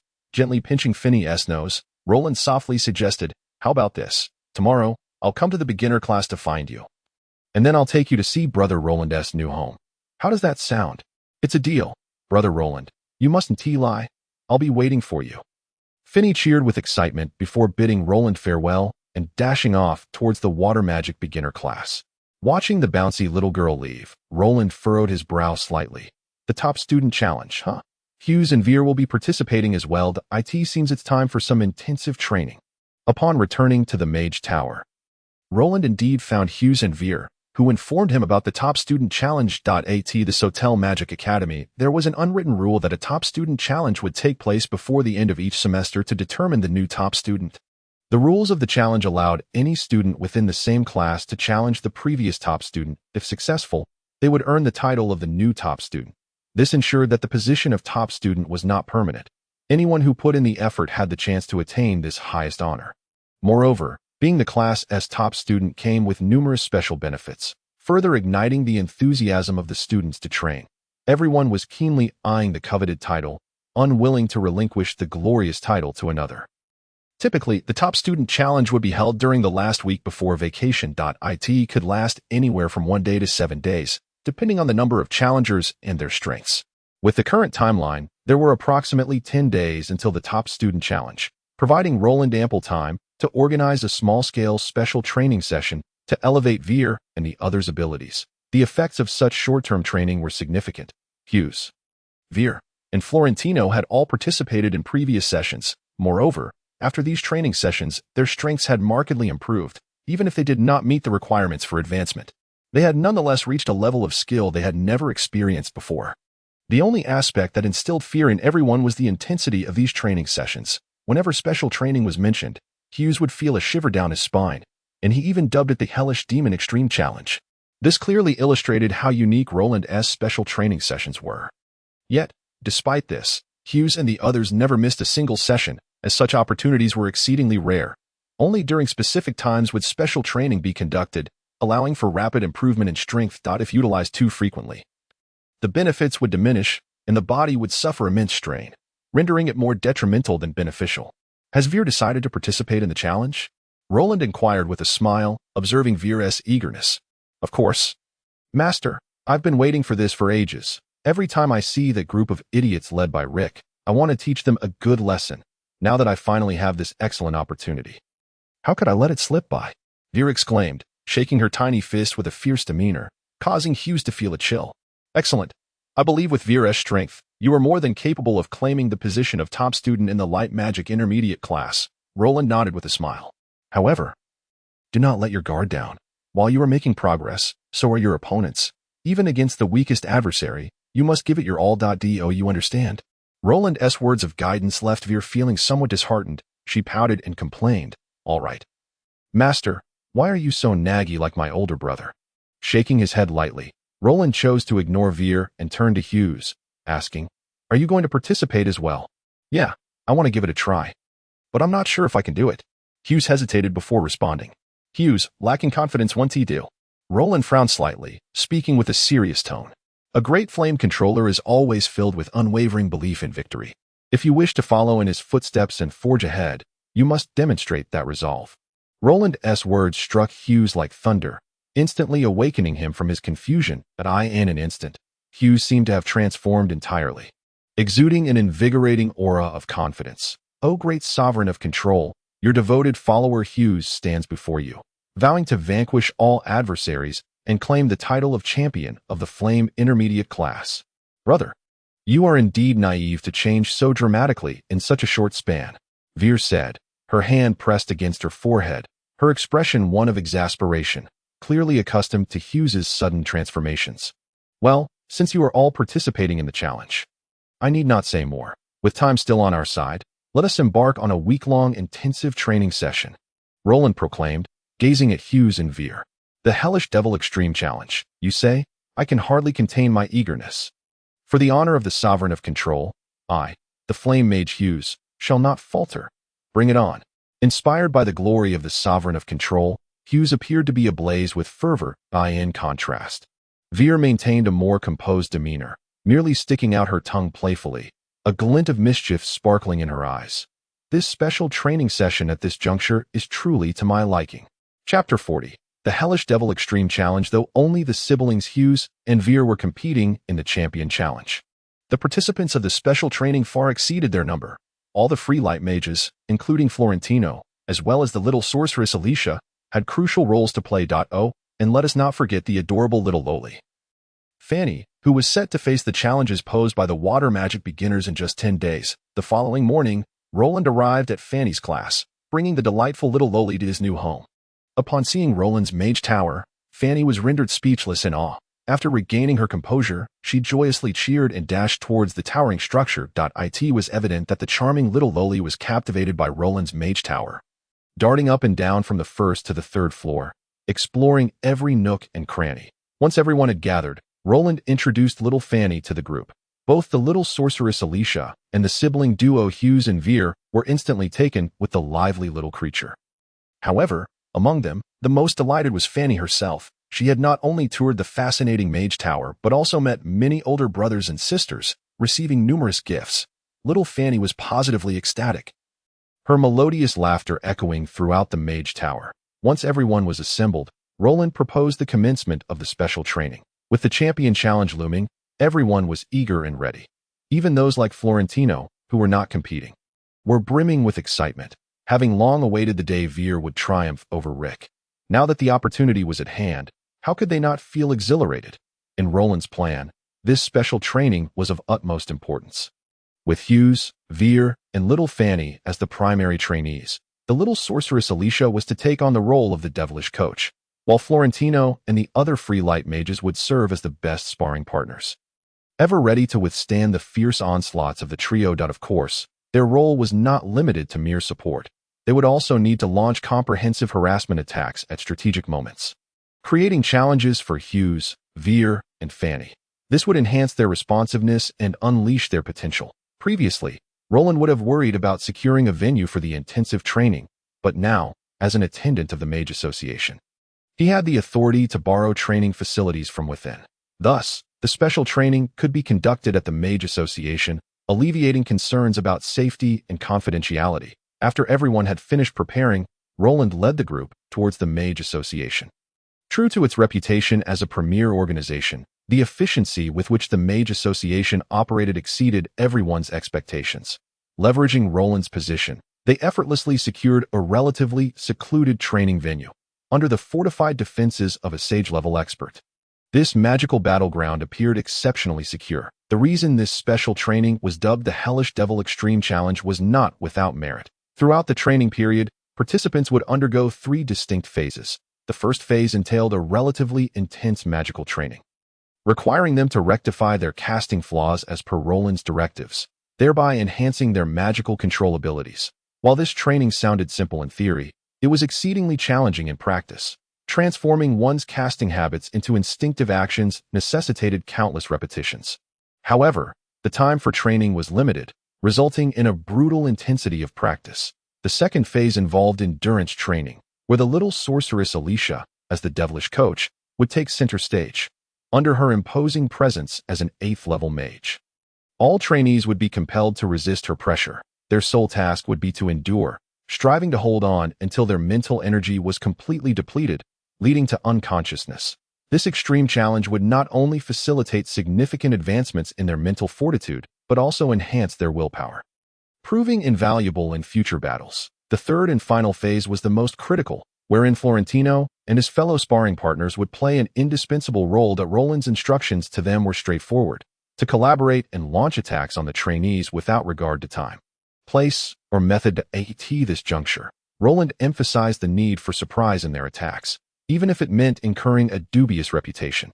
Hesitation would lead to failure, rendering their efforts futile. The 3 phases of training could be interwoven, with varying degrees of difficulty tailored to each individual's prowess. For instance, both Hughes and Veer were at the 5th-level mage standard, while Fanny had just entered the 3rd-level mage realm, thus necessitating different training regimens. Apart from the newly arrived Fanny, the others had participated in similar training previously, so Roland needed to explain the process to her in detail. However, this training session differed from previous ones, with a dedicated venue secured. Roland, along with Alicia, secretly set up several magical traps to present additional challenges during the 3rd phase of training. The adage, "many hands make light work," rang true, as collective efforts swiftly brought their preparations to fruition. With only 10 days remaining until the final challenge, every moment was of utmost value. Without further hesitation, at Roland's command, the illustrious Hellish Devil Extreme Challenge commenced. The high-intensity magical training began, with Roland focusing his guidance on little lowly Fanny. After all, Hughes and Veer had already been training with him for nearly a semester, addressing their magical improvements. Now, it was a matter of practice until their skills became second nature. Fanny was no stranger to Roland's teaching methods. Her qualification for the champion title was closely tied to his assistance. Thus, she found it easier to adapt to Roland's magical theories, facilitating her learning process considerably as a beginner. Even the fiercest competition for the champion title typically unfolded between two third-level mages. Therefore, Roland refrained from inundating Fanny with too much information. Carefully selecting 2 spells for her modification, Roland believed that mastering these 2 spells would render Fanny virtually unbeatable in her current water magic class. The 2 third-level spells were relatively straightforward. One was an offensive water projectile barrage, while the other served as a supportive slowing wave. During combat, if she timed it well, Fanny could cast the slowing wave to significantly reduce her opponent's mobility. Consequently, when she unleashed the water projectile barrage, her adversary would find it nearly impossible to evade. Previously, the water projectile barrage could only launch 2 projectiles consecutively and was considerably slower than the first-level water projectile spell. However, after Roland's meticulous enhancements, the barrage now launched 3 projectiles, and its release speed approached that of the first-level water projectile spell. This was a deliberate consideration of Fanny's mental capacity. Otherwise, the barrage could have been ramped up to 5 projectiles.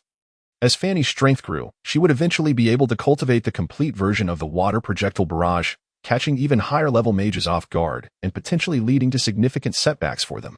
Roland's choice of the water projectile barrage spell brought immense joy to little Fanny. Do not be deceived by this petite girl's seemingly innocent and adorable demeanor when she steps onto the battlefield. She exudes an aura reminiscent of a fierce queen of violence in Fanny's mind. The more potent the magic, the more appealing it is, igniting her interest further.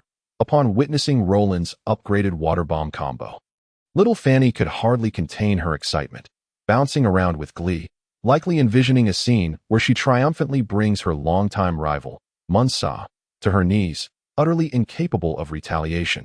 However, when it comes to the slow ripple, a supportive spell, the little girl appears somewhat disinterested. She struggles to comprehend why Roland would choose such a seemingly useless incantation. A simple third-tier water spell. Slow Ripple possesses no offensive capabilities, merely offering a fleeting 3-second slow effect, relegating it to the category of useless magic in the eyes of many magic masters. Consequently, it seldom receives dedicated study in conventional magic education. Yet, few recognize the spell's merits, its remarkably swift casting speed, even surpassing many first-tier spells. After Roland's meticulous analysis, the enhanced Slow Ripple approaches instantaneous casting speed, allowing Fanny to unleash the spell without reciting lengthy incantations that in terms of effectiveness, Roland has breathed new life into this underappreciated spell by altering the sequence of its magical structure, extending its slowing effect to an impressive 8 seconds with a 50% reduction in speed, sufficient to make a decisive impact in critical moments. Coupled with the spell's instantaneous nature, it becomes an unpredictable weapon. Armed with these 2 improved secret weapons, little Fanny is undeniably formidable.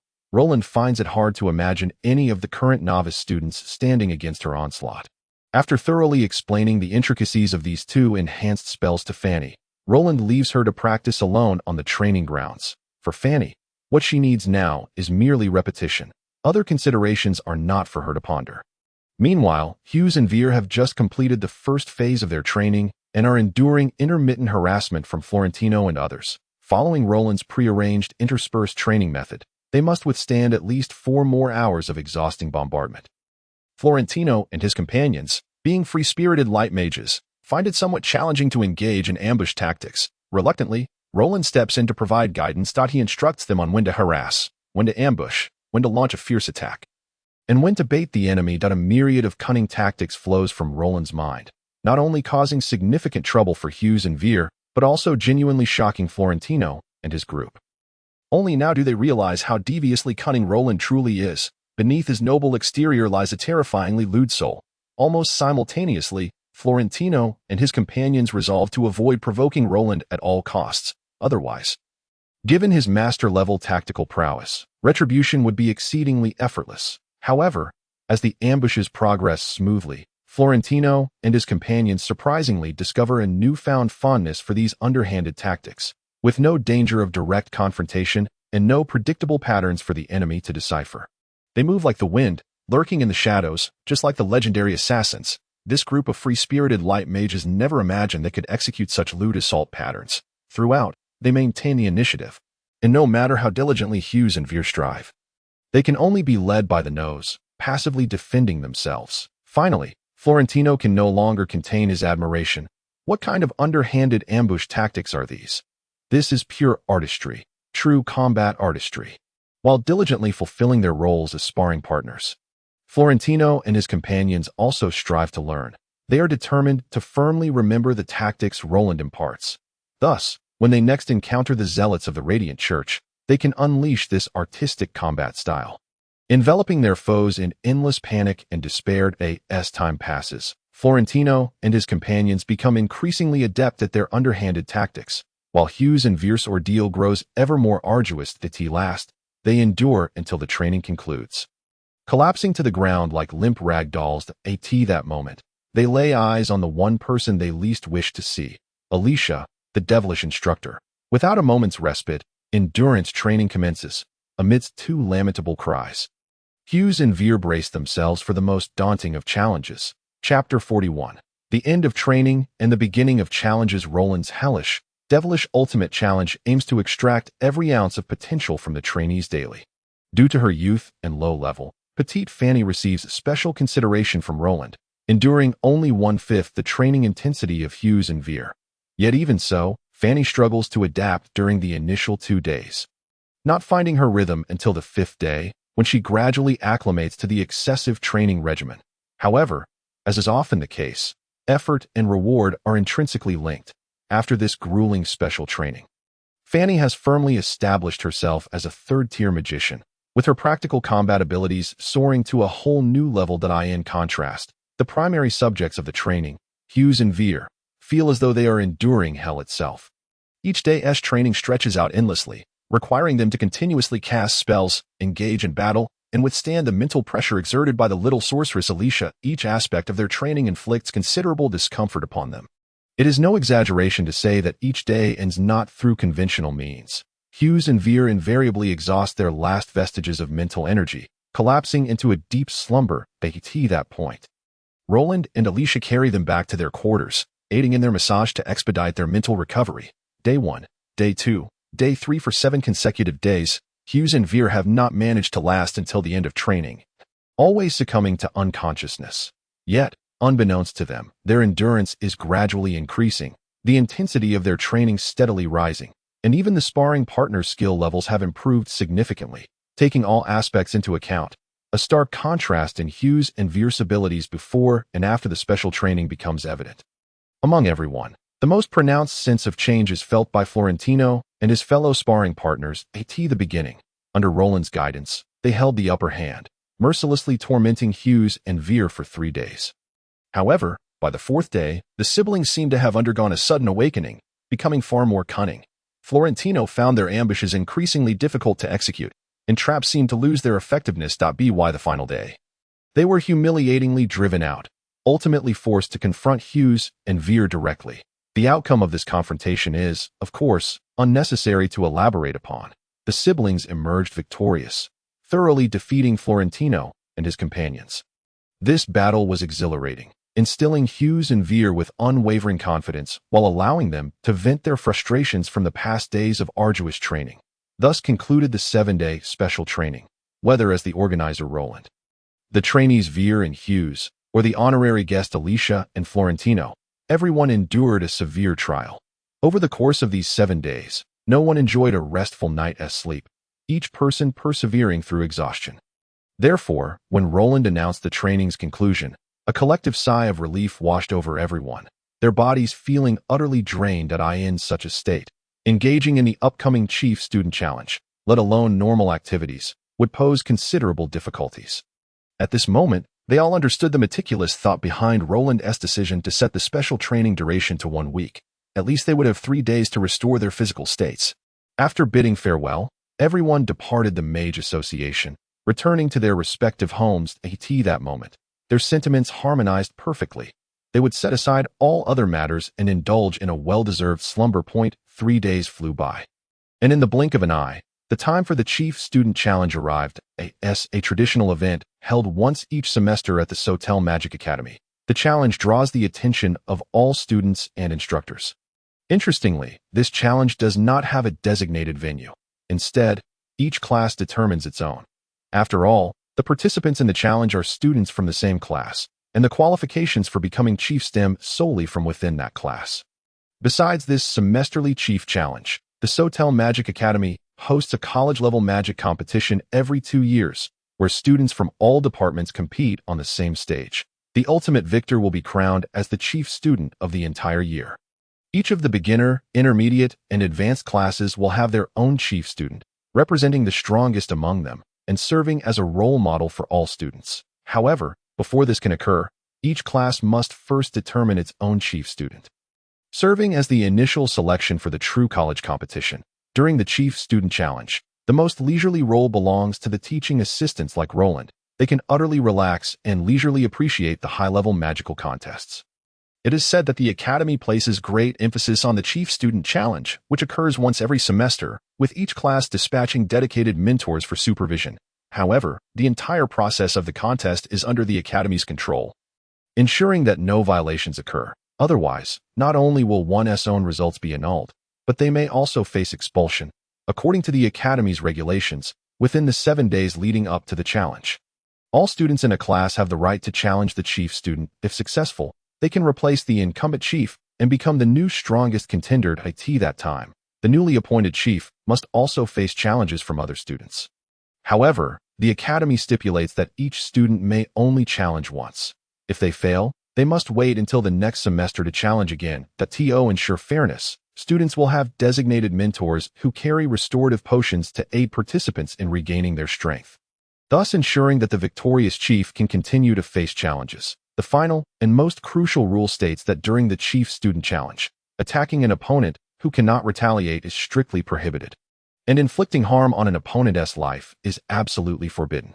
Violators will be immediately disqualified and referred to the Academy's disciplinary committee for further action. The challenges from various departments commence almost simultaneously. Only by successfully maintaining the chief's position for the full 7 days can one achieve ultimate victory. Regardless of who secures the chief position before the challenge concludes, it is considered a legitimate triumph. Consequently, many formidable students prefer to postpone their challenges to the last day, as the later the challenge, the lesser the risk of confronting formidable foes. After careful deliberation, Roland decided to first observe the competition of the little girl, Fanny. After all, as the current chief of the water system beginner class, Fanny was bound to fight until the very last moment. If Fanny can swiftly defeat her initial opponents, she will likely intimidate the others considerably. When the time comes for the challenge, it should be much easier, Roland mused as he walked. Let us see if this little girl is as clever as she seems. Roland was not unfamiliar with the water system beginner class, recalling that when he had just become a teaching assistant, he had conducted several classes for them, during which he had met the little girl, Fanny. However, as Roland's reputation grew, his opportunities to teach the beginner class diminished. This semester, having acquired his own elective course, he had not visited the water system beginner class at all, before he could reach the practical training ground of the water system beginner class. Roland was met with a chorus of victorious cheers. It seemed that a challenge had already taken place here prior to his arrival, though he was unaware of the specifics. Nevertheless, Roland remained confident that after his meticulous preparations, little Fanny had long possessed the capability to dominate her beginner class. Thus, he was certain that in the recent challenge, the ultimate victor was undoubtedly that little girl, Fanny. Indeed, when Roland entered the training ground, the first sight that greeted him was Fanny's radiant smile. Clearly, in the previous contest, Fanny had effortlessly defeated her opponent, defending her honor as chief student. Moreover, Roland noticed that little Fanny appeared to have garnered quite a following within the water system beginner class, as more than half of the onlooking students were evidently her supporters. However, a portion of the students remained notably silent, their expressions grave as they regarded the cheerful Fanny. Among them stood a tall female student, exuding an air of authority, unmistakably the leader of this group. If Roland was not mistaken, the auburn-haired girl was Fanny's main rival, the former chief student, Munsa. It seems the little girl is faring quite well, Roland thought with a smile. In the subsequent challenges, Munsa sent forth several capable students, all of whom had reached the level of second-tier mage, with one nearing the pinnacle of that tier. It was likely that with a mere opportunity, he could break through to the third-tier mage level. Munsa, resembling a poised queen, meticulously directed her troops. She strategically dispatched students with varied abilities to probe Fanny's strengths and weaknesses. Once Fanny revealed all her cards, Munsa would likely seize the opportunity to confront her directly. However, little Fanny was not to be underestimated. After Roland's special training, she had acquired numerous unconventional attack methods facing the challenges from the second-tier mage students.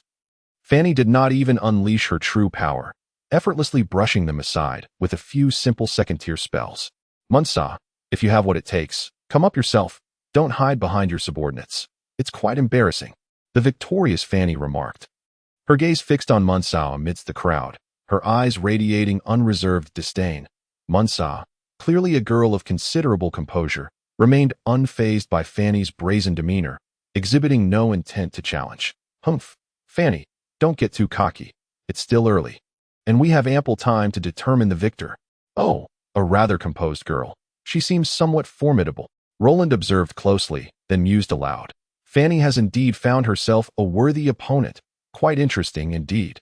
As Munsa refrained from entering the fray, opting instead to continue sending her subordinates to gauge Fanny's capabilities, Fanny was compelled to conserve some of her strength during the battles. Even so, her prowess was unmatched by the other students. Throughout the day's challenges, she consistently appeared at ease. Thus far, Munsa's students had suffered defeat in significant numbers, and for the time being, few dared to challenge Fanny.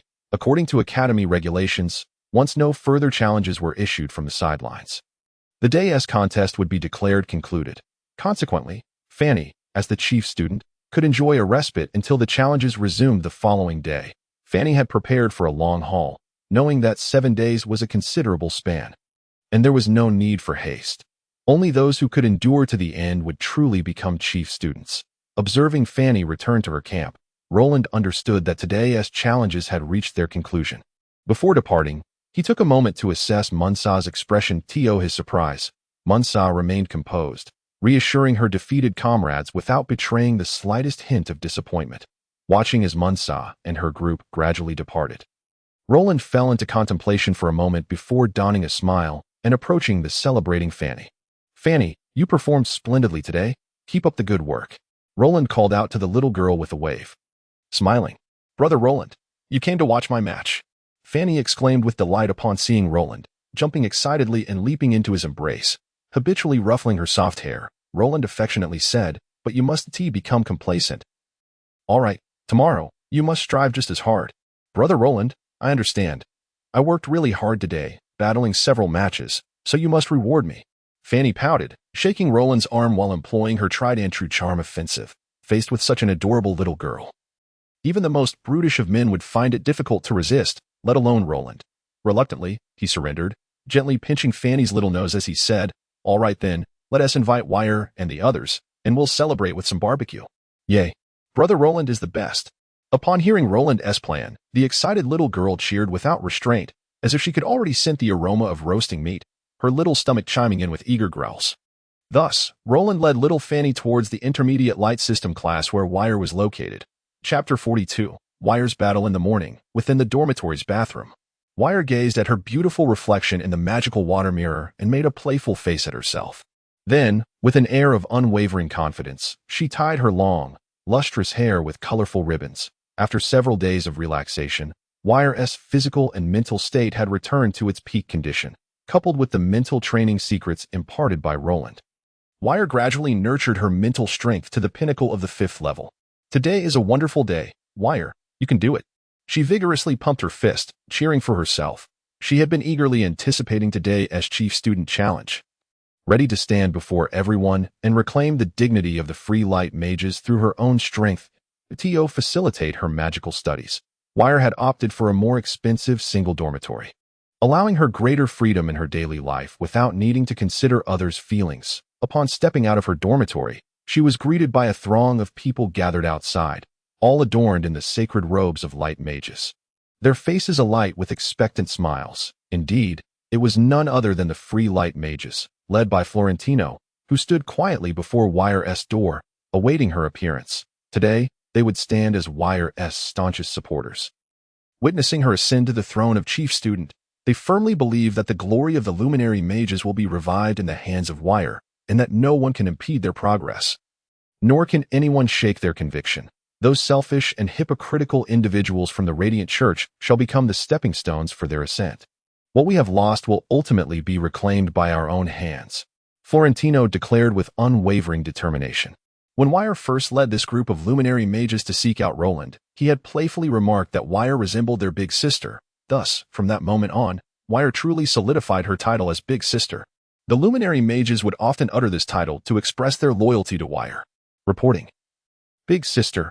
All luminary mages are assembled and ready for action. Upon seeing Heir emerge, Florentino promptly stepped forward, his expression grave as he reported. Observing the 18 familiar figures before her, their expressions a mix of tension and anticipation. A ripple of emotion stirred within Heir's calm heart. Taking a deep breath of fresh air, Heir nodded emphatically and proclaimed, "Excellent. Today marks the day we launch our counterattack. Everyone, stay sharp and do not let those charlatans from the Radiant Church outshine us. Do you all understand? Rest assured, Big Sister, we will make them regret it." Florentino and the others responded in unison. Then, to the training ground, let us depart. The exuberance of the crowd filled Heir with satisfaction as she waved her hand with a flair akin to that of a commander leading an army. Meanwhile, Rick, the current top student of the intermediate light class and a prodigy from the Radiant Church, was also engaged in final preparations that in comparison to Heir, Rick could indeed be regarded as a genuine leader. Aside from the 19 luminary mages, all remaining students in the class were under Rick's command, a favored child of the Radiant Church.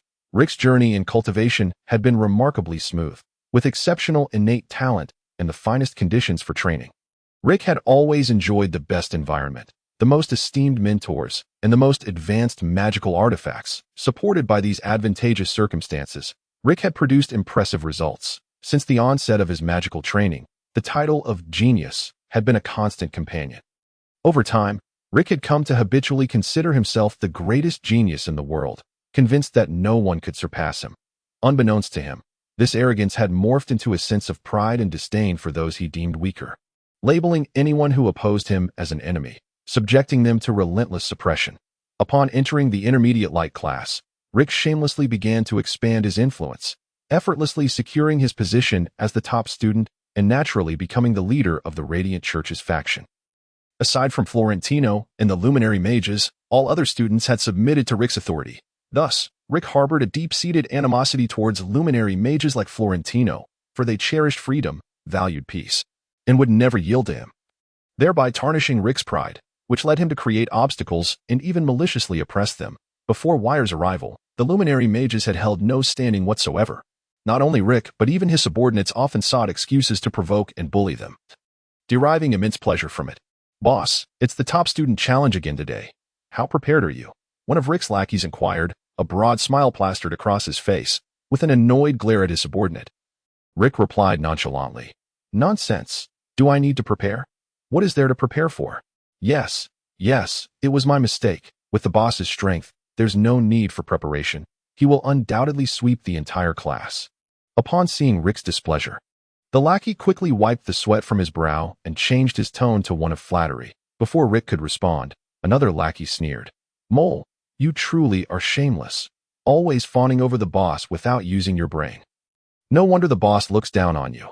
"Pegari, what do you mean by that? Am I not allowed to praise the boss's strength?" Mole retorted angrily, his face flushed and voice rising. "Do you not realize how foolish you are? Does the boss's strength even need your commentary? Since the boss became the top student, when has he ever had to lift a finger in a challenge?" Pegari scoffed disdainfully, saying, "Umph. Do you think that those weak luminary mages would dare challenge the boss's authority?" Mole seemed to have poor rapport with others, as Pegari's remarks prompted laughter from the rest. Even Rick, who had remained expressionless, allowed a hint of a smile to surface. Clearly, Pegari's subtle praise had delighted Rick, indicating that Pegari was among Rick's most trusted subordinates. "All right, enough of the noise. We are all comrades. Can't we discuss things amicably?" Once the commotion had settled, Rick finally spoke. "It is getting late. Let us hasten to the training ground. Perhaps this year will bring new developments. I truly hope those luminary mages can muster some courage. They always seem like timid tortoises, which is utterly dull. After grumbling, Pagari and the others trailed behind Rick as they made their way to the combat training ground. Rick led his entourage, striding confidently toward the arena. However, their mood was remarkably relaxed, causing their pace to be leisurely. Although Rick outwardly feigned humility and magnanimity, internally he was brimming with arrogance, to be frank. He had never entertained the notion that those luminary mages would dare challenge his authority. Hence, every top student challenge had merely been a formality. At most, he would engage in a few exchanges and then symbolically conclude the challenge. Since Rick's ascension to the top student position, every challenge had unfolded this way, and over time, the students of the intermediate light class had grown accustomed to it.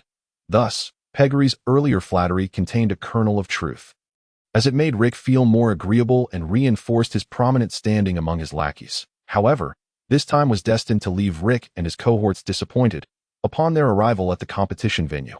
The 19 luminary mages, led by Heir, had been waiting for quite some time. The imposing demeanor they exuded clearly indicated their intent to participate in the top student challenge. The luminary mages stood silently, their faces etched with solemnity, naturally emanating an aura of mastery. Judging by mere appearance, Heir and her companions undeniably exuded the grace of formidable practitioners, far surpassing the ranks of Rick's lackeys. Look at you all. Surely you don't intend to participate in the challenge, do you? Pagari inquired instinctively, observing the formidable presence radiating from Heir and the others. Indeed, you guessed correctly. Today we have come to contest for the title of top student. Florentino replied without reservation, this revelation. Rick's subordinates fell into stunned silence, as if they had heard something utterly inconceivable. After a moment, Pagari finally turned around and questioned, "You can't be serious, can you? Do you truly believe that with your meager abilities you can challenge my boss? Such arrogance is beyond measure. Whether it is arrogance or not remains to be seen. We must first see how it plays out," Heir replied coolly, her demeanor betraying no hint of vulnerability. "Very well. If that is the case, then I shall indulge you." After casting a piercing gaze at Heir, a flicker of anger flashed in Rick's eyes. The brazen and disdainful tone of Heir and her companions had finally provoked the prideful Rick. Striding through the crowd, Rick made his way to the center of the training ground. He glared fiercely at Heir and her group, declaring, "If you wish to challenge me, then what are you waiting for? Allow me to deliver the light's judgment upon you, you followers of darkness. Do not be so arrogant. I alone am sufficient to deal with you." A slight smirk graced Heir's lips, her eyes igniting with fervent battle intent. "Big sister, defeat him. Big sister, go for it. Big sister, show him what you're made of. The time for revenge has come. Big sister, do not hold back." Despite their small number, the luminary mages were not lacking in enthusiasm as they cheered fervently. The chorus of encouragement from Florentino and the others reverberated throughout the training ground. Meanwhile, Pagari and the others remained frozen in disbelief, clearly still grappling with the unforeseen turn of events, confidently waving her hand. Heir slowly approached the arena, standing before Rick. She gracefully performed a gesture of respect befitting a mage, signaling her readiness for battle. "Since you seek death, I shall grant it to you. Truly, you are a hopeless lot." A glint of determination illuminated Rick's eyes as he swiftly returned the gesture. Entering a battle stance as well. Prepare yourselves. Light sword technique. In order to showcase his formidable strength, Rick prepared to launch a powerful assault on his opponent at the earliest opportunity, hoping to achieve the goal of a lightning strike and swiftly defeat his adversary. The light sword technique is a level 4 offensive spell that gathers the purest light elements from the heavens and the earth, condensing them into an indomitable sword. With the blade's direction, it can cleave mountains and shatter stones, utterly annihilating all targets. Mastering this spell is quite challenging. Despite being merely a level 4 magic, many magicians of level 5 and above struggle to control the energy concentrated within the light sword. To directly unleash a level 4 spell against an enemy serves as a testament to Rick's lack of theoretical magical knowledge. Experienced practitioners understand that as spells ascend in level, their release becomes slower. Energy consumption increases, and control becomes considerably more difficult. During Roland's discussions on magical theory, he consistently emphasized to Vale and others that all magic relies on fundamental principles. Often, with proper technique and precise control, one can achieve unexpectedly remarkable results. According to Roland's observations, magicians at the general level tend to refrain from using highly destructive spells in combat, opting instead for strategic approaches reminiscent of chess. If given the opportunity, One would observe that those above the rank of level 10 magisters prefer to cast spells of level 3 or below, valuing speed, reflexes, and lower magical consumption. Vale, having received Roland's true teachings, is currently executing the classic spell carefully selected by him, the level 1 offensive spell, Light Sphere. Despite being a mere level 1 spell, Vale had to diligently practice for over a month to meet Roland's standards. Capitalizing on the swiftness, accuracy, and ease of control of the Light Sphere, she effectively neutralizes her opponent's formidable attacks. For instance, at this moment, Vale's Light Sphere deftly struck the midpoint of the Light Sword's side, sending the swiftly approaching attack off its trajectory. Consequently, this powerful Light Sword lost its aim and struck directly against the magical barriers surrounding the training ground. Witnessing his attack so effortlessly thwarted ignited a fury within Rick, his eyes blazing with rage. Chapter 43. The Spring of the Free Light Mage in the combat training arena of the intermediate class of the Light Element. The current chief student, Rick, faced off against the challenger Vale. Both tense in their standoff. During the recent probing attack, it seemed that both parties were evenly matched. At least from an external perspective, neither had gained the upper hand. However, the proud and arrogant Rick held a differing opinion. The level 4 attack spell he unleashed, the Light Sword technique, is one of the few powerful offensive spells within the realm of light magic, although it may not seem impressive in terms of level. It possesses immense power. Even the instructors of the light element at the Sadir Magic Academy frequently employ this spell, underscoring its practicality and placing it among the foremost spells. The Light Sphere is the first offensive spell in light magic and one of the introductory spells. Generally, only those magicians below level 3 regard this spell with reverence. Even those who have just reached level 3 often dismiss it. The reasoning is simple. The power of the Light Sphere is exceedingly low. A prodigy like Rick would naturally disdain employing such a rudimentary spell, and had Vale not previously cast it, he likely would have completely forgotten about it. Yet, this humble spell has rendered Rick's powerful assault futile. An absolute disparity in levels that has left him feeling profoundly humiliated. Rick is not a magnanimous individual. He has never been one to tolerate watching his opponent revel in triumph before him. Thus, without waiting for Vale to respond, Rick once again launched his offensive, casting 3 identical light swords in rapid succession, forming a pin shape and charging fiercely towards Vale. Had it been anyone else, they might have been intimidated by Rick's overwhelming momentum, facing such a frenzied onslaught. Even the slightest hesitation could place them in peril. However, Vale was an exception. Following her special training under Roland, such a level of competition no longer seemed daunting to her. With an unflinching demeanor, she silently recited her incantation, effortlessly unleashing 3 level 1 light spheres, which instantly deflected the incoming light swords aside. These 3 fiercely propelled light swords barely grazed Vale's form, crashing instead against the defensive barriers surrounding the arena, igniting a dazzling display of brilliance. Observing this spectacle, the supervising instructor from the academy had already assumed a vigilant stance to prevent the clash from affecting other students. However, the instructor had not anticipated that Vale would so skillfully neutralize Rick's attack. Akin to a gentle breeze caressing willow branches, effortlessly overcoming brute force with finesse. A truly exquisite display. Consequently, the instructor took a moment to scrutinize Vale, seemingly intending to commit this exceptional girl to memory. 2 attacks, 2 defenses, against an opponent utilizing the most rudimentary of spells. How could the prideful Rick swallow such humiliation? His eyes burned with fury as he glared at Vale, resembling a ferocious wolf. Wishing to tear her apart, the Light Sword technique, being a level 4 spell, required a significant amount of magical energy to cast, even for Rick, who had reached the pinnacle of level 5 magicians. Repeatedly casting the Light Sword technique had taken its toll on him. Unbeknownst to him, beads of sweat began to form on his brow, and his breaths grew increasingly labored. In stark contrast, Vale remained composed. Her demeanor akin to that before battle, coldly observing her opponent, seemingly unfazed by Rick's fiery glare. With her current strength also at the zenith of level 5 magicians, the 4 level 1 light spheres posed little threat to her stamina. Consequently, facing Vale at her peak power, Rick found himself ensnared in a predicament, the scales of victory subtly tilting in Vale's favor. Is this really the strength of the chief student? How utterly disappointing. As Roland's favored disciple, Vale had received considerable guidance in psychological tactics. Even if she couldn't contend with the renowned masters, handling a brash young man like Rick was well within her capabilities. Having never faced such provocation, Rick's anger surged, and he roared, Humph, little girl, do not get too complacent. This is merely a warm-up. The real battle has only just begun. Oh, is that so? Then I shall await your true prowess with bated breath. Do not disappoint me. With a half-smile, she casually brushed aside a loose strand of hair, her every movement dripping with unabashed provocation.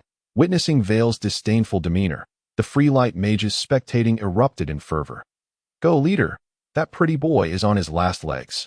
What a letdown. It turns out the chief student isn't all that impressive. I would have gone up myself if I had known. Hey, chief student, our leader is talking to you. Just admit defeat already. What's the hold up? I say, some people are just born to be insufferable. They can't stand not being hit. Leader, don't hold back. Perhaps having suppressed their feelings for too long or accumulated too much resentment, this group of Freelight mages erupted like a volcano on the verge of eruption. Their collective outburst left Rick's entourage utterly stunned. Momentarily forgetting to retaliate, merely gawking at Florentino's exuberant antics. Hearing the cheers of support, Vale's smile deepened. Of course, Rick was not in such a pleasant mood, his face darkened with a shade of anger. Familiar to those who knew him, indicating that this gifted young master was on the brink of a complete breakdown. Damn you, little girl. I will kill you. I will kill you, die. In a fit of rage, Rick began chanting an obscure and complex incantation, his expression suddenly turning grave. The sacred light element swiftly converged from the surrounding space, enveloping him entirely. What? This is the super 5th level magic. The light dragon wave. This student is quite remarkable. Managing to master such a spell at such a young age. Upon hearing Rick's incantation, the supervising instructor's expression changed. Within the magical hierarchy, aside from the standard levels, there exist special spells modified from higher level magic, which can be cast at lower tiers. These spells are typically referred to as super level magic, as they transcend the limits achievable by standard spells of their tier. Casting such magic comes at a cost, generally. A magician who uses super level magic expends a significant amount of mental energy, often leading to overexertion. Thus, these spells are frequently reserved as a trump card for decisive moments, where a single strike determines victory. Interesting.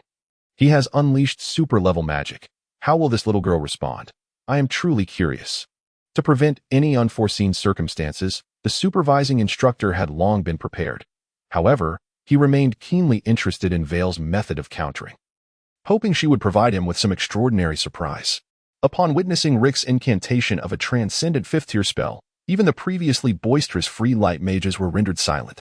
They were all acutely aware of the formidable nature of such advanced magic and had never anticipated that Rick could wield such a terrifying power. However, this revelation was not entirely surprising, as transcendent spells are akin to arcane secrets, exceedingly difficult for the average individual to master. Only through the tutelage of esteemed mentors or familial inheritance could one hope to acquire such knowledge. And those who command transcendent spells typically possess profound backgrounds. Thus, it was not astonishing for a prodigy like Rick, hailing from the Radiant Church, to attain mastery over a 5th-tier spell. After contemplating these matters, the expressions of Florentino and his companions turned pale. They clenched their teeth, nervously watching the two figures in the arena, their hearts collectively racing for Heir, in stark contrast to the anxious faces of Florentino and his group. The members of the Radiant Church exuded palpable excitement. They exchanged provocative glances with the nearby Freelight mages, their disdain and contempt unmistakably evident to them. Rick's demonstration of a 5th-tier spell signified an assured victory. The only lingering question was the fate that awaited Heir. With the varying sentiments of anticipation hanging in the air, Heir finally reacted. Yet, her response astonished everyone. She executed a breathtaking counterattack in her own unique style. The casting time of the light dragon wave, as a 5th-tier spell, was inherently lengthy, which constituted its sole apparent flaw. Heir seized upon this vulnerability to launch her long-planned retaliation. What? Flash spell. The spell Heir unleashed took the supervising mentor aback, prompting an involuntary exclamation. Indeed, Heir's initial spell was the 2nd-tier flash spell, a supportive magic commonly employed during retreats. This spell's hallmark was its rapid casting speed, capable of momentarily blinding opponents with a sudden burst of light. Heir's use of the flash spell shattered the audience's preconceived notions of combat, particularly for Rick, who was caught in the midst of it.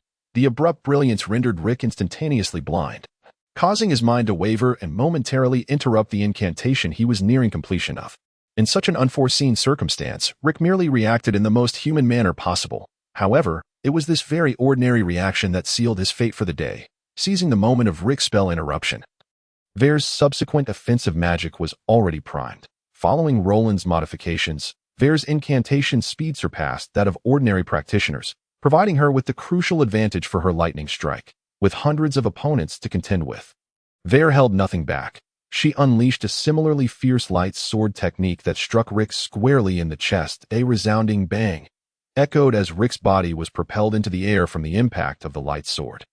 Crashing heavily to the ground. At that moment, the unfortunate Rick remained utterly oblivious to the unfolding events, still ensnared in his state of blindness. A torrent of negative emotions, shame, fear, pain, and terror, crashed over him like a tidal wave, thoroughly overwhelming the pitiable youth. Under the might of Heir's powerful light sword attack, Rick fell into unconsciousness without any opportunity for a counter. The entire counterattack transpired with remarkable swiftness, and most of the onlookers did not witness the entire sequence of events. Under Heir's sudden flash spell assault, nearly everyone succumbed to temporary blindness. When their vision returned, Heir had already claimed decisive victory. However, one individual had observed the entire battle. The supervising mentor sent by the Academy. Heir's performance deeply astounded this ninth-tier mentor, who found himself captivated by her exceptional talent and agile tactics. Unbeknownst to him, he resolved to take Heir under his wing. Such a once-in-a-century talent must not be overlooked, the mentor silently vowed. Thus, the challenge match concluded, with Heir, as the challenger, triumphantly defeating the former champion Rick and ascending to the position of head student. In the week to follow, she would face challenges from her fellow classmates. Only by overcoming all challengers could she truly claim the title of head student for this term. Yet, judging by Heir's recent combat performance, it was evident that she had maintained control throughout the challenge. With this in mind, the mentor could confidently predict that Heir's prowess had already surpassed that of the entire mid-level class of the light magic system. Unless an unforeseen event occurred, the title of head student was destined to be hers. With no one left to threaten her newfound status, Heir's remarkable counterattack astonished all spectators, whether they were supporters from the Free Light Mages or members of the Radiant Church, who struggled to believe the dramatic outcome before their eyes. Eventually, it was only under the prompting of the supervising mentor that the onlookers emerged from their stupor, while Rick's entourage hurried to assist their fallen leader in a sudden surge of enthusiasm. The Free Light Mages roared in unison and rushed forward to hoist Heir high into the air. Her victory not only earned her the honor of head student, but also served as a cathartic release for the long-repressed Free Light Mages. This marked their first triumph in many years and heralded the dawn of their resurgence. From that moment on, they would no longer have to bow their heads in submission or fear the humiliation inflicted by the Radiant Church.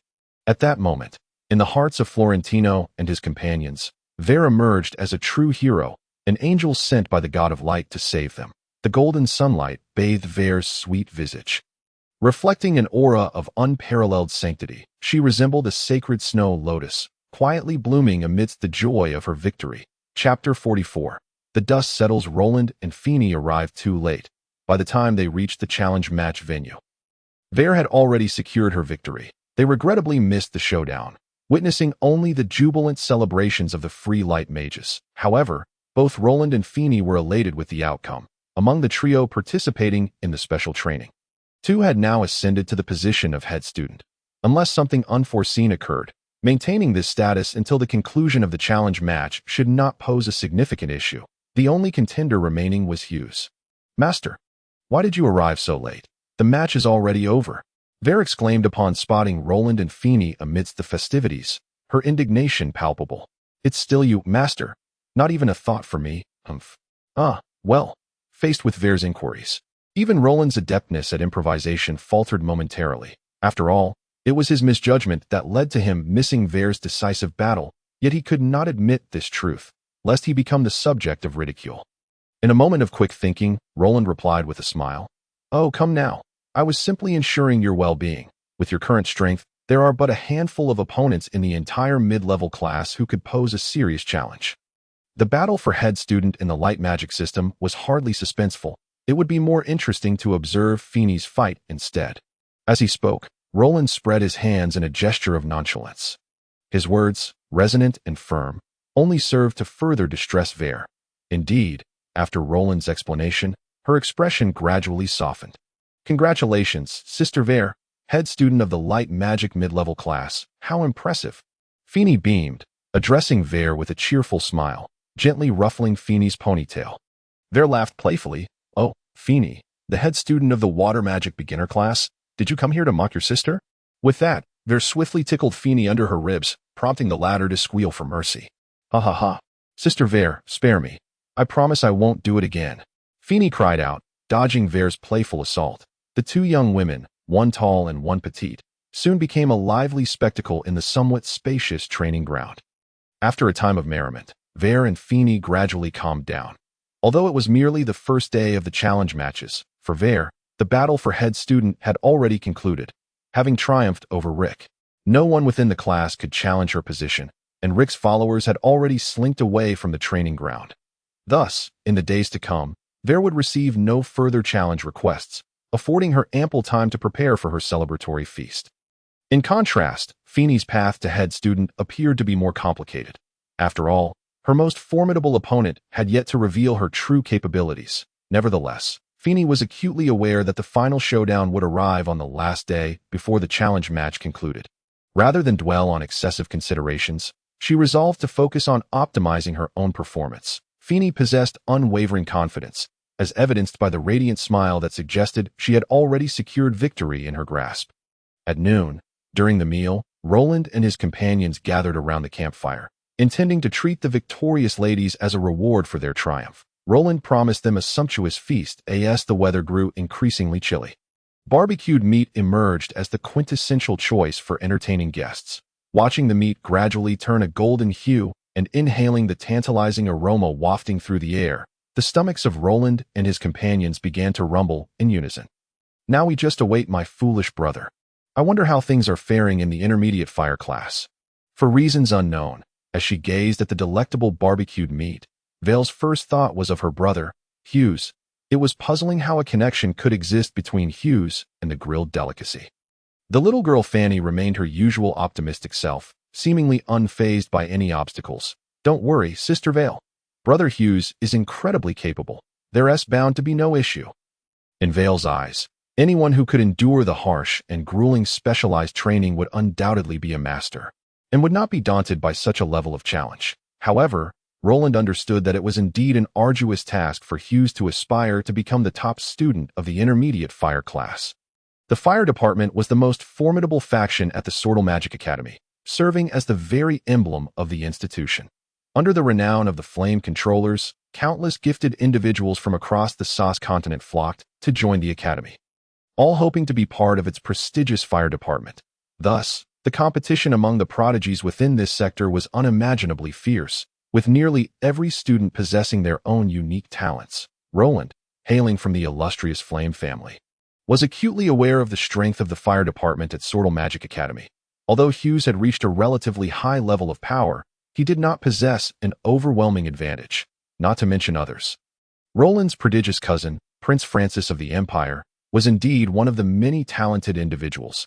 With his mastery in both level 5 peak fire magic and mental magic, he undoubtedly surpassed Hughes. Therefore, from a rational perspective, Roland was not particularly optimistic about Hughes. He merely hoped that Hughes could unleash his full potential and not harbor any regrets in the face of the challenge. After all, the title of top student was more of a nominal accolade. Gaining experience and insights from a closely contested battle was the most significant objective of the challenge itself.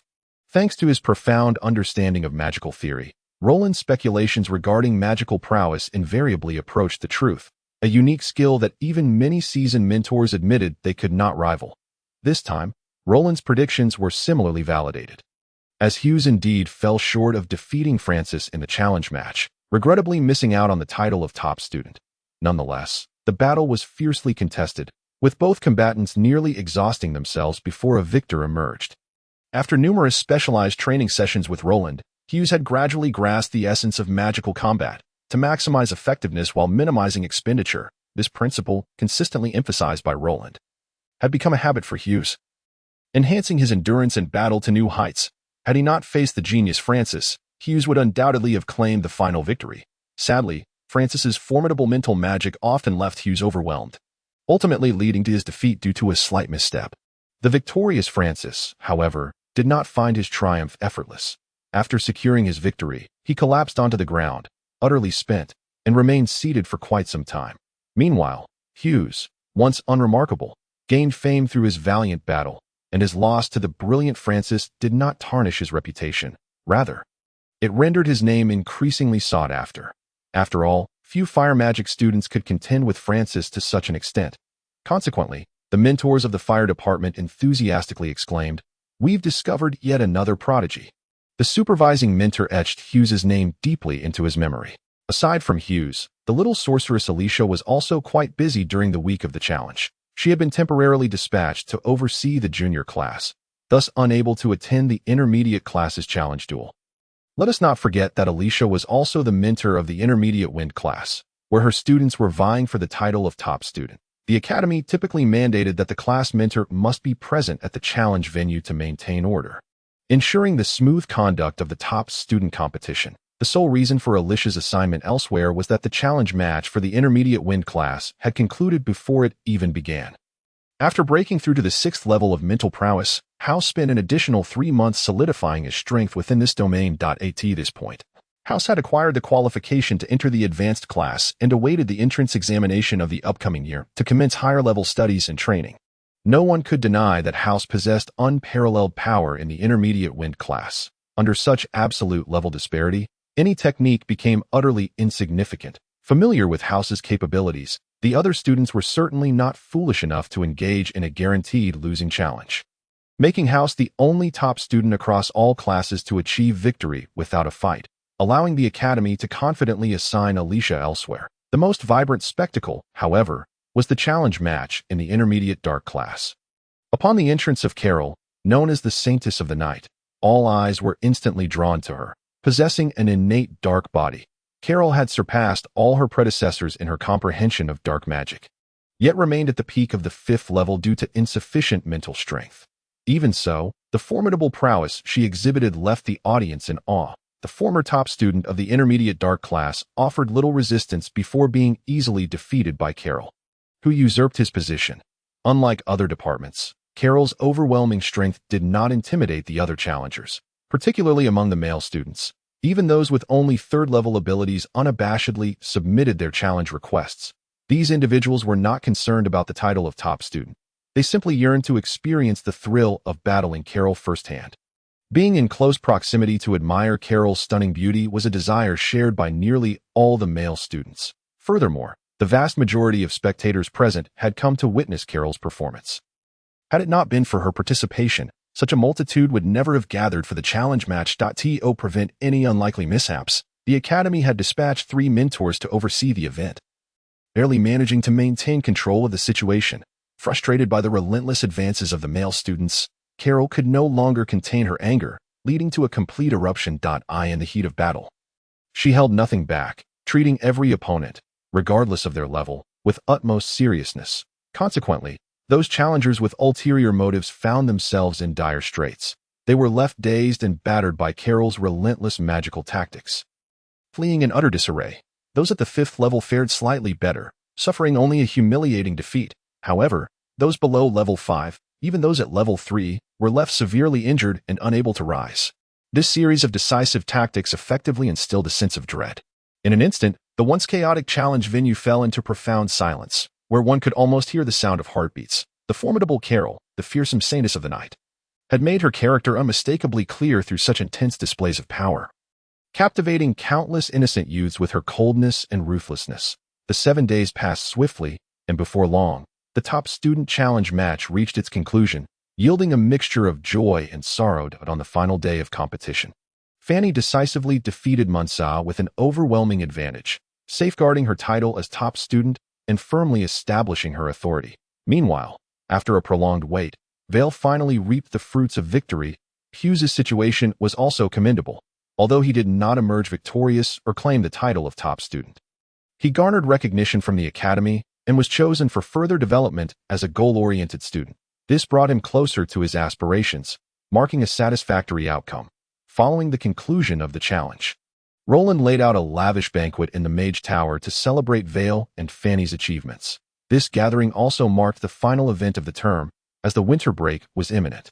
and the attendees would soon return home to enjoy their blissful lives. Unless unforeseen circumstances arose, the next gathering would occur in a month, coinciding with the start of the new term at this moment.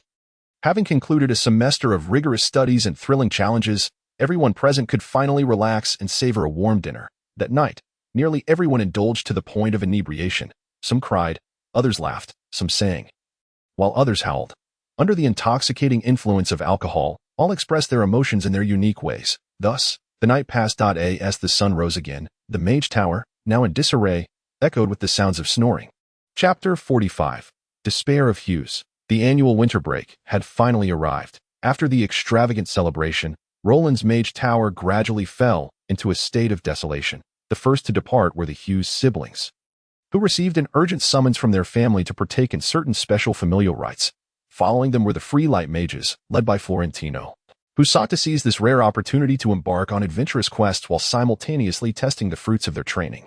Soon after, the young girl Fanny took her leave, having promised her grandmother to learn the art of floriculture. For even in the frigid winter, there exist many hardy blooms, brimming with vitality. The last to exit was the little sorceress Alicia.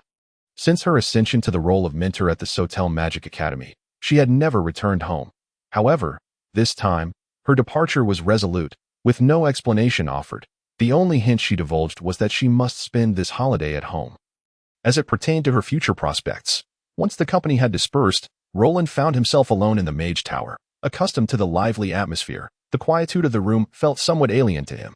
Unbeknownst to him, snowflakes had begun to fall outside, their crystalline forms resembling the tears of angels, enveloping the world in tranquility and serenity. Standing solitary amidst the swirling snow, Roland's somewhat slender figure appeared starkly lonely and desolate. Taking a deep breath of the crisp air, he revitalized his weary spirit with the invigorating chill of the ice and snow. Gazing up at the tumultuous clouds above, he sighed inwardly. The annual winter break has arrived. It is time to buckle down and exert some effort. Upon returning to the third floor of the Mage Tower, Roland's dedicated laboratory had undergone a remarkable transformation since he first acquired the tower. Thanks to the collective efforts of Roland and his companions, a plethora of advanced equipment had been meticulously installed. Although it came at a considerable expense, it fundamentally ensured the success of their magical research endeavors. Carefully tidying the scattered instruments on the workbench, Roland handled them as delicately as if cradling an infant. These items were his cherished treasures, and he would allow not a single scratch to mar them. Reflecting on the past semester, Roland felt as though he had experienced a beautiful dream. He had not only received the legacy of the soul god Picaxiu, but had also gained the coveted power he had long yearned for. Both Alicia, the little sorceress, and the Hughes siblings had imparted the warmth of familial and friendly bonds, which, in turn, motivated him to strive relentlessly to protect what he held most dear with formidable strength.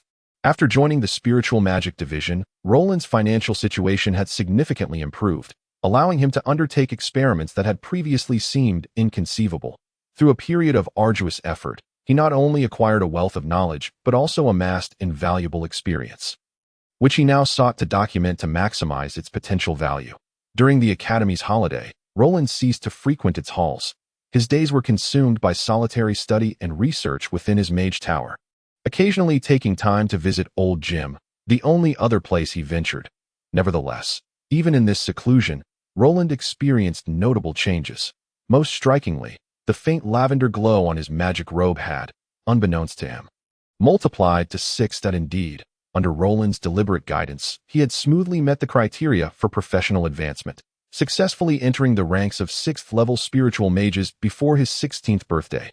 According to his plan to conceal his talents, he had intended to refrain from breaking through the 5th-level barrier, for a 6th-level mage under the age of 16 could easily be deemed a genius. This would inevitably draw more attention to him, a situation he wished to avoid. However, an unforeseen variable compelled him to alter his original intentions, gradually elevating his reputation as a prodigy within the higher echelons of the Mage Association. This unexpected catalyst was none other than Jim's third disciple, the once celebrated genius of the Spiritual Magic Division, Zayumalai. In their numerous skirmishes, Zayumalai invariably faced defeat at Roland's hands. The harshness of these outcomes severely affected Zayumalai's fragile psyche, igniting a fervent obsession with training. Jealousy and hatred became both the architects of tragedy and potent motivators, capable of driving individuals to madness or compelling them to risk everything. To his astonishment, after a period of frenzied training, the stagnation in his spiritual power began to show signs of breakthrough. Elated, Zayumalai intensified his efforts, seizing every possible moment to immerse himself in the Mage Tower. As the first tendrils of his spiritual power breached the threshold of his limitations, a small fissure gradually widened, transforming the delicate strands of energy into a gentle stream, which swiftly morphed into a torrential river, ultimately flowing into an endless ocean. At this juncture, Zayumalai had essentially achieved a breakthrough in his spiritual power.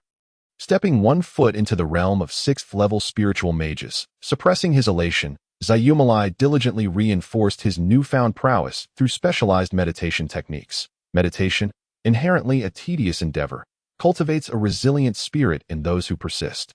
After 2 weeks of rigorous consolidation, Zayumalai firmly established his spiritual power at the 6th level. Subsequently, he dedicated 3 more days to mastering his first 6th-level spell, Mental Reflection. This spell allowed him to completely reflect mental attacks aimed at him back to the assailant, provided his spiritual power surpassed that of the caster. With this, Zayumalai truly attained the strength of a 6th-level mage, leaving his 2 elder brothers far behind. Zayumalai's ascent to 6th-level status was no mere stroke of luck. It was a testament to his relentless diligence and determination. At the age of 22, he stood out among 6th-level mages, justifiably proud of his innate talent and hard work. When he shared this good news with old Jim, the elder's joy was palpable. Zayumalai's breakthrough not only marked a personal milestone, but also bolstered the strength of the spiritual magic division. Most gratifying for Jim was that Zayumalai was but one of his promising disciples. He still had Sahin, Jiro, and his most cherished prodigy, Roland. Jim firmly believed that with these talented individuals, the spiritual magic division would flourish, heralding a new era of prosperity for their discipline. In a bid to earn old Jim's favor, Zayumalai stifled his overwhelming joy and maintained an outwardly calm demeanor. His eagerness to relay this news to Jim stemmed from a desire for Jim to inform Roland. He yearned for Roland to recognize him as the foremost genius of the spiritual magic division, the rightful heir to Jim's legacy. The repeated defeats he faced only fueled his obsession. He was determined to surpass Roland, an unwavering conviction that drove him to strive for progress. Standing respectfully before old Jim, Zayumalai's mind wandered elsewhere. What expression will Roland wear upon learning of my ascension to 6th-level mage? A slight smile crept upon his lips as he pondered this. Merely 2 days later, old Jim conveyed the news of Zayumalai's successful elevation to Roland. Upon hearing this, Roland exhibited little surprise, merely nodding casually, appearing indifferent to the revelation. This response, reaching Zayumalai's ears, ignited a furious wrath within him, a humiliation that trampled upon his pride and incited a sense of scornful indignation. Consequently, Zayumalai waited in a fierce state at old Jim's Mage Tower. Anticipating Roland's arrival, he was determined to publicly humiliate him, to mock him, and to reclaim every ounce of grievance he had endured. Regrettably, events unfolded contrary to Zayumalai's expectations. Roland offered him no opportunity.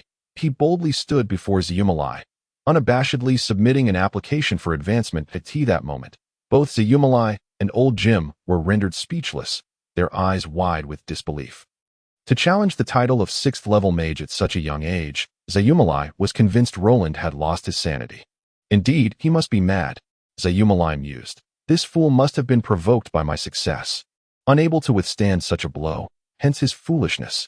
After a moment's hesitation, old Jim spoke up, cautioning, Roland, if you find it too challenging, please do not force yourself. You are still young. There is ample time ahead. No need to rush. Teacher, rest assured, I am well aware of my capabilities. Roland smiled and waved his hand, saying, You should focus on the assessment process. I am certain I will pass. Observing the confidence radiating from Roland's beaming smile, old Jim let out a gentle sigh. Nevertheless, he chose to place his trust in Roland, and within the depths of Roland's profound gaze, old Jim perceived both miracles and hope. The news of Roland, not yet 16, daring to challenge the title of a level 6 mage was indeed remarkable within the realm of the mentalism department. Consequently, all the elite figures, including old Jim and Boyato, gathered together, their collective gaze fixated upon Roland. The first mental strength test posed no challenge for Roland. Under old Jim's eager watch, he delivered a flawless performance. Witnessing Roland's successful passing of the mental strength assessment sent a jolt through Humulit's heart, and his expression shifted dramatically to a fellow mentalism mage. He deeply understood the significance of mental strength for practitioners of this discipline. With Roland's mental prowess already reaching level 6, even with a slight deficiency in magical mastery, he could swiftly ascend to the rank of a level 6 mage. Humulit felt the weight of his age as the greatest burden. No matter how hard he tried, he could not bridge the age gap, and he could only watch helplessly as Roland repeatedly surpassed his own records. Lost in thought, Humulit's mind became a tangled mess, his face shifting between shadows of uncertainty, appearing quite peculiar. At that moment, Roland's magical assessment concluded, and the standard level 6 spell, directed expulsion, began to unfold gracefully under his control before the eyes of the onlookers. Although the spell itself was not particularly spectacular, it wholly satisfied the advancement criteria for a level 6 mage. Thus, old Jim, with a voice trembling from excitement, announced loudly that the 15-year and 10-month-old Roland had successfully entered the realm of level 6 mages, becoming indisputably the foremost genius in the annals of mentalism. Within the magical hierarchy, level 6 represents a significant barrier. Many mages spend their entire lives stagnating at the level of great mage, leaving this world with a sense of regret. For them, achieving level 6 is a distant dream, buried deep within their hearts. Yet now, Roland had triumphantly crossed this threshold, scaling yet another peak of magic. With the vigor of his youth, he crafted miracle after miracle, inscribing a series of legendary tales. Unbeknownst to him, the crowd erupted in celebration, and Roland himself had already become part of a legend, eternally recorded within the archives of the mentalism department. Roland's success brought him immense glory and enveloped the entire mentalism department in boundless joy. Whether it was old Jim, Boyato, Shaheen, or Jiro, all wore genuine smiles of happiness. Amongst them, however, one individual seemed oblivious to the festivities. Humulit, still ensnared in turmoil. His repeated failures had dealt him a heavy blow. The sensation of soaring to heaven only to plummet into hell nearly shattered his resolve. Gazing vacantly at the jubilant crowd, Humulit felt like an extraneous presence, despairing as he looked upon Roland's smile, ultimately closing his eyes in anguish. Chapter 46. The Dark Door. At the top of the Mage Tower, having successfully obtained certification as a level 6 mentalism mage, Roland not only secured better benefits for himself but also experienced old Jim's fervent enthusiasm once more. It is no exaggeration to say that Roland had become old Jim's most treasured gem. His regard for Roland surpassing all else. That a mage under 16 years old was not merely a rare prodigy. He was the hope for the resurgence of mentalism. Old Jim seemed to have already deemed Roland his lucky star, the greatest guarantee for fulfilling his lifelong aspirations. To celebrate Roland's historic achievement for mentalism, Old Jim once again hosted a grand banquet. Although the attendees remained unchanged, each individual's feelings had transformed dramatically. There was excitement, joy, and exhilaration, but also jealousy. Having inherited the power of the soul, Roland could distinctly hear the thoughts of those around him. As the representative of the God of Souls, Roland possessed a power beyond the imagination of others. He had already perceived Humulit's gaze, filled with hatred. Everything Roland did today was a response to Humulit's immature provocation. Had this been the old Roland, he might have endured in silence. However, now, empowered by the mysterious force of the soul, he boldly retaliated. He paid no heed to Humulit's jealousy and resentment. Beneath the absolute disparity of strength, any schemes became utterly feeble. Furthermore, influenced by the God of Souls, by Kashio, Roland's character had grown cunning. It would not be an easy feat for Humulit to employ other tactics against Roland. Nevertheless, all of this did not significantly affect Roland. Given his current true abilities, becoming a mage was a mere trifle, hardly worthy of boasting, so he maintained his characteristic calm. To outsiders, however, his demeanor appeared extraordinary. Indeed, for someone of his age to possess such equanimity was a rare quality.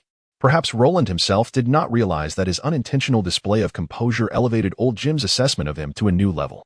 After attending the grand celebration banquet, Roland returned alone to the Mage Tower. However, at this moment, the mage robe he wore had undergone a transformation, with an additional level insignia subtly added to his chest. By the time the academy reopened, it was sure to astonish the little sorceress and others. The empty Mage Tower felt particularly desolate, a stark contrast to the company Roland had grown accustomed to. Compared to his previous solitude, Roland now felt immensely happier. Having endured suffering, experienced loneliness, and tasted the world's most callous indifference. His unfortunate childhood had bestowed upon him great trials, while simultaneously becoming the most precious treasure of his life. Once having possessed nothing, Roland could truly appreciate the warmth of family and friendship. He cherished everything he currently possessed more than anyone else, and to safeguard this hard-won warmth, he relentlessly pushed his potential to the limit. Striving diligently in his training, all notions of being a once-in-a-millennium magical genius or a savior of mentalism were cast aside by Roland. In this serene and silent mage tower, he devoted himself to his training. The external world held no relevance to him. He resembled an ethereal ascetic, wholly immersed in his cultivation. This modest mage tower was Roland's personal domain, a place where he dared to shed all pretense and reveal his most genuine, unadulterated self. As the inheritor of the God of Souls, Roland focused on the fundamental essence of soul energy, gradually gathering the light of the soul with the aid of the soul book. Striving to nurture and strengthen it, Roland was acutely aware that only the power of the soul truly belonged to him, and to accelerate his growth, he could not afford to squander precious time elsewhere. Focusing solely on cultivating his soul power was undoubtedly the wisest choice. Roland's training life was incredibly fulfilling, with scarcely any time for rest from dawn till dusk. Of course, while cultivating his soul power, he also allocated time to study magical formations. As his magical knowledge and proficiency advanced, the magical formations he could master entered a new phase. The Mage Tower, serving as the ideal testing ground, became Roland's ultimate training ground. Thus, the defensive magical formations safeguarding the Mage Tower quietly strengthened and improved under Roland's continuous refinement. In this world, the cultivation of the soul was undoubtedly the most arduous task. Roland devoted considerable time each day to honing his soul power, yet his soul light remained stagnant at the pinnacle of the second tier. Although each training session yielded slight enhancements, Roland felt no signs of an impending breakthrough. Even someone as composed as Roland could not help but feel a twinge of urgency. After all, cultivation was entirely about accumulation. Unless a fortuitous event occurred, rapid advancement was virtually impossible. In the laboratory atop the Mage Tower, Roland sat quietly upon a specially crafted moon orchid grass mat, fully immersed in his practice. Surrounding his body, the ancient soul book floated silently in the air, seemingly moving according to a particular rhythm. Moon orchid grass, a precious plant thriving in frigid regions, provided immense benefits to mages, as it resonated with mental energy, significantly enhancing the cycle of mental energy during meditation and solidifying one's mental prowess. A modest moon orchid grass mat was virtually priceless along the Sauce Road, attainable only by esteemed noble families or exceptionally powerful magic masters. Given Roland's current circumstances, acquiring a moon orchid grass mat was utterly improbable unless he sought it from his grandfather. Leveraging the esteemed reputation of the great Flame Master Steward, obtaining a moon orchid grass mat would be an exceedingly simple task. In truth, within the Flame family, there exists a considerable number of moon orchid grass mats, intended for the cultivation of those esteemed members. However, given Roland's character, it would be utterly impossible to compel him to bow down for something as trivial as a moon orchid grass mat. The mat Roland currently utilizes was a gift from his mentor, Old Jim. As a venerable elder of the Mage Association and the actual authority in the realm of mental magic, Old Jim found it entirely feasible to procure a slight advantage for his beloved disciple. Furthermore, the practical benefits of the moon orchid grass mat far exceed those for mages of other disciplines, particularly for mental mages, whose abilities are fundamentally reliant on the potency of their mental energy.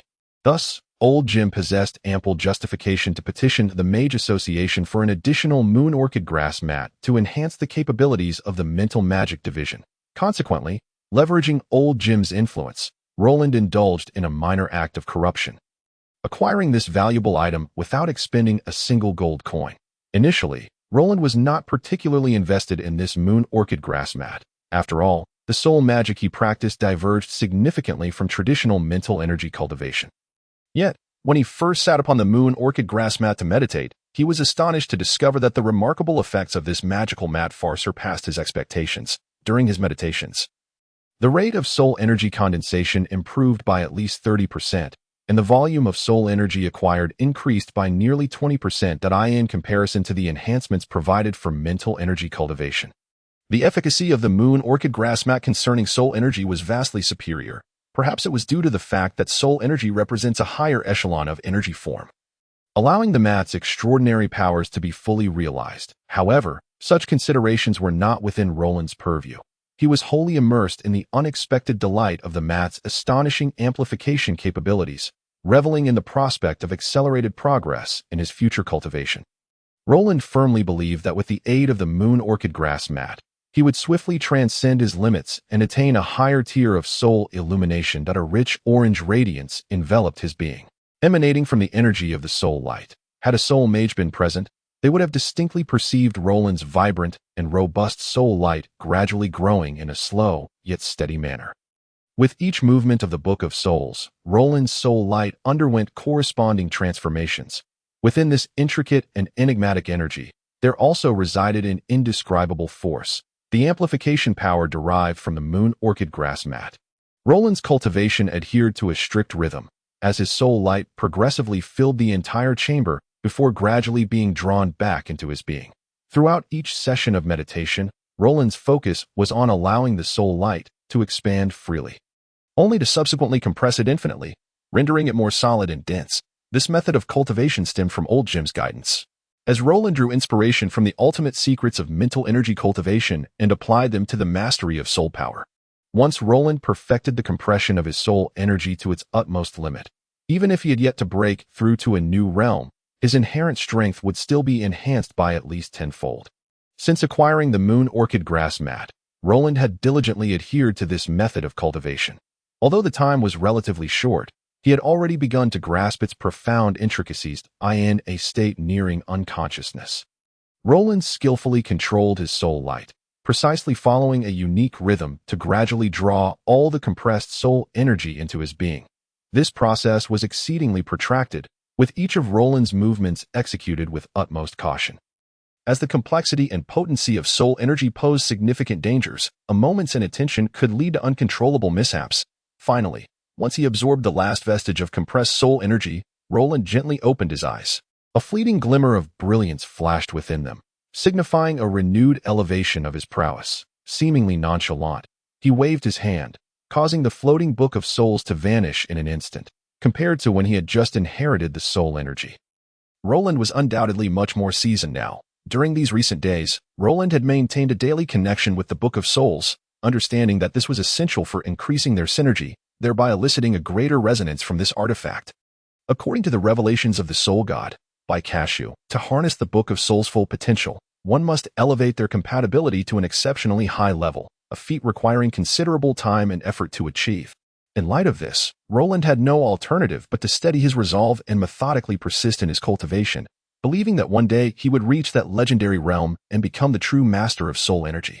After completing a rigorous day of structured cultivation, Roland did not allow himself to relax. Indeed, the training regimen he had devised was rather harsh, bordering on cruel. For Roland, rest had become an extravagant luxury, as he transformed the monotonous practice into a source of enjoyment and regarded the endless experiments as a form of leisure. The concept of rest had long lost its significance in addition to his personal cultivation. Researching and modifying magic arrays constituted an essential part of Roland's daily routine. Through a series of bizarre experiments, he mastered numerous magical combinations that bordered on the illogical. With the assistance of these extraordinarily peculiar theories, the defensive magic array of the entire Mage Tower had taken on an air of profound mystery.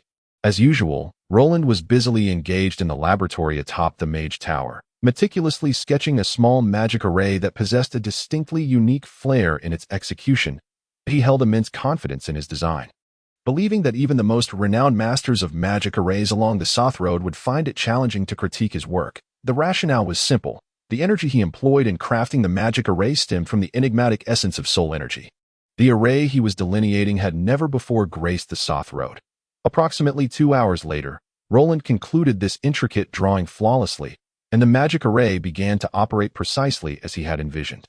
Suddenly, an unusual wave of energy surged from the space atop the tower, instantly capturing Roland's full attention.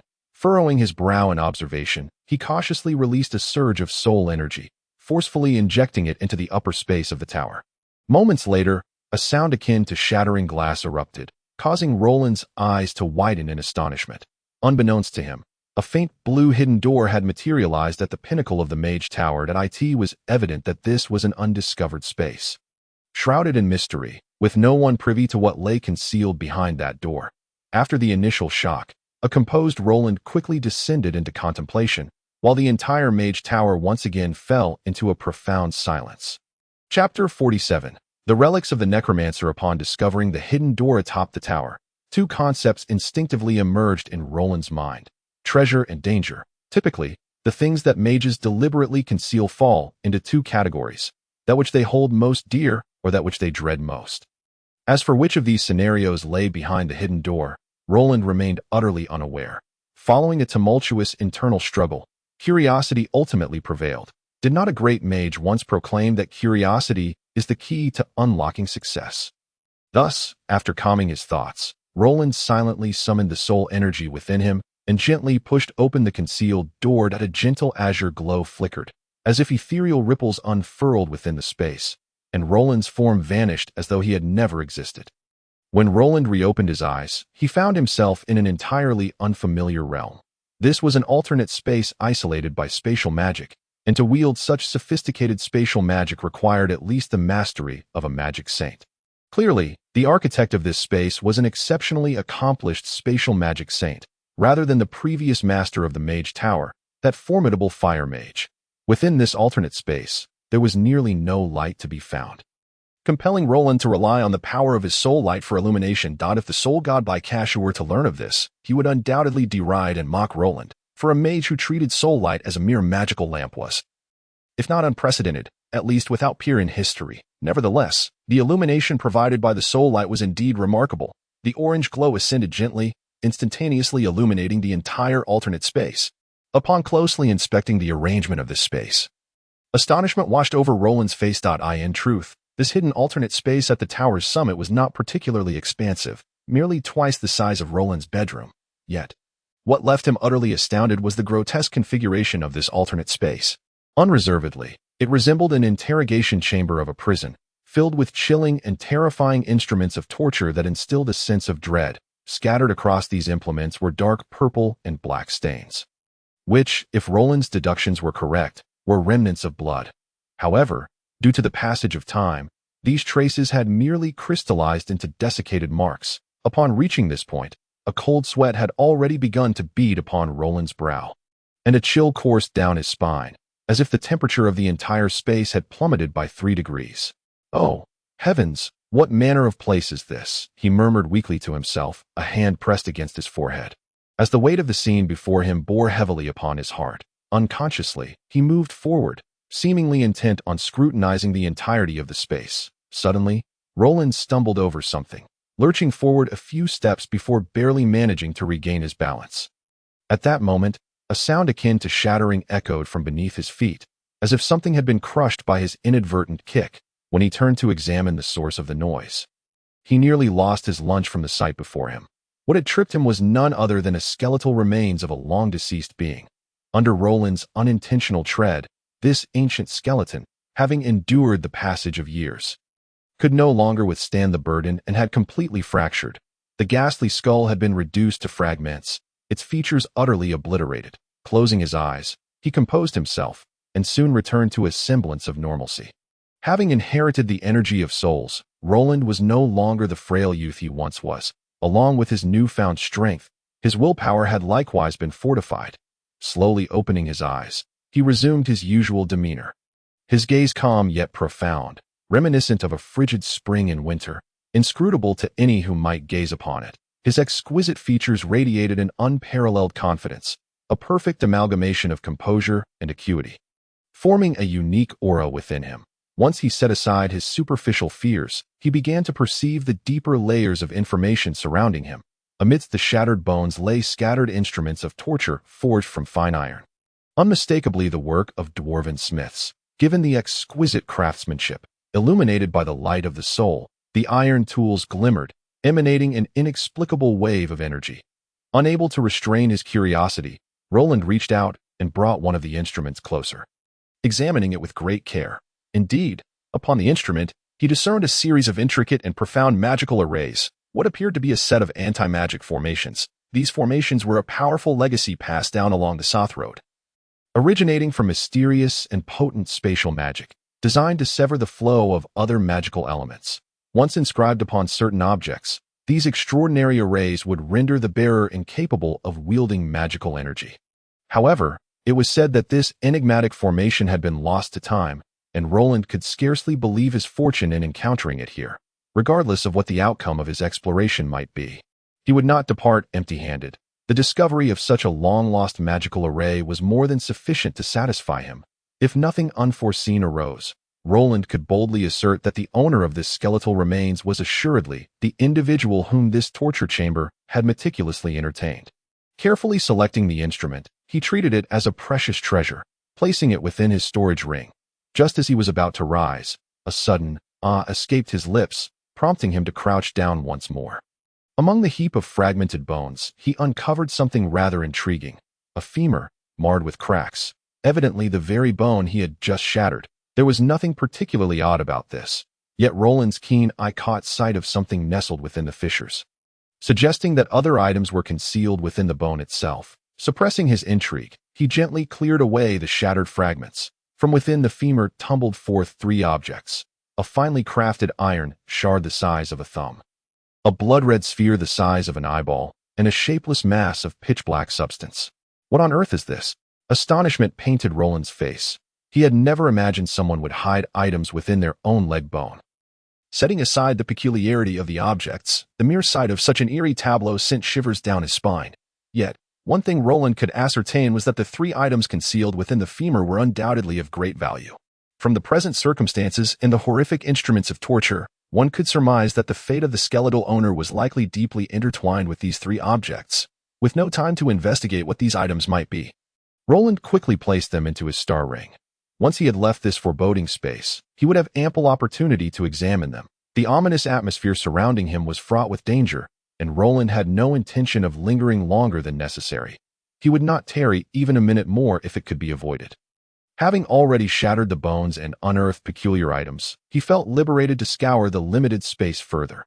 After a thorough search, Roland indeed stumbled upon several magical items, among which the best preserved was a magical lamp and a seemingly ancient magical map.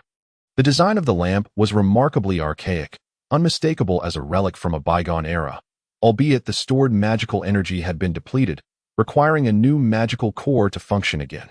Fortunately, the lamp's structure remained relatively intact, save for somewhere along the edges. Embracing the principle of resourcefulness, Roland decided to keep it, as discarding such an item would be a waste. The magical map, however, was covered in dust, and it took considerable effort for Roland to restore it to its original state. Upon careful inspection, he found himself utterly bewildered. The map was evidently marked in a special manner, one that could only be deciphered by those familiar with its intricacies. In a state of confusion, he tossed the map into his ring as well. Roland's philosophy was straightforward. Regardless of its utility, he would stow it away for later. Beyond these 2 magical items, he found nothing else of substance to salvage. As for the instruments of torture, he instinctively recoiled. Surely, only those with a peculiar penchant for such things would dare to handle them. Overall, Roland felt quite satisfied with his journey into this otherworldly space. Apart from his distaste for the dark and mysterious atmosphere, the rewards were indeed commendable. Following his original path, he easily located the hidden door and returned to the top of the Mage Tower, where, under the veil of a peculiar energy, the previously elusive door vanished from sight once more. Had it not been for Roland's inadvertent encounter with the door's enchantment, he might never have discovered the existence of such a mysterious space atop his own Mage Tower. Upon returning to his domain, he immediately felt a wave of relief wash over him. This place was devoid of oppressive atmospheres and hidden dangers. Here, he could take his time to delve into research, examining the strange items he had acquired. Every mage is driven by an insatiable curiosity. This statement holds true. Roland could hardly contain his excitement as he laid out all his findings upon the experimental table, brimming with the anticipation of a grand undertaking. It was clear that he would not rest until he unraveled the mysteries of these objects. It was no surprise, then, that for someone as inquisitive as Roland, encountering the unknown ignited an unquenchable drive within him. Among his newfound treasures, the finely crafted iron shard was the item he felt most confident about. In the recesses of his mind, he could easily recall information pertaining to it a millennium ago. A particular method of recording had gained popularity along the Soth Road, wherein texts and documents were inscribed upon a special kind of magical iron. However, this practice had not endured long, as magical tomes eventually supplanted the need for such cumbersome records. The library of the Soul Magic Academy still housed a few pieces of this magical iron, which contained important information from that era. When Roland first encountered such magical iron, he had been awed by its ingenious structure. Dedicating considerable time to studying the recording methods employed, little did he know that this skill would prove invaluable today, as he effortlessly deciphered the contents inscribed upon the magical iron shard. Little rascal, though I do not know you, allow me to congratulate you. Obtaining my treasure is indeed a stroke of fortune beyond your wildest dreams. What? Are you dissatisfied with how I address you? Let me tell you, you are nothing but a little rascal. Only a rascal like you could uncover my treasure. How does it feel to extract treasures from a thigh bone? It must be quite exhilarating. Enough of the idle chatter. I am the greatest necromancer, the one closest to the master of the undead, the wisest of the necromancers, Lord Emerson, whose intelligence surpasses that of the sea of undead. I am known as the greatest genius of necromantic magic because I have discovered the correct path to mastering the undead. The essence of necromantic magic is not some evil curse, but the mysteries of the soul. Only by grasping the secrets of the soul can one transcend the final limits. After years of effort, I have successfully refined a mysterious energy drawn from the essence of souls. Although I cannot yet fully harness this power, I have already glimpsed the hope it holds. Moreover, this esteemed individual has devoted a full 2 centuries to successfully extricating the soul of a hellish demon and sealing it within the celestial sphere of the undead. With these 2 treasures in hand, I possess unwavering confidence that I shall undoubtedly transcend the realm of the necromancer sage. That wretched scoundrel, Novotny, has audaciously set his sights upon me, not only seeking to usurp my groundbreaking research, but also to devour all my riches. Such thoughts are nothing short of delusional. My treasures are meticulously concealed within the very marrow of my bones. Even if my body were to be shattered into 1,000,000 pieces, he would never uncover them. You little rascal, do you covet my treasures, my wealth? Come forth and seize them. My riches are meticulously charted on a single map. Provided you inherit my power, you shall discover them, and all shall be yours. What are you waiting for? Quickly absorb the soul energy I have refined, and you shall possess the entirety of the world. Upon finishing this document reminiscent of a farewell note, Roland was once again left in astonishment. The self-proclaimed unparalleled genius of necromancy had imparted an overwhelming sense of shock upon him. It was indeed the first time Roland had encountered references to soul energy within another's notes. To engage with the mysteries of the soul as a necromancer, Emerson truly deserves the title of genius. Gently setting aside the enchanted iron in his grasp, Roland shifted his gaze to the other 2 artifacts. Eager to discern the true value of the treasures Emerson had alluded to,